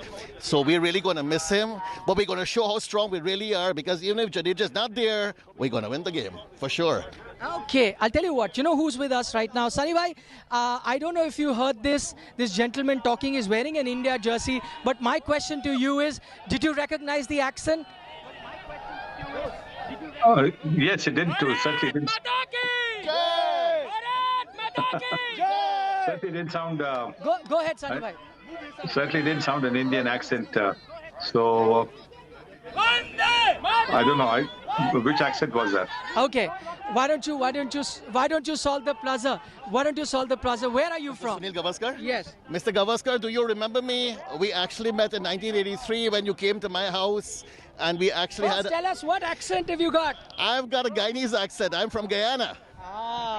There you go, Saiva. I thought you'll pick it up. He's got a bit of a Trini as well as a bit of a Guyana accent. So you might not remember me. It's a very, very long time ago. It's 39 years ago when you made that 147 at Border, not out. Can you remember? Of course, he remembers every knock of his. He even remembers how he got out. Can I forget a century? Yes. He wasn't out at that time. He wasn't out. You were not out. I don't know if you remember. Okay. Coming back to you, what are you expecting? Were you here for the first game? No, I was not here for the first game, but looking forward for this game and looking forward for Virat's comeback probably in this one. Okay, last game he played well, but I'm looking forward for that. Okay, thank you so much, gentlemen. And one more thing before we go, Naz. What's Mr. Gavaskar's first name? Sunil. What's my name? Sunil. Mr. Sunil, hi. Sunil saying hi. Were you named after him? No. You're not that young. Same thing is true here. I'm Sachin, so. You're Sachin. Okay, wow. How lucky am I? How lucky am I? I had a Sachin to my left. I had a Sunil to my right. You know, that's the holy, not the trinity because I'm talking about two, but part of the holy trinity of Indian batting. One side Sunil Gavaskar, the other side I had Sachin. Thank you so much. Have a good game, guys. So the latest update now coming from Dubai is that Pakistan have won the toss, and no surprise that they have decided to bowl first. So that means Pakistan would be chasing. Saibhai, coming to you. I know that this time around of the year there hasn't been much due, so the toss hasn't been important. But I'm looking at all the matches that have been played so far in the tournament. Out of the 7, 5 have been won by team chasing, and the only 2 times a team batting won first was against minnows like Hong Kong. So clearly, even now, chasing here seems to be the right way. Well, yes, I think generally in T20 cricket, that's what teams look at doing, particularly if the due factor is not there. But again, this is an India v Pakistan game. Runs on the board can make a big difference. We saw that when India chased as well. Pakistan had scored 147, and you would have thought that that should not be too difficult to get. But India got it only in the final over. So I do believe that if India get to anything over 160, 170, hopefully they will, then they will certainly put a lot of pressure on Pakistan to get those runs. Pragyan, what do you make of the fact that India batting first? Does it give any sort of advantage, even though a slight one to Pakistan now, even before the first ball has been bowled? See, if you look at every ground has a certain way. So in pattern, I'm talking about. So Dubai, yes, normally teams batting second, they have that little bit of advantage because stats says so. But mind you, if you see, we often talk about India's top 3. When you look at Pakistan's top 3, even they are struggling. And if India, with the bowling attack that they have with the seamers, if they get them, get those early wickets, you never know. You can put that pressure on. And I'm very sure if India puts a good total and then gets early wickets, then, you know, they can change the stats, and stats are meant to change. So I'm very confident that, you can always talk about there is a certain pattern or there is a certain way of playing on a particular venue, but it can always change. That is the beauty of this game. We're still awaiting the playing 11s from both teams, but what we can confirm right now is Pakistan this time have won the toss. Remember that first game, India won the toss and decided to bowl. This time Pakistan has done exactly that, and that has been the sort of trend in this Asia Cup. Teams have preferred to chase, and that has paid dividends too. We'll find out how India perform when they bat first, but we're still waiting for the update on the 2 11s. But Saibhai, coming to you, we know that Akshar Patel joined the team yesterday. He's had a few hours here. He hasn't gone. He hasn't played much. Okay, we're just getting news as far as the playing 11 is concerned. Deepak Hooda has come in to the 11. Hardik Pandya comes in. That's not a surprise. He had to come in. And then Ravi Bishnoi is playing. So that would be interesting to know in terms of who has been left out. But Deepak Hooda comes in. Hardik Pandya, as I said, had to come in. He was rested, not really dropped from the previous game, rested. So he had to come back in. And then you have Ravi Bishnoi that the Indian team has gone with. Saibhai, your initial thoughts? Ravi Bishnoi, Deepak Hooda coming in? Well, it's a balanced team again. It's been a balanced team. What has happened is that you've got somebody who can bowl and bat who was missing because of an injury. Now you've got Deepak Hooda who can also do pretty much what Ravindra Jadeja does. So yes, that's a change. It's not surprising that Akshar Patel, who must have arrived only yesterday, not being selected for such a big game within 24 hours, so that's understandable. But Deepak Hooda coming in, not really a big surprise, as also that Bishnoi coming in, because Bishnoi is flatter through the air than Chahal. He would have come in place of Chahal, and so Bishnoi makes it just a little bit more difficult. So maybe that's the reason why these two changes have happened. We're still awaiting confirmation as to who are the players that have been left out, but the 3 players that have come in for the Indian team are Deepak Hooda, Ravi Bishnoi, Hardik Pandya, as I said, was only rested the last game, so Nikhil, he comes back in. We'll let you know who are the players who have been left out, Nikhil. and that's when we'll... Yeah, Pragyan, go ahead, please. Yeah, I think Bishnu has come in place of Avesh Khan. I think as we were discussing that Avesh Khan is not getting his form and he's been expensive. Yeah. Maybe Indian team has gone with 3 spinners. That's what 3 spinner as in we have got Chahal, then Bishnoi, and then Hooda can bowl. So what do you make of that, Pragyan? 3 spinners. What do you make out of that? Because last time around it was the fast bowlers that picked up all the wickets versus Pakistan. What do you make of this thought of going in with 3 spinners? I think it's a fresh wicket. That's what I was when I was following the news. I heard. So it's a fresh wicket. So maybe the wicket is little dry, or maybe Indian team is more confident of playing 3 spinners rather than going with Avesh Khan. Either of these 2 would be the scenario. That's how it looks like.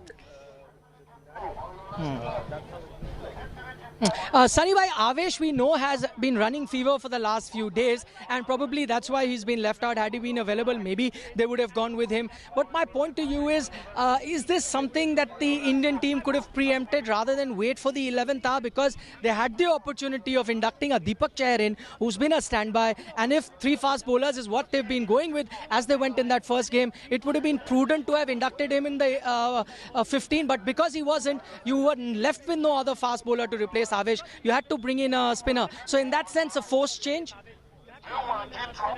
Yes, it's a forced change, because if somebody is injured, it is a forced change. But the way the Indian team is looking at it is, Arshdeep has bowled really well. Bhuvneshwar Kumar was outstanding.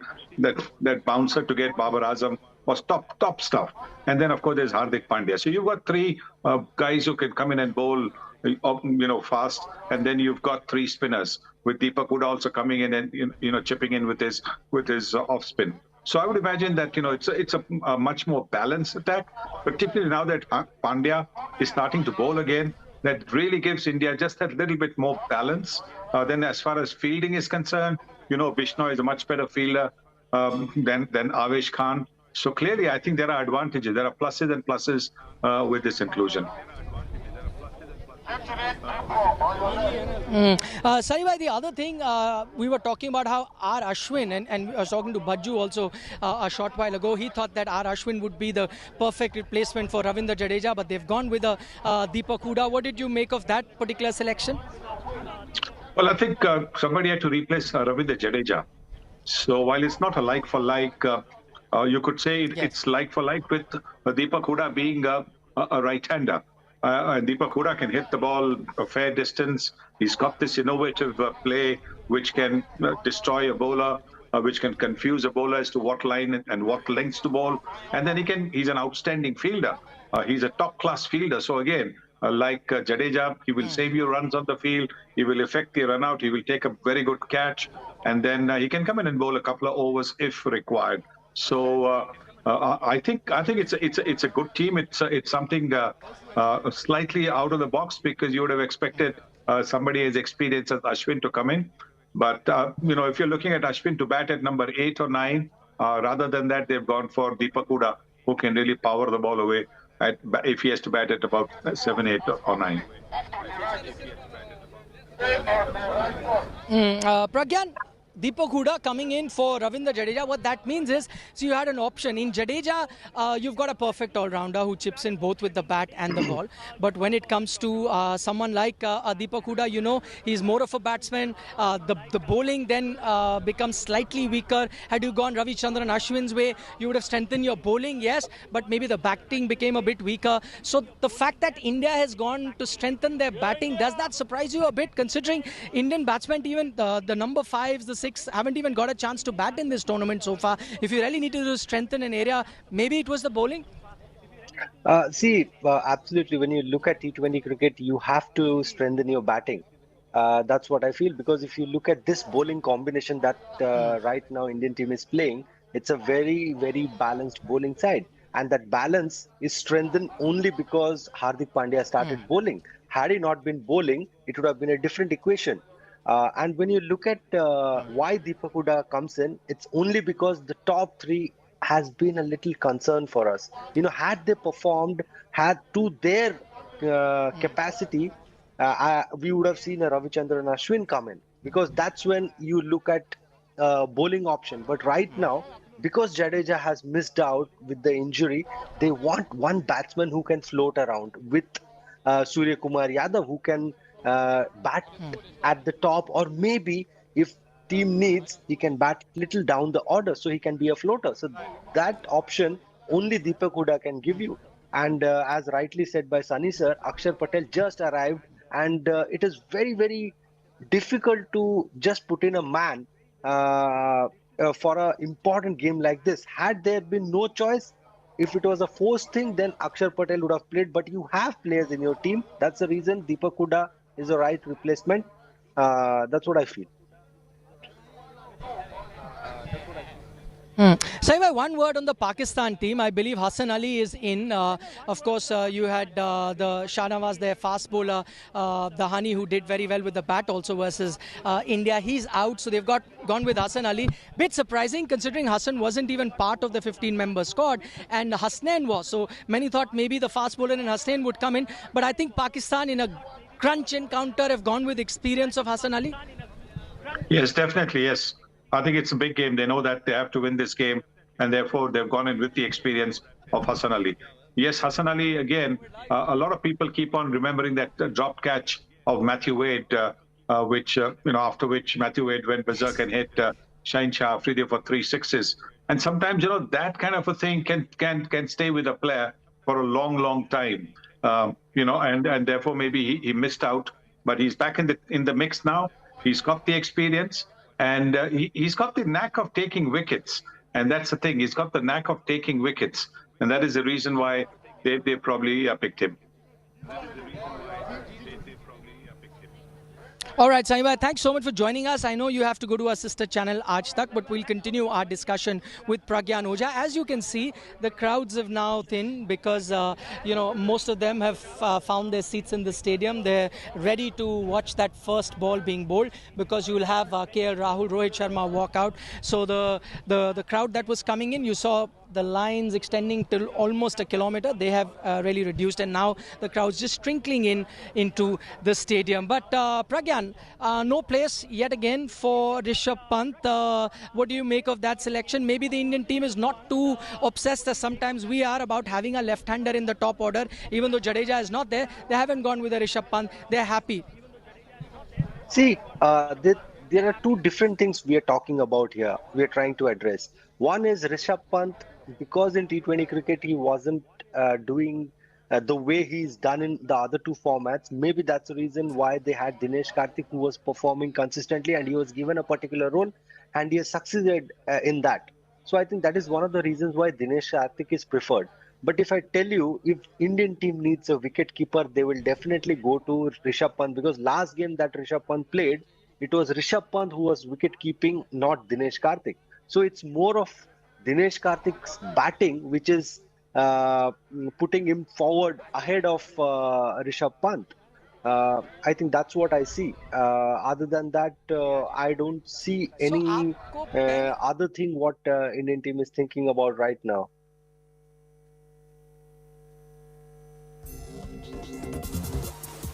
You had told me.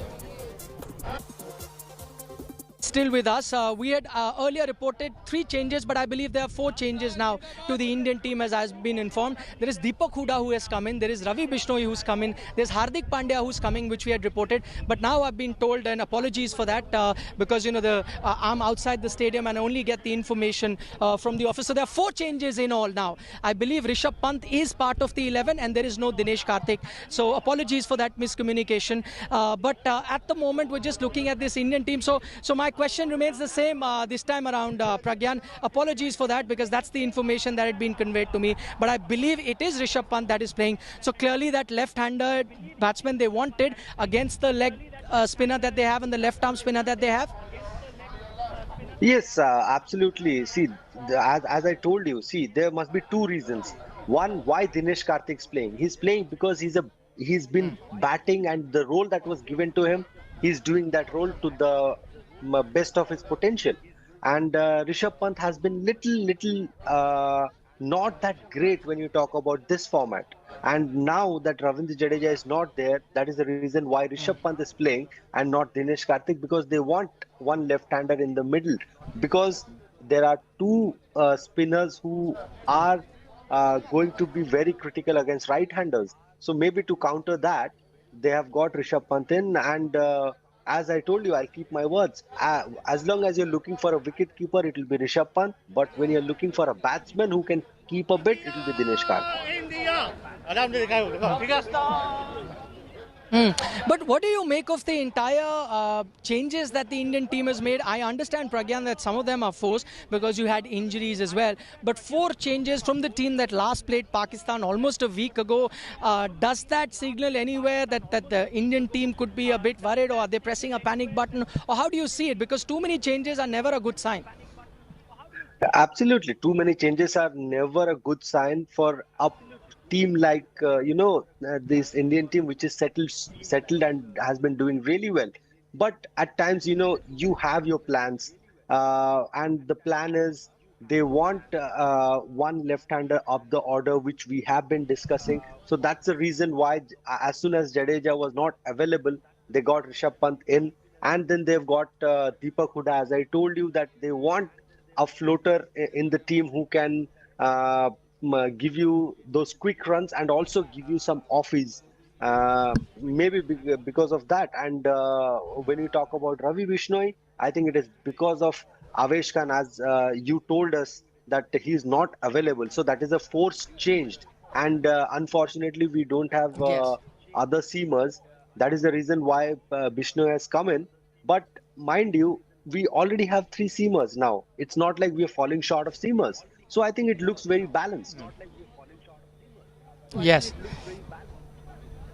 The only worry there, you make a valid point, Pragyan, that you have 3 seamers because Hardik Pandya has been bowling very well. But the one Achilles heel for India has been the amount of runs that India has given in the death overs. And now with one fast bowler less, how do you think India is going to manage that? Will we see a case where someone like a Yuzi Chahal, we've seen Yuzi bowl sometime the 17th over as well, and he's done very well. You might have to use a spinner towards the death. I think yes, you can use Chahal at the death, but you already have 2 bowlers who can do that job for you, and we will see some roles changing in this particular game because the situation is such. But Arshdeep and Bhuvi, we will see in the death. Those 2 or 3 overs will be definitely be given to Arshdeep and Bhuvi. India! The death overs, as Pragyan is saying, that you could go in with Arshdeep and Bhuvi, in which case you will have to save their 2 overs each. So the last 4 overs then can be done by the 2 fast bowlers. But now, Pragyan, if I had to ask you to make a prediction, you've seen the changes that both teams have made. You know what the toss has happened, that it will be the Indian team batting first. If you had to now pick who's going to be winning, what are your thoughts? No, absolutely Indian team, because the way they have won the last 2 games. And mind you, if you take that Hong Kong game away, I don't think both the teams will be riding on confidence when they discuss about Hong Kong. When you keep that game aside, and when you talk about only India and Pakistan, India has beaten them in this series. What has happened in the past is long gone. But whenever you discuss about this tournament, this game, you will talk about what has happened in the last game that you played a few days ago. So I think psychologically India will have that advantage. But I'm telling you, as Sunny sir said, that when India and Pakistan, they play each other, you see special performances, because that is the emotion that really makes you deliver better. Okay, all the time for talking has been done.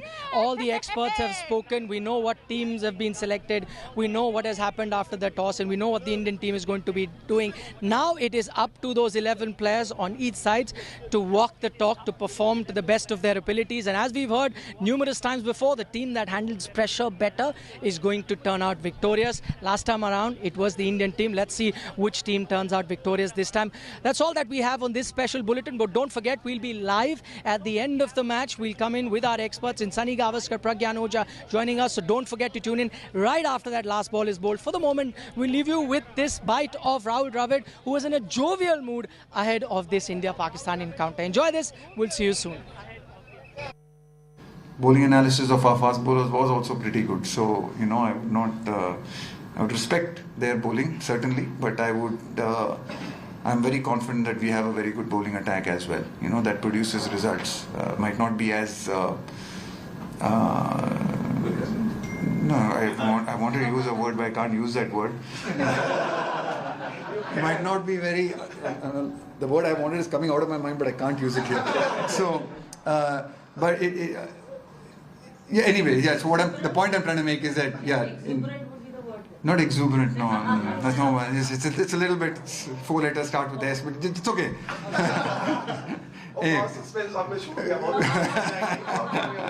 No, might not look very glamorous, but certainly is, in terms of production of results, you know, we've got some guys who produce the results.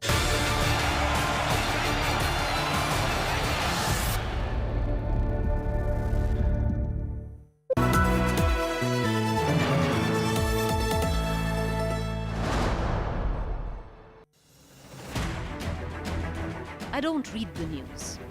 I read between the lines to tell you the true version of events, the true story of our times. To document grief, the toughest assignment for any journalist to be. From those who matter. Women politicians going to stick up for each other. Of those who should matter. I document the truth. I don't distort the truth. I don't glamorize the truth. I don't gloss over the truth. The ghosts of India's contentious medieval history have come knocking again. I hustle for the truth. On the ground, in the newsroom, in the studio. I don't try to grab eyeballs. I inform you to make you see the point. To the Point with Preeti Chaudhary. At these times, only on India Today.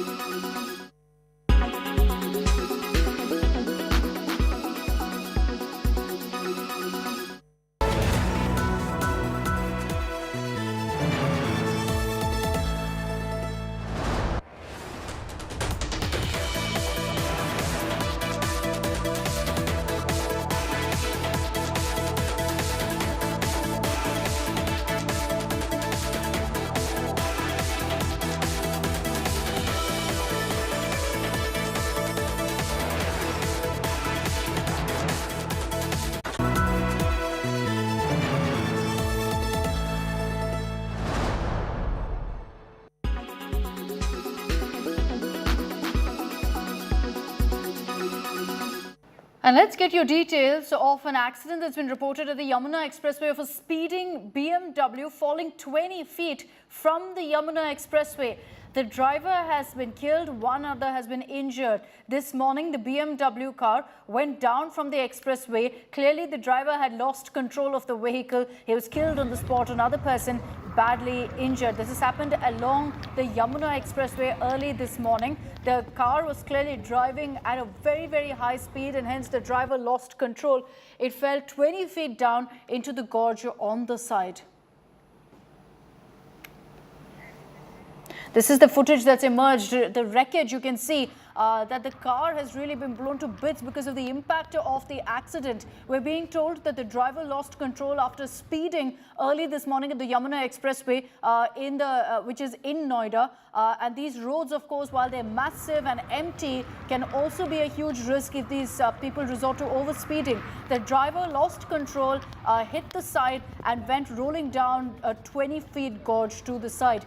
He's dead. The other person in the car, passenger, we understand, has been badly injured.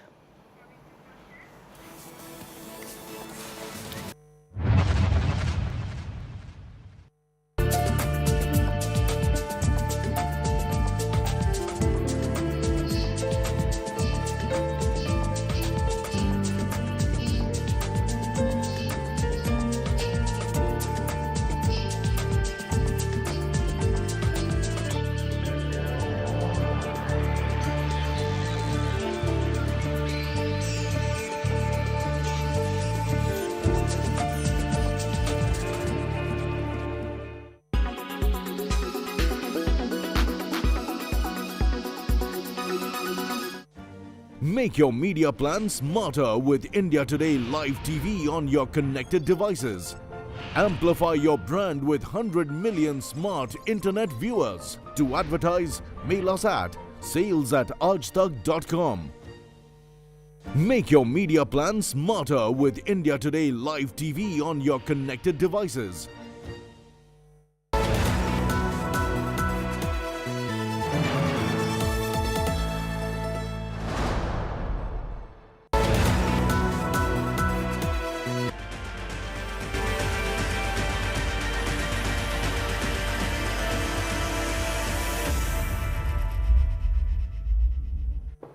It is the dawn of India's naval power in the 21st century. Launching its maiden indigenously designed and built aircraft carrier INS Vikrant, India, of course, has now joined an elite league of select few naval powers, and the ship has now been commissioned. She's all set to sail. Of course, the next few months will also see trials with fighter jets on board. But India is just the third navy to have commissioned a domestically built aircraft carrier in the past 3 years.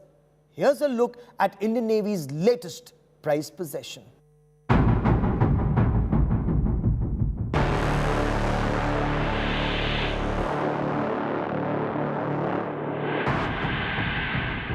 An aircraft carrier made in India, a floating airfield, 45,000 tons of war muscle. INS Vikrant, the pride of India, has joined the Indian Navy's fleet. This next-generation aircraft carrier, the largest warship ever built in India's maritime history, was commissioned in Kochi by Prime Minister Narendra Modi on Friday. जोरदार तालियों के साथ आइए स्वागत करते हैं भारतीय नौसेना में INS विक्रांत का। विक्रांत विशाल है, विराट है, विहंगम है। विक्रांत विशिष्ट है, विक्रांत विशेष भी है। विक्रांत केवल एक युद्धपोत नहीं है, ये 21वीं सदी के भारत के परिश्रम, प्रतिभा, प्रभाव और प्रतिबद्धता का प्रमाण है। The entry of India's biggest Swadeshi warship into the Navy is a huge push for Atmanirbhar Bharat. जो देश जितना किसी दूसरे देश पर निर्भर है, उतना ही उसके लिए संकट है। जो देश जितना आत्मनिर्भर है, वो उतना ही सशक्त है। The induction of the aircraft carrier is key to India's maritime interests, especially in the Indo-Pacific region, with a belligerent China attempting to widen its reach. हम हमारी कलेक्टिव सिक्योरिटी की जरूरतों को पूरा करने में पूरी तरह से सक्षम हैं। हम एक free, open and inclusive Indo Pacific में विश्वास रखते हैं। इस संबंध में हमारे प्रयास माननीय प्रधानमंत्री जी के विजन सागर यानी security and growth for all in the region से गाइडेड है। The aircraft carrier, housing state-of-the-art automation features, a crew of over 1,700 officers and sailors, and capacity to hold up to 12 fighter jets and 6 helicopters. This is a floating airfield and a city in itself. We can see the 2 runways very clearly from here. This will give you an idea how exactly air operations will take place. The round circles with numbers, that says 3, it says 2, 1, those are meant for helicopters to be stationed, and the 2 runways are divided in between with a white lining. One is the red one, the other is the yellow one. 2 runways are there. One is a shorter one, the other a longer one. The shorter one for operations to be launched quickly when the aircraft can fly without a payload. But if an offensive operation is to be launched with a heavy payload, that's when the longer runway has to be used. It's still going to take at least 4 months for air operations to start on INS Vikrant. A special welcome was given to the new warship from the air, a flypast by helicopters and fighter jets in the presence of Prime Minister Modi and other dignitaries. The brand new aircraft carrier is named after its illustrious predecessor, the original INS Vikrant, that played a defining role in India's war with Pakistan in 1971.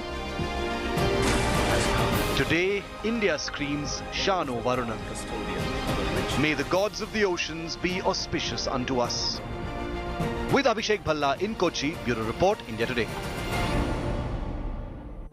A proud nation welcomes India's first indigenously developed aircraft carrier. And this is indigenously designed, developed and manufactured. Of course, at a cost of about 20,000 crore rupees. Now, this is a huge ship. It's about 18 stories high, 43,000 ton displacement. It has over 2,300 compartments, about 1,700 sailors, 3 different galleys, which means 3 different kitchens. It also has a separate section for women officers and sailors because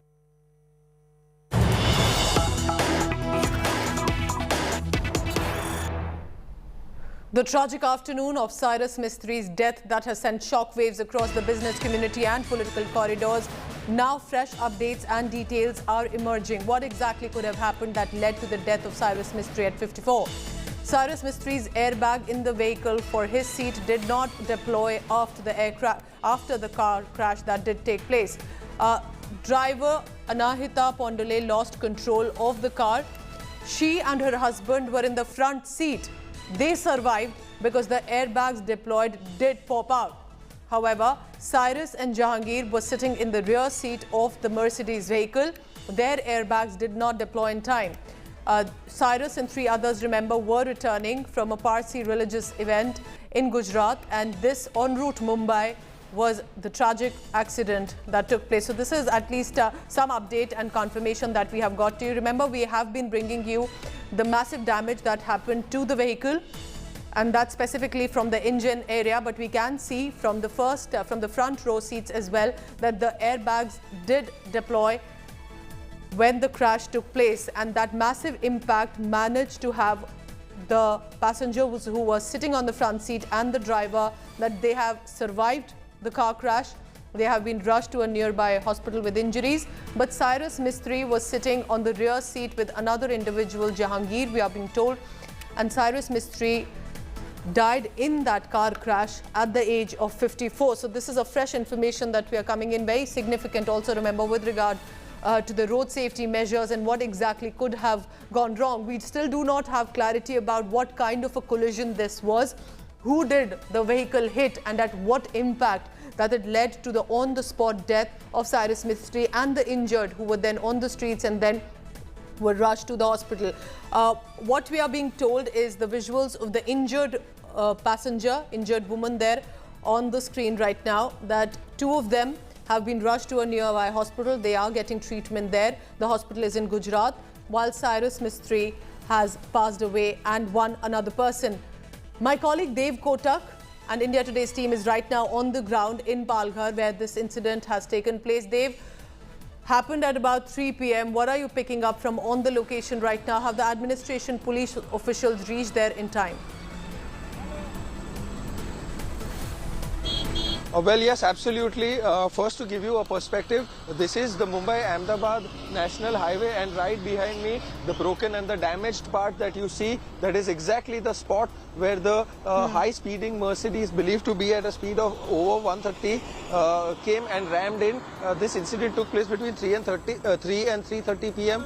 The police officials did reach the spot on time, and a few locals, including the villagers from adjoining areas, reached and sort of helped out with the rescue process. But however, to put things into perspective, the 2 deceased persons, Cyrus Mistry and Jahangir Pandole, both of them passed away on the spot but Darius Pandole and Anita Pandole, who was sitting ahead. Anita was also the driver. She's a leading gynecologist, a doctor at Mumbai's Breach Candy Hospital, was driving. In fact, if we see the visuals, through one of the visuals, it can be seen that the impact of the crash was so much and so hard that it literally flung at least 3 out of 4 people out of the car, and the seats had been ripped off. The airbags for the front 2 persons, which I took names of, Darius and Anita, they were thankfully saved and were moving, is what the locals also said.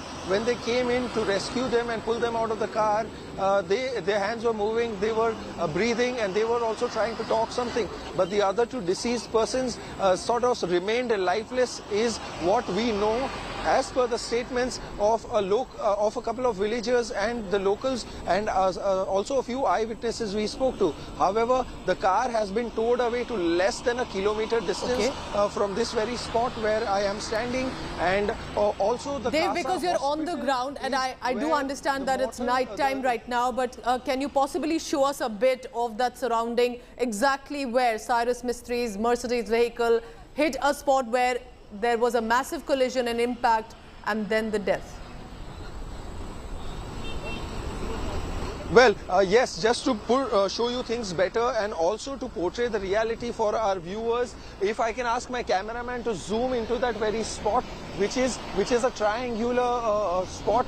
Is also a divider of sorts, and behind, right next to the divider, is a hollow valley sort of, but it is not a valley, it is the Surya river, and had the car plunged into the river, neither of them could have probably survived, leave alone retrieving the bodies. The car also could have suffered very heavy damage, so it could have jumped in to the river at any point in time, but thankfully, because of the road divider, it took a massive impact and came to a stationary halt without really damaging other things on the road or affecting any other individuals.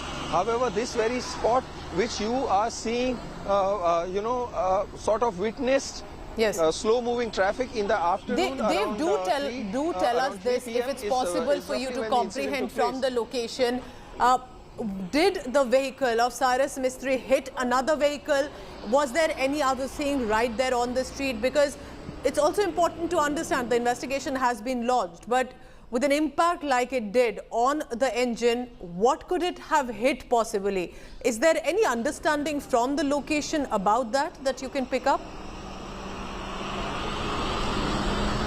Well, to answer your question, given the kind of statements Bala Saheb Patil, the SP of Palghar, had spoken to a couple of media persons and also to our channel, very clarified that no other damage to no other car has been so far emerged. No details of that, of the speeding Mercedes ramming into any other cars or causing that kind of damage had been reported for the time being. However, as per facts, no other vehicles have suffered any other kind of loss except for the car in which the 4 people were travelling, of which 2 are surviving and fighting for their life at the Rainbow Multi-Specialty Super Specialty Hospital, which is in Vapi, that is just a few kilometers from this very spot and near the Surya River.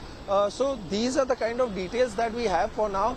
But like I mentioned, that they are undergoing treatment, and what we know as per the latest update is that a chopper is believed to have reached Dahanu, which the chopper will be flying the body of Mr. Cyrus Mistry to Mumbai. So we are trying to bring you regular updates, and as and when we can, with the kind of facts and the information, please keep tracking all the latest, with what really caused. It's going to be a long night for you to be speaking to officials and administration. Our prayers for the family of Cyrus Mistry at that point. Remember, 2 people injured, currently undergoing treatment at a nearby hospital. This is the visual seconds after that mishap, when it appears that one of the commuters managed to take that visual when the local residents had reached to help out the injured and take them out of the Mercedes vehicle in which Cyrus Mistry was travelling. I want to quickly now go across to Paras in Mumbai. Remember, Dev Kotak is en route. He's on the highway where exactly that accident had taken place in Palghar, which is near to Mumbai. In Mumbai is the residence of Cyrus Mistry in Bali Hill. Paras now joins me from that location. Paras, clearly while the tributes are pouring in, it must be such a hard time for the family of Cyrus Mistry. What do you see right now outside the residence? Have relatives, family members, anyone who we know has been able to reach and be with the family at this grieving time? Riti, this is a very sad moment. This is a very sad news which came at 4 o'clock around. This all happened at 3:14 p.m. Nearby Palghar when they all four were traveling to Mumbai from Ahmedabad. Right now, I am the residence. I'm at the residence of Cyrus Mistry, and there is a utter silence over here. The people, the relatives, has came over here, but they all are leaving in silence because this is a very tragic thing which has happened. People had come in. They all were very sad. We had seen the faces of the people who were just visiting the house. They were very sad. This is a very tragic moment for Mistry family because Cyrus Mistry was a very big name. We had seen him at many places, many times. We had seen him. He has created a landmark. He has given so much things for the people also and for Tata Group also. And at that time, this type of thing happens. It's very tragic. As the accident which happened, it was very tragic. Still, there are two people who are very much injured and they are admit at Rainbow Hospital in Vapi. This is a very tragic moment. People are coming, but not more people have visited. But still, as they have said, that a chopper will be flown to Dahanu, and from there, the administration is planning to airlift the body of Cyrus Mistry, and after that, the mortal remains will be coming to this place. Preeti. Next few hours, a chopper has been sent there to Palghar. Paras is right outside the residence where, of course, close relatives and family members will start arriving very soon. But what a terrible, terrible loss for a businessman with a net worth of $18 billion, a former chairperson of the Tata Group, a rare moment in the Tata history as well for the Tata Sons and the Tata Group. Cyrus Mistry already belongs, remember, to a very reputed Parsi family, a construction company that has been renowned world over, the Shapurji Palanji company that he also was born into, and managed to take not only the parent company to heights across the world in Middle East, Africa, apart from India. He himself has been showing his merit all these years, not just within the parent company, but also, as we saw, in the Tata Group, even though, of course, it had led to a legal fight after he was voted out in 2016. What happened today has sent shockwaves. You're looking at some earlier visuals of Cyrus Mistry interacting and has been, whether it was the topmost dignitaries of political corridors or as an industrialist.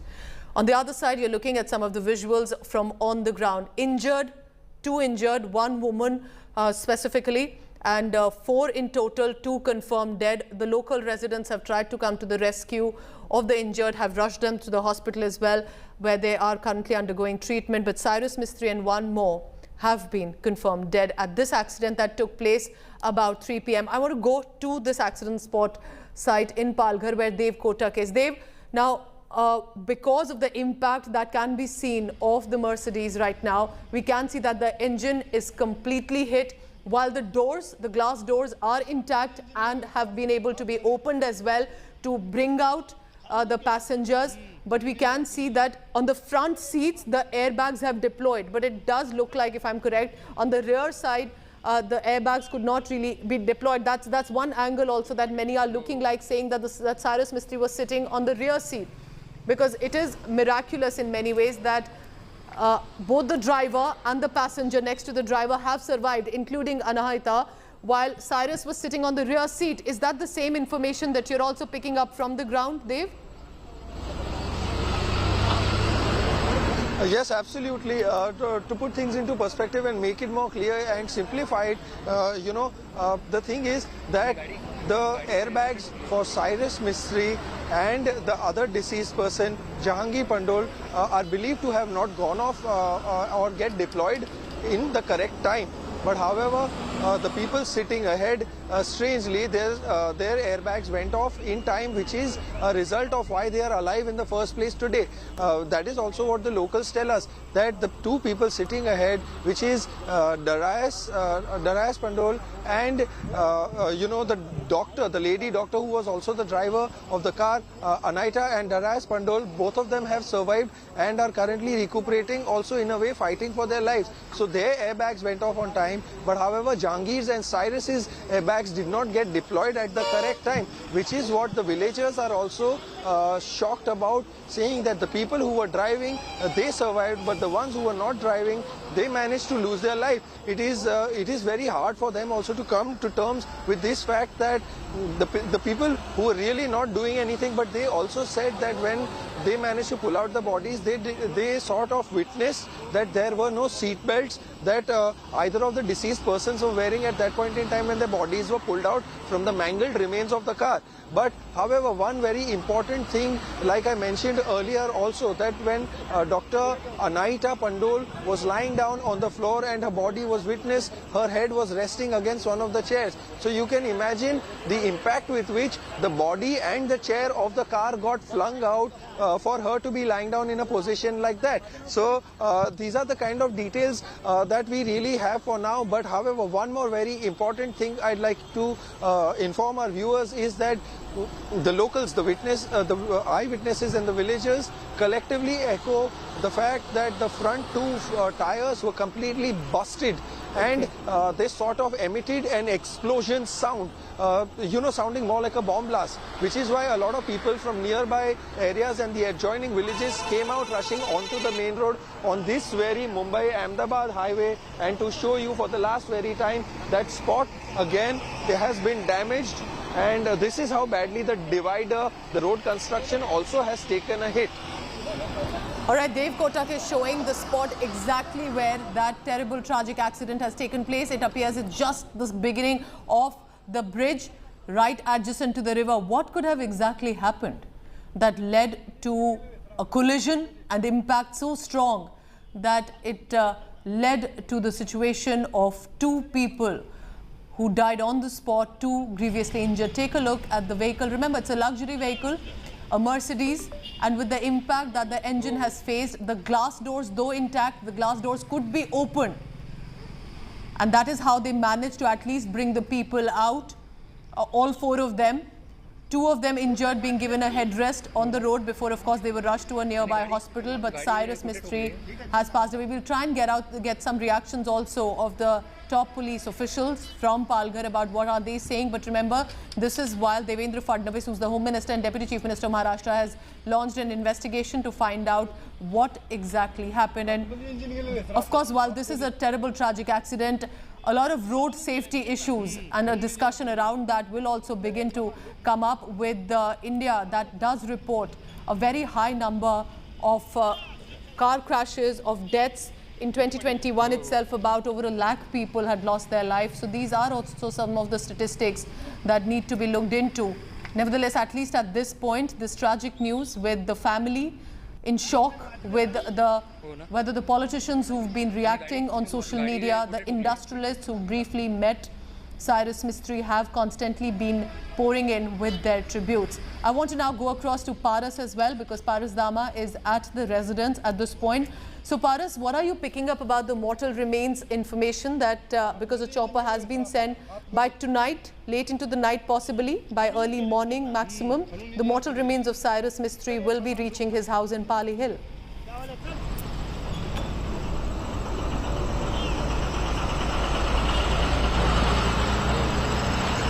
Paras, can you hear me?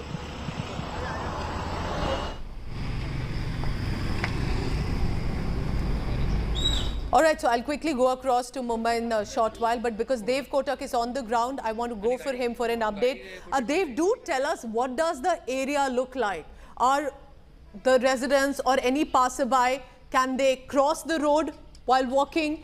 Is there a lot of traffic as well on the road? Apart from the highway traffic, is there local traffic as well? How are the roads conditions? Do tell us about that area if you possibly can, to help us understand what does that spot exactly look like where this car crash has taken place.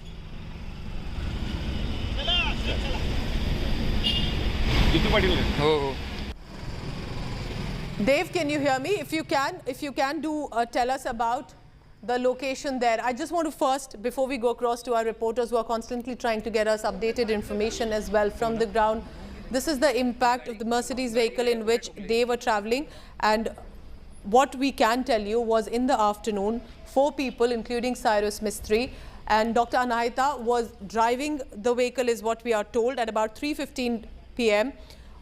This Mercedes vehicle going from Gujarat to Mumbai after they were returning from an event which was regard to the Zoroastrian faith, considering Cyrus Mistry is born in a Parsi family.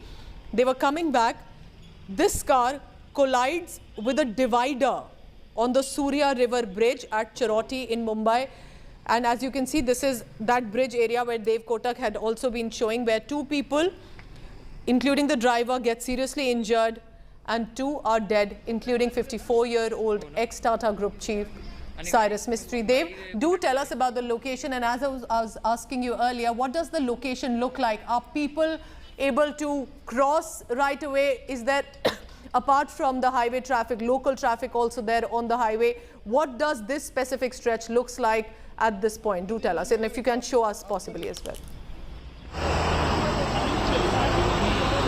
Well, yes, certain parts of this stretch on the Mumbai-Ahmedabad highway are pothole-ridden, but however, that was definitely not the cause of the accident. But to determine and establish the place for you, this is near Charoti in Palghar district, and this is the national highway. But however, the locals also said that the accident of this magnitude and this kind has not happened for the first time. On an average, every month there is at least 1 or at most about 2 accidents that really leave the drivers severely injured or straight away on the spot dead. So you can really imagine, and this gorge, this rectangular gorge that you can see behind me is the Surya River, and like I mentioned earlier also on the live, that had the car fallen down from this height, then leave alone retrieving the car, the bodies too could have been retrieved at the right point in time. But however, owing to the quick response of the locals, even before the police or the ambulance arrived at the spot, they were successful in pulling the bodies out to see who is alive and who is severely injured, so as to accommodate the more severely injured first into the ambulance. So these are the kind of details that we have for now. But like I said, to take you back to that spot, if you can see and if we can zoom in, I'm going to tell my cameraman Sunil to show our viewers that how badly the public infrastructure of a wall that is extremely old, been around for several years, it has been drilled onto the road. To break something like that is extremely difficult. So you can really imagine the intensity and the impact with which the Mercedes SUV hit this very spot. Thankfully the car came to a grinding halt, and the fall into the Surya River was arrested on the spot at that very moment. Otherwise, like I said, the damage could have been far more worse. The casualties would have definitely been higher. At this point in time, we know that the 2 people sitting behind are the deceased, and the 2 sitting ahead, Dr. Anahita and Darius Pandole, who were sitting ahead, their airbags went off on time, which is a result of which they are alive and were saved thankfully just in time. But the people sitting behind did not survive this accident. But however, it is extremely tragic, very upsetting to see Dev, the because I want to introduce to our viewers right now, Dev Kotak is in Palghar, Paras is in Mumbai, right outside the Pali Hill. We're talking about Cyrus Mistry, 54-year-old Indian businessman, former Tata Group chief, has been from the Shapurji Palanji family, one of our big industrialists himself, $18 billion net worth, one of the biggest industrialists in the country, known worldwide as well, is no more, died in a road accident. One more casualty with him. 2 people sitting in the front seat have survived because of the airbags that did deploy in the Mercedes vehicle they were driving in and had crashed at a bridge in Palghar. We are trying to find out more details as well. This is a developing story. But Paras, because you're right outside the residence, have any specific arrangements been made? Because a lot of people will want to come and be with the grieving family right now. What are you picking up about the mortal remains? Are we expecting the mortal remains to arrive via a chopper by tonight late? Likely maximum by tomorrow morning?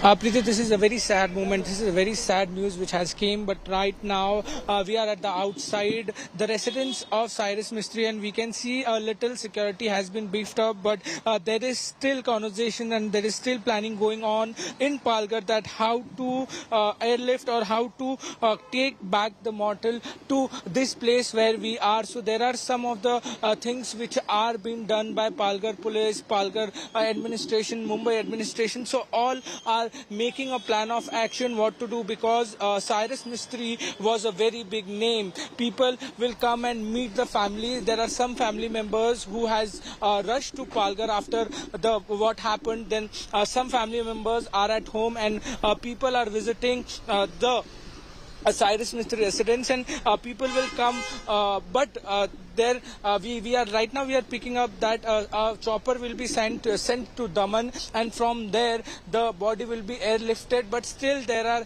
are plannings which has been made by Palghar administration and Palghar police to how to just move back body from Palghar. So there are certain things that they are thinking about. So we will come to know about it. We'll get update about it soon. Preeti. Paras, stay on that location. We'll try and get more details on that as well. I want to go back to Dev Kotak as well. Dev, how is the traffic right now on that highway? Is the traffic that I could see behind you, is it slower than usual? Have there been any sort of barricades that have been put up? Are there police teams on the ground? Or has that area now been cleared because the vehicle has also been moved away? And also, could you, because you're on the ground, Dev, on that accident site, you couldn't see any other vehicle or anything else that the Mercedes crashed into? So it was only the bridge for some reason that the vehicle crashed into that, and then this accident has taken place, the car crash that did take place and leading to the loss of life of Cyrus and one more. Well, yes, absolutely. The bridge divider is the only object that has taken the massive beating of the impact, and rightfully and thankfully so, because they did not go and crash into any other car. Had that been the case, like I mentioned, the casualties could have been higher, the situation could have been much more worse. But however, the traffic here is slow moving also because of two primary reasons, that it is night time and these are heavy moving vehicles that are passing by. Just down the road, there's a toll gate, which is why the traffic is slow. But however, it is smooth because, like I mentioned, that the Mercedes that they were traveling by has been cleared. But however, in the afternoon, for briefly, there was some traffic interruption that was reported from this very stretch and this patch. But after a towing van come crane came and collected, sort of picked up the debris and the mangled remains of the car, which is just less than a kilometer down this very highway, which is where I am. So to answer your question, traffic has resumed normalcy and is moving as usual without really inconveniencing anyone, because like I mentioned that this is the Mumbai-Ahmedabad National Highway and connects the state of Maharashtra and Gujarat. So they do not want any kind of interruption here. So local administration and the authorities have been doing a fine job, if I may say so, keeping everyone at bay. We see a lot of policemen, ahead of us, behind us, also doing their job down the road, trying to ensure that there is no kind of confusion given the kind of incident, a very ghastly incident that took place this afternoon. So in order to avoid something similar of this very nature and intensity, you can see that the policemen are moving around with green and red batons signifying traffic lights to ensure that the traffic movement is extremely smooth and remains uninterrupted on this very highway near the Charoti village of Palghar district. All right, so Dev Kotak has been speaking to senior police officials as well. The area has been cleared, the traffic is moving on, but there is police deployment as well. But the investigation that has been now launched by the Deputy Chief Minister and Home Minister of Maharashtra, Devendra Fadnavis, about what happened. Dev Kotak is on the ground in Palghar, exactly where that terrible car crash has taken place, while Paras Dama is in Pali Hill, that is the residence. where the family, of course, right now would, we cannot even imagine the shock that the family must be facing through, and our prayers to the family of Cyrus Mistry. Remember, from industrialists like Anand Mahindra, Gautam Adani, to Prime Minister Narendra Modi, to even politicians like Supriya Sule, who have been giving out tribute. And I mentioned Supriya Sule because she was one of the first. And she said, my brother Cyrus Mistry is no more.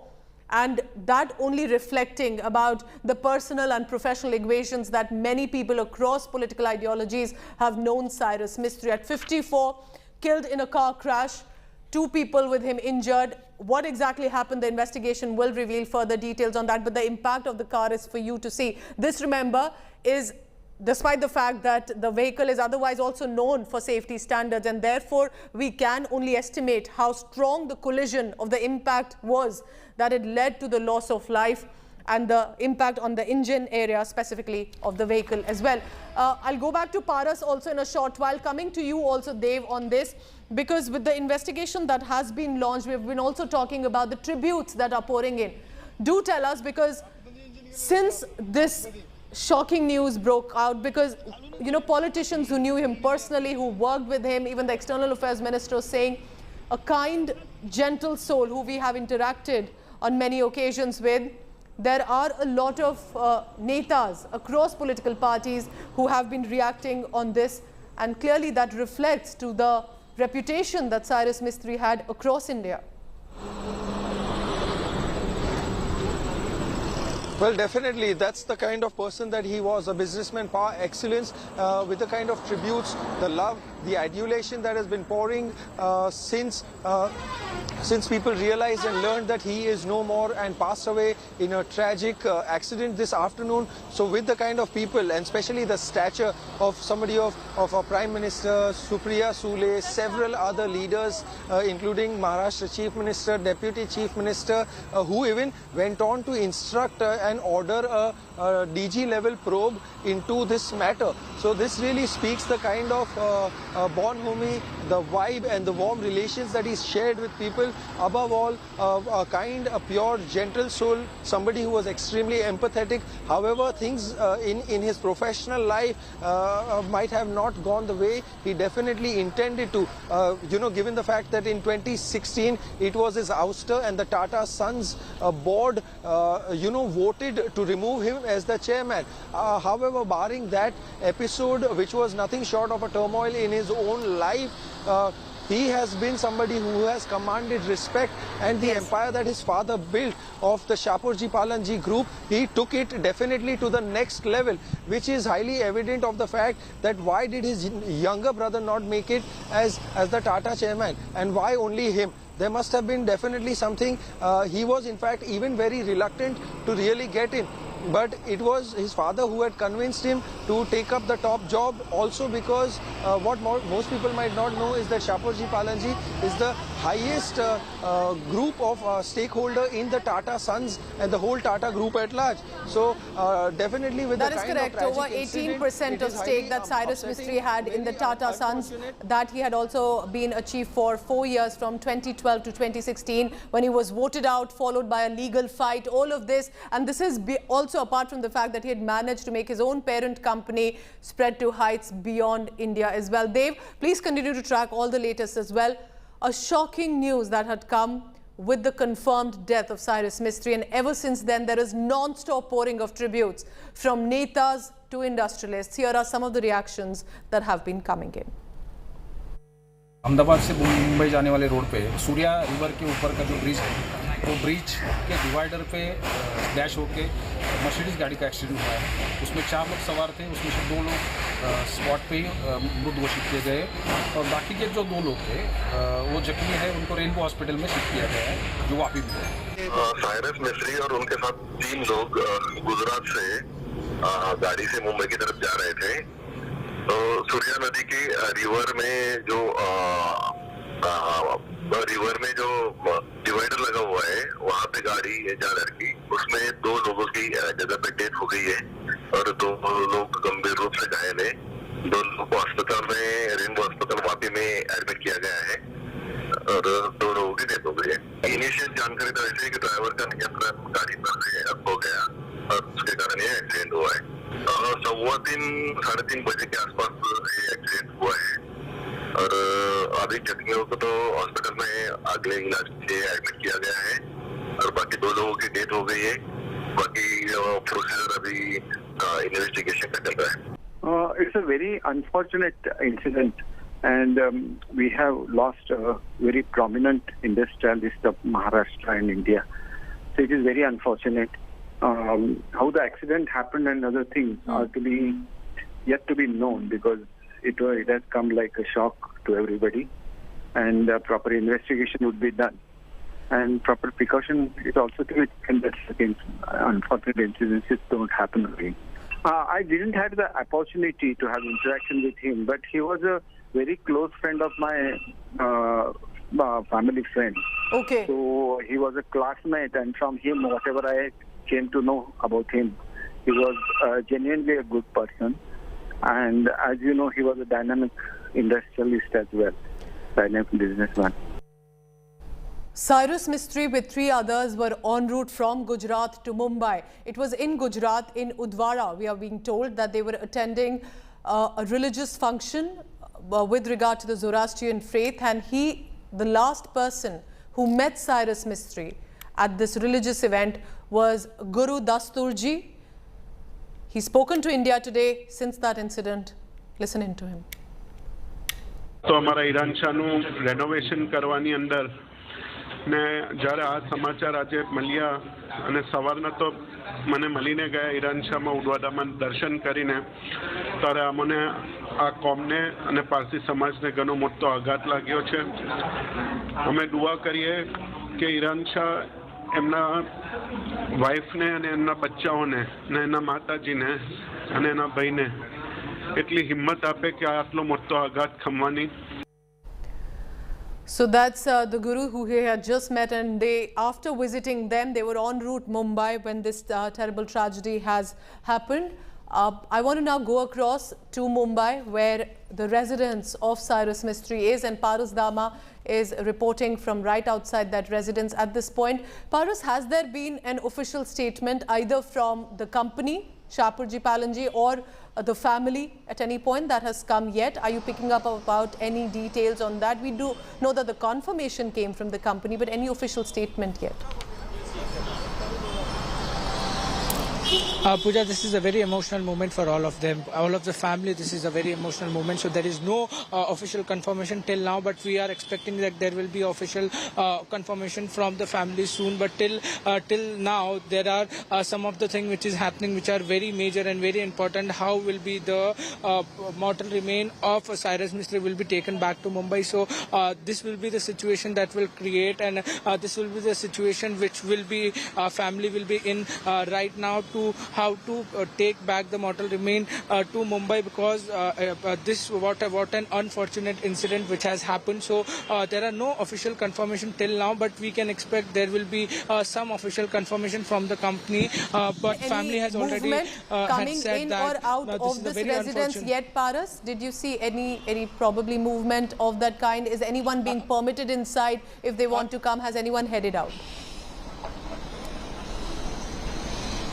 Pooja, some of the relatives has just entered inside the residence of Cyrus Mistry, and people are just visiting for a few minutes, but still we can expect some people will come, more relatives will come, the high profile people will also visit, because Cyrus Mistry was a very big name for India. He was one of the industrialists who was kind. We had seen the reaction which has poured in, so we can expect some of the high profile people also visiting, and the relatives also visiting soon.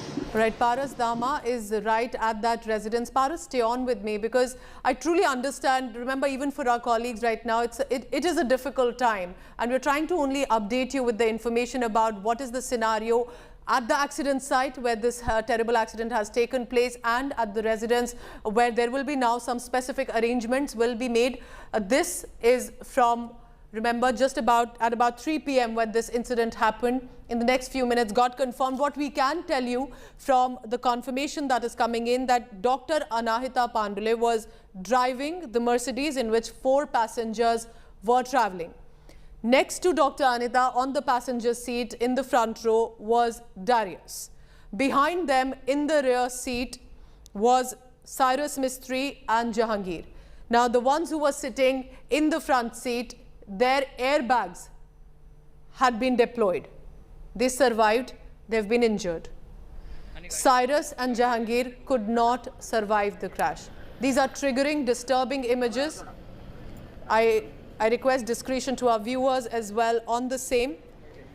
The terrible incident that has taken place, a shocking news for the family and friends of Cyrus Mistry. These are the local residents seconds after that accident took place, helping the injured, bring them out.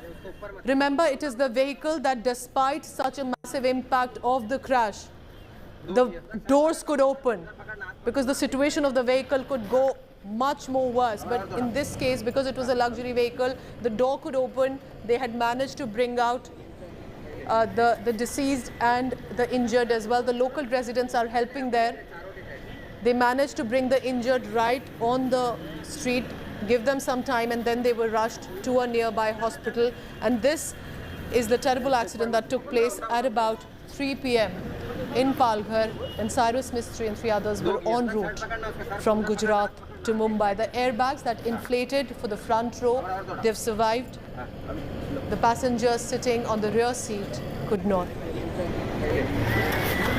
Tributes pouring in non-stop from our ministers to the industrialists. People cannot believe that such an energetic, enthusiastic and a vibrant businessman, the merit that he had showed not only for his own parent company. Remember, just to give you a background, Cyrus Mistry was no ordinary man. He was born into a Parsi family and was the youngest son of Indian billionaire and construction magnate Palanji Mistry.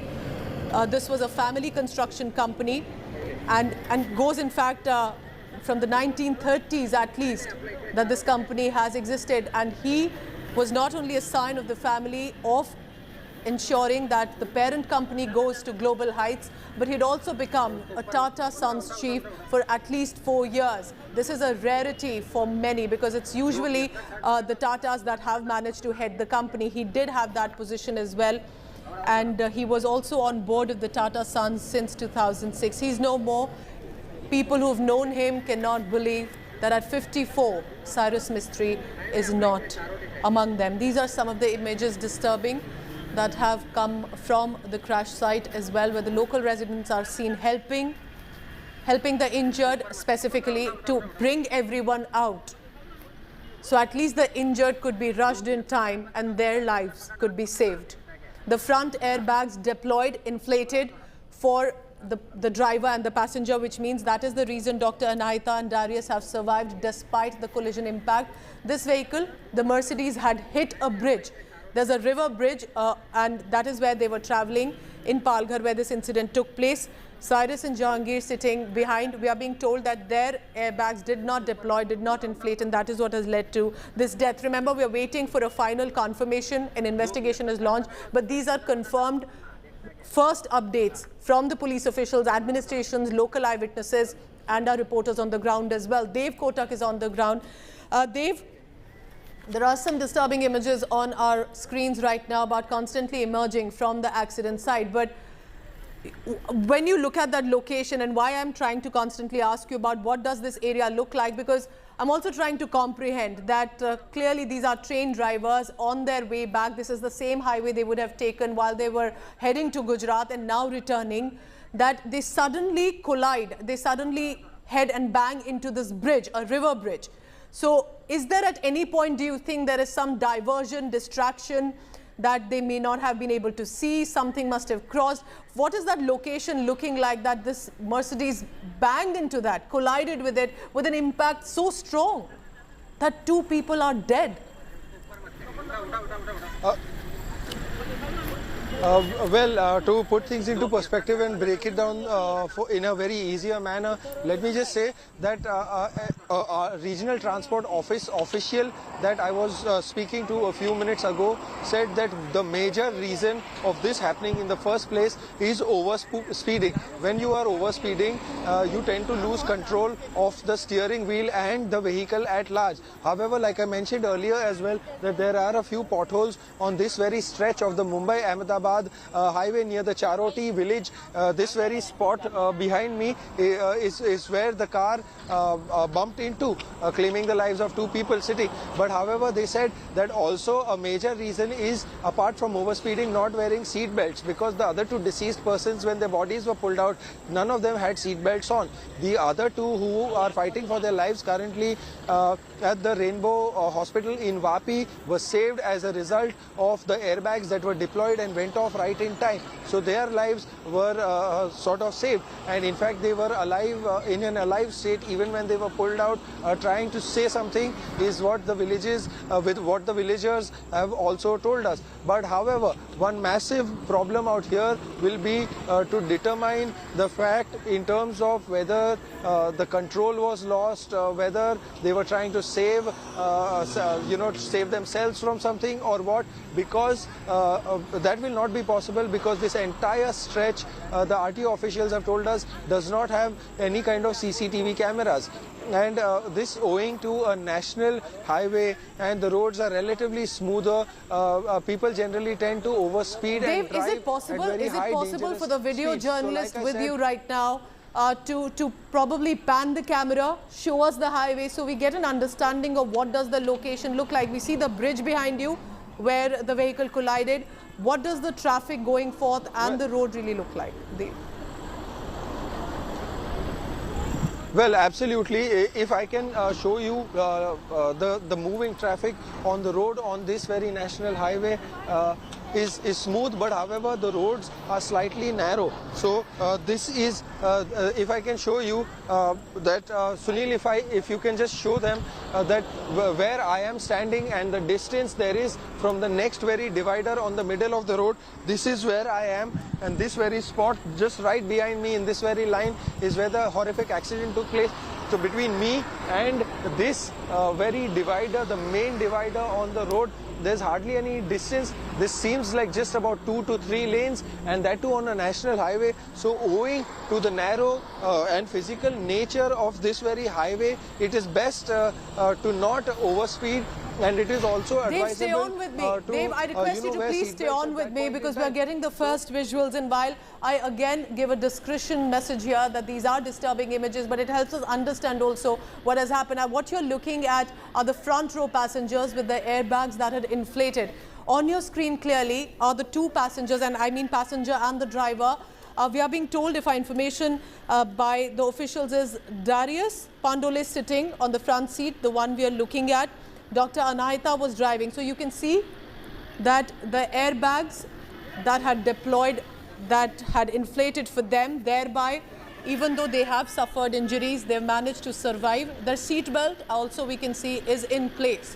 So these are some of the measures that did help the 2 passengers in front, helping them survive. And the disturbing images coming in from the rear seat, where the local residents are trying to help pull out anyone who they could after the doors had been opened of this Mercedes car that they were traveling, that they had collided. So these are the latest visuals coming in from the Mercedes vehicle. What I can perhaps elaborate for you are the front airbags that were deployed, that inflated just in time with the collision, helping both the driver and the front row passenger. I do not see any airbags perhaps in the rear side. We do not understand what exactly happened here. We will not come to any conjecture or conclusion. I'm no expert on that. We'll wait for the investigation to conclude. But what we can see from this vehicle, from the Mercedes MH47 AB6705 with a Maharashtra number plate, this was the vehicle that of course has now have moved out perhaps to a different location so that the traffic can continue to go on that highway. What Dave Kotak was showing us was exactly the spot where that terrible accident took place. That means it hit a bridge, and the corner of that bridge that it hit must have been sudden brakes. Now, why did the driver immediately had to brake and it led to such a collision? That is why the investigation at the highest level of the Director General of Police have been initiated by the Home Minister and Deputy Chief Minister Devendra Fadnavis of Maharashtra. But these are the latest visuals on your screen where the airbags deployed, and perhaps a reminder again for us to know that despite this massive damage to the engine area of the Mercedes and of course to the other parts of the vehicle as well, it was the airbags that at some level managed to save the life of the front row passengers who otherwise would have faced maximum impact, with the window pane also right in front of them. So apart from this terrible accident, this is also a reminder of the manner in which these measures have come and have saved at least 2 lives, even though terrible loss of life of Cyrus Mistry at 54 in this accident that has taken place in Palghar. This is the latest visual on our screen right now.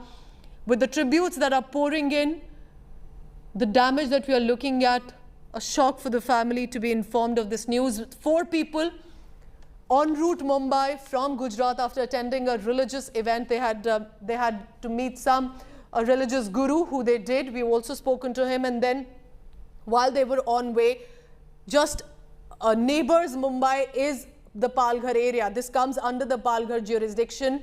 The injured have been taken to a hospital in Vapi in Gujarat. We'll try and get you the details. But what we can also see that the tires of the front row that I can clearly look have also appears to have suffered some damage, and Dev Kotak will be able to explain that to us better. So Dev, the visual that we were looking at was of Darius, according to our information, with the seat belt on, with the airbags that had deployed, and Dr. Anahita, who were injured, but they have fortunately miraculously survived. They are undergoing treatment, while on the back seat was Cyrus and Jahangir. So clearly, as the visuals of the damage of this vehicle that comes in, what are the top police officials telling you? Any update about the health condition? On that, Dave, first to you, then I go across to Paras in Mumbai.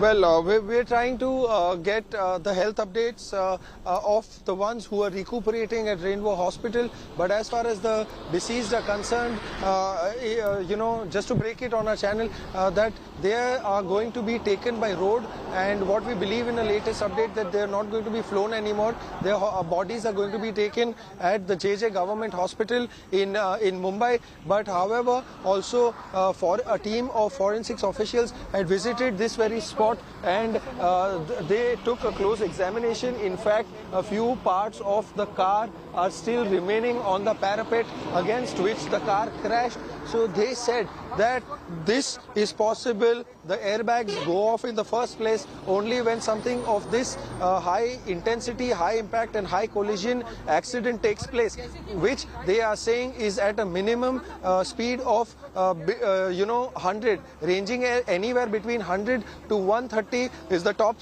speed. And like I said, that because of the overspeeding and as a result of that, Dr. Anahita, who herself is, undergoing treatment right now. She was driving and she miraculously survived. But this brings us back to the question again about road safety, and also what the RTO officials have also been emphasizing, that it will be hard to gauge the impact the basis, the kind of footage, because there is no camera here in the first place to determine. And Dave, that's the visual on our screen right now of Darius. According to our information, the injured on the front row seat, the passenger seat, with the airbag that we can deploy and a seat belt also on. 2 reasons that he's been able to miraculously survive this terrible, tragic accident. We'll try and get details of that. Dave is right on the ground. Paras, over to you now, because you're at a location where I understand it can be very difficult to be in, because that's where the residences, the families, they'll be making some specific arrangements as people would want to come offer tributes. The mortal remains are expected by tonight, you're telling us. Any details about the family members yet? From what we understand, Cyrus Mistry is survived by wife and 2 children. And of course, where arrangements will be made for the mortal remains to arrive. Any specific arrangement right now that you see around you, Paras? Or right now they're not exactly revealing the plan that people who would want to wish tribute can come in for? Pooja, there is no such things that we can see right now, because it's a very difficult situation for the family, and people are coming over here. They are visiting the Cyrus Mistry family. Some people have just rushed to Palghar a few hours ago, and some family members are inside. But still, there is no thing which we can see over here, which has started. The not specific arrangement had started. We had seen Mumbai police taking a round over here, checking the things security was beefed up for a few minutes because Mumbai police was just raking the situation over here. But that we can expect that once the mortar remain will reach this very place, after that we will see some arrangements will be made. Parsi rituals are very much different from other religions that we see, so there will be a different arrangements also.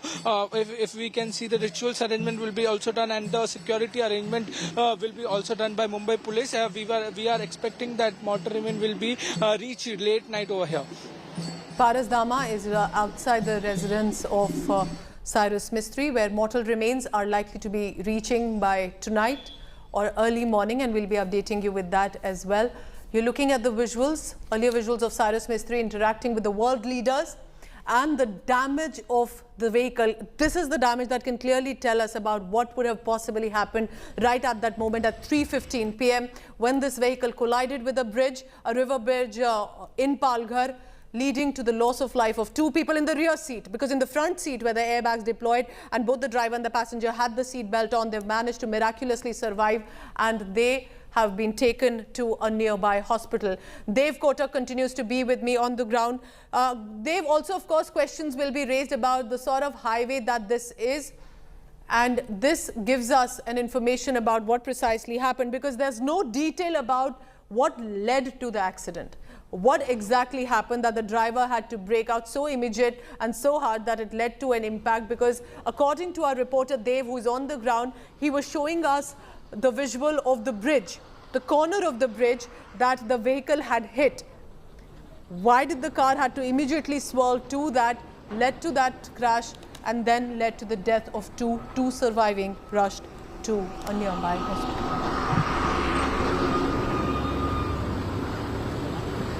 Well, not wanting to engage in any kind of speculative theory, but the obvious guess after talking to the locals, to the RTO officials, to people from forensics and the policemen who had arrived on the spot, they say that it was a result of the overspeeding, which is why, like I mentioned earlier as well, that is why the forensics came to the conclusion that the airbags get deployed and are set in the first place only when the vehicle is at high speed and is about to lose control, placing utmost emphasis on the safety and protecting the life of the passengers. So this is definitely overspeeding, but however, basis the post-mortem report and the kind of body parts where the injuries have been found, only later we will be able to gauge and clearly understand the fact as to the instantaneous death was a result of what. But the 2 people who are recovering and recuperating right now had also suffered very grievous, serious injuries. So given the nature and extent of their injuries, once they are able to speak, we will also be able to try and derive and get more clarity in terms of what really transpired, because the driver, Dr. Anaita Pandol, a leading doctor, a gynecologist at the Breach Candy Hospital, her health is pretty fragile right now. She will be able to tell us a lot more in detail after her health fully recovers. That's an important point that you are making, that Dr. Anaita, who was on the wheels, will be able to explain perhaps better to the police and the administration about what exactly had happened. Dave, I understand that you will be talking to a lot of officials as well, and I will let you take a breather. In that, Paras Dama is right outside at that residence. Now, Paras, do tell us at this point about, while he was a well-known name, Cyrus Mistry was he's the former chairperson of the Tata Sons from 2012 to 2016, when he was voted out, led to a legal fight. But beyond all that, he was a big name as an industrialist itself, and not just in India, but in other countries, specifically the United Kingdom. So do tell us about Cyrus Mistry as a businessman and some of the details that you can bring to us. Because Cyrus was one of the best businessmen in India. We had seen him growing like anything. When the situation was very much complicated for him when he was voted out of Tata Sons in 2016, he managed and he came back. After that, lot of situation also created, but he was one of the person who has just managed lot of things on his own. He was a person who has just given a very, very different look to Tata Sons also, because there was a situation where Tata Sons was struggling, and at that time Cyrus Mistry was a person who has taken lot of things, and he has just made Tata Sons what is Tata Sons is today. He has also been a very important part of Tata Sons, but now there was some different situation. We had seen the family business also growing when he was voted out of the Tata Sons in 2016. Then he started focusing on the business, the family business, and it was also grown. So overall he was a very different person. He was a very kind person, and as we see after this incident happened, lot of people are pouring their reaction, emotional reaction. We had seen Chief Minister of Maharashtra also reacted on it, also tweeted about it. Prime Minister Narendra Modi also tweeted about it, and we can see how was he this which we can see what he has done for India also, and what he has done for Tata Sons also, the family business which he helped out. So overall we can see that he was a person, he will be missed by everyone. The reaction shows that. I just want to tell our viewers, Paras Dama is right outside the residence where the mortal remains will be arriving in a short while, likely by tonight or early morning wee hours. We'll be tracking that as well. Remember, people from political corridors, from the business community which are facing this loss will want to offer tribute as well. Non-stop tributes already pouring in on social media from External Affairs Minister S. Jaishankar, from Prime Minister Narendra Modi, and not just from one party or another, from across political ideologies, these tributes have been coming in. If you just look at these visuals right now in the middle of your screen of the road mishap, just to give you a background, Dr. Anahita was driving the car. Dr. Anahita Pandole is a gynecologist. She's a top doctor name at South Mumbai's Breach Candy Hospital. Following the accident, both the injured, which means Dr. Anahita and Darius, who were on the front row seat where the airbags deflated, they were wearing a seat belt. Both of them have been rushed to a local hospital. In Maharashtra itself is what my information coming in right now. The police has said they were also then later shifted to Gujarat. So the local residents managed to rush them to a nearby hospital in Maharashtra. After that, they were rushed to a hospital in Vapi. Sources have said that possibly Dr. Anahita may be taken to Breach Candy Hospital once she stabilizes, and will be taken for treatment to a hospital in Mumbai. But this is a terrible, unfortunate road mishap where the Tata Group's former chairperson Cyrus Mistry has died in Palghar. Tributes have been pouring in for Cyrus throughout the day, specifically since the news got confirmed by the officials and the administration. Prime Minister Modi expressing grief over the untimely death, calling him a promising business leader, and that his passing away is a big loss to the Indian commerce and industry. External Affairs Minister S. Jaishankar expressing shock over Mistry's death and recalling his various interactions with him at several occasions. Tata Sons chairperson presently, I beg your pardon, N. Chandrasekharan, has also condoled the death of Cyrus Mistry, calling him a man who had a passion for life. From political corridors, Maharashtra Chief Minister Eknath Shinde paying a heartfelt tribute to the former Tata Sons chief. Meanwhile, several union ministers, political leaders like Nitin Gadkari, Smriti Irani, Piyush Goyal, Shashi Tharoor, Priyanka Chaturvedi paying their condolences to Cyrus Mistry's family over this untimely demise. So what we have from the ground as well, that police have said, and we are only going by the official information either from our colleagues on the ground or from the police and administration. The police have said that the driver lost control of the vehicle, and that is when the car crashed into a divider near Charoti. This is on a bridge over a river. 4 people were present in the luxury car, the Mercedes. Cyrus Mistry, according to the police, died on the spot. He was then, the mortal remains were pulled out by the passengers. These are some of the visuals seconds after that terrible tragedy has taken place. You can see the injured still on the front seat. And they were also, after a brief moment, they were then brought out by the local residents who tried to pitch in and help out as much as possible to these passengers. The accident took place at 3:15 p.m. Mistry was travelling to Mumbai from Ahmedabad, according to the police. The accident took place on a bridge over the Surya River. But the impact, as you can see, of the vehicle, of the collision was so severe that the airbags in the vehicle popped out in time. They inflated, but managed to save the life only of the front in the 2 passengers. Now remember, the airbags can inflate only when the collision is at its maximum, and therefore it must have been the impact so severe that is when the airbags had inflated.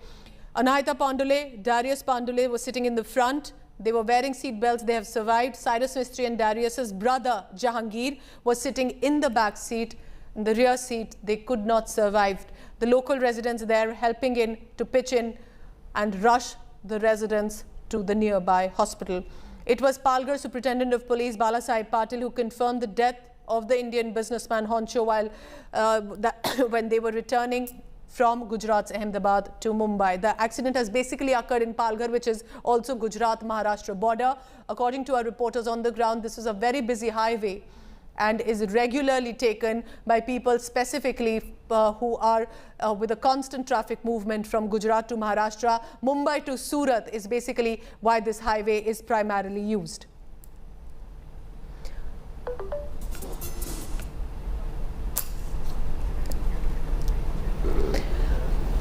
So quickly, I want to go across now to Paras as well. So Paras, the police have maintained that they are looking at what exactly happened, but Devendra Fadnavis has also launched an investigation to find out what led, and that has been at the highest level of the police to launch an investigation and find out the cause.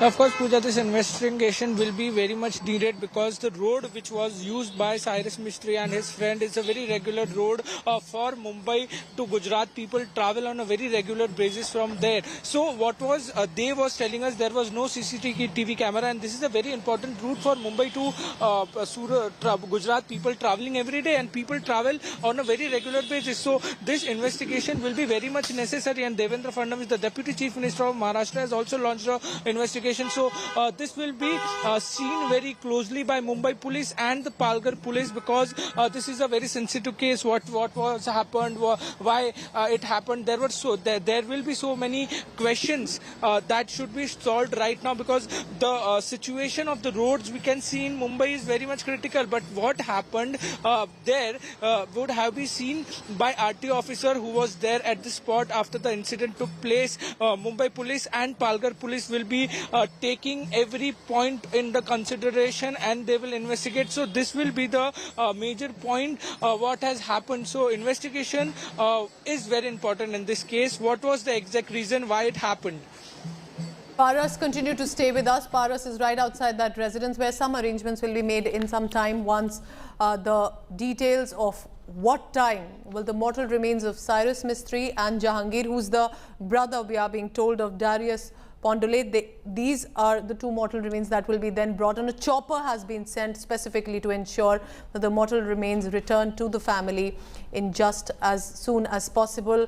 Disturbing, terrifying images coming in from the ground. So what you have on your screens right now is about what exactly could have happened. These are initial information coming in. Dr. Anahita was on the wheels. She was the driver.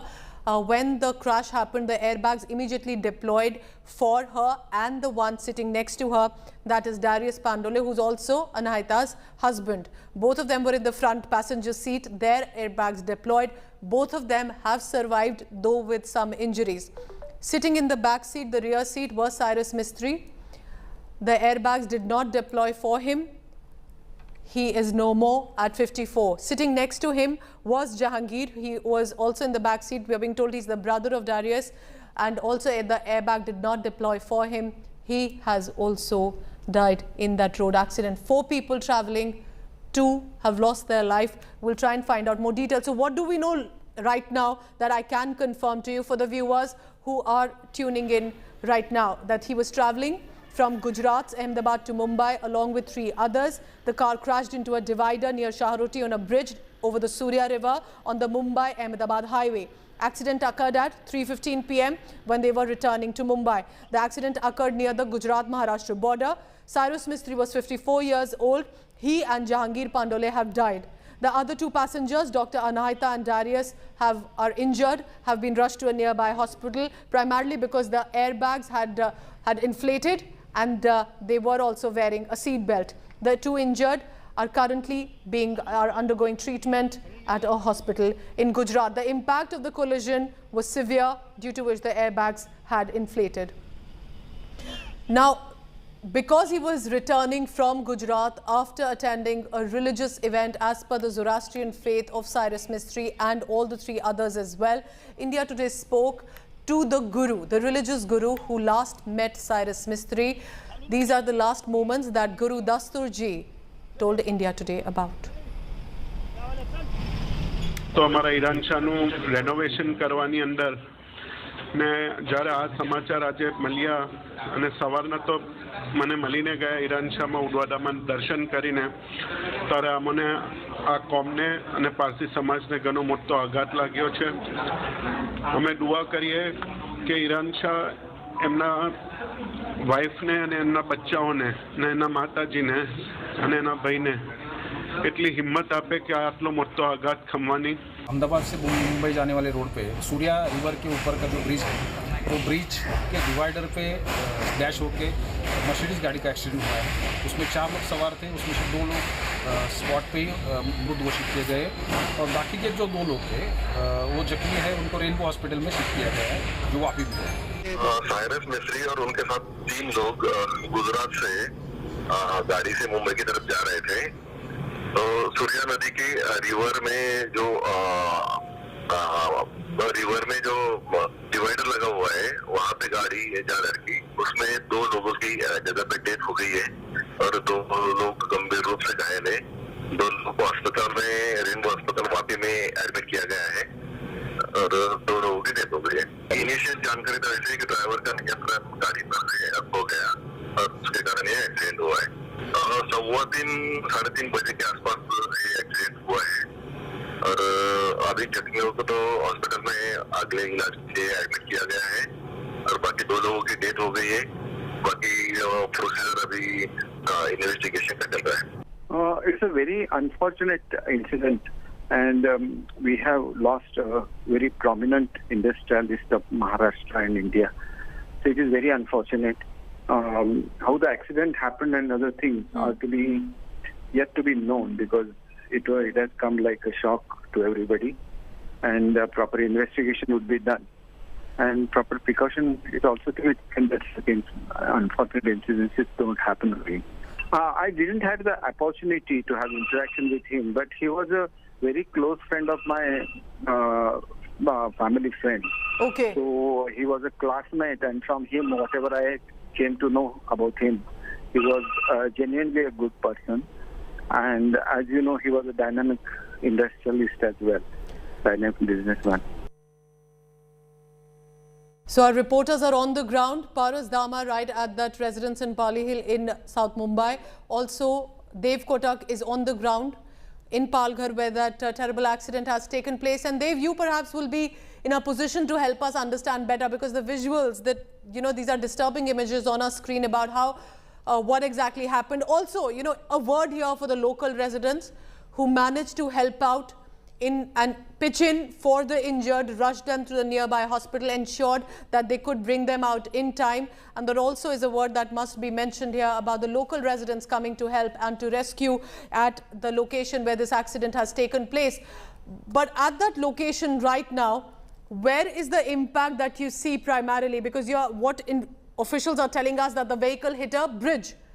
The river bridge or the Surya River is where they hit it, and that is when the impact was so massive. But what I'm trying to understand that this bridge does not really look like where the vehicle would have hit with an impact that it did.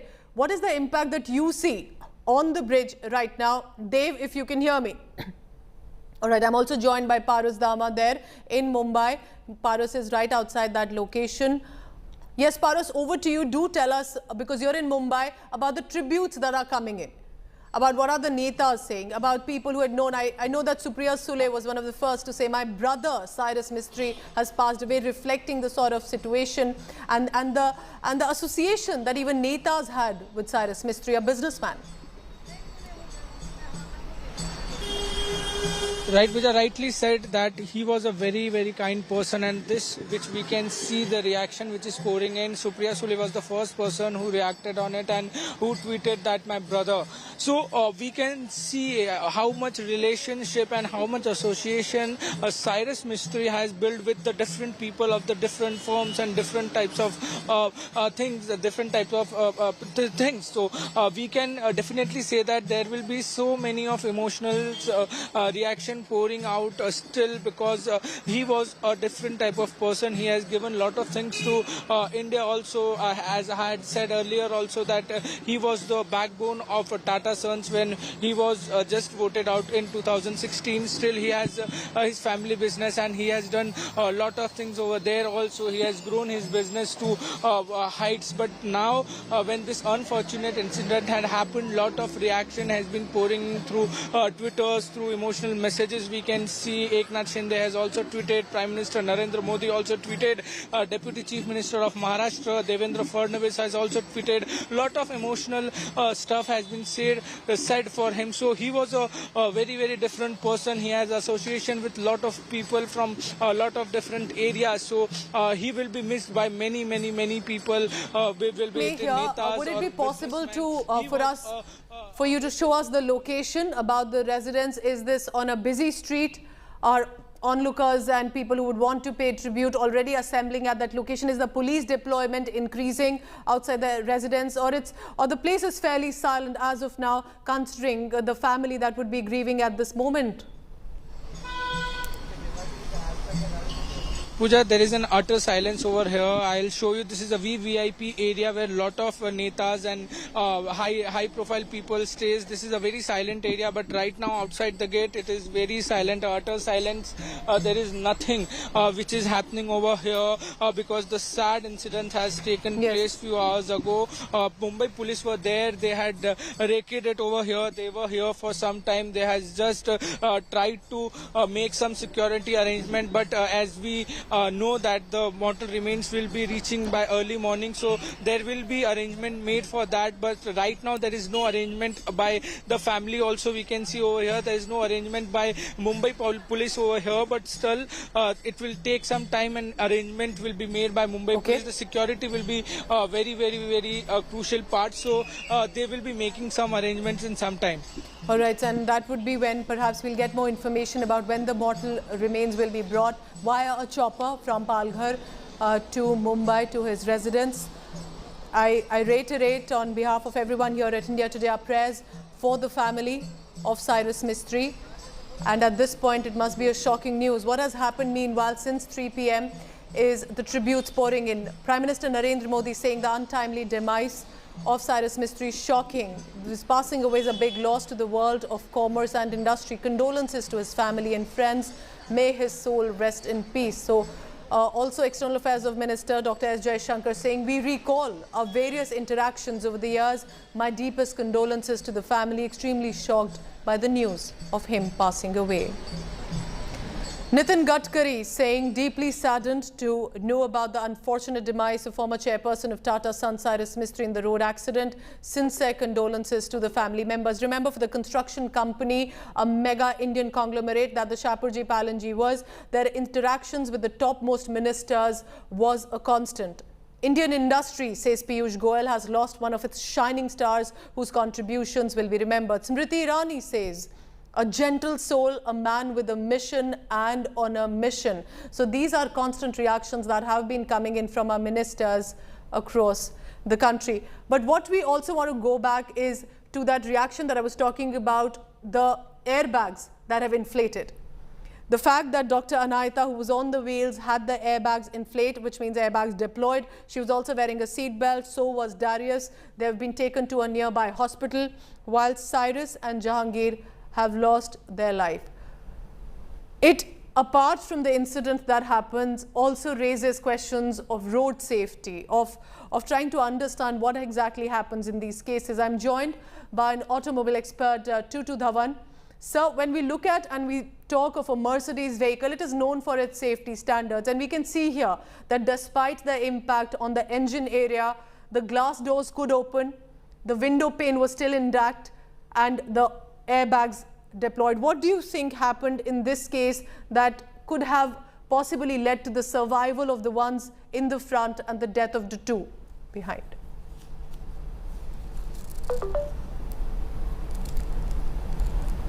What I can make out from what the question you are asking is the safety of the Mercedes-Benz that they were traveling in.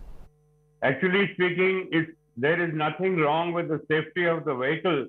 It's unfortunate that the people sitting like the passengers on the rear seat, they were not wearing seat belts. Yes, in an impact like this, when a car is being driven at a high speed, maybe about 150 kilometers an hour, and without braking, it hits a culvert or a wall or whatever, then the people at the back, they rush towards the front at the same speed in which the car had an impact.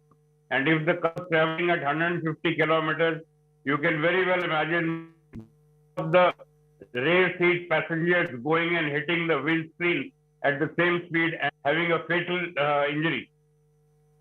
Someone, what would be your advice or suggestion to anyone right now who usually take the highway, where you tend to, of course, have a speed of a certain limit? What would be your advice to them? Because it is important to also see here that the two who survived on the front seats despite the mega collision, is it because of clearly the seat belt and the airbags that deployed?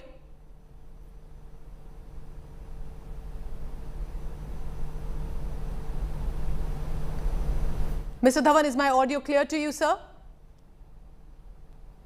All right, we'll try and get that audio line back on. Remember, we are trying to also understand the possible lessons that anyone watching this telecast right now, beyond the shocking news that it is, what kind of lessons that we also can take, what kind of advice that we can also take while driving on a highway or anywhere, in fact, across the country or across the world, because we're talking about a luxury vehicle which is known for a safety standard, and therefore we can say that the two people also managed to survive. So what are other advice and suggestions that we can also take to ensure that in a situation like this, how do we avoid an accident of this nature, and how do we ensure that there are more survivals than literally the deaths that continue to be reported?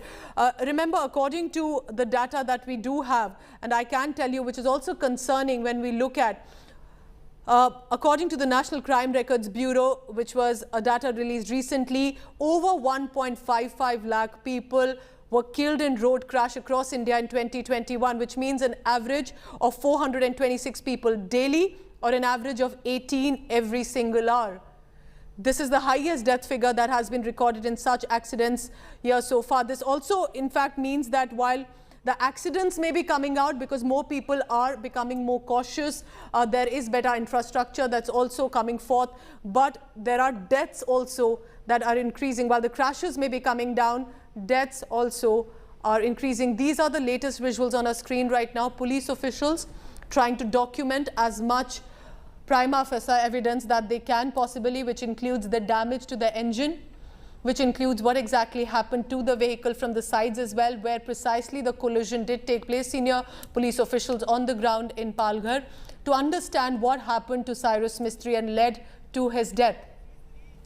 Documenting the evidence, of course, remember, because an investigation has been launched at the highest level, will be supervised by the Director General of Police of the Maharashtra Police, has been initiated by Devendra Fadnavis. He made this announcement on social media about a few hours ago. As a Home Minister, as a Deputy Chief Minister, he has expressed condolences and said that we would want to ensure that an investigation does take place and that we know for the cause of this terrible tragedy that has taken place.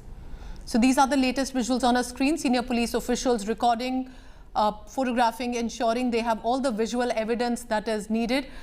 This is the front row of the passenger seats and the driver seats that the police officials are recording.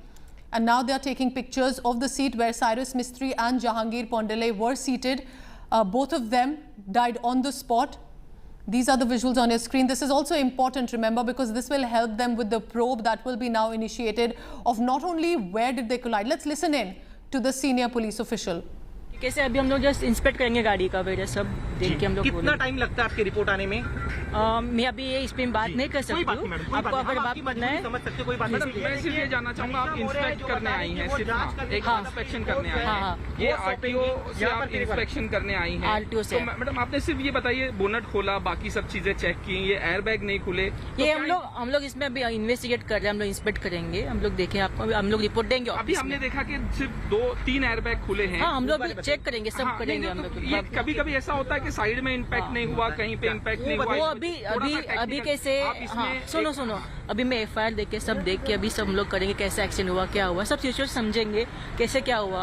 BMW वालों की भी, sorry Mercedes वालों की भी team आएगी, सब करेंगे inspect. Initial में क्या हुआ अगर आप बता पाए? ये सब मैं तो इतना ही बोल सकता हूँ, अभी जो मेरे सीनियर है वो सब बाइट देंगे, मैं जो इनिशियली भी इंस्पेक्ट कर इतना पूछना चाहता हूँ। नहीं अभी नहीं बोल सकते। जांच करने के बाद उनकी बताइए। प्रशांत तांबड़ा। ये आपने ही बॉडी बाहर निकाली जब एक्सीडेंट हुआ, क्या हुआ था, कैसे हुआ, क्या पूरा मामला है? कैसे हुआ था पता नहीं, लेकिन जब मैं उधर पहुंचा तब गाड़ी ब्रिज को टक्कर मार रही थी और तभी मैं मेरे गाड़ी से उतर के वो मर्सिडीज का दरवाज़ा खींच के निकाला, तब तक उसमें 4 लोग पड़े थे और लेडी ड्राइव कर रही थी गाड़ी। अच्छा, हाँ। एक जो लेडी थी वो ड्राइव कर रही थी? हाँ, लेडी ड्राइव कर रही थी। तो वो लेडी को और कैसे फिर आपने बाहर निकाला, कैसे लोगों ने? नहीं, लेडी को मैं बाहर नहीं निकाला, वो जो पीछे पड़े थे ना उनको बाहर निकाला, एम्बुलेंस में डाल दिया।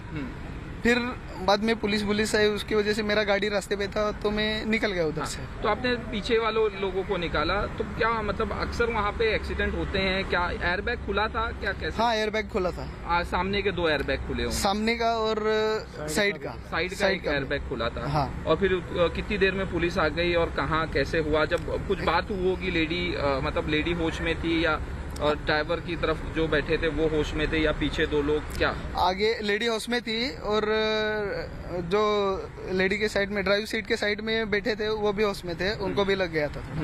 एयर बैग की वजह से वो दोनों बच गए? हाँ, एयर बैग की वजह से। पीछे से जो लोगों को निकाला था वो बिल्कुल मतलब नहीं, वो तो समझो एक उसमें से जो ऑफ ही हो गया था समझो उधर ही, और एक थोड़ा बहुत था ऐसा बस। और अच्छा, ठीक है।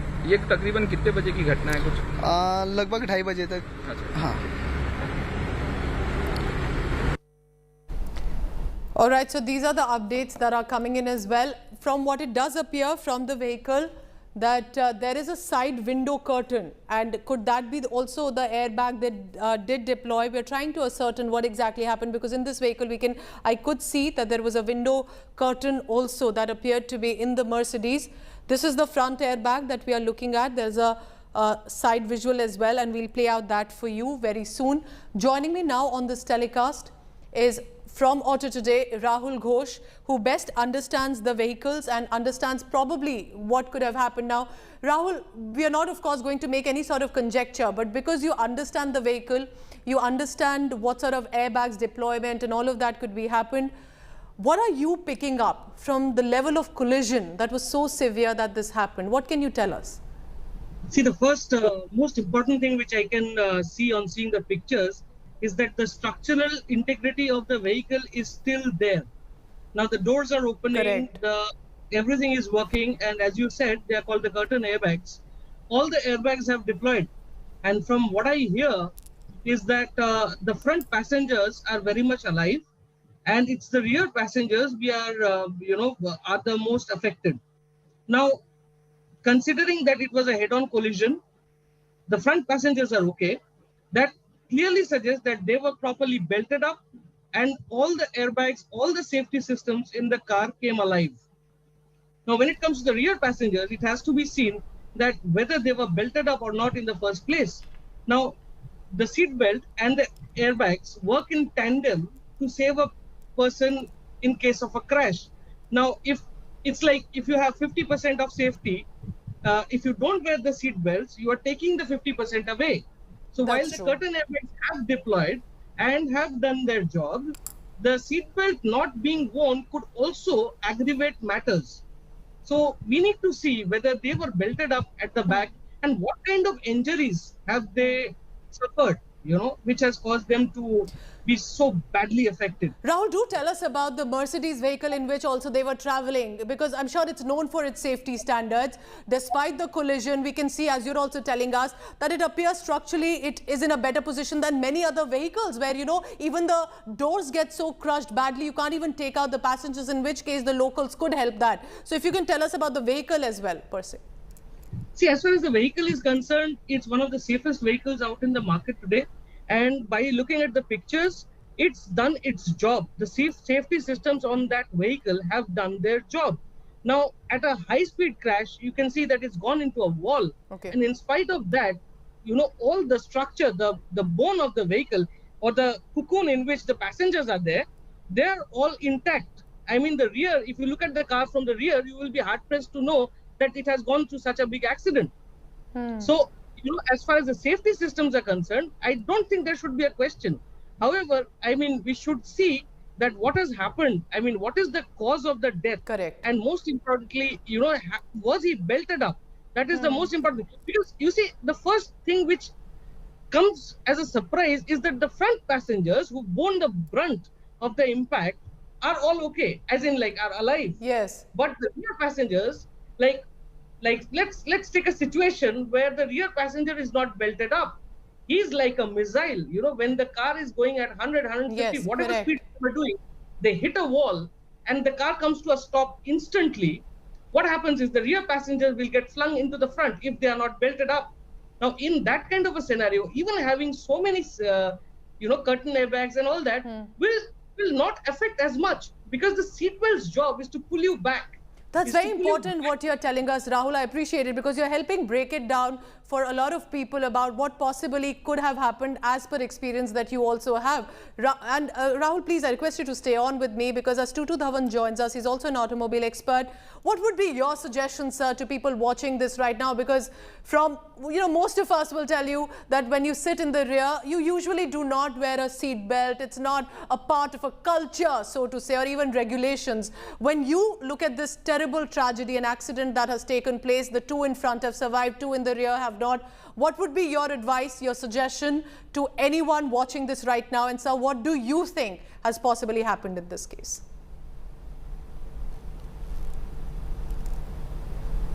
Oh, well, I think my fellow panelists has already explained what the issue has been. And in fact, the Motor Vehicle Act also is trying to enforce that all passengers in the moving vehicle should wear seat belts. This is a pure case of the rear passengers not wearing a seat belt, and their bodies were hurled towards the forward at the time of the impact. Now, the time of the impact, the car could be traveling at 150 kilometers an hour, and that is the car has stopped, but the body inside was still traveling at the same speed and Menton hit the windscreen, and that's where the fatal injuries happened. Plus, you would notice in the photograph and the video that both the front seats have been pushed forward. So obviously the impact was so much that even the seats got wrenched off from the floor. That's also an important point that you're making, sir. Rahul, when I come back to you, and I was going through some of the data just to understand the level of crashes and deaths that do take place in India, to know that over 1 lakh people can actually be killed in car crashes like this. And when we look at this incident, it has hit a bridge. So we do not yet know if it was trying to avoid something else on the street, if someone was passing by, if there was another vehicle. We do know that it hit a bridge. Does this also bring in the aspect of road safety, infrastructure, perhaps the signs that are needed to be there on the road, and of course to ensure that none of these accidents take place in the first place? The first thing which you have to understand is that the understanding, it should start at a grassroots level. When we these days, when people go out for driving license test and all that, they hardly know the rules of the road. I mean, the only basics they know is how to drive a car. You leave the clutch and you press the accelerator, and that's how a car goes, and you press the brake to stop it. But it is very important for people to understand the rules of the road. Now, when I say that, I mean that the education should begin at a grassroots level. Yes. Getting a driving license should not be an easy task in India, and there should be like a proper way of getting it. And that's how you will know what to do in what kind of situation. So if you're driving that car at a high speed, are you capable of driving that car at a high speed? I mean, yes. That's how cars are. I mean, we all love the thrill of driving fast, but there's a big responsibility, and especially in a country like India, where generally speeds are much slower. So people don't expect you to arrive in that location in that speed, that kind of speed. So the first thing which you have to understand is to make getting a driving license a bit tough. Do you agree to that there needs to be more road safety awareness? There needs to be, and not just for the drivers, for citizens in general, about road safety. There needs to be more discussions about it, because at this place, I understand this is a terrible tragedy, but can we take also even if a small lesson from it for everyone? Because why is it that in India the crashes are so much, leading to deaths, perhaps compared to many other countries? You see, first of all, our roads are not capable of handling such high speed. Yes. And they don't have enough safety, while the cars are being driven at such high speed. Normally, you have an AMCO barrier on both the sides. You never have culverts and such things to stop a car in case it goes for a crash. In foreign countries, you would have seen highways, they have barriers on both sides, and there have been accidents there also. But those accidents get saved primarily because the car does not come to an immediate stop. Secondly, people are safety conscious, and they wear seat belts in front as well as the rear. And they make sure that there is nothing loose lying in the car which can work as a torpedo in case of an accident. So this awareness has to be, imparted to our drivers and our road users, and it has to be very, very stringent.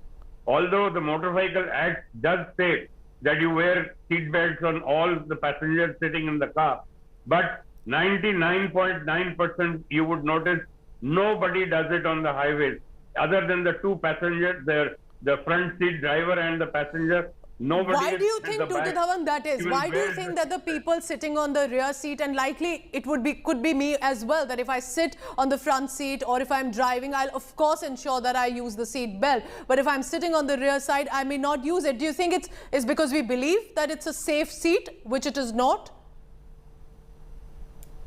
No. It's not like that. Primarily, people in front also put on seat belts because of penalty, because of challan, because of the cops. So if the cops were not going to stop them, probably they would also not be doing it. I have seen so many commercial vehicles being used. If the driver locks the rear seat into the seat belt into the clip and he sits on it rather than belt around him.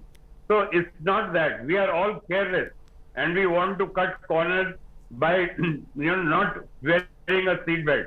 And seat belt, whoever wears it only to save the punishment that you're getting. In fact, at the back also, people feel they are punished by wearing a seat belt. And where we know that there could be a traffic cop standing, we could be challaned, we ensure that we hurriedly put a seat belt, otherwise we know both. And it is a reality. We'll have to accept that in many parts of the country, people do that. Rahul, when we're looking at this accident as well, it also will raise a question.